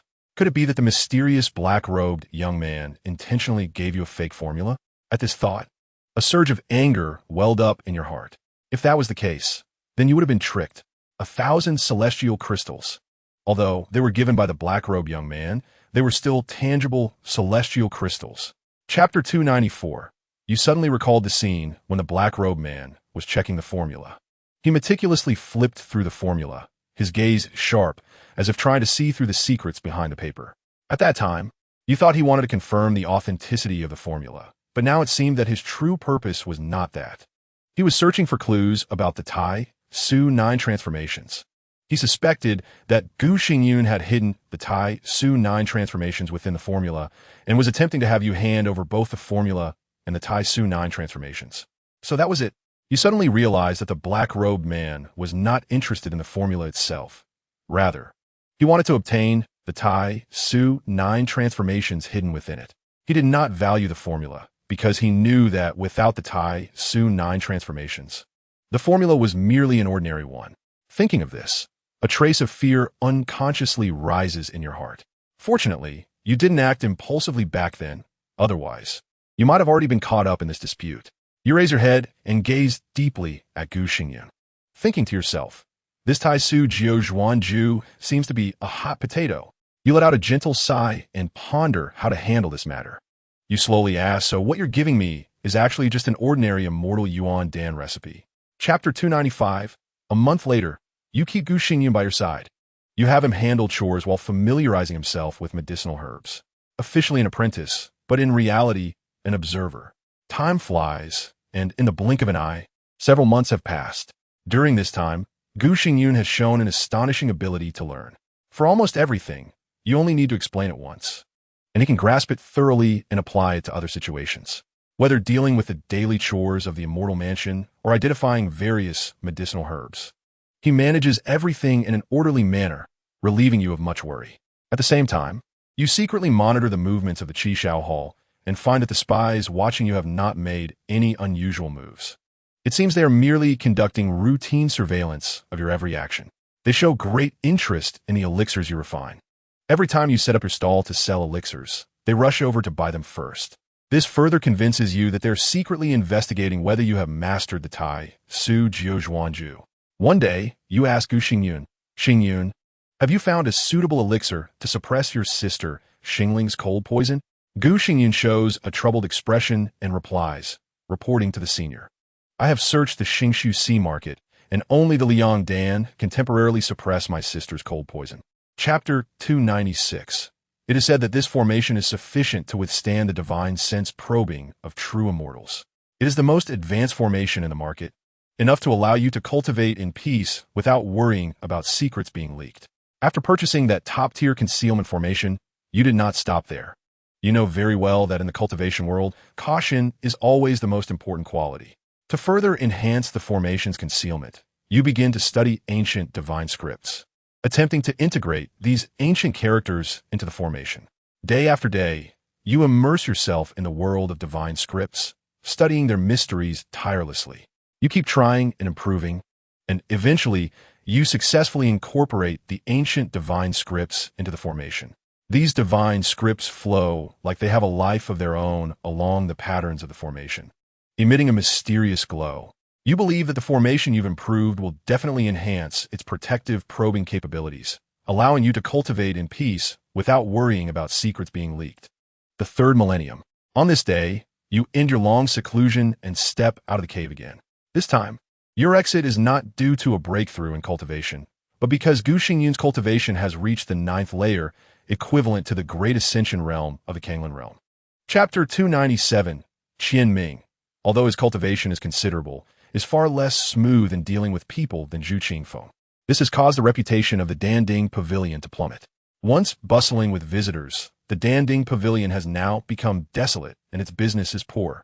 In contrast, your shop, due to the high quality of your elixirs and reasonable prices, it has attracted more and more customers, nearly monopolizing the entire elixir market of the Xingshu Sea market. You secretly feel proud, finally venting your grievances. The mental burden that troubled you for many years also dissipates. Without Zhu Qingfeng as a thorn in your side, your cultivation becomes smoother and your strength advances rapidly. However, Gu Xingyun and his sister have recently been acting strangely. They're always whispering together mysteriously, as if hiding something from you. Sometimes they seem to want to say something but hesitate, as if they want to tell you something but don't know where to start. You notice their odd behavior, but do not immediately question them. Instead, you decide to observe the situation quietly and wait for the right moment to investigate further. Time flies. The 28,000th year. After years of dedicated cultivation, your strength finally breaks through to the peak of the celestial immortal realm, reaching a level that would take the ancient rock immortal 300,000 years to attain. Chapter 298. Gu Xingyan chokes up and says, "Master, please be sure to accept this. Without your careful guidance, there would be no today for us siblings. This scroll is a token of our gratitude. Please do not refuse it." Gu Xingling beside him also echoes, "Yes, master, just accept it. We know you do not covet any treasures, but this is our sincere appreciation. If you do not accept it, we will feel guilty." You look into their sincere eyes, feeling a mix of emotions. You sigh and feign reluctance, saying, "I appreciate your intentions, but this scroll is too precious. How can I easily accept it?" Gu Xingyun quickly replies, "Master, please do not refuse any longer. This scroll is of great significance to us, but perhaps even more valuable to you. We believe that only in your hands can it reach its maximum potential." You ponder for a moment and ultimately accept the scroll, saying, "All right, since you insist so much, I will accept it. However, you must remember that my acceptance of this scroll is not out of greed for its value, but to better pass on this secret method." You carefully put away the scroll, secretly feeling guilty. Chapter 299. You are absolutely confident that with just one move, you can take him down, but you must restrain yourself, because you are wary of the red-robed man in front of him, the Qian guard. A true immortal-level expert, you feel no confidence at all. Moreover, you cannot judge the opponent's specific realm, whether they are in the early, middle, or late stage. This kind of cross-realm suppression makes you feel a deep sense of powerlessness, like an ant facing a giant elephant with no chance of victory. You turn to look at Gu Xingyun and his sister, your eyes filled with a hint of inquiry. The two siblings seem to understand your meaning. Gu Xingyun slowly spoke, his tone carrying a hint of seriousness. "Master, the Qishao Palace is incredibly powerful, far beyond what we can contend with." Gu Xingling picked up the conversation and added, "The Qian guards wear red robes, each possessing strength above that of true immortals, while the black-robed men are blood-burning warriors, varying in power from heavenly immortals to earthly immortals." Gu Xingyun continued, "Above the Qishao Palace, there are also 3 great flame envoys, namely the envoy of heavenly fire, the envoy of earth fire, and the envoy of human fire. They are all powerful beings who are said to have touched the threshold of mysterious immortality. Gu Xingling's voice grew increasingly somber, above the three flame envoys. There are also two elders whose strength is unfathomable, and even a mysterious palace master. Chapter 300. The Qingming sword in your hand let out a deafening dragon roar. The sword body, trembling violently, as if it were a giant dragon about to soar into the sky. The entire Xingshu Sea city trembled slightly from this dragon roar, as if it were on the verge of collapse. Kill! You roared, your figure instantly shooting into the sky, the Qingming sword transforming into a dazzling beam of sword light. Slicing through the void, it headed straight for one of the blood-burning warriors. The sword light flashed, and the blood-burning warrior didn't even have time to react before being cut in half by the sword light, instantly becoming two segments. However, just as you killed one blood-burning warrior, a terrifying wave of energy erupted beside you. Then came a deafening explosion. A massive mushroom cloud rose into the sky, blocking out the sun, as if it were about to swallow the entire world. The shockwave from the explosion surged toward you, and you were instantly blasted away by this powerful force, flying thousands of miles back like a kite with a severed string. Although Xingshu Sea City has powerful celestial laws protecting it, the force of this explosion was simply too terrifying, causing the entire city to shake violently, as if it would collapse at any moment. You fell heavily to the ground, spitting out a mouthful of blood, your face pale as paper. Chapter 301. He roared, transforming into a streak of red light, chasing after you. You desperately urged your sword escape technique, creating phantoms in the void. The speed of the Qian guards was faster than yours. They relentlessly pursued you, like a maggot on a corpse, impossible to shake off.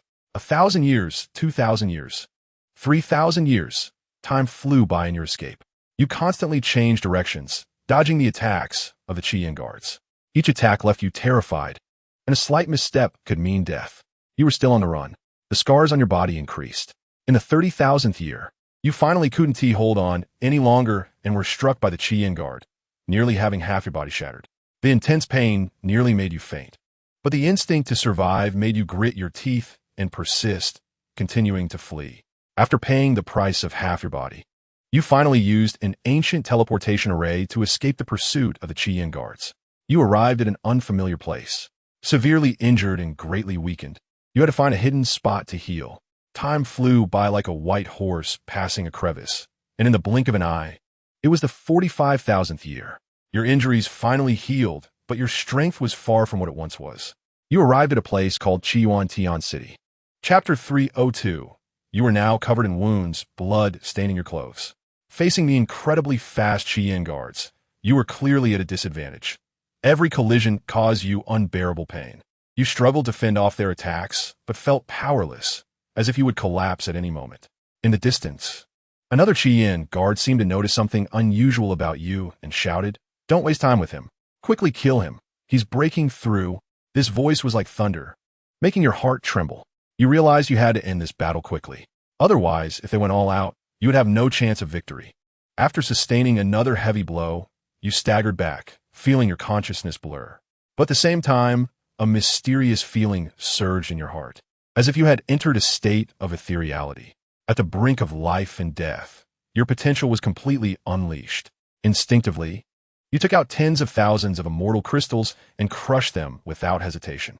A brilliant light erupted instantly, and violent celestial energy surged out like a tide, tightly enveloping you. The surrounding celestial energy seemed to be drawn by some force, forming a massive vortex that crazily rushed toward you. Your body acted like a bottomless pit, greedily absorbing this pure celestial energy. Chapter 303. Hearing your voice, the woman suddenly turned around, her beautiful eyes filled with surprise and joy. Tears welled up in her eyes. "It's really you," she choked out, seemingly wanting to express 1,000 words, yet not knowing where to start. Seeing this, you quickly supported her and gently said, "Miss, I see that your injuries are severe. Don't speak for now. I'll take you to heal." You brought Lin Yi back to the crystal palace you rented in Wutan City. Inside the palace, coral sparkled, pearls glimmered, and the colors were dazzling, creating a stunning scene. You carefully treated her wounds and used pills to help her recover. Once her condition stabilized, you asked with concern, "Miss, What exactly happened? Why are you so badly injured? Princess Lin Yi was taken aback. She realized that at this moment, you should still not recognize her. Taking a deep breath, Princess Lin Yi slowly recounted her experience. It turned out that after she killed the Yankei demon emperor in the spirit realm, she came to the Kanglan realm. She saw the note you left. Although that note did not specify your relationship, you mentioned that you had ascended to the celestial realm.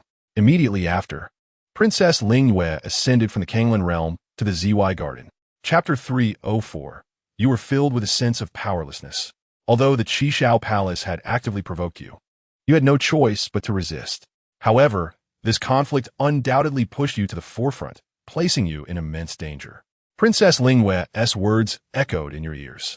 You tried to calm yourself, carefully analyzing the current situation. The Qishao Palace dared to challenge the Xianzhu Pavilion and even schemed to overturn the ZY Garden. There must be a powerful backing behind them, or they would not have such boldness.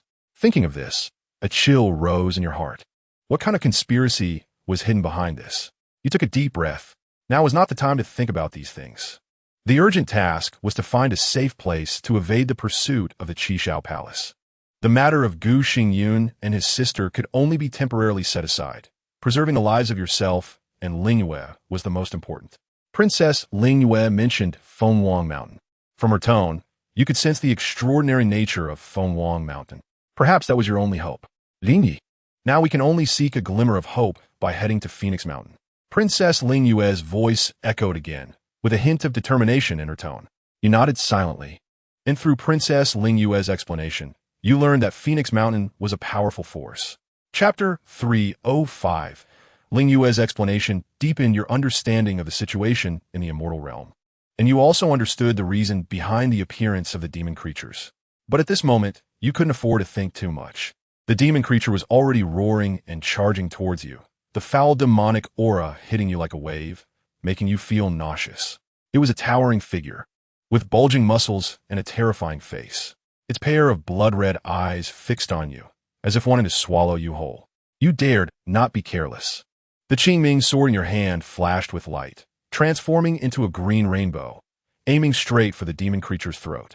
The demon seemed to sense the danger and swung its massive claws to try to block it. However, the Qingming sword was incredibly sharp, easily slicing through its defenses, sealing its throat with a single strike. The demon let out a chilling scream, its massive body crashing to the ground. Looking at the fallen demon, you couldn't help but think of Xia Xiaochan.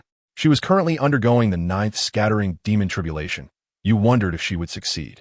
If she succeeded, would she ascend to the demon realm and become a true demon?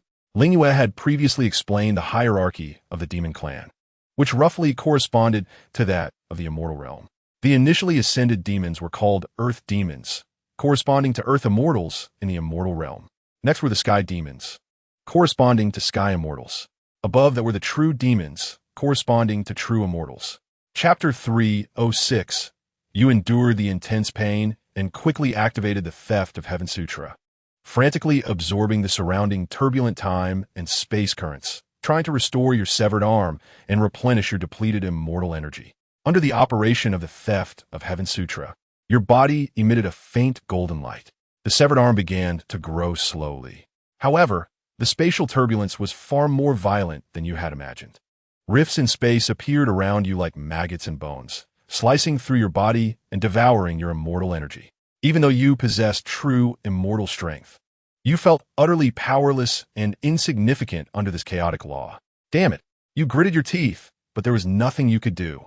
In the next moment, your body was torn apart by a massive spatial storm. Flesh and blood flew everywhere, instantly swallowed by the spatial turbulence.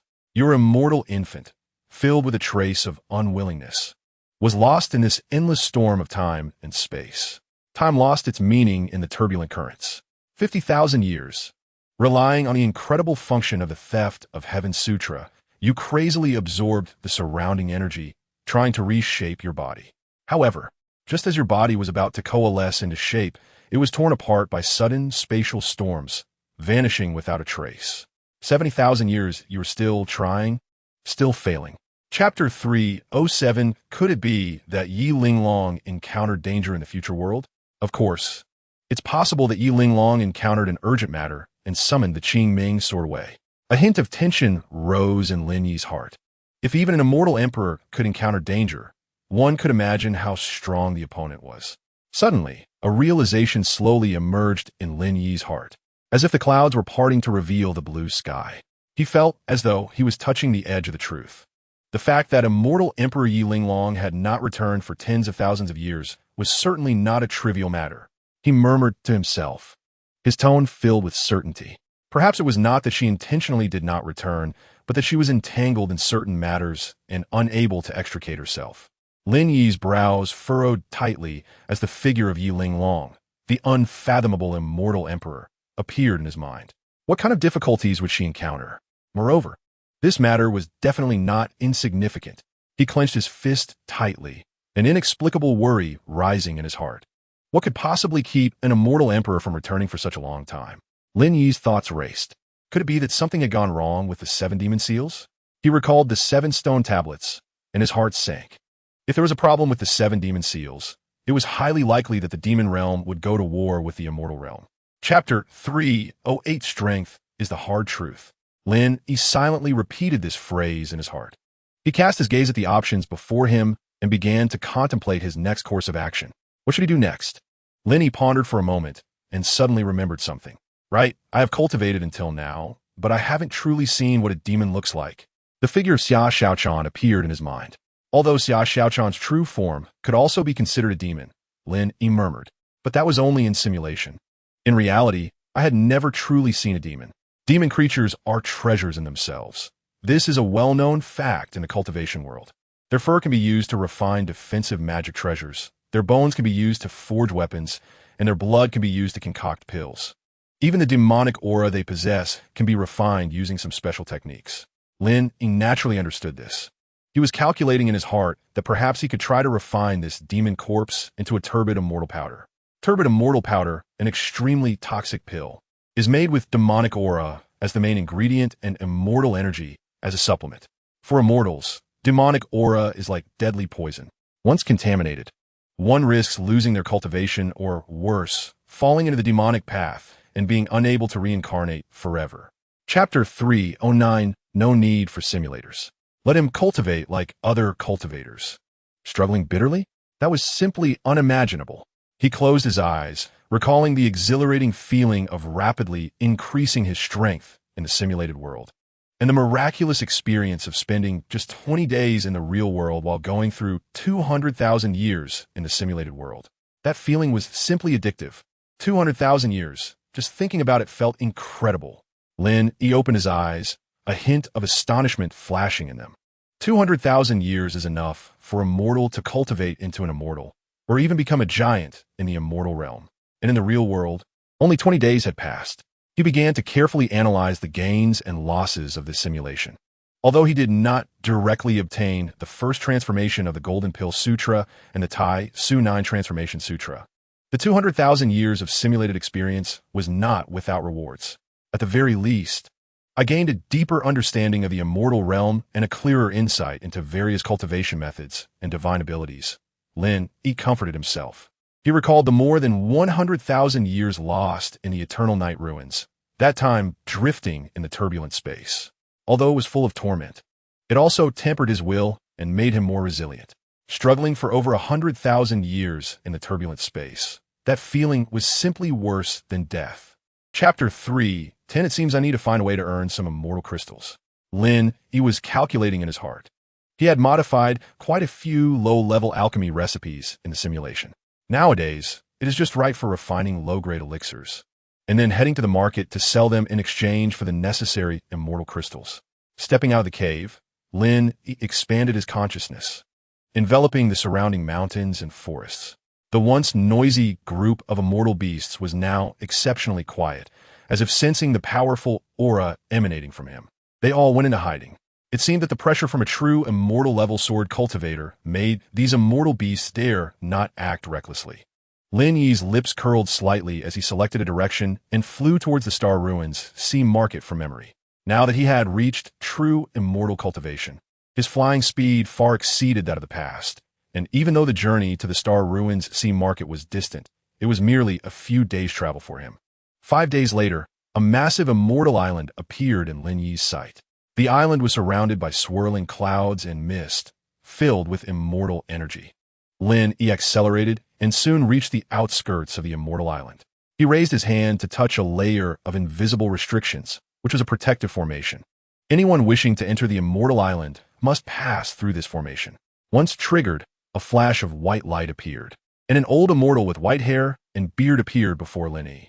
Chapter 311. Now that he was a true immortal, he was a full realm above ancient rock immortal, so naturally, the treatment was different. However, Lin Yi did not intend to agree easily. To exchange a meal for his guidance seemed too frivolous. He set down his teacup and pretended to ponder, saying, "I can certainly guide you," but he deliberately paused, casting a meaningful glance at Ancient Rock Immortal. Seeing this, Ancient Rock Immortal couldn't help but feel a bit anxious and quickly asked, "Senior, please speak freely." Lin Yi slowly replied, "However, deducing the heavenly secrets is immensely consuming and requires quite a number of immortal crystals." As he spoke, he carefully observed Ancient Rock Immortal's reaction. In his simulations, Lin Yi already knew that this seemingly unremarkable Ancient Rock Immortal was actually a highly skilled formation master, quite renowned in the Star Ruin Sea market, and had probably accumulated considerable wealth. What he lacked the most now was precisely immortal crystals. Upon hearing Lin Yi's words, Ancient Rock Immortal was first taken aback. Then a look of realization appeared on his face. Indeed, how could one solve a problem that had troubled him for 1,000,000 years with just a meal? That was too naive. He had initially thought that directly offering immortal crystals would be somewhat abrupt, but Lin Yi's words now provided him with a suitable way out. Chapter 312.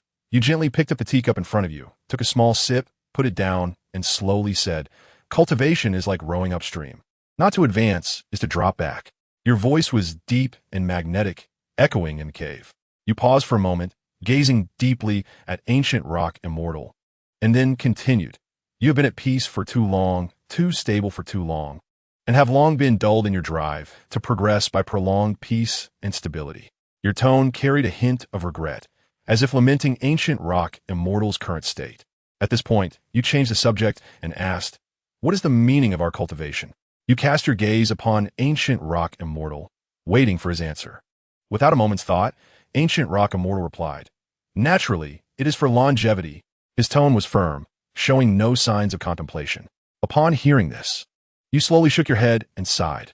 Not entirely so. You paused and explained, "Although becoming an immortal can extend our lifespan, it does not mean we are immortal." You extended a finger, lightly tapping the table, and continued, "Take the celestial immortals as an example. If they do not break through in 500,000 years, they will dissolve into the Tao." You looked at Ancient Rock Immortal, your eyes filled with profound meaning. Chapter 313. In the 5th year, the low-grade elixirs you refined, such as Qi restoration pills and revitalization pills, became extremely popular in the Star Ruin Sea market due to their excellent quality and reasonable prices, leading to a supply shortage. The elixirs you refined each day were almost sold out as soon as they were listed. Many cultivators even pre-ordered, allowing you to earn a significant profit. This caught the attention of the largest elixir shop in the Star Ruin Sea market, Dandingo, especially Zhu Qingfeng from Dandingo, who was quite dissatisfied that you had taken away his business.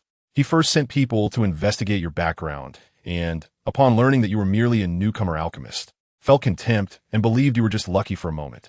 Thus, he began secretly sabotaging you, first spreading rumors to discredit your elixirs, claiming that they contained impurities and would harm the meridians upon consumption.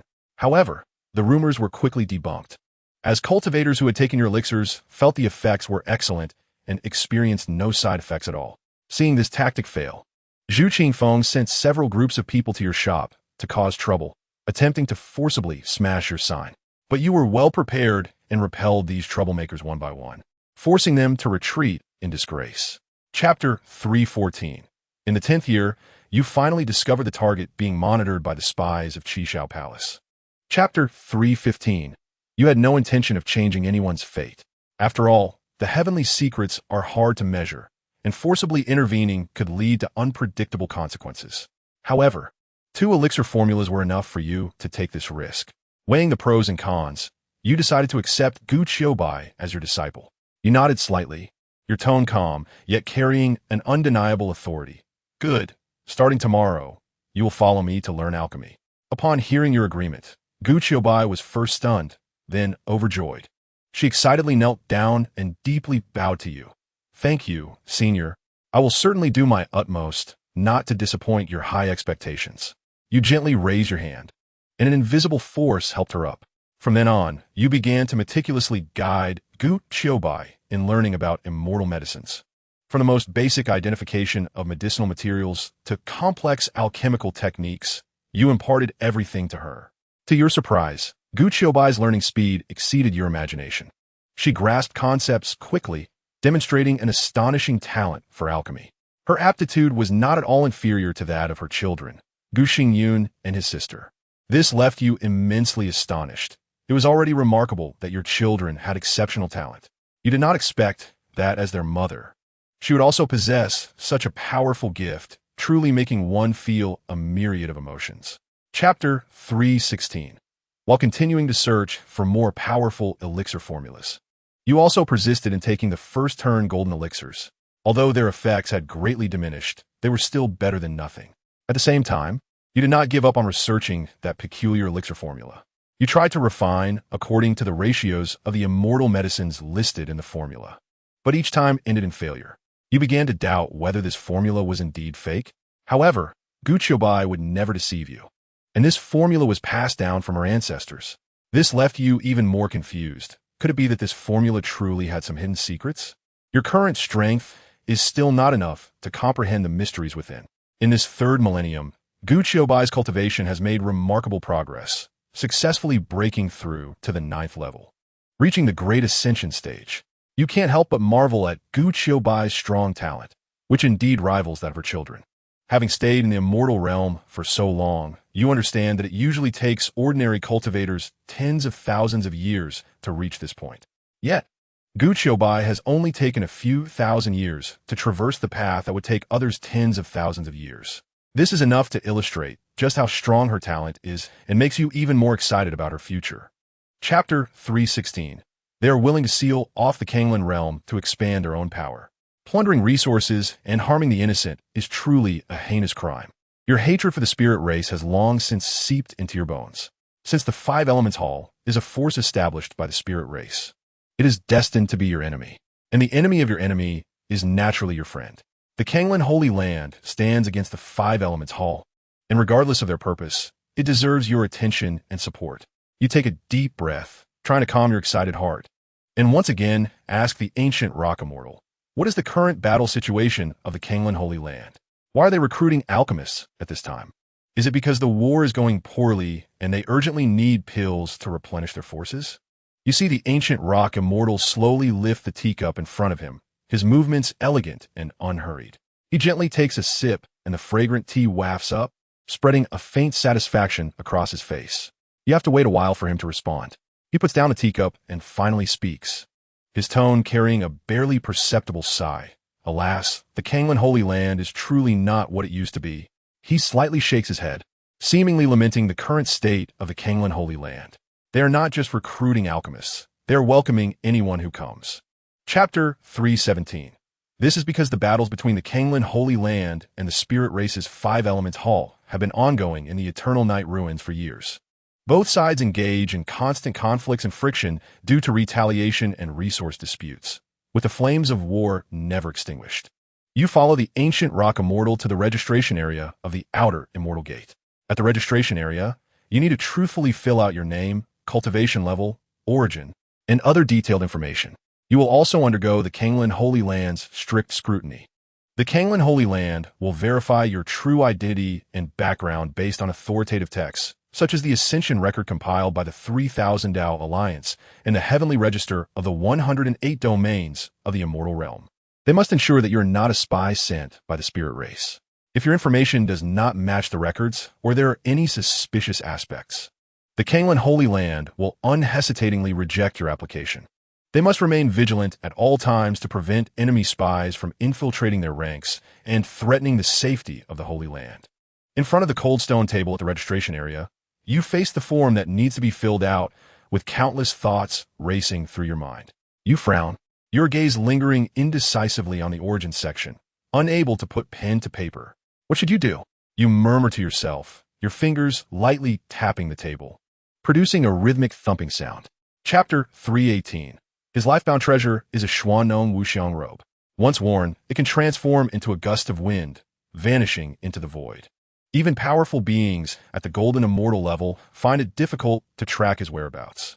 The Wind Spirit Tao Lord's most talked about achievements include infiltrating the heart of the Five Elements Hall multiple times, stealing crucial intelligence, and managing to retreat unscathed each time. He is regarded as a master spy who can appear and disappear at will. The Wind Spirit Tao Lord has a free-spirited and unruly personality, enjoying toying with enemies. He often appears unexpectedly at critical moments, causing great trouble for his foes.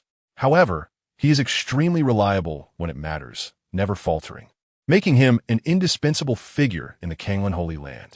However, compared to the Kanglan Holy Land, the Five Elements Hall is even more powerful, possessing 5 golden immortal level ancestors. This disparity in strength undoubtedly brings immense pressure to the Kanglan Holy Land and instills a sense of unease in you. The overall strength of the Five Elements Hall is unfathomable and terrifyingly strong, judging by the number of golden immortals on the surface. The Kanglan Holy Land is indeed at a significant disadvantage, lacking 2 golden immortal ancestor level powers. But this does not mean the Kanglan Holy Land has no chance of winning. Chapter 319. According to the steward's disclosure, the number of immortals who fell in this battle is staggering. A total of 5 celestial immortals and 2 formidable true immortals unfortunately died in battle. This is a heavy loss that the Kanglan Holy Land has not experienced in many years. In addition, several true immortals were severely injured, and one mysterious immortal also sustained serious wounds. The entire Kanglan Holy Land is shrouded in a repressive atmosphere, as if dark clouds hang overhead. If it weren't for the timely arrival of the Tianqian Sword Lord at a critical moment, with his powerful strength turning the tide, the number of casualties among the Kanglan Holy Land's immortals would have been even greater, potentially shaking the very foundation of the Kanglan Holy Land. It is important to note that this is the immortal realm. Those who can cultivate to become immortals have all endured countless hardships, possessing great willpower and fortune. They are all immortals who should be carefree and indifferent to worldly affairs. Usually, immortals engage in minor disputes over cultivation resources or face-saving matters, rarely encountering such large-scale fatalities. Such tragic scenes only occur during calamities like the Immortal Demon War that affect the entire immortal realm. However, the next piece of news you hear leaves you utterly shocked, even making you forget the bad mood caused by the Kanglan Holy Land's defeat. Chapter 320. You smile faintly, unwilling to elaborate too much, and simply say casually, I have always detested evil and cannot stand the arrogant demeanor of those in the Five Elements Hall. I have long wanted to compete with them.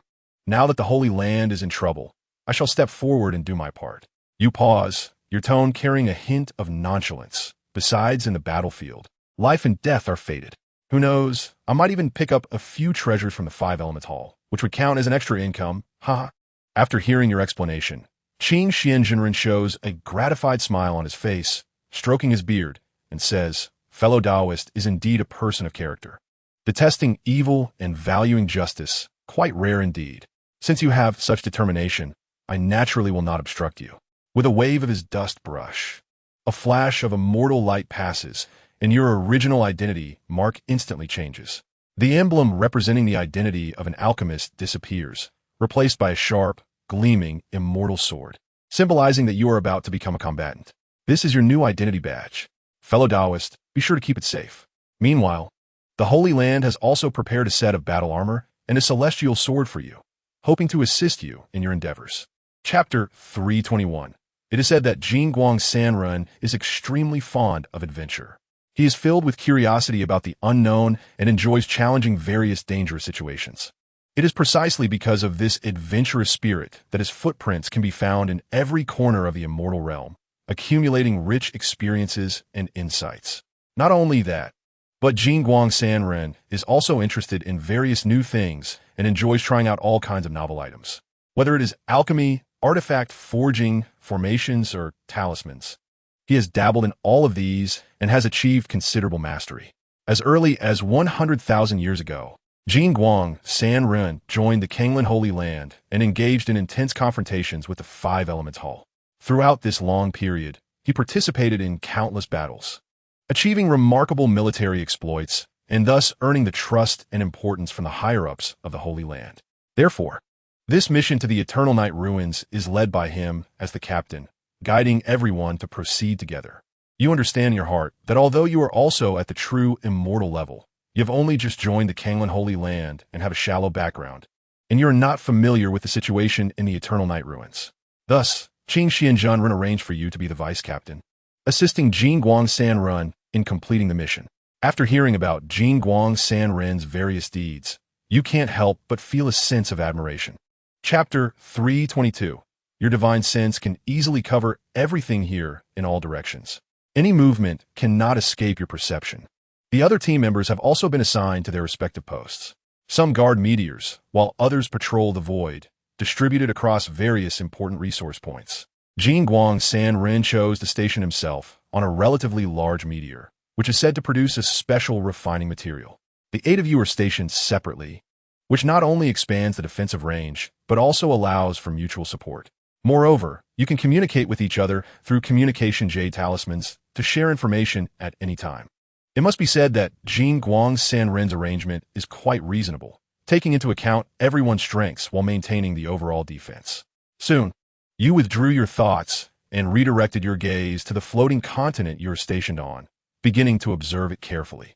You notice that in the central area of the continent, there are 2 enormous teleportation arrays standing tall. You focus your attention, and sure enough, at the core of the continent, the 2 towering teleportation arrays stand side by side like twin stars, emitting a faint glow. One teleportation array is surrounded by runes of entry and exit, clearly responsible for welcoming outsiders. Chapter 323. After speaking, Jin Guang Sanren transformed into a beam of golden light and rushed southward. You and the other members of the Outer Immortal Sect followed closely behind, deploying escape techniques, either riding clouds or using sword escape, closely pursuing. Along the way, no one spoke, and the atmosphere felt somewhat oppressive. After all, the strength of the 5 Elements Hall should not be underestimated, and this trip is bound to involve a fierce battle. There might even be a risk to life. However, you notice that Gu Qiubai also seemed to have left the floating continent you were guarding. But given the urgency of the situation, you had no time to inquire about her. After a period of rapid flight, you finally arrived at the meteorite mining site in the south.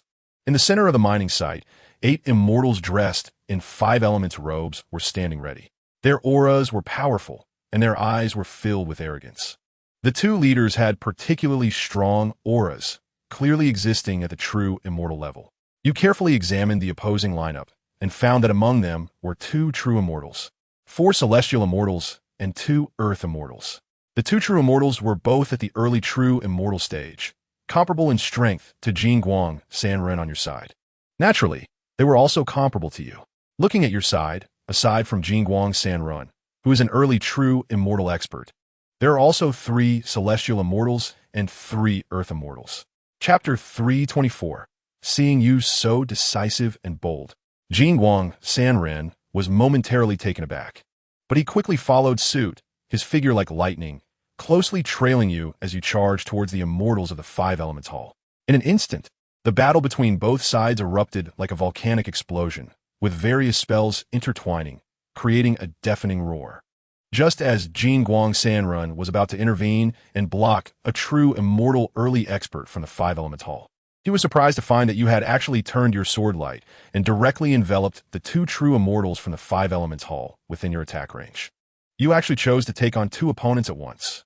This sudden change not only shocked Jin Guang Sanren, but also astonished everyone present who was watching. No one expected that you would be so bold as to simultaneously challenge 2 true immortal experts of the same level. The 2 true immortals from the 5 Elements Hall, seeing your arrogance, immediately displayed contemptuous smiles, with one of them sneering, "How extremely arrogant. You dare to take on 2 at once. Who do you think you are? You truly do not know the heights of heaven or depths of the earth." After saying this, the 2 of them instantly joined forces, launching a fierce attack on you in perfect coordination, intending to eliminate you, the biggest threat, before turning their attention to the others. Chapter 325. The celestial essence within him surged wildly, causing his body to rapidly expand, his clothes rustling, veins bulging as if they were about to burst. Clearly, the opponent was about to self-destruct, wanting to perish with you. After battling the Qishao Hall for many years, you have long been haunted by the explosions of the blood-burning warriors after their deaths. Knowing well how terrifying the power of self-detonation is once caught in it, you would not only die, but also be heavily injured. Seeing that the opponent was willing to sacrifice himself to kill you, without a second thought, you turned and fled. Without hesitation, you escaped to the distance at a speed that surprised your opponent. Boom! A deafening explosion erupted, like thunder on a clear day, shaking the very space itself. The entire area seemed to tremble, and a mushroom cloud rose into the sky, blocking out the sun. However, by this time, you had already escaped the explosion zone, standing at a distance, watching the terrifying explosion with lingering fear. You were also greatly alarmed. The power of this true immortal self-detonation was indeed formidable. If you had been hit head-on, you would have likely suffered a significant loss. At the same time, you did not expect the people from the Five Elements Hall to be so decisive, choosing self-detonation at such a critical moment. It seems that the Five Elements Hall is truly willing to go to any lengths to achieve their goals. After eliminating the two true immortals and wiping out the Five Elements Hall's living forces, you felt quite pleased. Chapter 326. Upon hearing your words. Jin Guang, San Rin's expression suddenly turned somewhat unpleasant. His brows furrowed tightly, a flicker of displeasure and anger flashing in his eyes, seemingly very dissatisfied with your accusation. However, due to face, he could not directly explode in anger. He could only suppress the anger in his heart, snort coldly, and remain silent. At that moment, a deafening roar suddenly echoed from afar, filled with anger and murderous intent, as if it could tear apart the entire sky. Who is it? Who dares to kill the sons of my spirit clan? As the roar fell, dozens of streaks of light suddenly pierced the sky, falling down like meteors.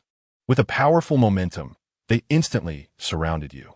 When the light dissipated, you focused your gaze and found that reinforcements from the Five Elements Hall had arrived.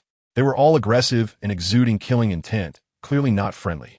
You roughly scanned the scene and discovered that there were over 30 immortals among the reinforcements from the Five Elements Hall. Among them, there were 3 immortals whose realms you could not penetrate. Their auras were unfathomable, like bottomless pits. This indicated that their strength was far above yours, at least at the level of profound immortals. Chapter 327. Hearing this, the golden light scatterer immediately knelt down, banging his head repeatedly against the ground, producing a dull sound. Tears streamed down his face as he incoherently defended himself. Senior, please see clearly. Every word I say is true, not a bit of falsehood. I swear to heaven, it was truly his doing alone. Saying this, he pointed a trembling finger at you, seemingly trying to shift all the blame onto you. If the senior does not believe me, you can ask the others present. They can all testify for me. Seeing the golden light scatterer's obsequious and pitiful demeanor, a strong sense of disgust surged in your heart. A wave of anger rushed to your head, making it impossible for you to remain silent. You immediately shouted angrily, "What a broken-backed dog! The Kanglan Holy Land has treated you well, providing you with food and drink. And this is how you repay the Kanglan Holy Land?" Your voice erupted like thunder, shaking those who were kneeling on the ground.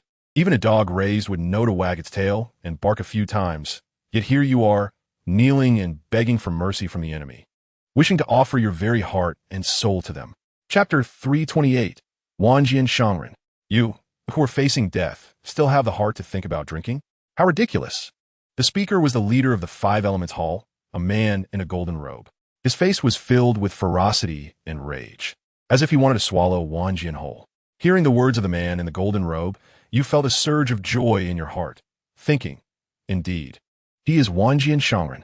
It seems the rumors are true. Last time he was severely injured, yet he not only survived but also benefited from the disaster, advancing his cultivation to the realm of Profound Immortal. Profound Immortal. This is the realm that countless immortals dream of.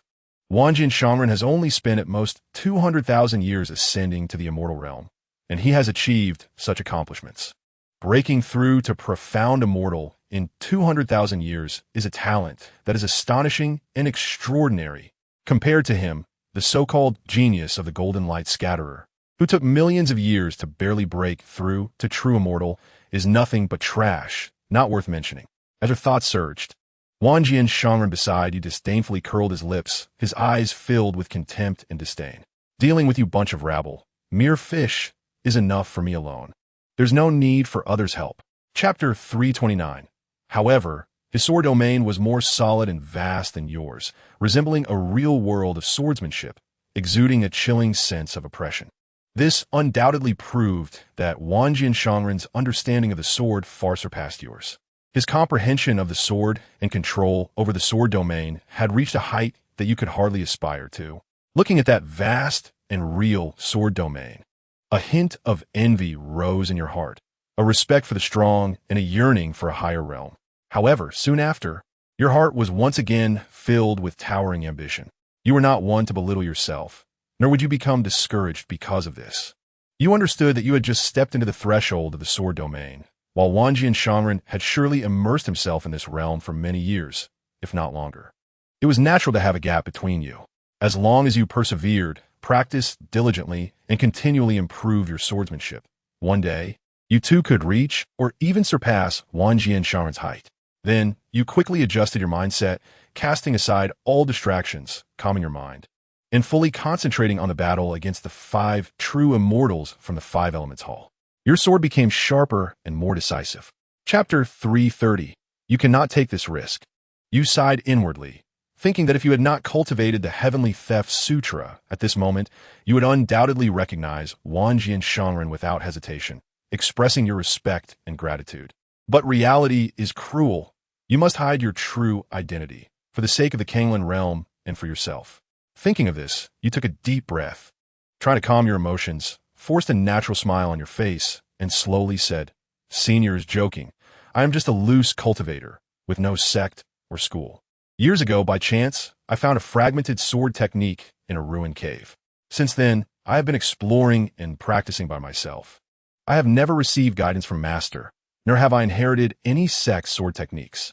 My talent is dull, and to come this far is truly not easy. Today, watching the battle between you and the 5 Elements Hall, I have benefited greatly and comprehended some true principles of swordsmanship. It is only by luck that I have made some breakthroughs and improved my strength." As you spoke, you carefully observed Wanjian Shangren's expression, fearing that you might reveal any flaws.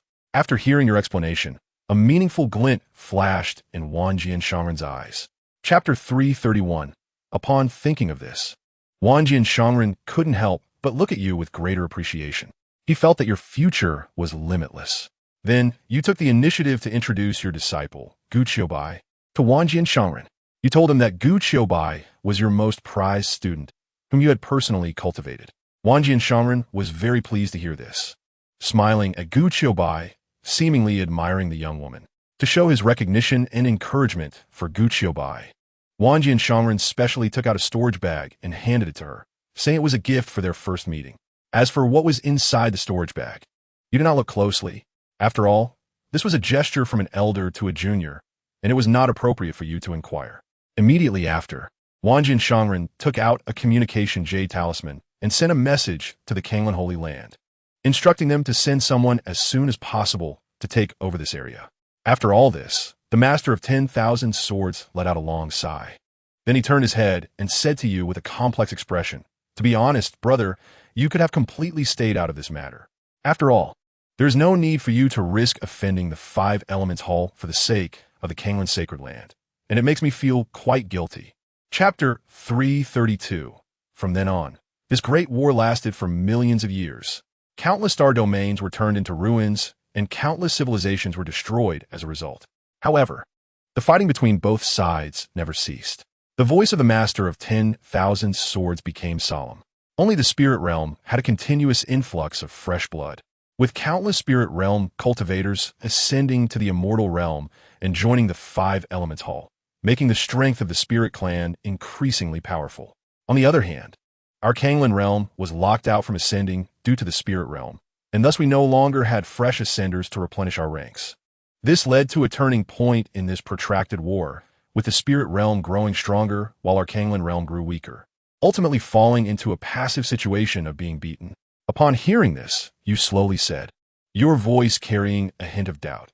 So that's why the Kanglin's Sacred Land began to recruit talents and widely invite immortals from the immortal realm for your use. To leverage the power of other immortal domains to resist the invasion of the Spirit Clan, the Master of 10,000 Swords sighed, his face filled with helplessness. That's right. In order to continue resisting the Spirit Clan, our Kanglin's Sacred Land had to lower our stance and broadly recruit immortals from various forces in the immortal realm, offering generous rewards. We hope to use their strength to protect our last homeland. Chapter 333. You nodded, indicating that you understood.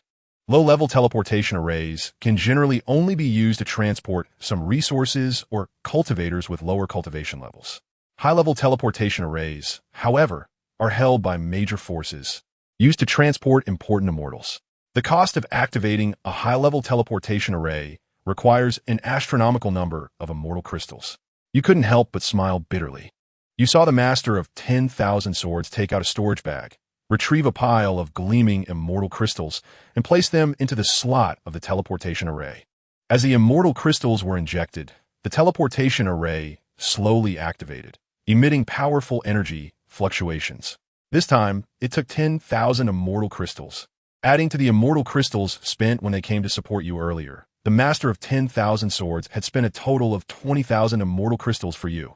Your heart felt even more moved. 20,000 immortal crystals is certainly not a small amount for a mystic immortal.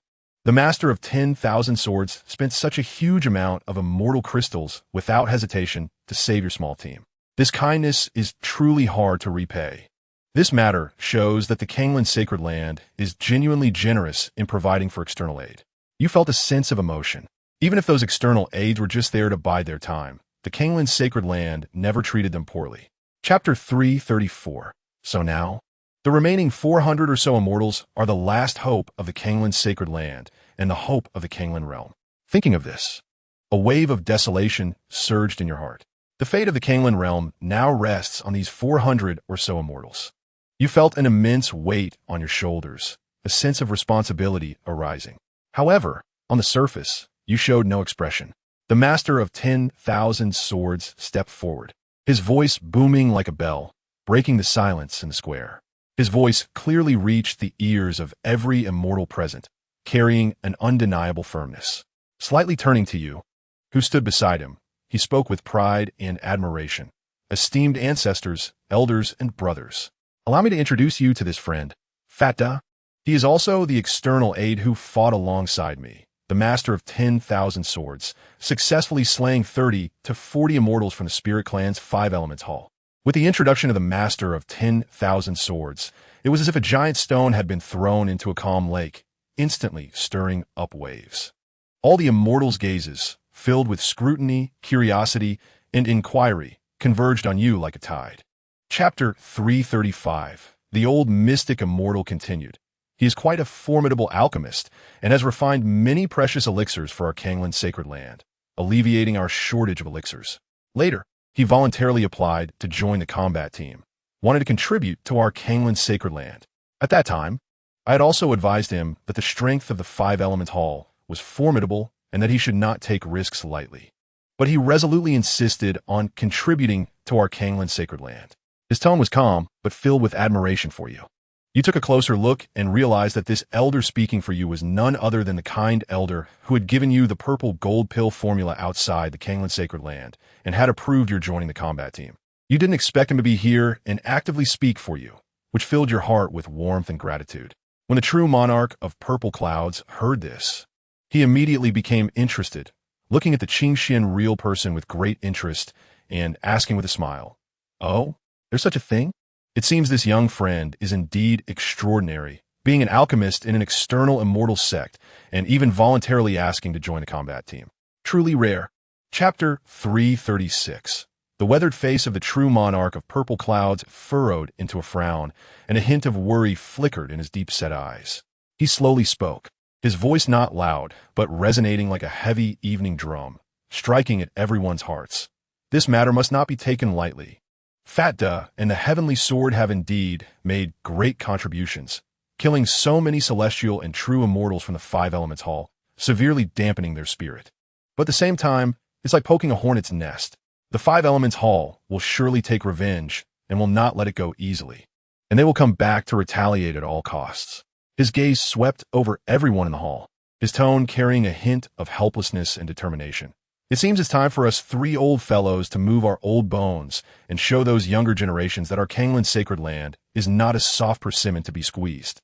As soon as the true monarch of purple clouds finished speaking, the originally noisy hall instantly fell silent, and a pin drop could be heard. Everyone held their breath, not daring to make a sound, as if the air had solidified. They all knew how significant the true monarch of purple clouds' words were. Each word represented the will of the Kanglin sacred land. Chapter 337. Looking at this incredibly convenient exchange method before you, you couldn't help but sigh in your heart. What a miraculous technology this would be if applied to the takeaway industry of your past life. With just a light tap on your phone, you can place an order, and moments later, steaming hot food will instantly appear by your side. No need to wait. No need for dedicated delivery. It's simply a blessing for the lazy. Of course, you understand that the realization of this technology requires an extremely profound understanding of spatial laws, far beyond the reach of ordinary people. However, for immortals, this is merely a piece of cake. After all, teleportation arrays that can cross vast distances already exist, so transporting items is naturally not an issue. You shook your head, pulling your thoughts back from the fanciful imagination into reality, organized your emotions, and began to carefully study the second-tier golden elixir formula in your hands. The formula detailed the various medicinal materials and refining techniques needed to concoct the second-tier golden elixir, which you committed to memory. Then you opened the resource exchange list again and began to exchange large quantities of the required medicinal materials according to the formula. As a sect with a long-standing heritage, the Kanglin Sacred Land's resources are far more abundant than you imagined. Chapter 338. Although you are in a closed-off place, you desperately want to break out and contribute to the Kanglin Sacred Land. However, you know very well that with your current realm, even if you rush to the battlefield immediately, you would not fundamentally change the course of the battle.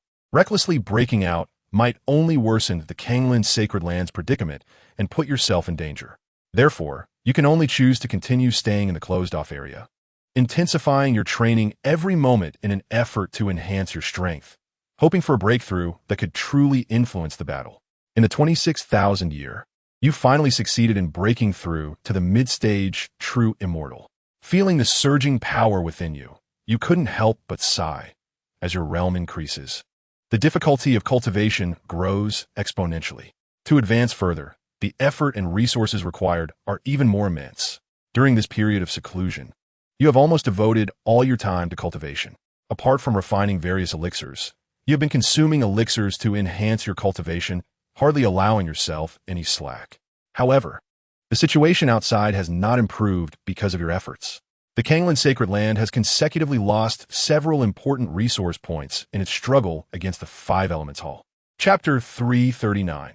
While crazily hunting the immortals of the Five Elements Hall, you haven't forgotten to enhance your own strength.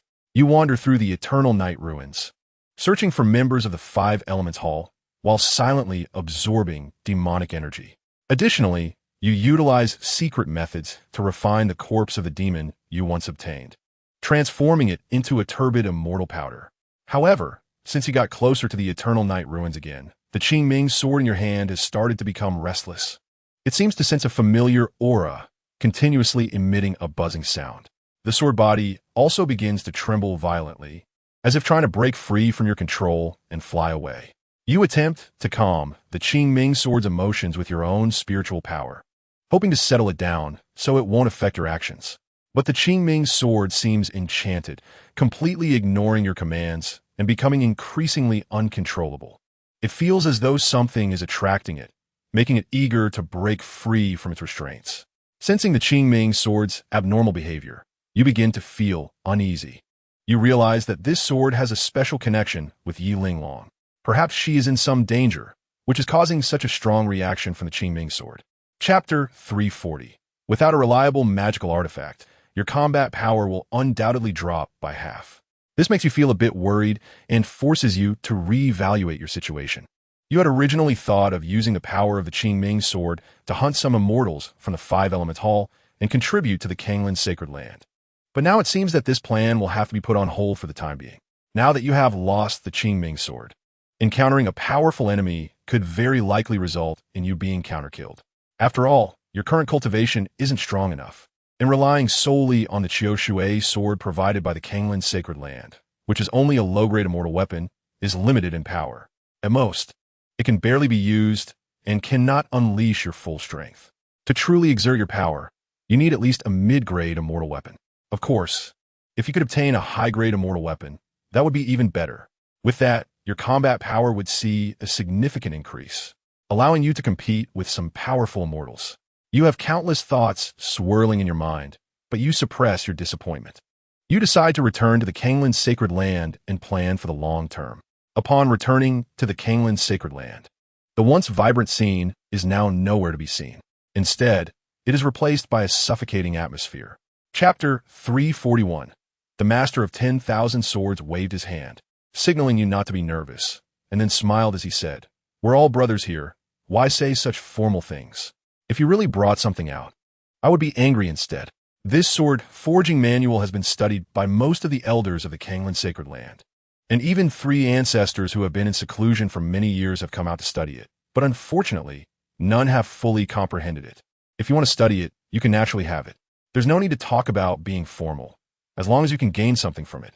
That is also a contribution to the sect." Hearing the words of the Master of 10,000 Swords, you feel immensely grateful. But you are also a bit puzzled. Haven't you already succeeded in forging swords, and even forged a high-grade immortal sword? This manual shouldn't be of much use to you, right? Why continue to study it? The Master of 10,000 Swords then rubbed his nose and replied somewhat awkwardly, "To be honest, this manual is too ancient. And there are some ancient characters on it that I can't understand. Not just me. Many elders have studied it and can't comprehend it. It's really embarrassing.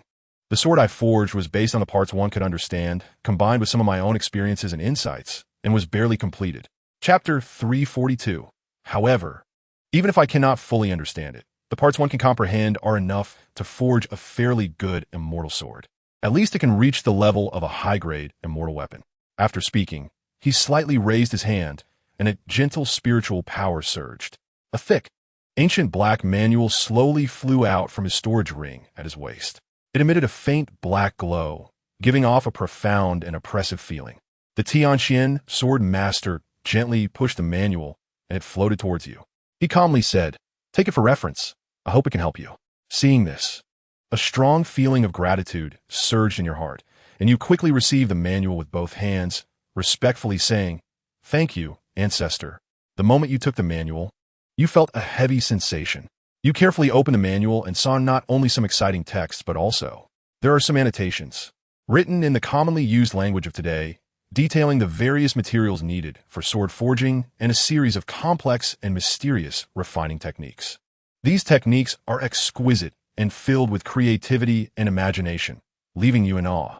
Some of these refining methods are unheard of and unseen, as if opening a door to a brand new world. Chapter 343. Although he said this, the Tianxian Sword Lord's face showed no signs of anger. Instead, there was a hint of a doting smile, clearly accustomed to the actions of the Master of 10,000 Swords. After speaking, the Tianxian Sword Lord painfully took out an ancient key from his storage ring. The key was made of an unknown metal, intricately carved with complex array patterns, emitting a faint fluctuation of spiritual power. "This is the array key to the treasure house of my Kanglin Sacred Land," the Tianxian Sword Lord said, handing the key to the Master of 10,000 Swords, pretending to be reluctant. "After you open the treasure house door, let Fatta go in and choose for himself. Take whatever he likes. There's no need to be polite with me, the ancestor." Upon hearing this, the Master of 10,000 Swords beamed with joy and hurriedly took the key. Fearing that the Tianxian Sword Lord might change his mind, he smiled obsequiously and said, "Thank you, ancestor. You are truly generous. I thank you on behalf of Brother Fatta." After saying this, the Master of 10,000 Swords pulled you along and eagerly left the Tianxian Sword Lord's dojo, afraid that if they delayed, the Tianxian Sword Lord would take back the key. Soon, you arrived at the entrance of the treasure house of the Kanglin Sacred Land. Chapter 344. After listening to the Master of 10,000 Swords, you understood. Since he had said so, the materials in the corners must be of no value. You lost interest in examining the stones in the corners. Turning around, Your gaze swept over the dazzling jade platform, which displayed various materials radiating strange glows, momentarily dazzling you. Just as you hesitated about where to start, your peripheral vision caught sight of a particularly eye-catching black giant stone in the center of the jade platform. It stood there quietly, as if in eternal existence. This stone was enormous, occupying the center of the jade platform, even larger than a traditional courtyard. It was pitch black, its surface covered with dense sword scars, as if it had undergone countless fierce battles, with each scar telling its unknown story. The scars varied in depth and crisscrossed like mysterious runes. Curiosity drove you to approach this giant stone, and you extended your finger, pointing at it, and asked the master of 10,000 swords beside you, "Big brother, what material is this stone? It looks so special." The master of 10,000 swords followed your pointing direction, his gaze landing on the pitch-black giant stone, his brows slightly furrowing, seemingly trying to recall something. Chapter 345. Not wanting to disturb the master of 10,000 swords' interest, you decided to study the stone yourself first to see if you could discover any clues. You quietly operated the power within you, carefully transforming your immortal energy into the magical power of the heavenly theft scripture, and then probed the black stone again. This time, you wanted to see if the magical power of the heavenly theft scripture could have an effect on this stone. However, what happened next left you incredibly surprised. The magical power of the heavenly theft scripture flowed into the black stone as if it had found a home, without any obstruction. With a hint of trepidation, you cautiously extended your hand toward the black stone. As your fingertips touched the surface of the stone, an indescribable, wonderful sensation surged in your heart. You took a deep breath, slightly exerting your wrist, wanting to lift the stone. However, to your surprise, the stone, which had felt as heavy as a mountain, suddenly became as light as a feather. It felt as light as a plume. You widened your eyes, shock written all over your face. The drastic difference in weight made it hard for you to believe. Chapter 346. Those characters were as mysterious as the deep starry sky, captivating like ancient puzzles. Whether it was the master of 10,000 swords, the unfathomable Kanglin three ancestors, or the well-informed elders, all were at a loss before these characters, with no clue. They read extensively and pondered deeply, but could never unravel the mysteries within. The master of 10,000 swords was only able to barely forge immortal swords by relying on the vague annotations left by predecessors in the secret manual. Managing to grasp a hint of its essence, catching a glimpse of the tip of the iceberg. Ironically, you could effortlessly understand every character, every symbol, even every subtle stroke in this manual. What shocked you even more was that you discovered many of the annotations by predecessors in the manual were mostly incorrect, completely misleading the students. This was a tremendous irony. However, at that moment, you did not reveal this nor tell anyone about this secret.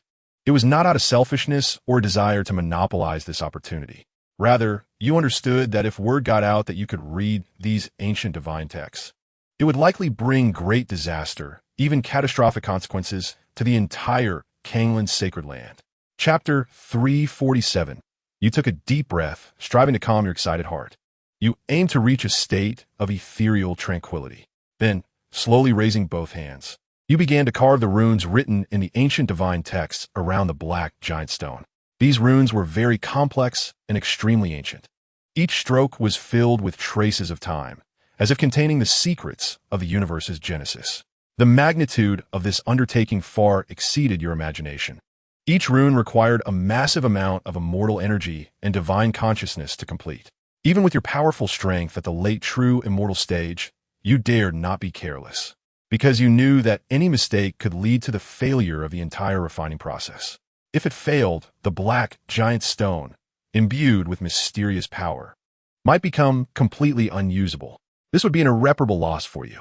As you carefully carved one rune after another, time quietly slipped away. You seemed to forget the passage of time, immersing yourself wholly in the refining process. Each time a rune was completed, you would feel a wave of exhaustion, your immortal energy and divine consciousness greatly depleted. Chapter 348. As soon as he entered the immortal realm, he possessed the cultivation of a true immortal, his talent astonishing beyond belief. Later, with remarkable perseverance, he rapidly advanced from true immortal to profound immortal in just 1,000,000 years. Until today, The realm of golden immortals can be considered a miracle in the history of cultivation in the immortal world. The ascension of the Emperor of 10 Calamities undoubtedly injected a strong dose of confidence into the Five Elements Palace, and it also brought unprecedented pressure to the Kanglen Sacred Land. From then on, the Five Elements Palace possessed a total of 6 supreme beings in the golden immortal realm, with strength so formidable that it could sweep away many forces in the immortal world. In contrast, the Kanglen Sacred Land, under the relentless pressure from the Five Elements Palace, has long been in turmoil, precariously hanging by a thread. The outer disciples of the Kanglen Sacred Land, seeing the situation deteriorating, chose to betray and flee one after another. Now, only over 300 inner disciples remain, struggling to hold on. They know the path ahead is bleak, yet they still choose to live or die with the Sacred Land. This unity truly moves the heart, just as both sides were at a standstill.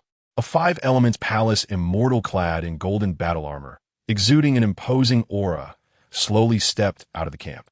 His eyes were like torches, scanning the crowd of the Kanglen Sacred Land, and he spoke loudly.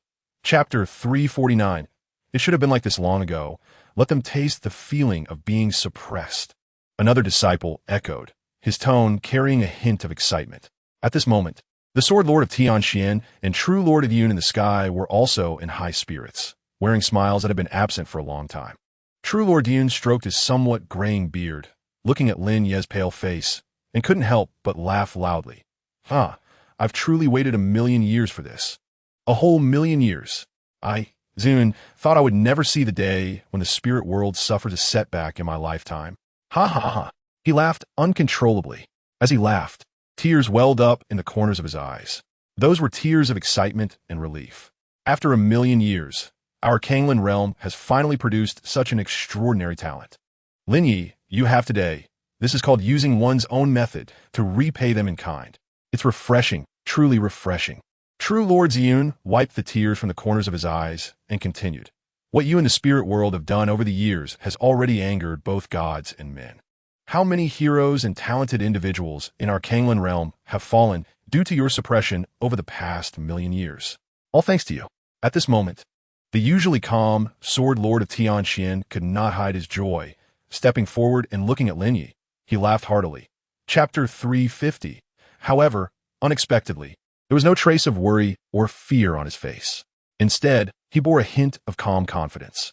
But everyone, do not forget, in the lower realm, we in the Kanglen realm have already achieved a decisive victory. What does this fully prove? It proves that in the future, we in the Kanglen realm will continuously produce fresh blood, providing us with strong backup. At this time, the usually composed Sword Lord of Tianxian also slowly spoke, taking over the conversation. What Brother Ziyun means is that although there will be a steady flow of ascenders from the Kanglen realm to the spirit world in the future, providing us with reinforcements, they have just ascended and are still very weak, unable to compete with those long-established golden immortal powerhouses. If the people from the Five Elements Palace set up ambushes in secret and ruthlessly slaughter these newly ascended individuals, we simply do not have enough means to respond and can only watch them fall. True Lord Ziyun nodded in agreement, indicating that Sword Lord Tianquan's analysis was very accurate. Indeed, Brother Tianquan's analysis is spot on. At this point, whether we fight or not in today's battle with the Five Elements Palace has little significance for the overall situation of our Kanglen Sacred Land. Chapter 351. In the sky above the falling star mountain of the Kanglen Sacred Land, feeling the terrifying pressure, the massive protective barrier guarding the sect was instantly activated. Like a huge eggshell, a layer of pure white light shone on its surface, sacred and solemn, instantly blocking the overwhelming attacks. Countless treasures, infused with terrifying immortal energy, crashed violently against the protective barrier. Boom, boom, boom. The deafening explosion echoed through the heavens and earth, shaking the entire falling star mountain as if a severe earthquake were occurring. The surface of the protective barrier rippled violently, like a calm lake being swept by a fierce wind, shimmering and on the verge of collapse. However, with the joint efforts of many disciples of the Kanglen Sacred Land, the protective barrier ultimately held firm and was not breached in one blow. You understand that although this protective barrier is powerful enough to withstand such fierce attacks, Maintaining the operation of the formation requires a massive amount of immortal crystals. The number of immortal crystals is limited. Once they are exhausted, the protective barrier will lose its energy source and become extremely fragile. By then, the formation will be broken. Once the formation is breached, the immortals of the Five Elements Palace will charge right in. Chapter 352. More importantly, his immortal sword was also in danger. If it weren't for true Lord Ziyun's timely rescue, this sword would likely have been taken by the golden immortals of the Five Elements Palace. You feel a chill rising from your feet, rushing up to the top of your head, filled with a sense of helplessness. Even a powerful golden immortal like the Sword Lord of Tianxian, holding a sharp sword, could only unleash astonishing killing power in that instant, but could not completely turn the tide of battle or recklessly slay enemies. And you, a mere true immortal, in this golden immortal level battle, you feel as insignificant as dust. Aside from praying for the formation to hold on, it seems there is nothing else you can do. You take a deep breath, trying to calm yourself, looking at the immortals of the Five Elements Palace, madly urging their treasures to bombard the protective array. You feel the array's light curtain is on the verge of collapse. Your heart rises to your throat, as if at any moment this fragile barrier could completely shatter. The sudden attack by the Sword Lord of Tianxian was like a brief shot of adrenaline, giving the people of the Kanglin's sacred land a glimpse of hope. However, the swift response of the golden immortals from the Five Elements Palace ruthlessly extinguished this hope. Now, they're even more vigilant, even more cautious. Chapter 353. Looking at the selfless people of the Kanglin's sacred land, your heart is filled with emotion. A warm current surged in your chest, and your eyes became a little moist. You feel an immense pride, proud to be a part of the Kanglin realm. This is the true backbone and spirit of the Kanglin realm.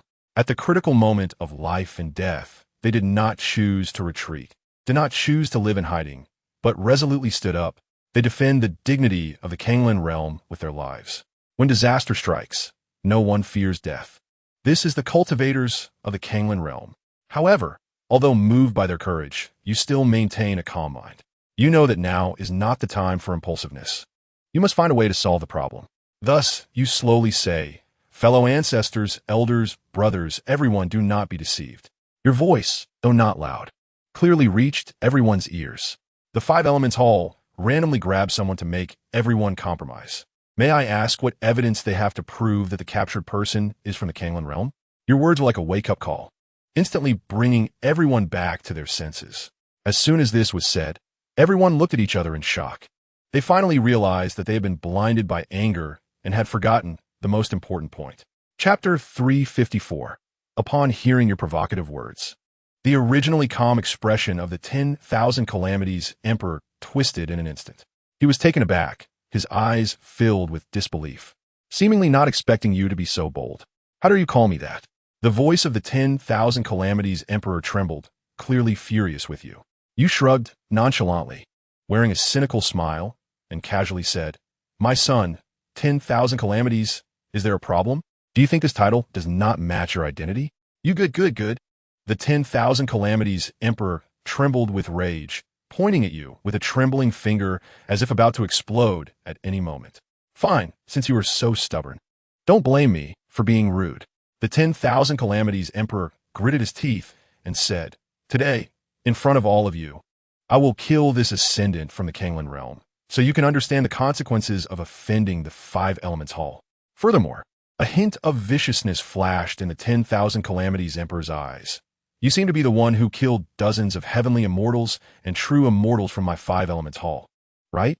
If it weren't for you killing so many of us back then, we would have made the decision to launch a massive attack on the Kanglin Holy Land." Chapter 355. Even if it cost them their lives, they would stand firmly by your side without hesitation, because they are all people who value loyalty and righteousness. Subsequently, you completely disregarded the words of the Sword Master of 10,000 Swords, who was trying to signal you to retreat, and focused all your attention on the situation at hand. You knew that at this moment, you absolutely could not back down. A slight smile curled at the corners of your mouth, revealing a confident sneer, your eyes filled with determination and resolve. You sneered again, your voice not loud, but clearly reaching the ears of everyone present. Just because someone ascends from the Kanglin realm, does that mean they are from the Kanglin realm? This statement is simply absurd and illogical. RNTU, 10,000 calamities. Also someone who ascended from the Kanglen realm? This is beyond doubt, and your past cannot be erased. But how have you treated the Kanglen realm? Have you forgotten everything you did? Do you want to completely deny the harm you caused to the Kanglen realm? Indeed, as soon as these words were spoken, they stirred up a huge wave, instantly arousing the emotions of everyone in the Kanglen Holy Land. A burly Xian immortal stepped forward angrily, pointing at the nose of the 10,000 calamities emperor and cursing. Chapter 356. As soon as these words were spoken, it was like a giant stone was thrown into a calm lake, instantly creating 1,000 waves. All the people in the Kanglen Holy Land turned their varied gazes toward you.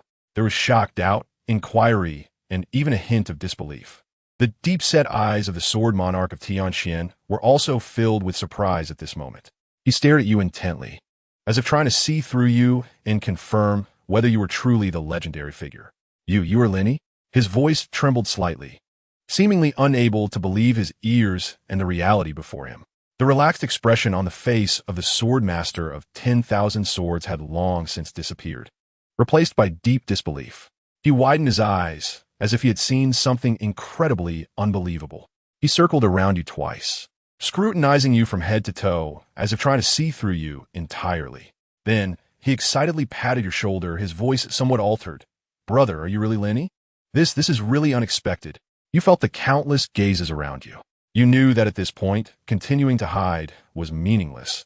The truth ultimately could not be concealed. Chapter 357.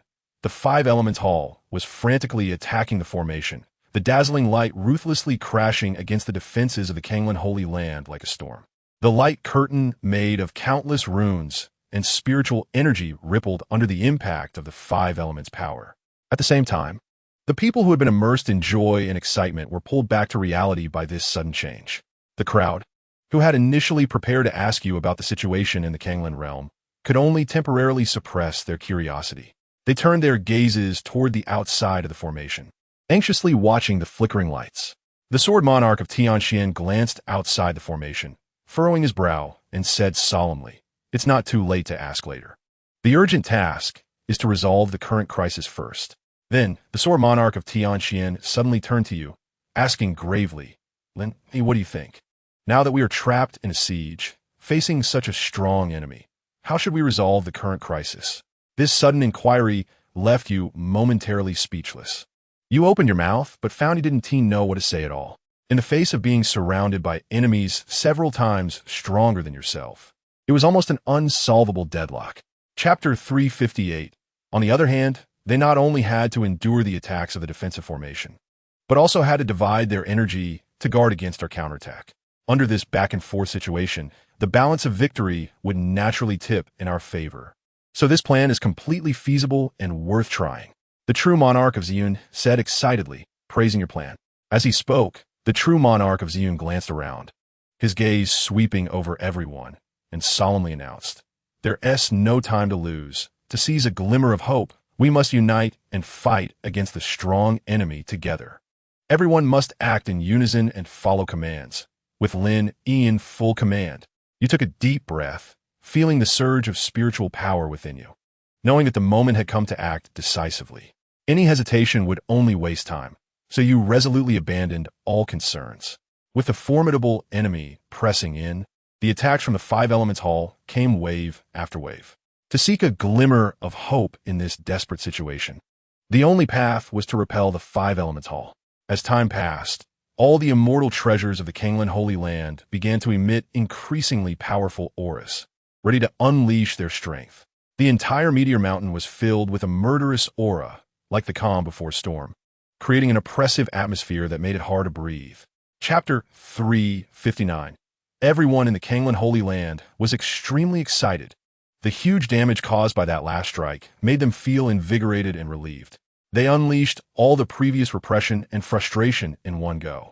Ziyun Jinjuan stroked his beard, a satisfied smile appearing on his face. He looked around and loudly said to everyone, "Let's keep up the effort. Don't give the Five Elements Hall a chance to breathe. Let us do this a few more times so they can truly experience the might of our Kanglen sacred land." Upon hearing this, Everyone became even more energized and shouted in unison, "Good!" One by one, they excitedly urged the celestial energy within them, launching another round of attacks. Everyone began to gather their strength again, and the celestial energy in the air started to crazily converge towards the Kanglan Sacred Lands camp, forming a massive energy vortex. Seeing this, you took a deep breath, maximizing the celestial energy within you, then swung your long sword fiercely, shouting once more, "Attack!" Instantly, hundreds of beams of light shot out from the defensive shield of the Kanglan Sacred Land, rushing towards the immortals of the Five Elements Hall with even more ferocity. However, after the painful lesson just learned, the immortals of the Five Elements Hall became alert. Chapter 360. Unexpectedly, something you didn't anticipate happened. The scene you imagined of the treasure being destroyed did not occur. Your sword pellet remained intact. It quietly floated in the air, as if the attacks it had just endured had no effect on it. Moreover, after this attack, it seemed to shed all its disguises, and all its brilliance began to retract. Gradually, it transformed into a pitch-black, celestial sword. The sword looked exceptionally beautiful, quietly floating in the air and emitting a cold, eerie glow. The sword was 3 feet 3 inches long. Its blade was covered with countless mysterious runes. These runes were incredibly ancient and profound, radiating powerful waves of energy. The runes seemed to contain the ultimate principles of the universe, making one feel that it should be so. This sword appeared to be naturally formed. What surprised you even more was that apart from you, everyone present, including Jianjun Tianxian and Xianjinjuan, did not recognize these runes. "What level of sword is this?" Wang Jianshangren spoke with a hint of confusion in his voice. His weathered face was now filled with incredulous perplexity. He had practiced the sword path for tens of thousands of years. What kind of treasures had he not seen? Chapter 361. At that moment, you suddenly recalled what Yi Linglong once said, remembering that she seemed to have inquired whether you had a Taiyuan sword. Back then, you were still baffled. Could it be that Yi Linglong possessed prophetic abilities? If so, why not borrow this name? Since that is the case, let us call it Taiyuan. This name is not only pleasant, but also profound, which made you feel very satisfied. With this thought, you smiled and said, "Its name is Taiyuan." Your voice was not loud, yet it clearly reached the ears of everyone present. Upon hearing your words, the pitch-black celestial sword, now known as the Taiyuan sword, instantly felt incredibly happy, as if it understood what you said. Knowing that you had given it a name made it feel immense excitement and joy. It flew around a few more times, drawing beautiful arcs in the air, as if performing a joyful dance, expressing its gratitude towards you. Then it came to your side, gently rubbing its blade against your cheek, like a child acting spoiled towards its parents, full of attachment and affection. It was a silent communication, as if telling you it really liked this name. Chapter 362. In this world, small worlds are as numerous as the sands of the galaxy, each with its own rules and order. And a name is just a code, without any real significance. As a top figure in the celestial realm, Taiyuan Xinzuan should not be so petty as to quibble over a name with a small character. You felt that this matter might not be as serious as it seemed. As long as you are careful in the future and do not easily mention the name Taiyuan, it should be fine. The Taiyuan sword has just awakened its intelligence, and for it, a name is very important. It has just gained its own name, akin to a newborn, full of curiosity and anticipation. You don't want to lose this name because of this. If this matter causes it anxiety or other issues, it could affect its future growth, even damaging its mentality, which would impact its potential in future. This is unacceptable to you. You hope the Taiyuan sword can grow up healthily and happily, becoming a true divine sword. At this moment, the immortals of the Five Elements Hall noticed that the Kanglan Sacred Land had suddenly fallen silent. Chapter 363. Thus, the formation arranged by the Five Elements Hall around the Kanglan Sacred Land greatly accelerated the consumption rate of the celestial crystals of Kanglan Sacred Land. The defensive formation of the Kanglan Sacred Land required a large amount of celestial crystals to maintain its operation. The attacks from the Five Elements Hall and the erosion of the formation further exacerbated the depletion of celestial crystals. By now, the celestial crystal reserves of Kanglan Sacred Land were precariously low, nearly on the verge of exhaustion. In order to maintain the operation of the defensive formation, everyone resolutely took out all the celestial crystals from their storage rings and contributed them to the formation, supporting the defensive system of Kanglan Sacred Land. Watching the celestial crystals decrease one by one filled your heart with helplessness. You knew this was just a drop in the bucket and could not fundamentally solve the problem. At this point, you could not think of any better way to save the crisis. You could only watch helplessly as Kanglin's sacred land moved step by step towards destruction. Kanglin's sacred land could not receive any external supplements. All resources had to rely on itself. It was like a person trapped on a deserted island, continually depleting the little food and water they had left. As the Five Elements Hall continued its attacks and the formation eroded, time ticked away. Chapter 364. Moreover, as you looked at the dark clouds, a strange sense of familiarity surged within you. It felt as if you had seen it somewhere before, yet you couldn't recall it for the moment. You always felt that the appearance of these dark clouds was no coincidence. By your intuition, this dark cloud did not bring good tidings. It contained an extremely dangerous aura. Once trapped within, you would likely face unimaginable crises. Sure enough, as you gradually approached, vague shadows began to appear within the dark clouds. These shadows twisted and deformed, like ghosts, flickering in and out of the dark clouds, sending chills down your spine.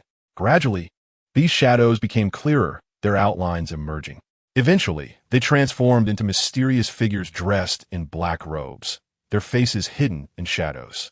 Qishao Hall, you murmured, the three words resonating like thunder in your mind, unsettling your spirit. Your brows are tightly furrowed, forming a deep crease, and the unease in your heart surges like a tide, lingering and unshakable. To avoid unnecessary trouble, you have been cautious, deliberately concealing your whereabouts. You brought Guqiu to the Kanglin sacred land to silently cultivate early on, without making any noise. Chapter 365. This so-called responsibility to block the road is merely their excuse to cover up their despicable actions. They claim that as long as there is no resistance, there will be no issues. Once the people of the Kanglin sacred land choose to compromise and stay here, what awaits everyone will be the butcher's knife from the Five Elements Hall. At that time, the Qishao Hall can simply stand by and reap the benefits. They will have completed their task while avoiding direct conflict with the Kanglin sacred land. You are extremely anxious. You know that with your current strength, you cannot compete with the Qishao Hall, nor can you change the current situation. However, even so, you cannot give up. You must find a way to fight for a glimmer of hope for the Kanglin sacred land. The master of 10,000 swords, upon hearing this, was filled with rage. He tightly gripped the long sword in his hand and shouted sternly, "My Kanglin sacred land has no enmity with your Qishao Hall in the past, nor any grievances recently. Do you really want to be enemies with us for a little benefit?" The voice of the master of 10,000 swords was filled with anger and unwillingness. He could not understand why the Qishao Hall would oppose the Kanglin sacred land for such trivial gains. After all, what the Five Elements Hall can offer, the Kanglin sacred land can also afford. In response to the master of 10,000 swords' question, the man in yellow robe showed no concern. He sneered and disdainfully said, Chapter 366. Faced with the opposition of everyone, you are extremely anxious, but you cannot explain the situation. You cannot tell them that you have cultivated the Heavenly Theft Sutra, while everyone is competing for the opportunity at the back of the hall. The atmosphere is tense and solemn, as if it is the calm before the storm. Suddenly, a boisterous laughter breaks the silence, piercing the air like a sharp sword, directly striking the eardrums of everyone present. The people from the Five Elements Hall have already chased after you. They're like maggots on a corpse, relentlessly pursuing, vowing to wipe you out. Leading the charge are countless immortals of the Xianxian realm, dressed in uniform attire, exuding a fierce aura, their faces twisted into sinister smiles.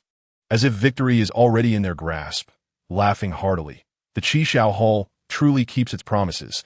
Our Five Elements Hall will definitely not go back on our word. When you are battling with the Xuanji Pavilion, we will not stand idly by. These words struck like a thunderclap, instantly stunning everyone present. Not only did the faces of everyone from the Kanglin sacred land change, but their hearts were also filled with shock. They did not expect that the Qishao Hall would collude with the Five Elements Hall, attempting to overthrow the Xuanji Pavilion. You notice that the Qishao Hall side also slightly changed their expressions.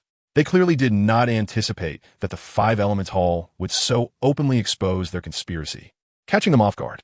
Chapter 367. In an instant, 2,000 immortals from the Five Elements Hall filled with overwhelming killing intent. They charged towards the people of the Kanglin's sacred land in an instant. Each of them had a fierce expression, their celestial artifacts shining with dazzling light, ready to tear everything here to shreds. Seeing this scene, your brows furrowed tightly, filled with anxiety and unease. You know that if you let them charge like this, the people of the Kanglin's sacred land might not even last a stick of incense. At that critical moment, you gritted your teeth and decided to step forward to fight for a glimmer of hope for the Kanglin's sacred land. You shouted loudly, your celestial power surging wildly from your dantian, instantly pouring into your limbs. You moved like an arrow released from a bow, charging bravely towards the enemy's camp. At the same time, you did not forget to loudly remind, senior brothers, do not get close. Step back. You hope to draw the firepower of the 5 Elements Hall with your own strength, creating an opportunity for others to escape. After saying this, you unhesitatingly took out a pitch-black gourd from your storage ring. This gourd was entirely black, covered in mysterious patterns, exuding a chilling aura that made one's heart race. Chapter 368. If I could truly become a polluted immortal, that would be too interesting. At that time, they would have countless enemies, and you could sit back and watch the tigers fight, seeing them kill each other. Moreover, once they truly become demons, you wouldn't even need to lift a finger to kill them. Countless immortals from the immortal realm would pursue them relentlessly. At that time, they would have nowhere to escape, only able to die in endless pain and despair. Thinking of this, the excitement in your heart was hard to contain, and you couldn't wait to see that scene unfold. At this moment, you had already turned around and flew to another battlefield, opening the black gourd in your hand again, with streams of thick black gas pouring out. Like the scythe of death, it harvested the lives of the immortals from the 5 Elements Hall. Those immortals never expected that you still had such a terrifying thing in your hand. Caught off guard, several more people fell victim to it, their bodies contaminated with the polluted immortal powder, letting out desperate cries. You repeated the process, killing those few Xianxian who had their eyes closed, desperately trying to eliminate the polluted immortal powder. Watching them fall into a pool of blood, your mood brightened and the gloom in your heart was swept away. Chapter 369.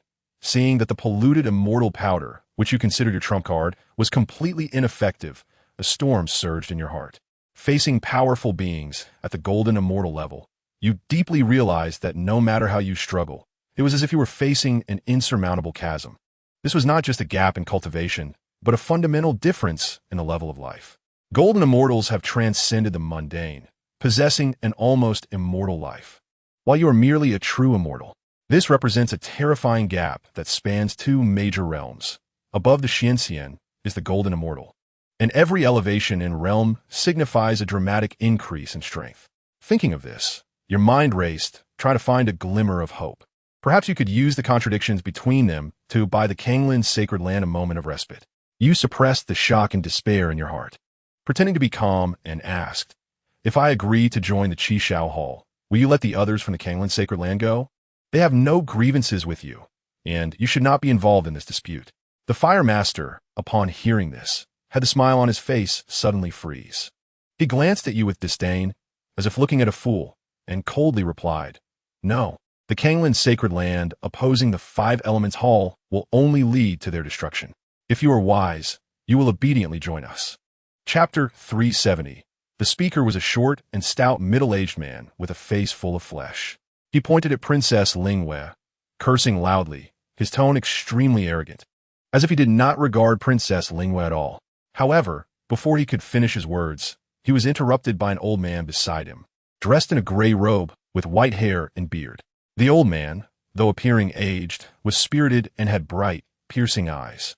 He reached out to stop the middle-aged man, then slightly cupped his hands towards Princess Lin Yi and respectfully said, this fairy, may I ask where you come from and why you are intervening in the matters of our 5 Elements Hall? The grievances between our 5 Elements Hall and the Kanglin's sacred land are private matters, so I kindly request that you do not interfere to avoid disturbing the peace. Meanwhile, the Tianhua envoy from the Qi Shao Hall, who had previously shown arrogance, now became cautious. He retracted the disdainful smile from his face, replaced by a serious and vigilant expression. His gaze was fixed on the woman in the ice-blue dress, standing behind Princess Lin Yi, filled with apprehension and unease. This woman, clad in a long ice-blue gown, resembled an ice mountain snow lotus, noble and cold. Chapter 371. At this moment, everyone from the Five Elements Hall was terrified, their souls nearly leaving their bodies. Each of them turned pale, trembling all over, as if they had seen the Grim Reaper, and dared not linger any longer. Without saying a word, they turned and ran, using all their strength to flee madly into the distance, fearing that if they lagged even a moment, they would meet the same fate as that peak Xianxian. You remained immersed in the shocking scene, your heart tumultuous, unable to calm down. That woman had acted alone, without lifting a finger. Merely one cold glance had easily shattered the arrogance of the two major powers, the Five Elements Hall and the Qishao Hall, making them flee like lost dogs. This level of power was astonishing, overturning your understanding. This was a true powerhouse, capable of deciding life and death with a mere gesture, controlling the fate of the universe. It was terrifying. Such a powerful existence exceeded your imagination, filling you with genuine awe. At this moment, you saw the master of 10,000 swords hurriedly lead everyone from the Kanglan sacred land forward, bowing deeply to that woman. Chapter 372. However, the Five Elements Hall had suffered significant losses in this siege and would likely not attack the Kanglan sacred land again in the short term. This afforded you some breathing room.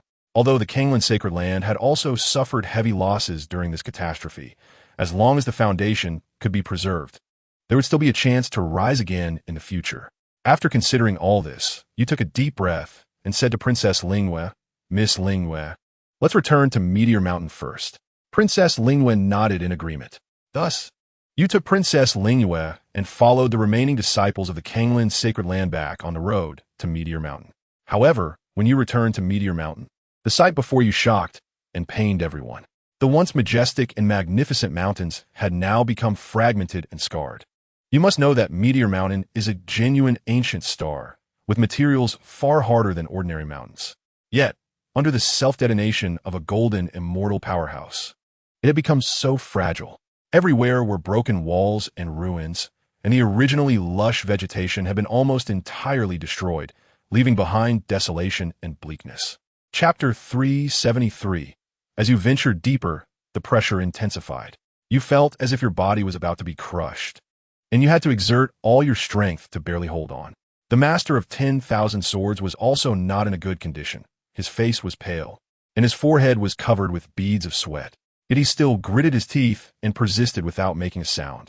You, and a master of 10,000 swords, under immense pressure, finally arrived at a place radiating golden light, and the scene before you opened up suddenly. A golden glow filled your vision, dazzling to behold. You rubbed your eyes and finally saw the scene clearly.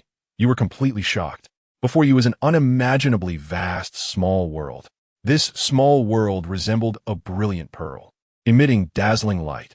The edges of the small world were wrapped in an invisible barrier, making it impossible to see the specific situation inside. But even the outer glow was enough to leave you in awe. Initially estimated, it was at least as large as the original Kanglan realm, perhaps even larger. You could not imagine that such a huge world was hidden deep within this small canyon. This was simply a miracle, and your heart was filled with curiosity to enter and explore. Chapter 374. Real Master Qingxian looked at you with piercing eyes, his tone filled with undisguised trust and anticipation. He leaned forward slightly and asked eagerly, "Lin Yi, our sacred land is in a time of crisis. Please speak your plan directly. Do not hesitate. No matter what you need us to do, we old fellows will support you with all our might, even if it costs us our lives." Hearing such earnest words from Master Qingxian, a warm current surged in your heart. You knew that the Kanglan sacred land had been able to endure until now, not only because of its powerful strength, but also due to this spirit of unity and collective determination. You took a deep breath, your gaze becoming firm and sharp as you scanned the crowd present, and slowly said, "This is of great importance, and I will no longer conceal it. I propose. The urgent task is to immediately arrange personnel to bring heavy gifts to the Ascension altar. We must contact the guiding immortals as quickly as possible, requesting their protection and assistance. Ensure the safety of our Kanglan realm ascenders and facilitate their successful transit. This is an extremely important force for our Kanglan sacred land and must not be overlooked. Additionally, it is crucial to send a respected and tactful person to secretly go to the Xuanji Pavilion. Chapter 375. You realize that this formation was not only incredibly profound, but also immensely mysterious. It contained countless complex runes and formations, interwoven to form a vast and intricate energy network. It left you dazzled and dizzy. In the 65,000th year, during this time, you had devoted nearly all your time to studying this formation. However, despite your tremendous efforts, you still had no clues. Your understanding of this formation remained at the initial stage, unable to make any substantial progress. This left you feeling immensely frustrated and helpless. You felt somewhat fatigued, so you looked up and glanced around, inadvertently noticing Princess Lin Yi sitting cross-legged not far away, eyes closed in meditation, exuding a faint wave of spiritual energy, appearing tranquil and serene. You then remembered that since you entered this small world, about 100 years had passed.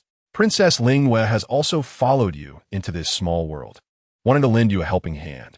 However, seeing you engrossed in studying the formation, with no time to attend to other matters, she proactively offered to sit and meditate nearby to protect you from external disturbances. Chapter 376, however. What they never expected was that as soon as they stepped onto the land of the Kanglan realm, before they could execute their schemes, they were instantly cut down by a sharp sword energy, turning to ashes and leaving no trace behind. After that, those from the spirit realm, unwilling to give up, organized several more attacks on the Kanglan realm. But each time, they faced the ruthless strike of that mysterious sword energy, with all invaders being completely obliterated and turned to nothingness, unable to shake the defenses of the Kanglan realm. The repeated failures left the spirit realm cultivators hopeless, and they finally realized that the Kanglan realm was not something they could easily touch. They could only obediently choose to ascend to the Kanglan realm in search of a sliver of hope. However, the Kanglan realm had already learned enough from ancient lessons. Understanding the wolfish ambition of the spirit realm cultivators, they viewed them as ungrateful wolves. Once given the opportunity, they would bite back, repaying kindness with enmity. Thus, the higher-ups of the Kanglan realm, in deep regret, decided to take a hardline approach. They issued a bounty decree, announcing that anyone who killed a spirit realm cultivator would receive a substantial reward of resources. Chapter 377. Not to mention the previous grudges between the Qishao Hall and you, as well as the blockade of the Kanglan sacred land by the Qishao Hall, just for the safety of the ZY Garden, to maintain order in the cultivation world. The Kanglan sacred land must firmly stand with the Xuanji Pavilion, fighting side by side to resist. Upon hearing your arrangements, Master Wanjian instantly understood and immediately led the elite forces of the Kanglan sacred land to rush to the Xuanji Pavilion, supporting the battle there. They hoped to provide some assistance to the Xuanji Pavilion and quickly quell this rebellion. Not long after, Master Wanjian sent news that he had discovered people from the Five Elements Hall on the battlefield. Their appearance undoubtedly complicated the situation further, making it more elusive. Upon hearing this news, you couldn't help but furrow your brows, a sense of foreboding rising in your heart. The appearance of the Five Elements Hall was no coincidence.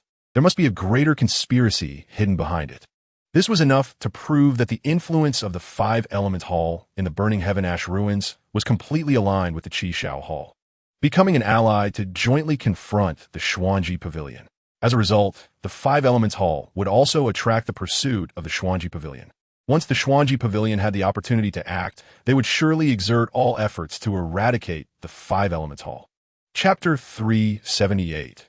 With the assistance of these two types of golden elixirs, the entire Kanglan sacred land entered a state of rapid development, as if equipped with an accelerator. Everyone was working hard, striving to break through to higher realms as soon as possible. You understood the heavy responsibility and did not dare to slack off for a moment, carefully refining various elixirs to provide ample cultivation resources for the disciples. At the same time, you seized the time to cultivate, continuously enhancing your own strength. Time passed like a fleeting horse, and in the blink of an eye, thousands of years had gone by. In the 100,000th year, an unsettling peace of news spread throughout the Eternal Night ruins. Another magic ceiling monument had shattered. The shattering of this magic ceiling monument made the immortals of the Eternal Night ruins panic, feeling that the end was near. Many chose to leave the central region of the Eternal Night ruins to avoid disaster. You also took this matter very seriously and immediately ordered the disciples to stay away from the Eternal Night ruins to avoid being affected. At the same time, you strengthened the defensive power of the sacred land to respond to possible crises. After years of development, the current Kanglin's sacred land now had over 1,000 immortals, a scale unprecedentedly large. Even more gratifying was that a group of excellent alchemists and formation cultivators had emerged within the sect. Chapter 379. Thus, you decided to once again take the risk of entering the small world and continue your research on formations. Your figure flashed, and you disappeared from the spot. Upon stepping into the small world again, you felt the surging power within you. Now you had reached the Shinxian realm. Compared to your last entry into the small world, your strength had undergone a tremendous transformation. However, when you faced that complex and profound formation again, you still felt at a loss, without any clue. Time passed like a fleeting horse. In the 110,000th year, you were still immersed in the study of formations. You were so engrossed that you forgot to eat or sleep, completely oblivious to the passage of time. At this time, Princess Lin Yi had also been in closed-door cultivation within the small world. With your generous support, she refined and absorbed a large number of second-tier golden elixirs, her cultivation advancing by leaps and bounds, successfully breaking through to the early stage of true immortal. At this moment, her strength was no longer what it used to be. Her every movement exuded a powerful aura. Despite her significant increase in strength, Princess Lin Yi had never left the small world to return to Phoenix Mountain for cultivation. She understood the heavy burden on your shoulders and wanted to provide you with help in any way she could. In the 111,000th year, you temporarily stopped your research on formations and emerged from seclusion to check on the situation outside. Chapter 380. You felt a deep sense of powerlessness, knowing that you were no match for him. Since you couldn't win, you could only run. Without hesitation, you turned to flee, maximizing your speed in hopes of escaping this terrifying enemy. However, that bronze-skinned man seemed determined not to let you go. He roared angrily and chased after you. Thus began a thrilling chase. At the edge of this unknown world, you ran for your life, while the bronze-skinned man pursued you relentlessly. This chase continued for decades. Perhaps due to the bronze-skinned man's massive size, his speed didn't seem particularly fast. Although he remained close behind you, he could never catch up. Nonetheless, your situation was still extremely dangerous. You could feel that he was gradually closing the distance between you. Moreover, during this long escape, your immortal energy was continuously depleting. Once your immortal energy was exhausted, you would likely be captured. Finally, after yet another escape, you were blocked by the bronze-skinned man. Chapter 381. Looking at the once holy land before you, now turned into a silent ruin, your heart felt as if it was being torn apart, as if the entire world had lost its color, leaving only endless grayness and despair. You couldn't help but clench your fists tightly, your nails digging deep into your palms. Yet you felt no pain at all. You kept reminding yourself to stay calm, to stay calm.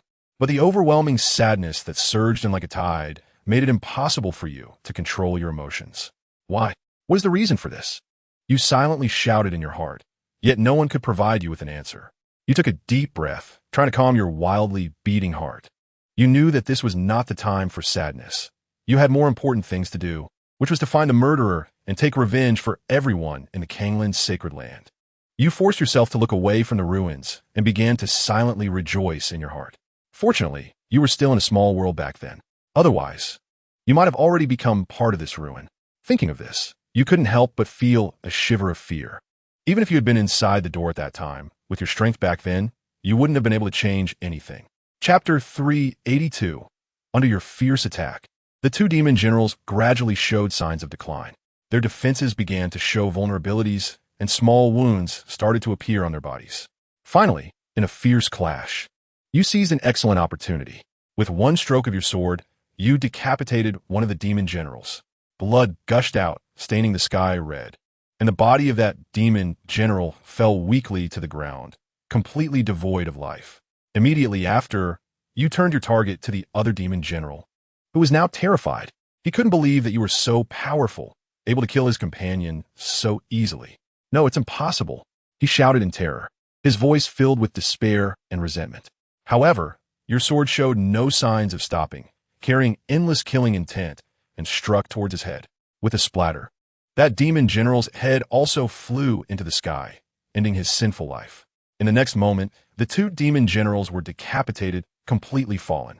You stood in place, gasping for breath, feeling the boiling, celestial energy within you, your heart filled with joy. You laughed heartily as you approached, collecting the bodies of the two demon generals. These demon corpses were indeed rare treasures. Chapter 383. At this moment, you just hoped to gain a moment of respite. The flamboyant man, upon hearing your shout, had his killing intent slightly reduced, replaced by a playful smile. He stopped in his tracks, looking at you with interest, as if admiring a prey about to be captured. What? Do you want to beg me to take you to a warm bed? His tone was frivolous, laced with mockery, as if all your struggles were in vain. Hearing such words, you immediately felt a wave of nausea. Anger surged within you, wishing you could rush up and tear him to pieces immediately.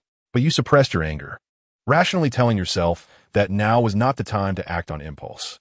The disparity in strength between the two sides was too great. A head-on clash would undoubtedly be seeking death, so you had to find a way to escape. In fact, I am someone sent in advance by the demon realm. I am also from the demon realm. You took a deep breath and said seriously, intending to first get through the current predicament. The flamboyant man was taken aback at first, then laughed as if he had heard the greatest joke, his laughter filled with sarcasm and disdain. He lightly flicked the stray hair from his forehead with his orchid-like fingers, his posture enchanting, and spoke in a condescending tone. Chapter 384. 1. Mid-stage Shenxian Realm. 2. Experience from this simulation. 3. 1. Ancient Puppet, Golden Immortal Level. 4. Second-tier Golden Elixir Formula. 5. 2 Demon Corpses. 6. Taiyuan Sword. 7. A Gourd of Turbid Immortal Powder. 8. Sword Washing Technique. Remaining simulation attempts. 0. Inside the cave, there was a profound silence, with only Lin Yi's figure sitting quietly. He seemed like a statue, completely motionless. In his deep eyes, complex and inscrutable emotions flickered, endless thoughts surging within. After a long time, he slowly exhaled a breath of turbid air, breaking the suffocating silence. The experience from the simulation left him unable to let go for a long time. This time, the death was truly pathetic.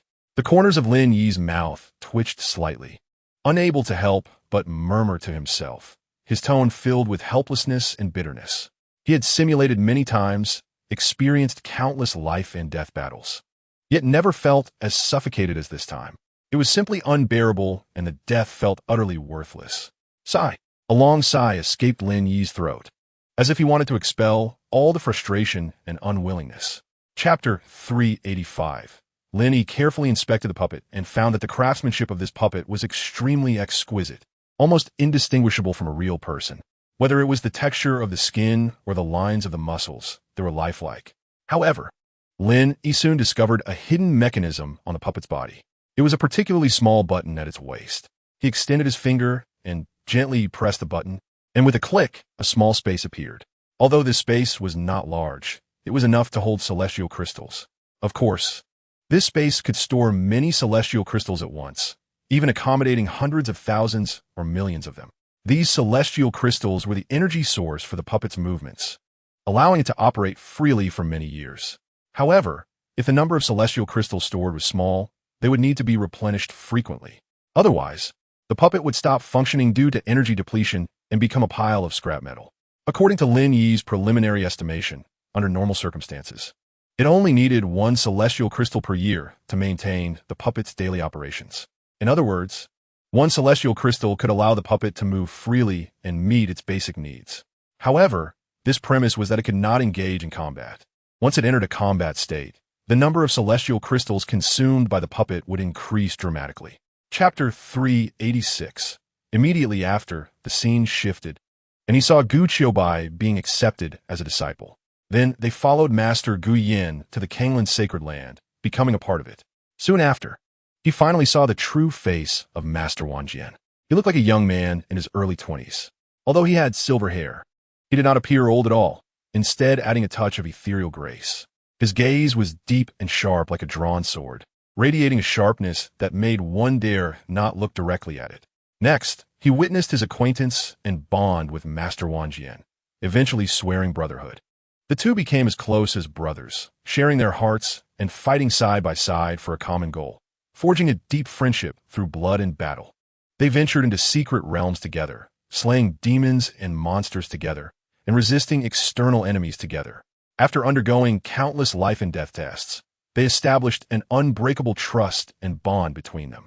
Not only that, he also saw the current state of the Kanglin's sacred ground and the three unfathomable golden immortal ancestors. They are the stabilizing force of the Kanglin's sacred ground, the spiritual support of all disciples. At the same time, he also saw the hundreds of immortals who had ascended from the Kanglin realm. Chapter 387. As soon as it appeared, it circled around Lin Yi a few times, emitting a series of low hums, as if expressing its joy.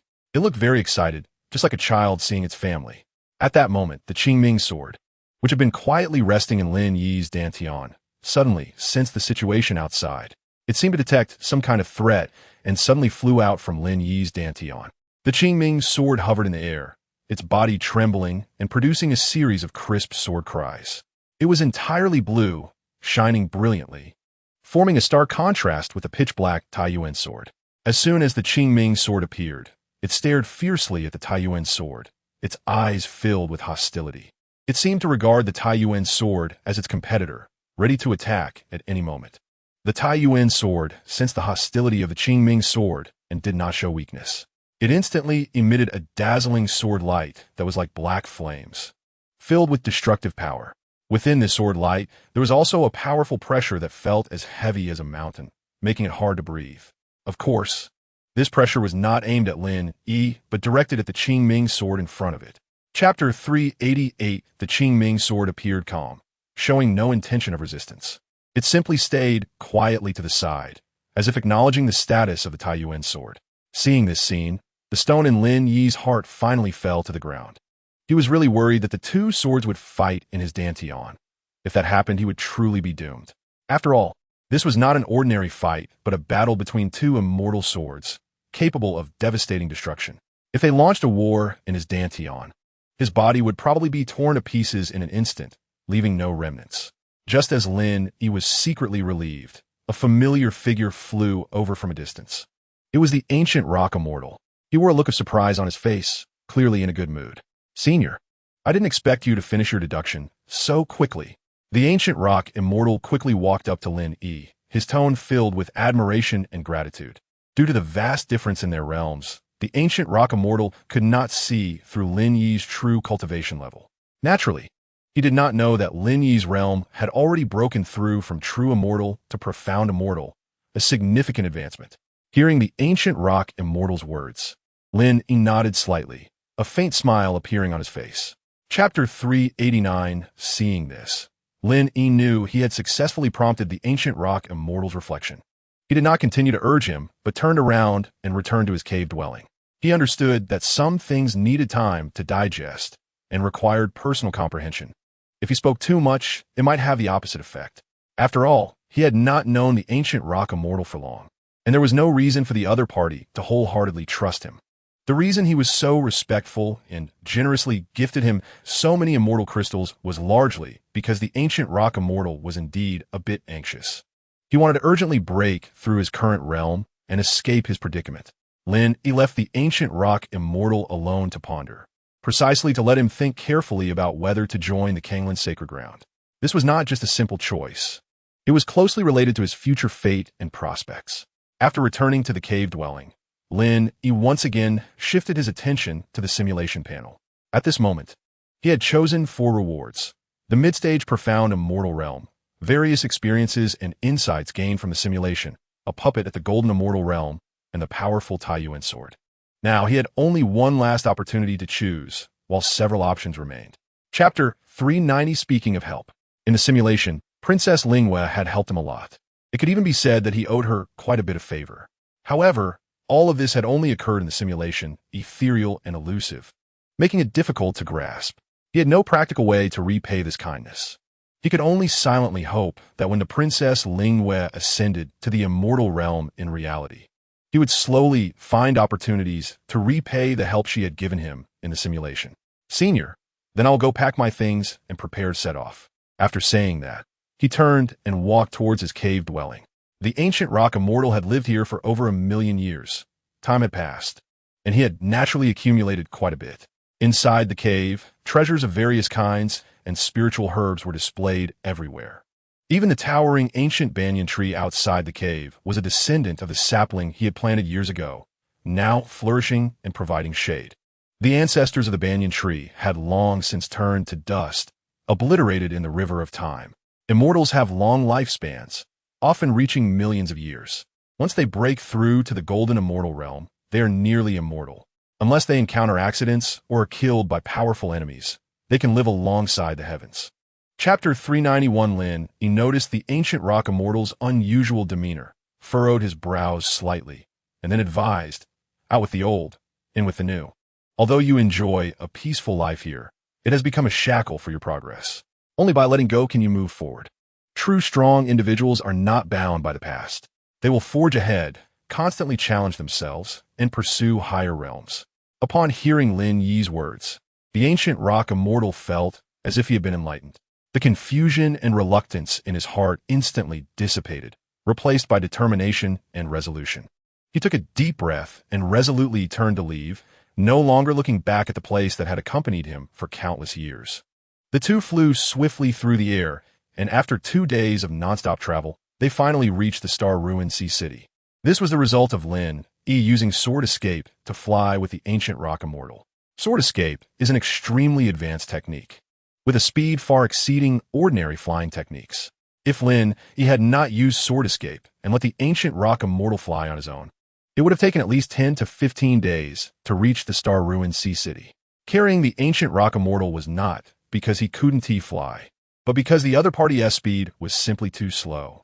Chapter 392. Seeing this, the ancient rock immortal knew it was time to explain his intentions. So he put down the teacup in his hand and said, "Old friend Zhu, to be honest, we have come here with a request. This matter may be somewhat difficult for you, but it is crucial for me." Upon hearing this, Zhu Qingfeng's brows furrowed instantly. To be honest, although he has known the ancient rock immortal for a long time, and they're considered old acquaintances, in his heart, the ancient rock immortal has always just been a customer to him. Although on the surface they call each other brothers and have a good relationship, in reality, he is just trying to win over this potential client, the ancient rock immortal. After all, as a formation master, the ancient rock immortal has a substantial income, and his cultivation has reached the peak of the celestial immortal, which means he has a significant demand for various elixirs. Therefore, he is very enthusiastic towards the ancient rock immortal and tries to curry favor with him. However, when it comes to actually helping him, that's another story. After all, he is a businessman and prioritizes profit above all. If this matter brings him no benefits or even causes him trouble, he will certainly refuse without hesitation. However, helping him makes him feel somewhat awkward. Chapter 393. Lin Yi secretly cursed as expected. This Zhu Qingfeng is indeed someone who won't act until he sees the rabbit. 1,000 immortal crystals is already a considerable fortune for an ordinary immortal. However, in Zhu Qingfeng's eyes, it's simply not enough. The reason he is asking for such a high price is merely to take advantage of the situation and heavily exploit the ancient rock immortal. After all, the ancient rock immortal needs something from him. Zhu Qingfeng is trying to exploit the ancient rock immortal while being in a position of needing help. If he were to turn hostile directly, wouldn't that be throwing away all previous efforts? What if Zhu Qingfeng, in a fit of anger, directly refused to lend the teleportation array? That would be a huge problem. Then, Lin Yi put on a beaming smile, as if the earlier displeasure had never existed, and said cheerfully, "I wonder how many immortal crystals are needed to settle the elders of your sect and let them make things convenient?" Upon hearing this, Zhu Qingfeng's mouth slightly curled up, revealing a satisfied smile. He slowly extended a hand, fingers spread apart, and said leisurely, "At least 5,000 immortal crystals will be needed to barely settle the matter. After all, in this day and age, getting those old fellows to budge is not an easy task." Chapter 394. The entire sect's residence covers an area of several million miles. It stretches endlessly, magnificent and breathtaking. Although it is not as large as the Kanglin's sacred land, it should not be underestimated either. After all, the foundation of the Danding Pavilion is quite deep and not something an ordinary sect can compare with. Most importantly, the Danding Pavilion has a golden immortal ancestor. which is the true backbone of the Danding Pavilion. A sect with a golden immortal ancestor can be called a longevity sect and is generally respected as a sacred land. The existence of a golden immortal ancestor signifies that this sect can last for generations and never decline. This is not only a respect for the golden immortal powerhouse, but also an acknowledgement of the depth of a sect. After all, golden immortals are immortal and exist alongside the heavens and earth, representing eternity. As long as there is a golden immortal ancestor present, this sect will not easily perish. Upon arriving at the Danding Pavilion, Zhu Qingfeng first brought Lin Yi and the ancient rock immortal to a guest room, allowing them to rest for a day to relieve the fatigue of their journey. The next day, someone took Lin Yi and the ancient rock immortal to the teleportation array of the Danding Pavilion. They saw a teleportation array covering dozens of miles, radiating a gentle glow, quietly standing there. Chapter 395. Lin Yi does not consider himself a virtuous person, nor does he possess the noble sentiment of repaying kindness with kindness. Deep down, he is someone who seeks vengeance for grievances, a petty man. It wouldn't be fair to call him just a petty person. He is more of a true petty person, much better than any hypocrite. Since Zhu Qingfeng has threatened his survival in the simulation, he must eliminate him. With this thought, Lin Yi became even more determined to teach Zhu Qingfeng a profound lesson, making him pay for his greed and shamelessness. At this moment, the steward of the Danding Pavilion also realized the seriousness of the situation. He did not dare to be negligent for a moment and quickly signaled to a disciple in charge of guarding the teleportation array to rush to the law enforcement hall and report everything that had happened here. After all, Zhu Qingfeng's actions had seriously violated the sect's rules. Not only had he embezzled a large amount of immortal crystals, but he had also brought extremely adverse effects to the reputation of the Danding Pavilion. If he was not punished severely, it would be difficult to appease the public. Meanwhile, Lin Yi and the ancient rock immortals stood in place, quietly waiting for the Danding Pavilion's handling results. They were not in a hurry to leave, because they knew that what would happen next would be even more exciting. Time passed second by second, and after about a stick of incense, Chapter 396. Elder Qing Xian's face deepened with wrinkles upon hearing this. His weathered face was now filled with helplessness and worry. He slowly sighed, his voice low and hoarse, tinged with disappointment as he spoke. Alas, Brother Wang Jian, although this is the principle, we all understand it.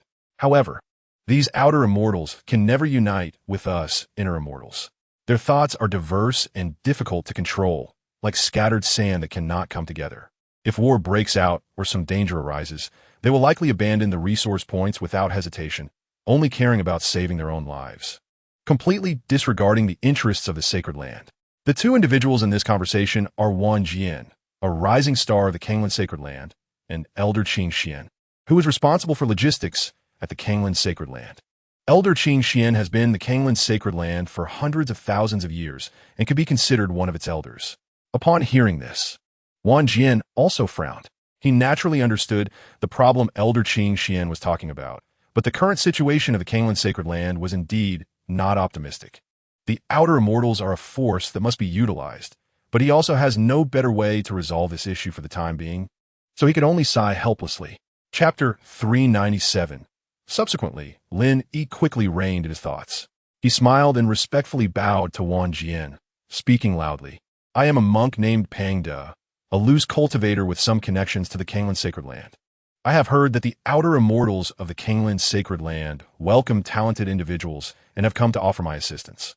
Using the name Pang De was a decision Lin Yi made after careful consideration.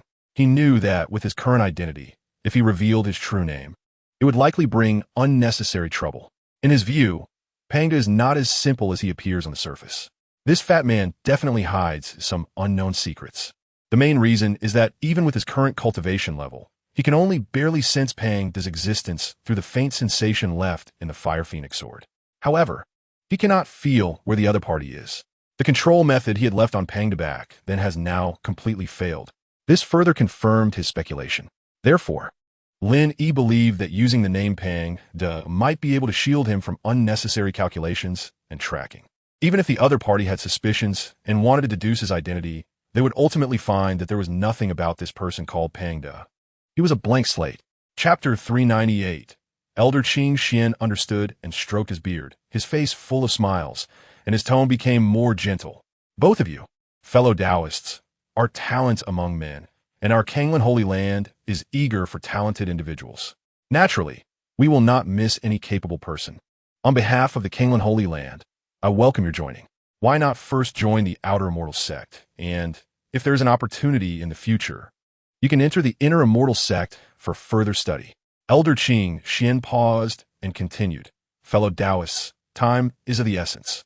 Let us go to the Outer Immortal Sect to register and settle down as soon as possible. Lin Yi smiled slightly upon hearing this and thought to himself, I didn't expect to join the Outer Immortal Sect of the Kanglan Holy Land so easily. It seems that the Kanglan Holy Land really lacks people. Although it was just the Outer Immortal Sect, it was enough for Lin Yi. Whether it was the Outer Immortal Sect or the Inner Immortal Sect, it didn't matter much to him. What he truly cared about was the mysterious, small world deep underground in the Kanglan Holy Land. He was calculating in his heart. As long as he could enter the Kanglan Holy Land, he would have a chance to approach that small world. Once the relics of that ancient sect could be excavated, the Kanglan Holy Land would surely soar to great heights. However, Lin Yi also knew that this matter could not be rushed, nor could he easily tell the people of the Kanglan Holy Land. Chapter 399. Although the Kanglan Holy Land did not say much on the surface, they were not very at ease with you, a sudden expert. This led to the matter being reported, arousing the curiosity of the Sword Sovereign Tianxian. After investigating you and finding no unusual movements, he withdrew his divine sense. You secretly breathed a sigh of relief, feeling a bit amused, and decided to reveal your true identity when the time was right. After that period, you encountered no further troubles, and the dojo returned to peace. You guessed that the Kanglan Holy Land had dispelled their doubts about you. Thus, you focused more on your cultivation, striving to enhance your strength as soon as possible. In the first year, in order to obtain more cultivation resources, you decided to start alchemy. You knew that without possessions, to survive in this survival of the fittest immortal world, you had to have enough resources. Alchemy was your only advantage. You began to refine various elixirs. Due to your unique alchemy skills and extraordinary talent in the craft, coupled with the system's assistance, your success rate in alchemy was extremely high, almost reaching 100%. The elixirs you refined were of excellent quality and powerful efficacy, quickly gaining fame within the Kanglan Holy Land. Chapter 400. Liuguang Pavilion also has another name, called Shana Liuguang Pavilion. This name more vividly reflects the power of the time and space rules it possesses. Almost every great immortal city has a branch of Liuguang Pavilion. They are spread across various corners of the immortal world, providing safe and reliable trading venues for cultivators. After arriving in the Chaos City, you were not intimidated by the chaos and disorder here. You knew your goal was to obtain the formula for the third-grade golden elixir, and everything else was irrelevant to you. You walked straight towards the direction of Liuguang Pavilion. Upon reaching the entrance of Liuguang Pavilion, you did not stop at all and directly walked in. You believed that here, you would definitely find what you wanted. Instantly, the scene before you changed dramatically. The originally noisy street disappeared, replaced by a spacious and bright hall. Before you was a gigantic hall, lavishly decorated, filled with the luxurious aura of the immortal world. Various precious gems and spiritual jade were embedded in the walls and pillars, emitting dazzling light. Reception staff approached with smiles, their movements elegant and their attitudes respectful, making you feel at home. Chapter 401. You sighed inwardly, but you also knew that such things could only be done occasionally. One must not become addicted to them. Otherwise, one would only tread the path of evil. After dealing with these troubles, you did not linger and immediately returned to the Kanglan Holy Land. After all, this was not a place to stay for long, as unexpected events could happen at any time. Upon returning to the Kanglan Holy Land, you immediately entered seclusion, preparing to refine the third-grade golden elixir. With a formula in hand and your superb alchemy skills, you believed you would successfully refine a high-quality third-grade golden elixir. This time, you took out the formula for the third-grade golden elixir, studied it carefully, and memorized every detail. Then, you began to refine it step by step according to the steps on the formula. You operated the Tai Su 9 turns technique, controlling the flames in the alchemy furnace, cautiously adding various spiritual herbs, and after a long and meticulous refining process, the fragrance of the elixir finally wafted from the furnace. The third-grade golden elixir was successfully refined. You opened the alchemy furnace and saw several golden elixirs lying quietly inside, emitting an alluring glow. This was exactly the third-grade golden elixir you had been dreaming of. You picked up one and swallowed it in one gulp. Instantly, a powerful energy erupted within you, nourishing your limbs and bones, and your cultivation began to rise rapidly. Chapter 402. Before Da could reach the other party, he saw the puppet transform into a streak of flowing light. In an instant, it passed by Da and appeared beside you. The speed was astonishing. You hurriedly tried to block it, but found that your speed was no match for theirs. You only felt a flash before being struck by a powerful force, sending you flying. You crashed heavily to the ground, feeling your internal organs violently shaken. A sweet taste filled your throat, and a mouthful of blood spurted out, staining your chest. You struggled to get up, but found yourself completely powerless, unable to move, and your consciousness began to blur. You are dead. This simulation has ended. Huh. Lin Yi suddenly sprang up from the cushion. The shock on his face seemed frozen. He opened his mouth in disbelief, as if to say something, but found his throat dry and unable to make any sound. Only able to futilely calm the storm in his heart. How long had it been? His voice was almost inaudible, as if he were asking himself, or perhaps questioning fate. His eyes were filled with confusion and disbelief, seemingly unable to accept this cruel reality. Chapter 403. Following this, he chose to obtain the formulas for the 3rd grade and 4th grade golden elixirs. These 2 formulas were urgently needed for refining elixirs to enhance his cultivation and heal injuries. Not bad. In half a day, I managed to obtain 2 pill formulas. Although this simulation ended frustratingly, the gains were still considerable, Lin Yi said with satisfaction. As for the 5th grade golden elixir formula, Lin Yi didn't choose it because his current cultivation level was too low to make use of it. Rather than wasting a reward slot, it was better to keep something useful. All right, let's continue the simulation. Lin Yi took a deep breath, his eyes filled with determination. Without hesitation, he recharged another 1,000 immortal crystals. For him, this was already a significant expense, but he felt no regret because he knew that only by continuously simulating could he grow stronger. Then, he immediately started the simulation again. The simulation began once more. On the first day, you felt the powerful force of the late Xianxian stage within you. Then, you began to carefully sort through the meridians that were slightly painful due to the rapid increase in realm. You didn't dare to be careless, fearing any hidden dangers. Chapter 404. In the 1,800th year, perhaps due to long-term consumption, the small puppet's speed finally began to slow down. Its movements became much more sluggish, no longer as agile as before. The anger that once flickered in its hollow eyes gradually faded, replaced by dullness and fatigue. Ada keenly sensed the change in the small puppet. He seized the opportunity, suddenly accelerating and grabbing the small puppet's body. The small puppet let out a desperate shriek. Struggling desperately, but under Ada's immense strength, it appeared so powerless. In the end, the small puppet stopped struggling and completely lost its threat. Seeing the scene, you felt immense joy and hurried towards Ada and the small puppet. Ada, well done. As you praised Ada, you carefully examined the small puppet's body. You discovered that the interior of the small puppet was filled with dense formations and restrictions, far more complex than you had imagined. Taking a deep breath, you began to attempt to refine the small puppet. Although it was just a puppet, the formations and restrictions inside were layered and incredibly intricate. Chapter 405. After the promotion ceremony, you were personally received by the 3 ancestors, Sword Monarch Tianxian, True Monarch Ziyun, and Dao Monarch Fengling. They were all elusive figures in the Kanglin sacred land, rarely showing themselves. The 3 ancestors praise your alchemy skills, especially admiring the several improved pill formulas you created, believing they would greatly benefit the future of Kanglin's sacred land. Sword Monarch Tianxian smiled and said, "Your alchemy skills are truly extraordinary. I have lived countless years and have never seen such a promising alchemist." True Monarch Ziyun also nodded in praise. "Yes, not only is your alchemy technique superb, but you also have great aspirations, truly a blessing for our Kanglin's sacred land." Although Dao Monarch Fengling said little, he also cast you an approving glance. In the 10th millennium, you learned another important secret concerning the safety of the Jiwei Garden. You decided to inform Kanglin's sacred land of this news so they could pass it to the Xianyue Pavilion.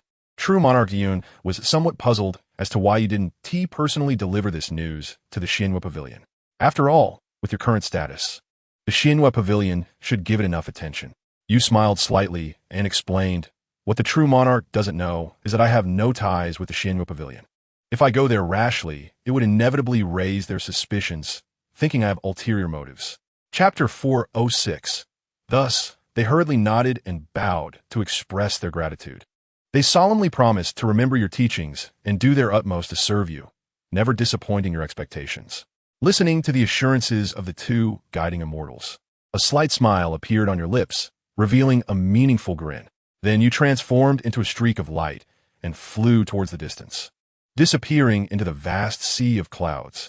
You thought to yourself that Dan Yangzi and the Sword Monarch Tianjin's ascension speed truly exceeded your expectations.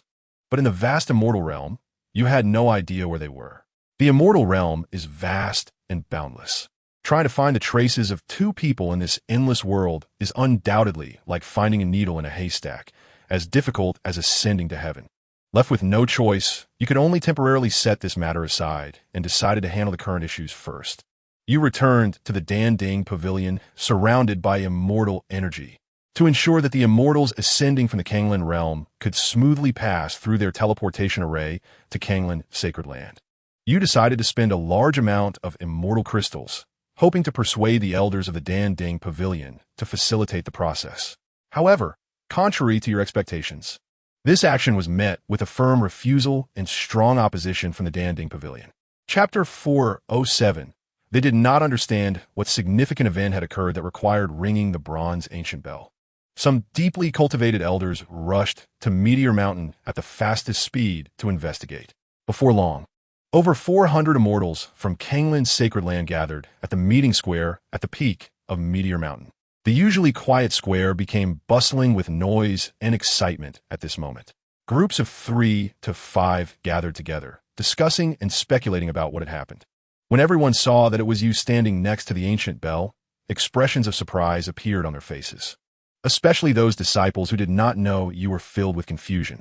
They did not understand what qualifications you, an obscure elder, had to ring the Sacred Land's bronze ancient bell. Some even began to feel dissatisfied, thinking you were deliberately disrupting their tranquility. An elderly man with white hair stroked his beard and asked with a hint of reproach, Elder Pangda, do you know the significance of the bronze ancient bell of our Kanglin Sacred Land? It is of great importance. It can only be rung in matters concerning the survival of the Sacred Land. Why did you ring the bell so casually?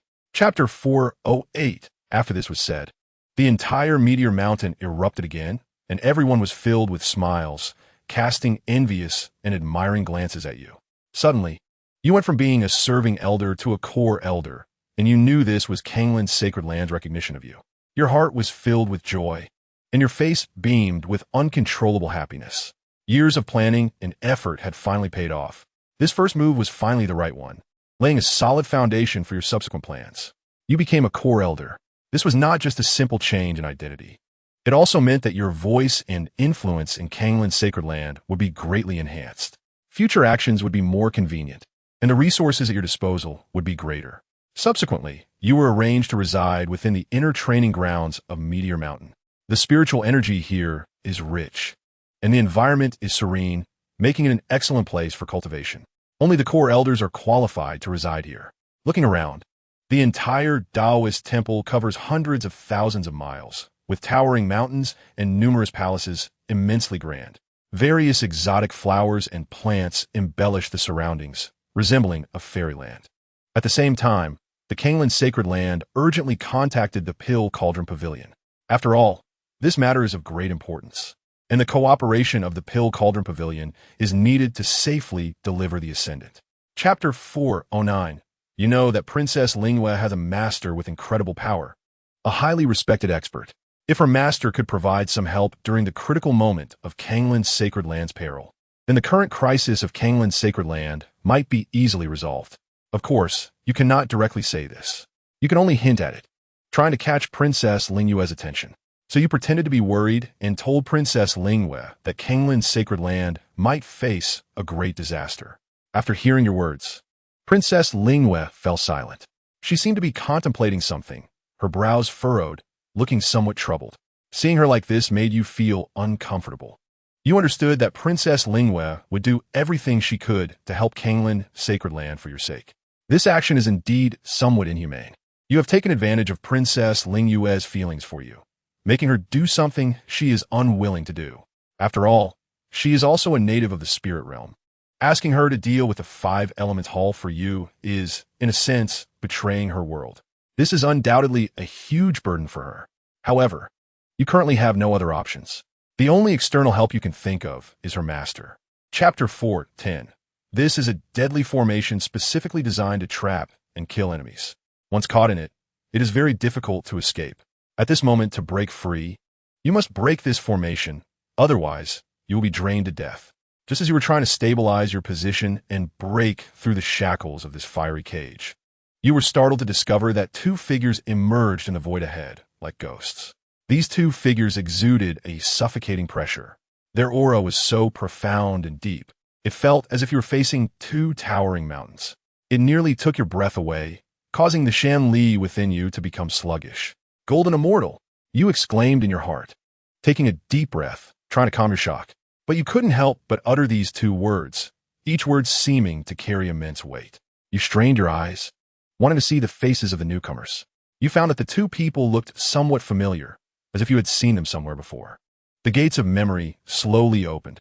You finally recalled that these two were among the 6 golden immortals of the 5 elements hall. Their names were one called Crane Immortal, known for his exquisite runes, and the other was Dragon Emperor Immortal, said to have tamed an ancient azure dragon with unfathomable power. Chapter 4:11. What was even more surprising was that Crane Immortal seemed to have cultivated a technique for creating clones. Every time he was entangled by Air, he would instantly split into several clones to confuse Air and escape his predicament. I must say, his talisman techniques were also incredibly strange, with various peculiar talismans emerging one after another, making it hard to defend against. Seeing this scene, the most shocked was Dragon Emperor Immortal. He originally thought you were just an insignificant character, but he didn't expect you to possess such a powerful trump card. His brows furrowed, and he coldly said, "You really opened our eyes. How can trash like you have a servant at the golden immortal level? It's truly unbelievable. Who are you? With such a powerful servant, why do you lower yourself to join Kanglin's sacred land?"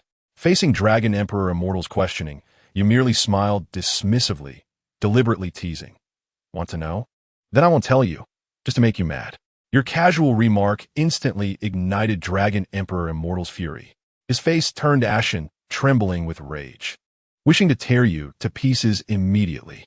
At that moment, Crane Immortal, who was being frantically pursued by Air in the distance, finally couldn't hold on any longer. Chapter 4:12. However, Ada and Air stood like two walls of copper and iron, firmly protecting you behind them. They had no way to break through Ada and Air's defense to attack you. Gradually, madness filled Crane Immortal's face, his eyes turning red with resentment and despair. He hoarsely roared at you, "Kid, you will definitely die today." Hearing Crane Immortal's roar filled with hatred, a strong sense of unease surged in your heart. You keenly sensed that things might not be that simple. You instinctively looked around, trying to see if the opponent had any hidden means. Just then, you saw Crane Immortal and Dragon Emperor Immortal exchange a glance. Their eyes were filled with determination and madness, as if they had made some significant decision. You were soon horrified to discover that their bodies began to expand at a visible rate. Like inflating balloons, they grew larger and larger. You were suddenly taken aback, your face turning as pale as a sheet. A golden immortal level self-explosion is no joke. Its power is enough to destroy the heavens and the earth, reducing everything around to ruins. Chapter 4:13. Just when you were about to give up hope, you heard the voice of that little girl again. The voice was still youthful, but carried a hint of imperceptible hoarseness, as if it had endured the ravages of wind and sun, suffering from life's hardships. "Bainu is so hungry, the landlord didn't feed Bainu again last night." The voice was filled with grievance and helplessness, making your heart ache. You wanted to comfort her, but found yourself unable to do anything. You could only silently listen, feeling her pain. Hearing this voice again, your previously numb heart stirred with ripples. Like a stone thrown into a calm lake, it stirred up waves. You were very excited, afraid of losing this connection again. You tried hard to remember this voice, to remember everything about this little girl. Finally hearing the voice made you feel that you were not a lifeless object, that you still had consciousness, and that you still existed. This gave you a bit of comfort. At least you hadn't completely disappeared. You could still feel the existence of this world. Uncle Stone, why was my newborn a lowly servant, hurting for the landlord's family, and still not getting fed? The little girl's voice carried a hint of confusion and incomprehension. Chapter 414. You saw everything around you. The first thing that catches your eye is a massive red sun. It hangs high in the sky, radiating an eerie glow. That red is so intense, so vibrant it resembles blood. It sends a wave of unease through you. You feel that this red sun is filled with a strange aura. It seems like a gigantic vortex, constantly devouring all the energy around it. At the same time, a powerful pressure descends upon you, as if Mount Tai were pressing down, making it hard for you to breathe. That pressure is terrifying, so strong that it feels like it could completely crush your soul. Just by glancing at it, you feel your life force rapidly draining away. A fear of death instantly envelopes your entire being. You dare not look again, quickly averting your gaze, fearing that one more glance would lead to your complete downfall. At this moment, you notice a little girl with pigtails standing in front of you. She is wearing tattered clothes, appearing quite frail. Her small frame seems as if a gust of wind could blow her over. Her face is pale, her eyes dull, clearly the result of long-term malnutrition. Yet even so, there is still a flicker of innocence in her eyes. Chapter 415. You smiled and said, "As for your surname, you can take mine. My surname is Lin. So from now on, you will be called Lin Xiaoling. Okay." When Xiaoling heard this, her previously dull eyes seemed to light up like two bright lamps, shimmering with unprecedented brilliance. Her eyes filled with glistening tears, which swirled in her sockets before finally sliding down her cheeks, dripping into the dirt. She nodded her little head earnestly. The movement was small but filled with determination and resolve. "Thank you, uncle. Now I have a surname, and I have a beautiful name. From now on, I will be called Lin Xiaoling." She gently repeated the name, as if confirming that this was not a dream, but a beautiful reality happening to her. Her tone was filled with longing and hope for the future. You laughed heartily, unable to express the joy in your heart. It felt as if all your fatigue and worries vanished in that moment. You reached out and gently ruffled Lin Xiaoling's hair. "Come with uncle," you said, your tone filled with affection. Xiaoling, hearing this, looked puzzled. Her clear eyes were filled with confusion. Chapter 416. Do you remember? At the moment of the self-destruction of the two golden immortals in the Five Elements Palace? To protect yourself, you used the strongest defensive technique of the Stealing Heaven scripture, entering a state similar to death. In this state, your body becomes lifeless, showing no signs of life, while your consciousness remains temporarily alive. It is like an inconspicuous large stone quietly lying there, without any breath or movement. Regardless of wind or rain, sun or storms, there is no change at all. In this state, your body loses almost all perception of the outside world. However, your consciousness stays awake, able to sense everything happening around you. You just cannot react or control your body. You can only wait quietly for the moment of awakening. You speculate that perhaps during your state of apparent death, a significant amount of terrifying energy generated by the self-destruction of the two golden immortals was absorbed by the Stealing Heaven scripture. This energy contains extremely powerful forces, and the Stealing Heaven scripture can refine this violent energy, converting it into pure energy for you to absorb. This portion of energy continuously accumulates within you, nourishing your meridians and strengthening your physical body. Chapter 417. Her eyes were filled with shock, curiosity, and a hint of fear. The small body trembled slightly. "Uncle, are you a god?" Xiaoling's voice trembled, laced with awe. You were momentarily taken aback by her words, then silently pondered. In this world, perhaps they refer to celestial beings like immortals as gods. After all, those from the demon realm would never self-identify as demons. Even when engaging in wicked deeds, they would still adorn themselves with a divine title to signify legitimacy. You did not answer directly, merely smiled and nodded. Then you tore off a piece of the roasted lamb and handed it to Xiaoling, gently saying, "Give it a try, how does it taste?" Xiaoling cautiously took the lamb, taking a small bite. Instantly, a rich meaty aroma burst in her mouth, tender and juicy, an exquisite feast of flavors she had never experienced before. Her eyes lit up, and the previous shyness and fear faded significantly, replaced by sheer delight. After finishing the roasted lamb, you wiped her mouth and looked at the frail little girl before you, your expression turning serious. Chapter 4:18. Then you spoke again, your tone carrying an undeniable authority. Now, I grant you an opportunity. Establish this little girl beside me as the next emperor of the Great Moon Dynasty. If you can do this, I can grant you 1,000 years of life, allowing you to continue enjoying wealth and power. Upon hearing this, the old emperor's eyes instantly brightened. A hint of color returned to his previously pale face. His dry throat involuntarily rolled up and down, making a gurgling sound, a sign of his effort to suppress his excitement. You could even clearly hear him swallow. 1,000 years of life. For an old man on the brink of death, this was an immense temptation, incomparable to anything else. The old emperor could no longer care about anything else. He fearfully hugged her leg, tears streaming down his face as he said, I am willing to serve the divine, to go through fire and water without hesitation. I will order the execution of those useless princes, establish this little esteemed girl beside you as the heir, and then I will abdicate, passing the throne to her. You looked at the old emperor's disgraceful demeanor, feeling a wave of disdain in your heart. Chapter 4:19. You reached out, gently stroking her head. In your heart, you silently prayed for her safety and smoothness, even in this cruel and combative demon realm.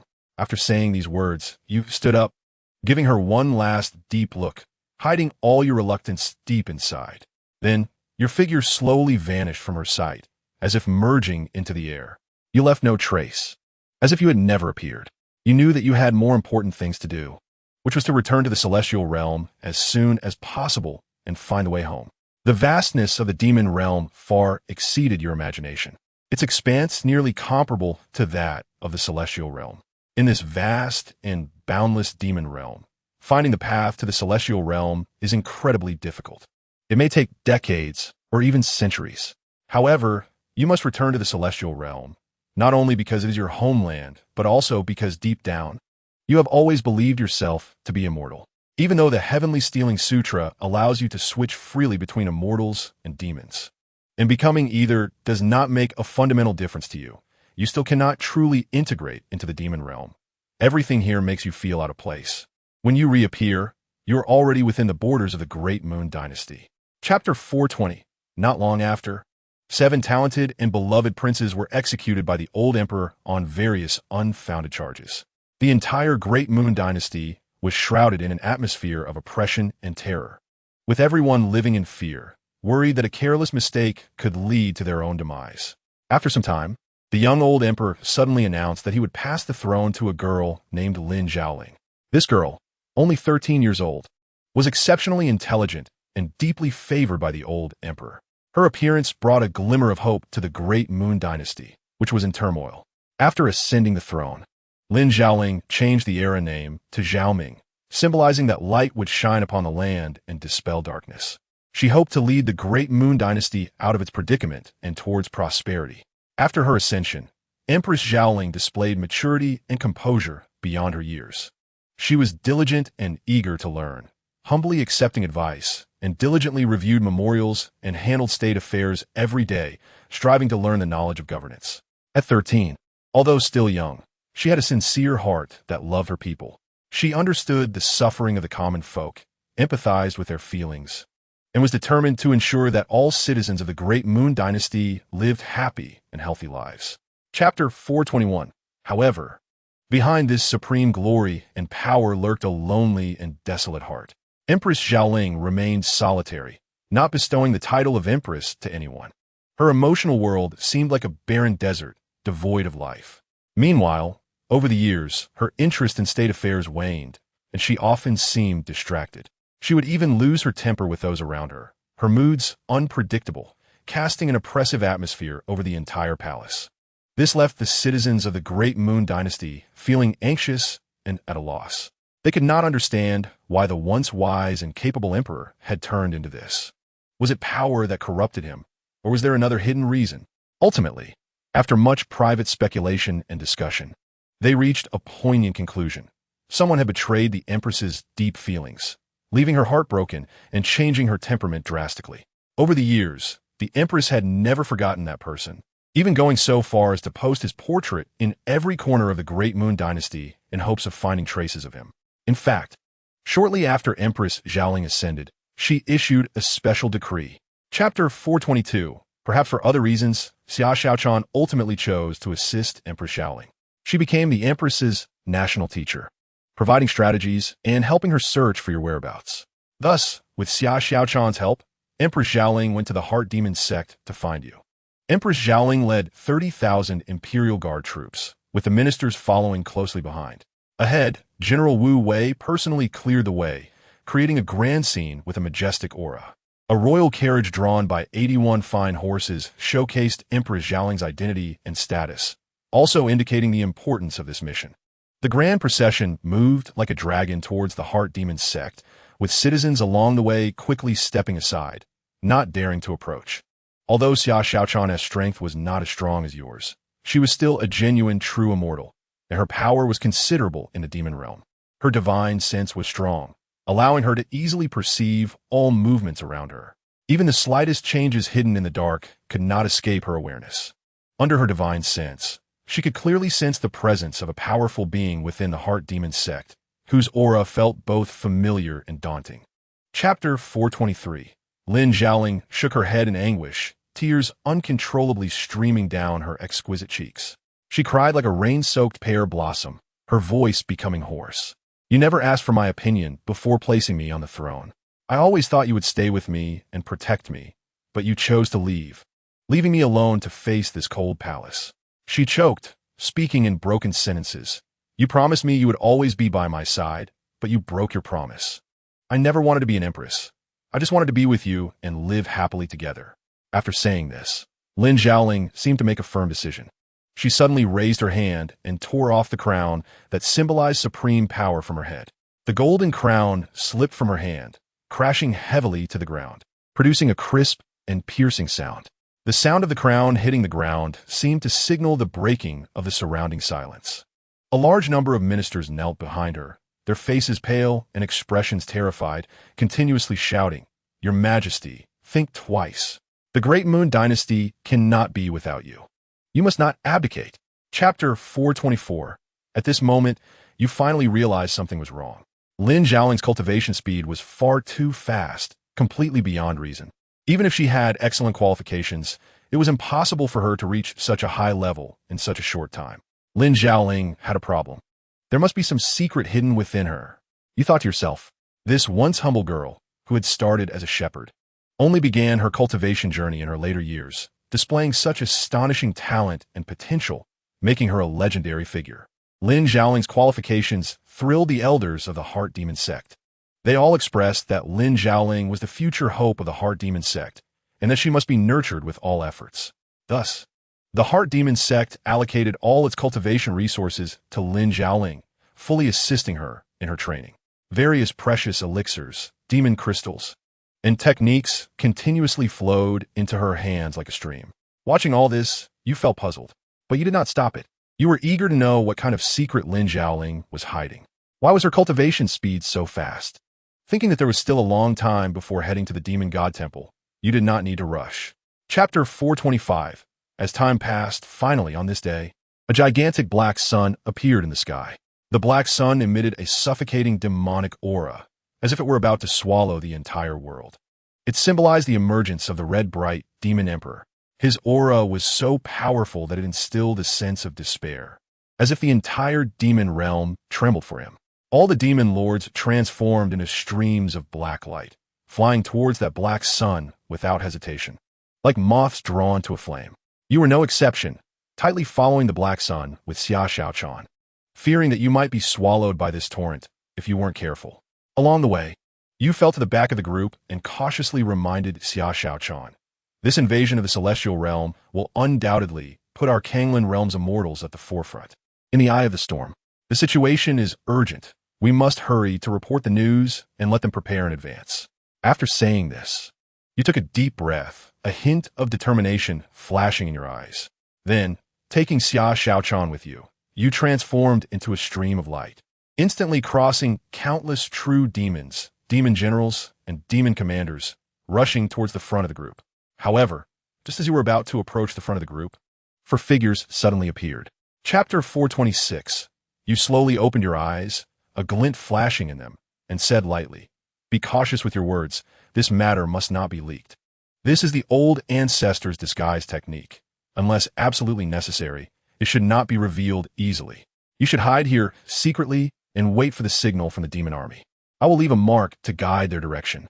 I will go ahead to scout the situation in the celestial realm and prepare for the arrival of the demon army. After speaking, you no longer gave Xia Xiaochan any chance to speak. With a flash of your figure, you transformed into a stream of light, flying towards the meteor mountain in the distance. At this moment, you had already broken through to the golden immortal realm. Your understanding of space had deepened. With a single thought, you could tear apart space and teleport. In just a few breaths, you crossed a vast distance and arrived near Meteor Mountain. This mountain, once an ancient star, was now shrouded in a chilling atmosphere. You focused your gaze and saw colorful streams of light weaving and dancing above Meteor Mountain, like splendid fireworks blooming in the night sky. However, beneath this beautiful scene lay endless killing intent.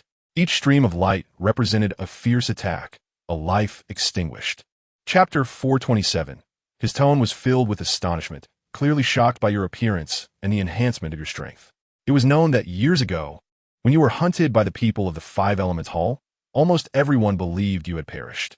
Unexpectedly, not only had you survived, but you had also broken through to the golden immortal realm. This was nothing short of a miracle. Questions surged in his heart like a tide, eager to ask for clarity immediately.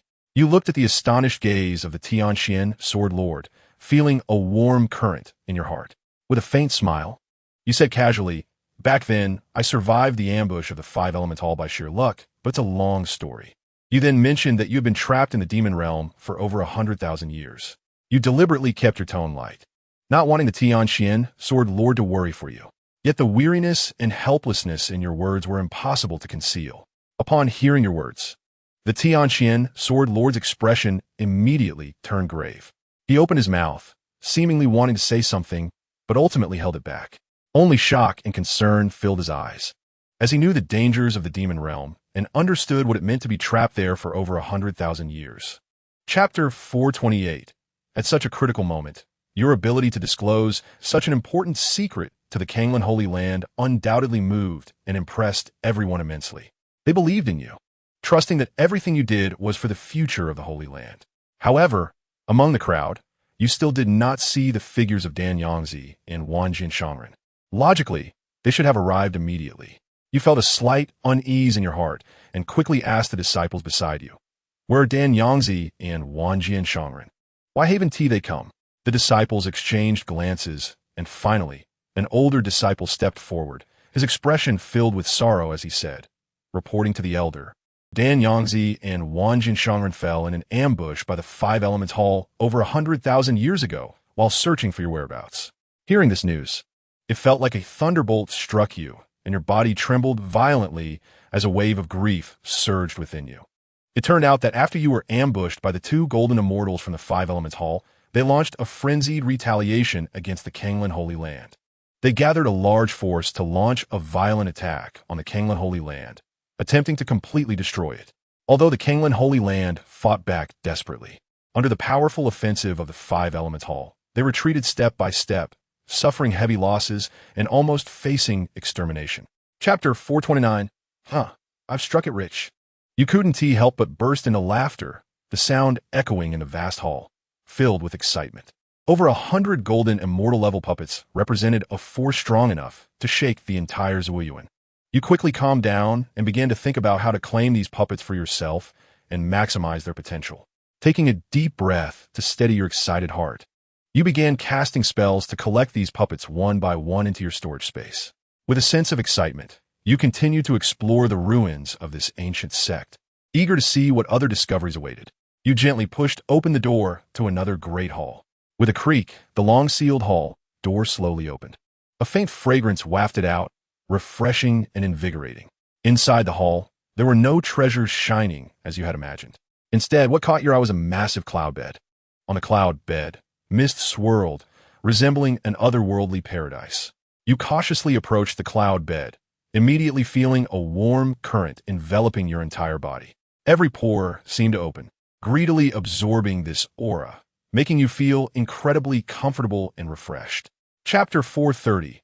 Their hearts were filled with gratitude, but also with confusion. They did not understand why you would do this. You knew that, with your own strength, it would take an unknown amount of time to refine all these puppets.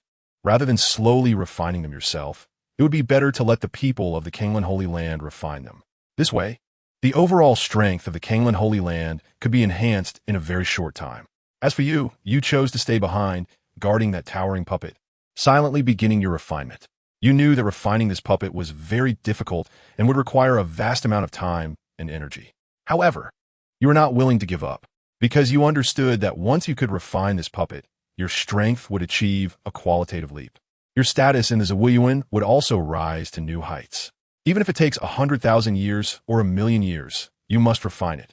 The demon realm has been in existence for 10,000 years. The flames of war have swept through every inch of the immortal realm, mercilessly consuming countless lives.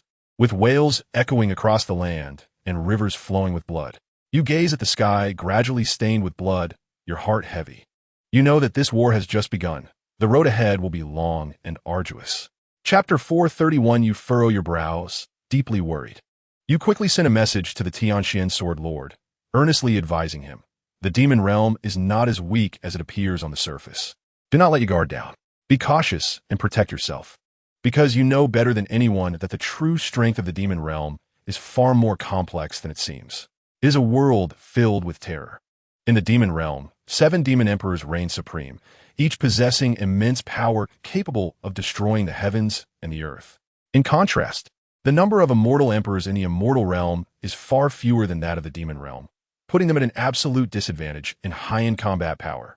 Once the demon emperors emerge, the immortal realm will face an unprecedented crisis. If the 7 demon emperors truly descend upon the immortal realm, the entire realm will be plunged into despair, and no one will be spared. How will the immortal realm resist this terrifying power? Should they rely on the Taiyuan immortal lord to turn the tide? Although there are powerful beings of immortal lord level in the immortal realm, the demon realm also has demon lords capable of countering them. Moreover, the mysterious demon lord of the demon realm has been hidden for many years, with unknown depths. Yet, the red sun, symbolizing his power, always hangs high in the sky, radiating an unsettling light. Chapter 432. Upon seeing your arrival, the Tianxian Sword Lord's face showed anxiety, and he urgently shouted, "You must leave. This place has already been ensnared by the demon realm's web. Their true goal is to lure the rescue experts from our immortal realm here and capture them all. You've fallen into an ambush." Hearing the warning from the Tianxian Sword Lord, your brows furrow tightly, and you instantly understand the seriousness of the situation. It seems that today's battle is far more perilous than imagined. The demon realm's target is not just to trap the people of the Kanglan sacred ground. They're setting a trap to capture all the experts from the immortal realm who come to rescue. Although the situation is extremely urgent, you do not panic, because you clearly know that you are the backbone of everyone here. If you lose your composure, the more than 200 disciples of the Kanglan sacred ground present will likely lose all hope and completely collapse. You smile slightly, displaying a confident and composed demeanor, and say to the Tianxian Sword Lord, "There is no need to worry. Since I'm here, I have complete confidence in resolving the current crisis." Your voice is not loud, but it is filled with powerful strength, as if it can penetrate all obstacles and strike directly at the heart. Chapter 433. I never expected you would have a tight, golden immortal level puppet. This truly surprises me. As the words fall, a figure lands before you. The figure is tall and imposing, exuding a powerful aura that creates a strong sense of oppression. It is a towering demon. He radiates intense demonic energy, as if he had emerged from the depths of hell. His hair is bright red, like burning flames, full of wildness and unruliness. The ferocious aura he emits sends chills down your spine. You recognize this demon. He is one of the 4 demon kings under the command of the Qi Ming Demon Emperor. He is a renowned powerhouse in the demon realm. His strength is unfathomable, and he is definitely a formidable opponent. His name is the Black Flame Demon King. The moment the Black Flame Demon King sees you, he is momentarily taken aback. He seems to have not expected to encounter you here. Confusion and disbelief fill his eyes, and then he exclaims in shock, "How is this possible? I remember your aura. You were one of the spies sent by my demon realm to the immortal realm. Why has your power transformed into immortal Yuan power? His voice is filled with shock and anger. He seems unable to believe what is happening before his eyes. Chapter 434 at this moment. Yi Linglong is far from the imposing and dignified immortal emperor she once was. Her face is pale, her lips cracked, and she is covered in blood and dirt, looking incredibly weak. It seems as if she might disperse with a gust of wind. You quickly crouch down to check her injuries. Her injuries are more severe than you imagined. Her meridians are shattered, and her immortal Yuan is depleted, clearly having gone through an extremely brutal battle. How could this happen? How could a dignified immortal emperor be so injured? You are extremely anxious. The fall of an immortal emperor would undoubtedly be a huge loss for the immortal realm. You look up at the female disciple and ask, "How did you find her?" The female disciple quickly replies, "Back, elder. I found her in a cave near the battlefield. At that time, she was seriously injured and on the verge of death. Seeing that she possessed immortal spirit power, I brought her back." You nod, feeling grateful towards this female disciple. Thank you for saving her. You know that now is not the time to delay. You must quickly take Yi Linglong to break through and find a safe place to heal her. We must leave here as soon as possible. You say solemnly. Chapter 435. These pills, each one is worth a fortune. It could even be said that they are priceless and are treasures that countless cultivators dream of. Especially the 9 turns resurrection pill, which is a legendary miraculous medicine said to be able to bring the dead back to life. As long as there is still a breath left, it can resurrect the dead and reshape the body. There's also the 3 light divine water, which is said to be a holy medicine for healing, possessing miraculous healing capabilities that can quickly repair injuries and restore vitality. This divine water requires great beings to condense it using supreme power at specific times, harnessing the power of sunlight, moonlight, and starlight. It takes 10,000 years to condense a single drop, and just 1 drop of 3 light divine water can enhance one's cultivation by 10,000 years. Its preciousness is unimaginable, enough to drive countless cultivators mad. Such a precious treasure, yet the Xuanji immortal lord takes it out without hesitation for Yi Linglong to consume. You watch in astonishment, unable to help but swallow hard, filled with envy. You can't help but sigh at the wealth of the Xuanji immortal lord. It is truly extravagant to offer such precious treasures so readily. Chapter 436. When you arrive in the underground world, the Xuanji immortal lord is instantly shocked by the sight before him. Before you lies a vast underground world, filled with strange energy fluctuations. Various peculiar plants and palaces emitted a faint glow, illuminating the entire space, resembling a dreamlike world. She widened her eyes, her face filled with surprise, and couldn't help but exclaim, "It's hard to believe that such a magical world is hidden underground in the Kanglin's sacred land. It's truly eye-opening." Amidst her admiration, the Xuanji immortal lord was also filled with confusion. She couldn't understand how such a special world could exist in the barren land of the Kanglin's sacred land, and it contained such powerful energy. You ignored the Xuanji immortal lord's astonishment and directly brought Yi Linglong to the formation. Taking a deep breath, you activated the spiritual power within you. Carefully manipulating the formation, you opened a gap and led Yi Linglong inside. Seeing this, the Xuanji immortal lord also wanted to enter the formation, but was blocked by an invisible force. She frowned and tried various methods to force her way into the formation. However, no matter what means she used, she couldn't shake the formation even a little. Chapter 437. Upon hearing this, the Xuanji immortal lord couldn't help but let out a light laugh. Her tone carried a hint of mockery as she explained, "Because my ancestor's name is also Lin Yi. But your strength is worlds apart from my ancestor, a difference of tens of thousands of miles. I just mistook you for someone else for a moment. So please don't take it to heart." Hearing the Xuanji immortal lord's nonchalant explanation, as if it were merely a case of mistaken identity, felt like a giant stone had been thrown into your heart, stirring up overwhelming waves. A sense of fear washed over you like a tide, instantly submerging you. Your heart felt as if it were tightly gripped by an invisible hand, making it hard for you to breathe, and the feeling of suffocation kept rising. You felt a wave of unease, because you suddenly thought of Xia Xiaochan. You thought of Lin Hao's deep helplessness hidden beneath his nonchalant demeanor. You thought of Xiaohan's eternally melancholic gaze. They had all once been, or rather, had to become someone else's substitutes. Fate was like a thread, toyed with by others. That feeling of powerlessness, that despair of being controlled, resonated with you. A terrifying thought flashed through your mind like lightning, leaving you feeling as if you had fallen into an ice cave, your entire body cold. Chapter 438. The Xuanji Immortal Lord sighed. Nodding, she told you, the demon army is continuously pouring into the immortal realm. Their numbers are simply too many for the immortal realm to withstand. Not only that, the Ziwei courtyard has completely fallen, and countless immortals have met a tragic end at the hands of the demon race. The immortal realm has already begun to show signs of collapse. Hearing this news, your heart sank to the bottom. You hadn't expected the situation to have deteriorated to such an extent. The Xuanji Immortal Lord continued. Currently, the demon realm has dispatched 3 demon emperors, all of whom are extremely powerful, and the immortal realm cannot resist them at all. Right now, our master is severely injured, and there are only 2 immortal emperors in the immortal realm struggling to hold on. The situation is extremely critical. After listening, you became even more worried and asked, what about the Holy Clan? Don't they also have 2 immortal emperors? Why aren't they stepping in to help? The Xuanji Immortal Lord shook her head and sighed. The Holy Clan has been in a wait-and-see state. They seem unwilling to participate in the war between immortals and demons. After hearing this, you sneered, filled with disdain in your heart.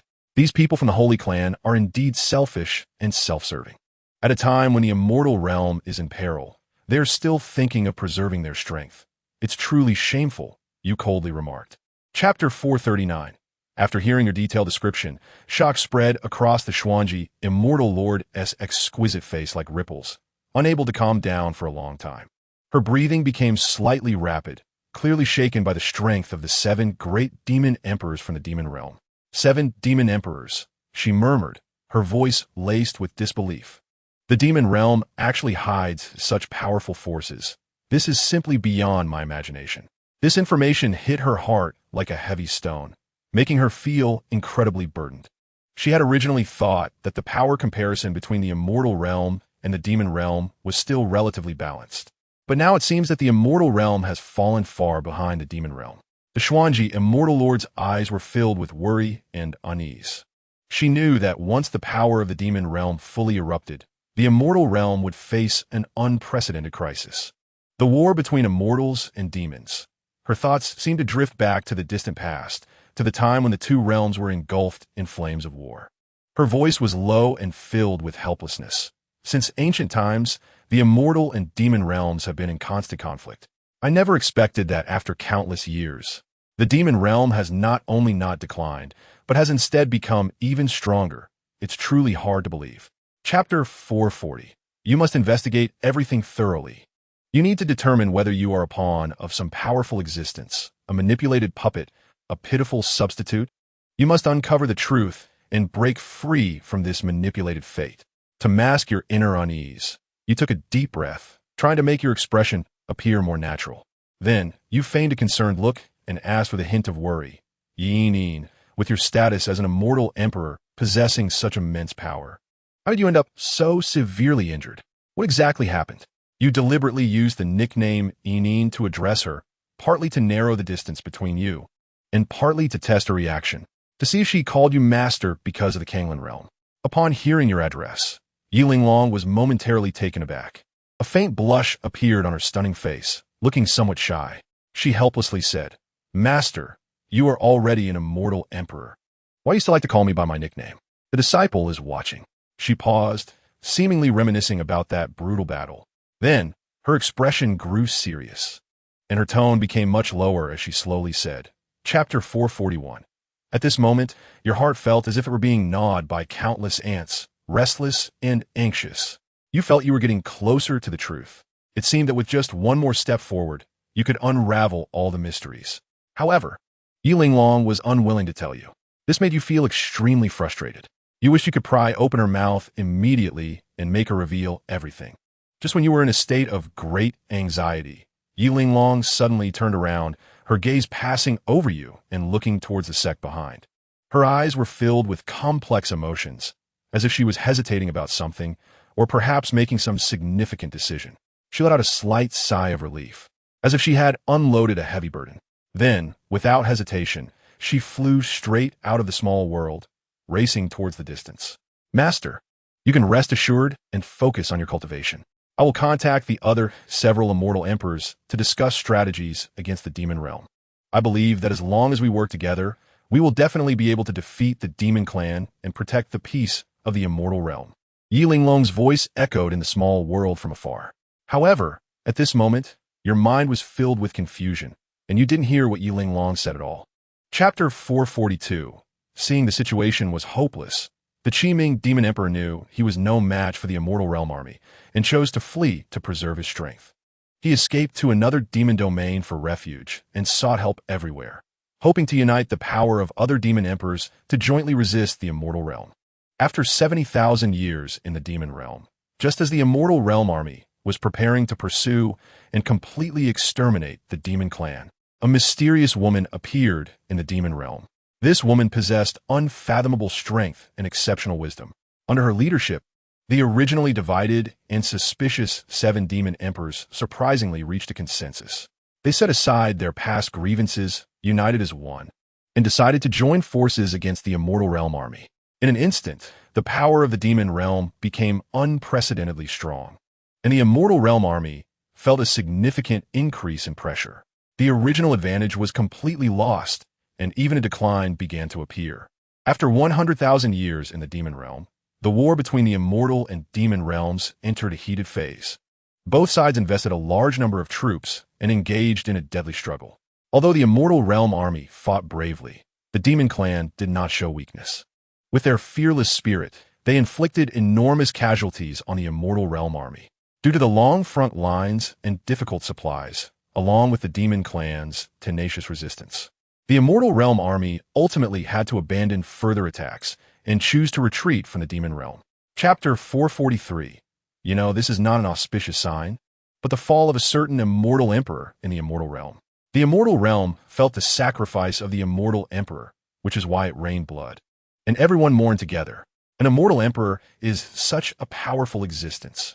They possess the ability to transcend heaven and earth, being the pillars and guardians of the Immortal Realm. Yet, even such a powerful being cannot escape the fate of falling. They use their lives to protect the peace and tranquility of the Immortal Realm. Even in death, they nourish all the creatures of the Immortal Realm with their own blood and flesh. From the immortals to the cultivators, and even the immortal beasts and spirit beasts, all felt this wave of sorrow. Their hearts were filled with grief and regret, and the entire Immortal Realm was shrouded in a desolate atmosphere. Who has fallen? Who exactly has fallen? You murmured to yourself, tears filling your eyes. You cannot accept this cruel fact. You cannot believe that an immortal emperor has fallen in the war between the immortal and demon realms. Is it Yi Linglong? Could it be that she has encountered misfortune?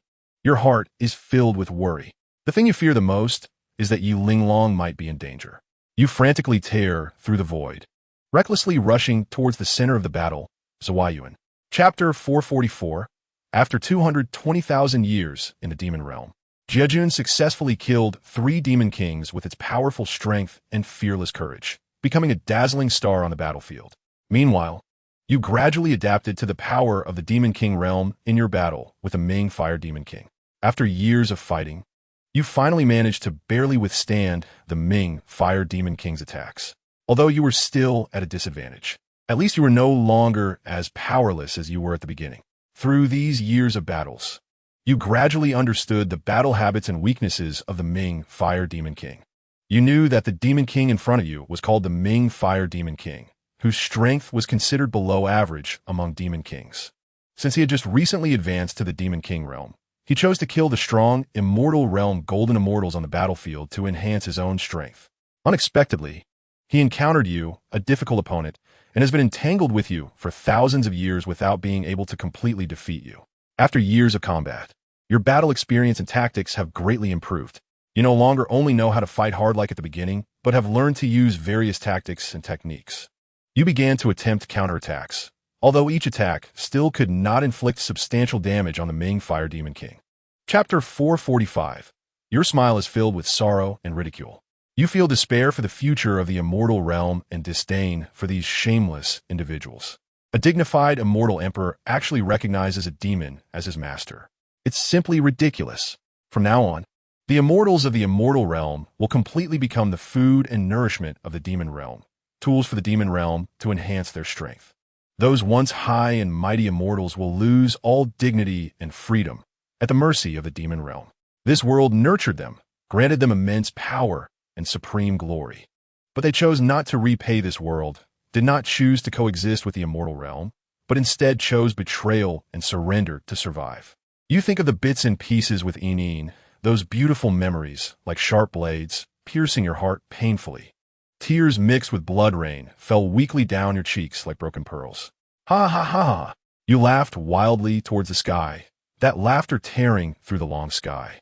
It shook the entire battlefield. The laughter was filled with sorrow, anger, unwillingness, and a hint of madness. You have suppressed for too long, disguised for too long, hidden for too long. At this moment, stimulated by Yi Linglong's fall, you finally erupted completely. Chapter 446. Why? Why is this happening? What secret is hidden in the Stealing Heaven Sutra that makes both the immortal and demon realms eager to eliminate me? Lin Yi murmured to himself, his tone filled with confusion and disbelief. Huh. He let out a long sigh. This breath contained a hint of helplessness and fatigue. At this moment, Lin Yi's heart surged with an unprecedented sense of confusion. He began to doubt whether his initial choice to practice the Stealing Heaven Sutra was right or wrong. What this cultivation method brought him was power or a curse. Perhaps, from the very beginning, he had stepped into a trap, and the hunter hidden in the dark was watching him struggle with great interest, watching him step by step approach the abyss. Looking at the reward options on the simulator, Lin Yi's mood was not relaxed at all, but rather heavier. It felt as if a giant stone pressed on his heart, making it hard for him to breathe. Originally, advancing to the Tai Golden Immortal Realm is something that would make any cultivator ecstatic. It signifies a leap in strength and a broader future. However, at this moment, Lin Yi felt no joy at all. Instead, he was shrouded by an inescapable shadow. Chapter 447. In the next moment, Lin Yi's figure suddenly disappeared from the place where he was in seclusion. He directly tore apart the void between the immortal realm and the Kanglan realm, descending into the Kanglan realm. Feeling Lin Yi's familiar and powerful aura, the entire will of the Kanglan realm joyfully surged. Like a child who has seen a loved one, it was filled with joy and attachment. A brilliant stream of light rapidly rose from the depths of the Kanglan realm's core, cutting through the sky, and instantly merged into Lin Yi's body. That was a clone Lin Yi had left in the Kanglan realm. Now that its mission was complete, it returned to the main body. My strength has increased by a tiny fraction. Lin Yi carefully sensed the changes within himself and couldn't help but feel a bit emotional. Although the return of the clone did bring some enhancement for his current realm, it was truly negligible, almost insignificant.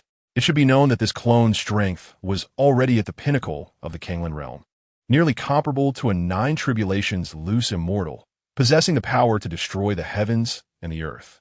However, for his current Tai Golden Immortal Realm, this bit of strength was utterly trivial. Feeling the familiar and affectionate will of the Kanglan realm, a complex emotion surged in Lin Yi's heart. Chapter 448. But now, he had already found his path and was walking further and further on it. If the Danzun knew his strength, he would surely doubt how foolish his initial decision was. Does he still need to prove anything to him? Prove that he is not useless? Prove that he is stronger than Xiao Han?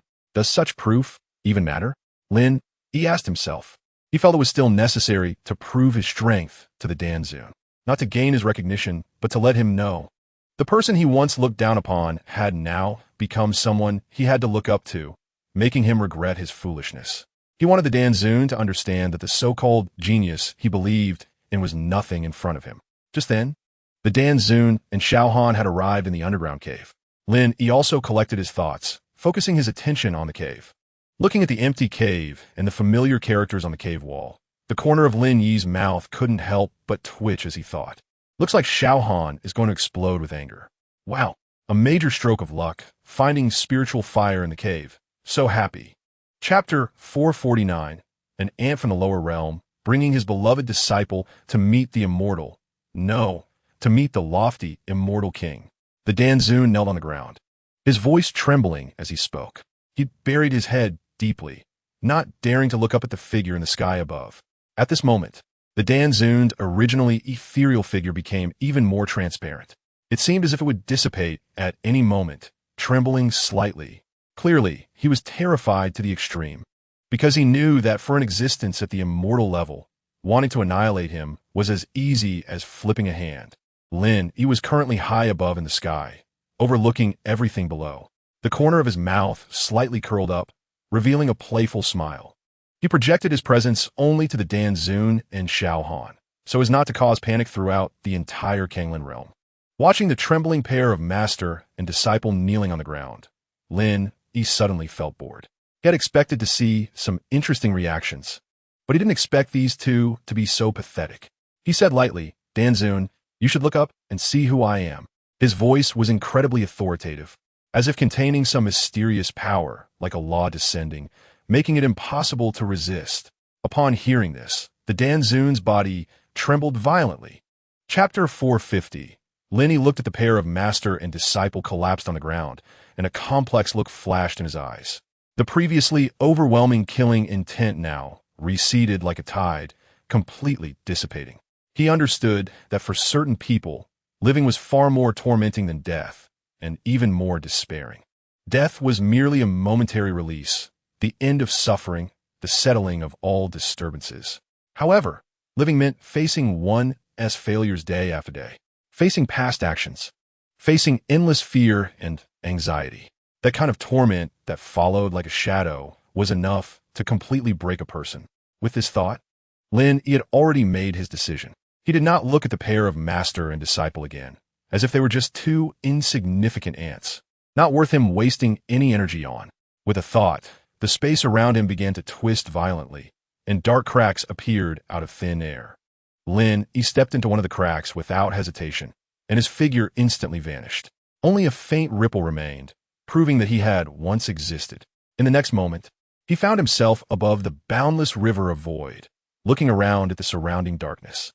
Chapter 451. At this moment, all beings in the Kanglan realm clearly sensed the immense change coming from the world's source. It was an indescribable shock and joy. It was as if the entire world was cheering and celebrating its own evolution and sublimation. Countless cultivators who were in seclusion were awakened by this powerful wave of energy. They rushed out of their caves, eager to witness this rare spectacle and feel this renewed world. The spiritual energy between heaven and earth was so rich it was almost tangible. With each breath, one could feel the vigorous life and vitality, refreshing and uplifting. And at this jubilant moment, deep within Spirit Snake Valley, Xiaohan and the Danzun were still kneeling on the ground. Their hearts were filled with complex emotions. When they saw Lin Yi's figure suddenly disappear, they secretly breathed a sigh of relief. It was as if a 1,000-pound boulder had been lifted off their chests. However, what followed was the earth-shattering change in the Kanglan realm. They clearly felt the concentration of spiritual energy around them rising at a terrifying speed. The once familiar Spirit Snake Valley was also continuously expanding. In a short time, it had grown more than tenfold. Chapter 452. Lin Yi looked at the pitiful woman before him, and a trace of guilt surged in his heart. He never expected that refining the Kanglan realm would lead to Princess Lingwei being in danger. He knew that she was still unaware of the truth, thinking that she was lost in the void like him. So he smiled and said, "Traveling together is not impossible, but I must ask. The place I am heading is the immortal realm. Are you sure you want to go with me?" His tone carried a hint of mockery. The immortal realm? Princess Lingwei was instantly stunned by Lin Yi's words, doubting whether her ears were malfunctioning. In this vast void, there was no direction and no reference point. She couldn't even sense the positions of the Kanglan realm and the spirit realm, let alone the unreachable immortal realm. Apart from ascending from the spirit realm, she had no other means to reach the immortal realm. Seeing the shocked expression on Princess Lingyue's face, Lin Yi knew she was completely lost at that moment. A slight smile curled at the corners of his mouth, revealing a hint of charm. "If you don't speak, I'll take it as your silent agreement," he said deliberately, his tone carrying an undeniable dominance. Chapter 453. The gap between the two sides was too great, so great that it filled her with despair and inferiority. She had thought she could fight alongside Lin Yi and grow together, but now it seemed that she could only look up at his back, forever unable to catch up with his pace. Never had there been a moment when Princess Lingyue wanted so desperately to enhance her strength. She wanted to become stronger, to be able to fight alongside Lin Yi. She wanted to help him, not be a burden. She wanted to prove her worth, not live in his shadow. In a daze, she was brought back to Lin Yi's dojo in the Kanglin's sacred land. Along the way, she remained silent, her mind racing with thoughts. She didn't know how to face Lin Yi or how to define her relationship with him.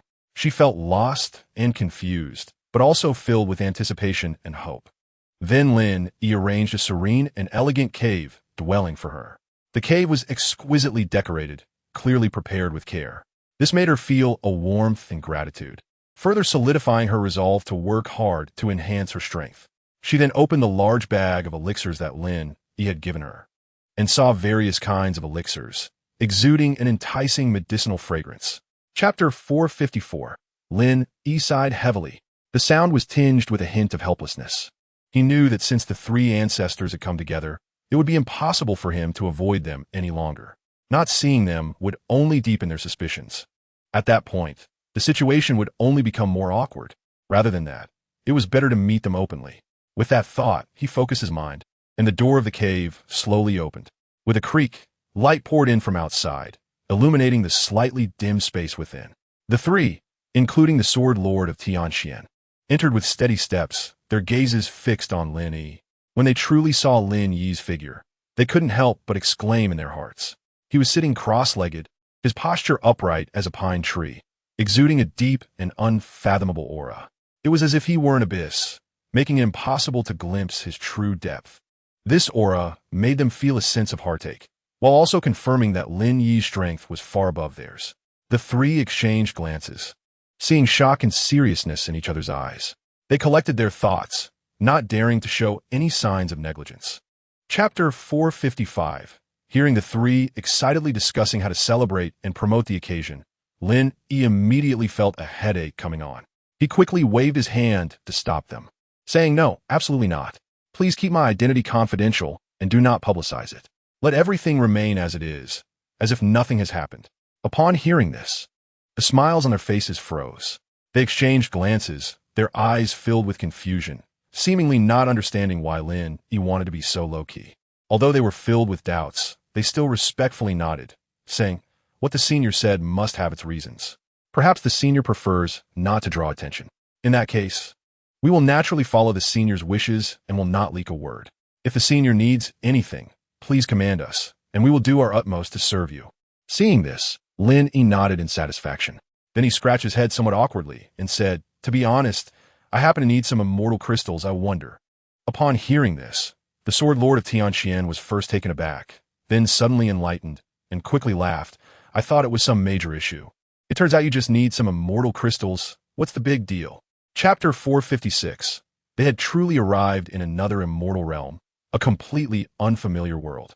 Even the nearby wind spirit Tao Lord was wide-eyed, his mouth agape, unable to speak for a long time.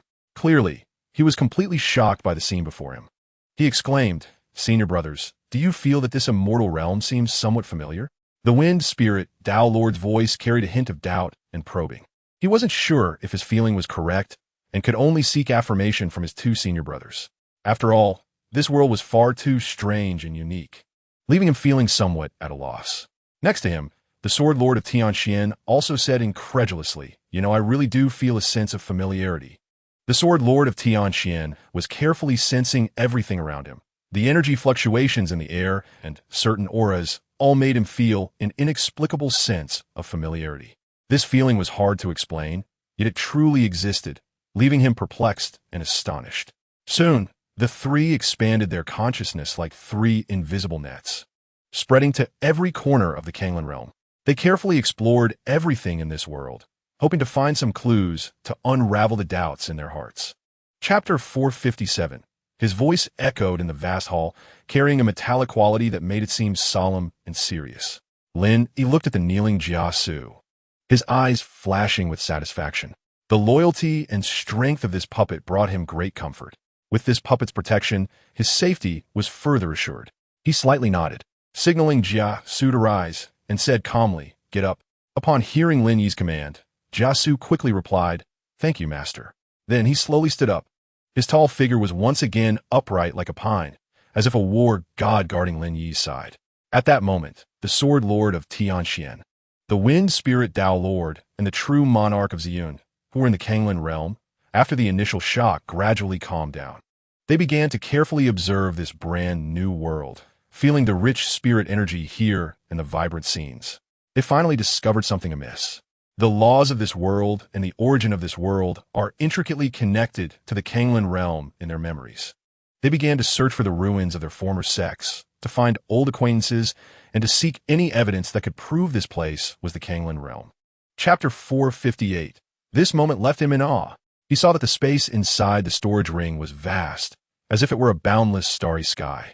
Within this starry sky, countless celestial crystals piled up like mountains, emitting dazzling light that illuminated the entire space.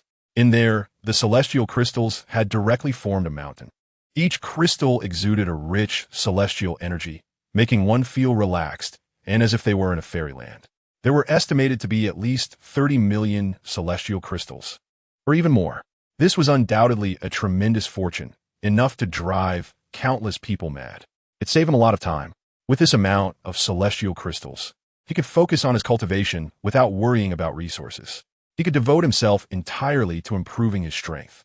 This was, without a doubt, a huge help for him. If he wanted to earn so many celestial crystals through alchemy, it would take an eternity. With his current level of alchemy, earning this many celestial crystals would likely take hundreds or even thousands of years. This was absolutely unacceptable to him. Lin Yi scanned with his divine sense and found Princess Lingua lost in thought. Her gaze was vacant, her expression dazed, as if she had not yet recovered from the shock. Chapter 459. The 9-turn golden pill, as the name suggests, requires the use of the Taizu 9-turn technique. After 9 refinements, each refinement would make the effects of the pill even stronger. It is said that consuming a 9-turn golden pill could almost allow a mortal to become an immortal on the spot. Of course, the premise is that the mortal can withstand the power of the pill. The 9-turn golden pill he simulated taking directly propelled him from the early stage of the golden immortal realm to the mid-stage. This was a golden immortal level realm, and the difficulty of improvement was much greater than in previous realms. The 9-turn golden pill was indeed powerful. Lin Yi sighed and raised his evaluation of this pill even further. Thinking of this, he couldn't wait to open the simulator and prepare to start a new round of simulation. Start simulation. Lin Yi silently vegetate. Ding. This simulation requires 300,000 celestial crystals. The system's voice rang out, leaving Lin Yi slightly stunned. Detected that the number of celestial crystals is 0. Please recharge. 300,000 celestial crystals. What a tenfold increase. Lin Yi couldn't help but exclaim that the number of celestial crystals required by the simulator was also continuously increasing with his realm's elevation. He remembered that when he first simulated at the true immortal realm, it only required 300 celestial crystals. Chapter 460. A little girl looks up at you, her eyes filled with tears, and in her expression of fear and helplessness, there seems to be a hint of confusion. She timidly nods without speaking. You reach out your hand and gently brush aside her messy hair, revealing a delicate face fully in front of you. This face, though youthful, bears a faint resemblance to someone you remember, unmistakably resembling the image of Yin Yi in your memories. Your heart is greatly shaken. You never expected to encounter Yin Yi here, and she is to be burned as a disaster star.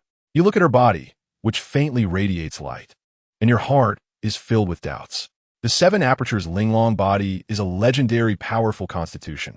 How could it be considered a disaster star? At this moment, an elderly patriarch leaning on a cane approaches you and slowly says, "Outsider, she is a disaster star. We must invoke clan rules to burn her. Please stay away from her. She will bring you misfortune." You look at Yin and then at the angry crowd around, secretly thinking, how could Yin possibly be a disaster star? She is the immortal emperor of the immortal realm. You turn to face the old patriarch, speaking sincerely and firmly. "Elder, forgive my frankness. This child is not a disaster star, but a blessing star, a savior who can rescue you." Chapter 461. One night as usual. You use celestial magic to cook for Yin. Your fingertips dance with golden flames, roasting the food to a mouth-watering aroma. Gogo, you are amazing. How can your hands produce flames? Yin Yin's curious eyes widen, filled with admiration and longing. During this time together, you often use celestial magic to cook for her. Do laundry. and provide warmth. These miraculous powers have planted a seed of desire for strength in her young heart. Seeing Yin Yin's expectant expression, you smile and ask, "So, do you want to learn? If you want to learn, you must become my disciple." Without hesitation, Yin Yin replies, "I want to learn. Once I learn, can I be as powerful as Gogo?" "Of course," you answer confidently. Hearing your response, Yin Yin immediately kneels down, formally becoming your disciple. After taking her as a disciple, you learn that her surname is Yi, so you give her the name Yi Linglong. Beep, beep, beep. Simulation signal weak. Time-space history, 3 years, spring blooms. Everything revives. 11-year-old Yi Linglong officially starts her journey of cultivation. You guide her in drawing energy into her body and explain the basic methods of cultivation. Chapter 462. You nod slightly, then tear the void. Taking Yi Linglong, Gu Xinjue, and dozens of disciples, you directly teleport from this ancient star to the immortal realm. The immortal realm is vast and boundless, with rich spiritual energy, far beyond what the ancient star can compare. You travel along the way and finally arrive at the Ziwei Garden. However, the Ziwei Garden before you is not the immortal paradise you imagined, but rather a scene of utter chaos. How could this be? Yi Linglong exclaimed, looking at the dilapidated scene before her. The Demon Realm army often invades the Ziwei Garden through the Eternal Night ruins, causing great suffering here, you explain. Moreover, wars often break out among immortals, and killing and looting treasures is a common occurrence. Yi Linglong and Gu Xinjue were both shocked, not expecting the immortal realm to be so chaotic. However, this also makes it easier for me to establish order here. A glint of light flashes in your eyes as you decide to take action to rectify the chaotic Ziwei Garden. You suppress the Ziwei Garden with your overwhelming strength, mercilessly erasing anyone who dares to resist. Under your iron-fisted methods, the chaos in the Ziwei Garden gradually calms down. No one dares to provoke trouble anymore. Ding! Due to time-space interference, the simulator has been disabled. Chapter 463. Exploring information in the time-space history of 800,000 years. While you are in seclusion cultivating, you suddenly feel a palpitation and look into the distance. Soon after, a communication talisman breaks through the void and lands in your hand. You opened it and found it was an urgent message from Xianxiao Xianzuan, commanding you to immediately organize the Ziwei Yuan army to assist the Demon Realm. The Demon Realm? Confusion arose in your heart. You had never heard of such a world. You immediately summoned the celestial beings of Ziwei Yuan to inquire about the situation in the Demon Realm. An old celestial with white hair and beard stepped forward to explain the existence of the 6 realms. The Celestial Realm, the Demon Realm, the Demon Realm, the Buddha Realm, the Ghost Realm, and the Azura Realm. The Celestial Realm and the Demon Realm have been allies for generations, while the Demon Realm has formed an alliance with the Azura Realm, and the Buddha Realm remains aloof, with relatively distant relations with the other 5 realms. The reason the Demon Realm is seeking aid is due to an invasion by the Buddha Realm. Upon hearing this, you couldn't help but ponder, why would the Buddha Realm invade the Demon Realm? Is it to seek enlightenment? You also thought about the impending war between the Celestial and Demon Realms. If troops were diverted to assist the Demon Realm, it would likely weaken your own defensive power, giving the demon race an opportunity. After much consideration, you decided to hold your position and replied to Xianxiao Xianzuan that Ziwei Yuan needed to guard against the invasion of the Demon Realm and could not divert troops to assist the Demon Realm. Chapter 464. Xianxiao Xianzuan's voice was deep, carrying an indescribable pressure as he slowly said, "This person's strength is unfathomable. He has already refined the Ghost Realm." He paused, a hint of pain flashing in his eyes. The countless ghost cultivators of the Ghost Realm have now turned to nothingness. He took a deep breath and continued. As for the Demon Realm, the beings of the demon race have also all fallen. His voice trembled. The Buddha Realm, even the Buddha, has not escaped unscathed. His gaze dimmed. Even the Azura Realm, the warlike Azura clan, has also become non-existent. You felt a tightening in your heart, a chill rushing from your feet to the top of your head. Among the 6 realms, for have already fallen, you trembled and asked, "Are there only the Celestial Realm and the Demon Realm left now?" Xianxiao Xianzuan weakly nodded, sighing, "Indeed. His next target will be the Celestial and Demon Realms." He raised his head, his eyes filled with sorrow. Once the 2 realms are also refined, the 6 realms will return to chaos, and all living beings will turn to ashes. Everything will cease to exist. You gasped, feeling an overwhelming sense of fear enveloping you. The beings of the six realms, countless trillions of lives, are they truly fated to be extinguished? Chapter 465. In the first 10 million years of the temporal calendar. The universe is primordial, epochs change. The river of time rushes forward. You have fought in this boundless river of time for millions of years. For mortals, millions of years have long become a sea of changes, stars turning. But for you, it has been endless battles and cycles. You can't remember how many times you have experienced life and death. Each resurrection's pain is etched deep in your soul.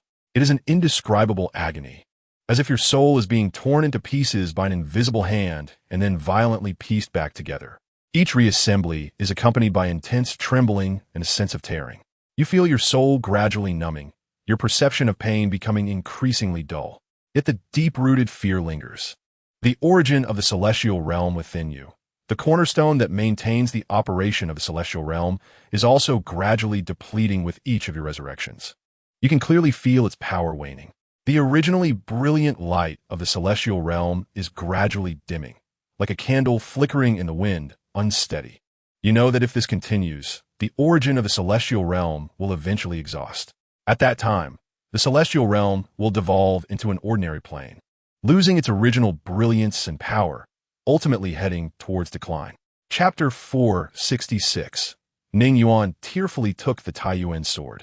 He knew this was your final entrustment, and he would surely vow to fulfill it. In the 33 million years of the temporal calendar, you sensed that your time was drawing near. You decided to take the initiative and confront the primordial for the final battle. You concealed the celestial and demon realms with your great divine power. This was your last protection and your final farewell. You found the primordial again. He knew that this battle would be your end. Primordial, I am coming, you shouted loudly, your voice filled with determination. The primordial looked at you, his eyes full of mockery. You finally dare to come out. I thought you would hide forever. Today, either you die or I die. You roared and launched your final attack. However, your strength was already greatly diminished. You were no match for the primordial. At the last moment, you burned all your vitality and, at the level of the Hunyuan Duo Golden Immortal, initiated a self-explosion. Boom! With a huge explosion, chaos shook, and the heavens changed color. You died, but you also severely injured the primordial, making him pay a painful price. A trace of your true spirit, filled with unwillingness and regret, became lost in the river of time, drifting aimlessly, not knowing which world it would head towards. Chapter 467. Lin Yi knew that Yi Linglong would also die for him in the future. Before her death, Yi Linglong used her life to glimpse the river of time. Witnessing Lin Yi struggling through countless cycles, she saw Lin Yi crossing into ancient times again and again. Again and again, he took disciples. Again and again experienced life and death cycles. She saw Lin Yi's pain, his helplessness, his despair. Lin Yi's fate was like a cursed ring, repeating endlessly, with no end in sight. He, as a traveler, came to the Kanglan realm and began his cultivation journey. He struggled and persevered, ultimately cultivating to ascend to the celestial realm. He crossed into ancient times through the time well, taking 3 disciples. Finally, he obtained Xianxiao, Xianzuan's inheritance, the heavenly Dao seal, refining the celestial and demon realms and consuming the reverse fate Xiandan. Ultimately, he fought against the ancient madman and perished. A trace of his true spirit crossed back to Blue Star, only to be corrected by the simulator transformed from the heavenly Dao seal of the celestial and demon realms. He crossed back to the Kanglan realm once again, restarting his cultivation journey. He repeatedly experienced the same fate, repeatedly falling into a cycle of death. In other words, he was trapped in a death loop. Chapter 468. The reverse time. Evil Lord manipulated the power of time, sometimes accelerating, sometimes reversing, trying to disrupt Yi Linglong's attack rhythm, looking for an opportunity to counterattack. Both sides exchanged blows, and the battle had entered a fierce stage, with no clear victor. Lin Yi watched this scene, a slight smile appearing at the corner of his mouth.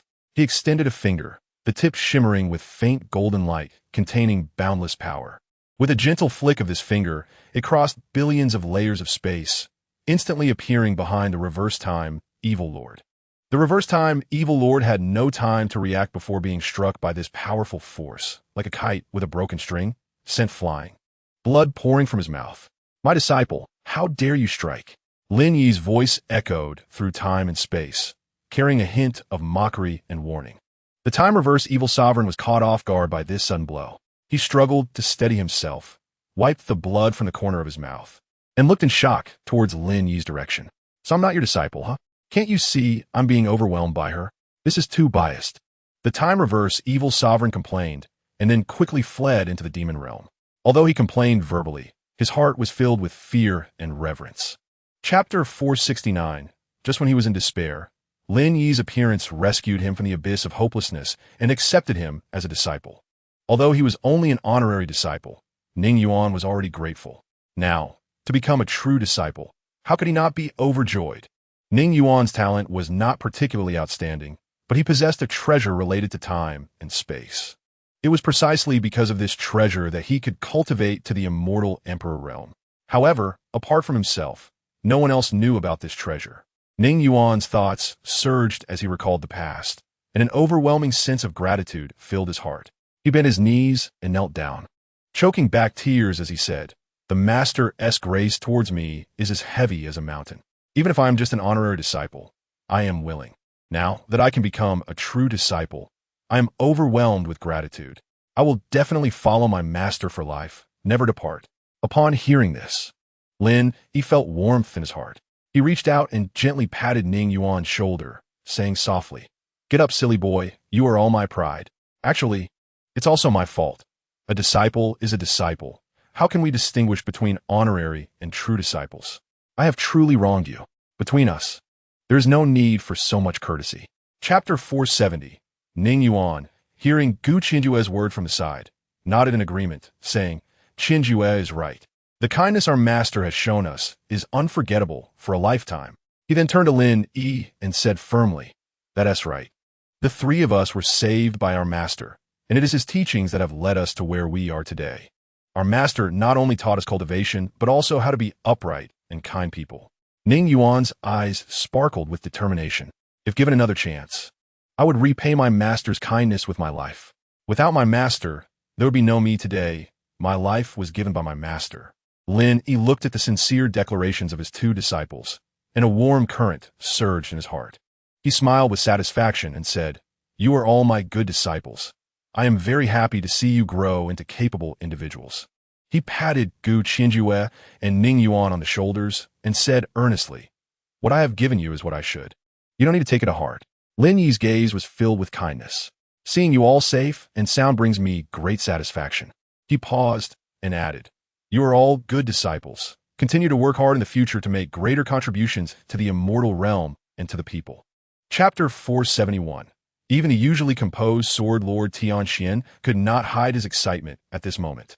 He took a deep breath, tried to calm himself down, and then respectfully asked, "Immortal Emperor, may I ask when Sage Taiyuan will arrive?" The other disciples of the Kanglan sacred land were also immersed in immense shock and joy. They whispered to each other, discussing fervently, their faces beaming with excitement. "Sage Taiyuan is coming to our Kanglan sacred land. This is a tremendous joy. Yes, I never dreamed that in my lifetime I would actually see the legendary Sage Taiyuan. This is the supreme glory of our Kanglan sacred land." The crowd cheered, their excitement palpable. Standing aside, Ning Yuan frowned at the sight of the Kanglan sacred land's people. He spoke somewhat displeased. "Didn't you all hear clearly? My master, Sage Taiyuan, is about to arrive at Kanglan sacred land. Why aren't you quickly preparing to welcome him?" His tone carried a hint of dissatisfaction. Feeling that these people's reactions were too slow, Ning Yuan's voice resonated like a great bell, echoing across the Kanglan sacred land, startling those lost in joy. Chapter 472. As the purple aura surged, a gigantic purple divine bull slowly appeared. Its horns were like pillars supporting the sky. Its eyes shone like stars, radiating a sacred brilliance. Upon closer inspection, beneath each hoof of the purple divine bull, golden lotuses bloomed, stepping on lotus flowers, spreading auspicious energy. On the back of the divine bull sat a figure in a meditative posture, tall and upright. He wore a purple gold robe, his black hair flowing in the wind. With a handsome face that bore an indescribable majesty, the divine bull traversed the air, seemingly slow, but actually moving at incredible speed, crossing thousands of miles in the blink of an eye and landing steadily in the center of the square. As the divine bull landed, a fresh breeze swept across the square like a spring wind, making everyone feel refreshed and invigorated. The crowd kneeling on the square felt a warm current flowing through their bodies, their fatigue dissipating and their spirits lifting. You all need not be so polite. Such a grand ceremony is truly unnecessary. A hearty voice came from the back of the divine bull, resonating throughout the entire square. This voice sounded somewhat familiar, and Princess Lin Yi, puzzled, quietly raised her head, wanting to see the face of the speaker. At that moment, she felt as if struck by lightning, and she stood frozen in place. Chapter 473. Upon hearing this, Lin Yi pondered for a moment before saying, "Naturally, you can summon the immortal emperor and demon emperor from both realms. I plan to seek out the ancient sin immortal, also known as the original mad demon old thief, to battle and eliminate the hidden hands he has buried." Hearing this, Yi Linglong asked in surprise, "Are you saying he still has hidden hands?" Lin Yi nodded and explained, "Since the ancient war, although I have reincarnated, I have severely injured the original. To further his strength, he must seek power from the immortal realm and the demon realm." He paused and continued, "However, the heavenly Tao marks of both realms are in my hands. It is impossible for him to seize them, so he can only target the reincarnated bodies of the ancient Xianxiao immortal and demon sovereign. Because, although these two have reincarnated, they were once recognized by the heavenly Tao of the immortal and demon realms, and obtaining the heavenly Tao marks through them is also feasible." Ning Yuan could not help but ask, "But Master, where are the reincarnated bodies of the Xianxiao immortal and demon sovereign now? Shouldn't we find these two in advance and protect them?" Lin Yi smiled confidently and said, "No problem. I know where their reincarnated bodies are. We will go get them back shortly." Chapter 474. The little girl lowered her head, her gaze falling on her small hands, which were covered with frostbite, red and swollen. Lin Yi did not urge her, but quietly waited, giving her ample time to think. After a long while, she spoke again, her voice still very soft. "Do I really have the talent for cultivation?" Although she was a beggar, she had heard of the legendary cultivators. She knew that cultivation required not only talent, but also resources. Moreover, demonic cultivation was different from that of immortal cultivators. If a demonic cultivator from the demon realm came to take you as a disciple, don't think that your fortune has arrived. You might be possessed, turned into a magical artifact or elixir. Killing and seizing treasures was a norm for demonic cultivators. "Will you turn me into an elixir?" Lin Yi frowned, not expecting that taking on a disciple would be so troublesome. He recalled his previous interaction with Lin Zhaoling, who was also the reincarnation of a demon lord, being ostracized and unable to find someone to confide in. So she would talk to her stone every day. Over time, she developed trust in him. "But now, I have many elixirs." After saying this, Lin Yi directly took out a pile of elixirs, dazzling the reincarnated demon lord. "Moreover, cultivating with me will make you even stronger." Chapter 475. As the deductions deepened, his brows gradually relaxed, and the context of the matter became clearer. It turned out that before Xianxiao, Xianzuan reincarnated. Although he had given the heavenly Tao mark to himself, he had already gained the recognition of the heavenly Tao. Therefore, even after reincarnation, he could still receive the favor of the heavenly Tao. This explained why Fata was different from others. As for the immortal realm, it had now been completely refined by himself. It was a fool's dream for Yuanshi to want to obtain the refining authority of the immortal realm from him. Thus, he decided to seek the reincarnated body of Xianxiao Xianzuan, cultivate the heavenly theft scripture, and once it matured, inherit the immortal realm. This way, he could locate the positioning of both the immortal and demon realms, further refine both realms, and realize his ambition of unifying the six realms.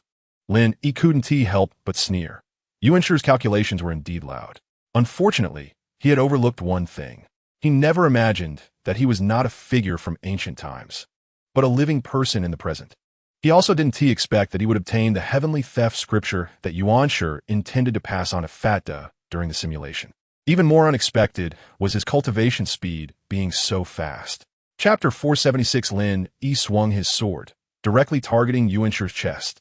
Yuanshi slightly shifted his body and easily dodged this attack. However, although this sword missed, it contained Lin Yi's profound understanding of the laws of time and space.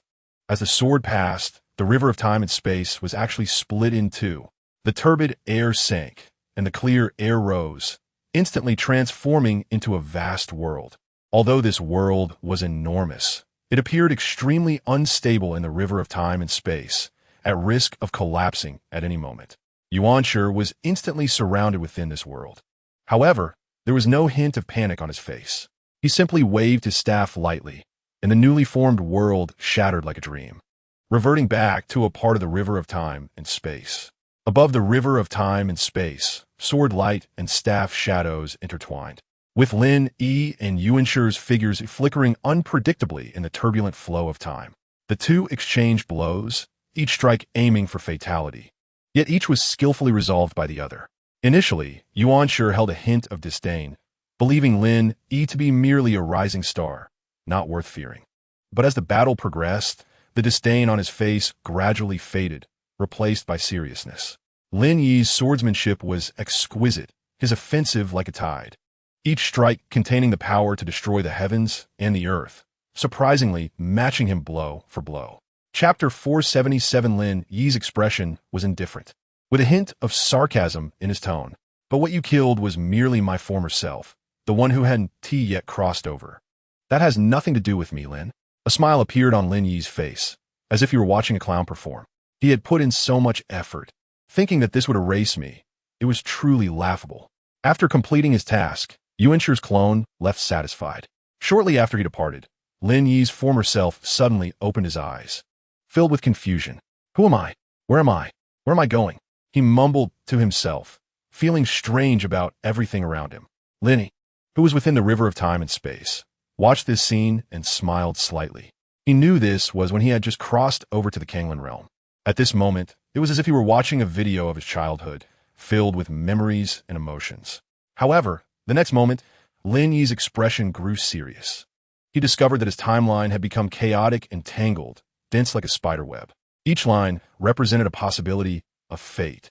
In some lines, he was killed by the Danzun's master and disciple. Chapter 478. Lin Yi looked at this familiar, yet strange world before him, filled with shock and disbelief. He hadn't expected that Yuanshi had actually refined the demon realm, Buddhist realm, Azura realm, and ghost realm into the primordial world. The next moment, a look of ecstasy appeared on Lin Yi's face, filled with excitement and exhilaration. However, all of this is mine now.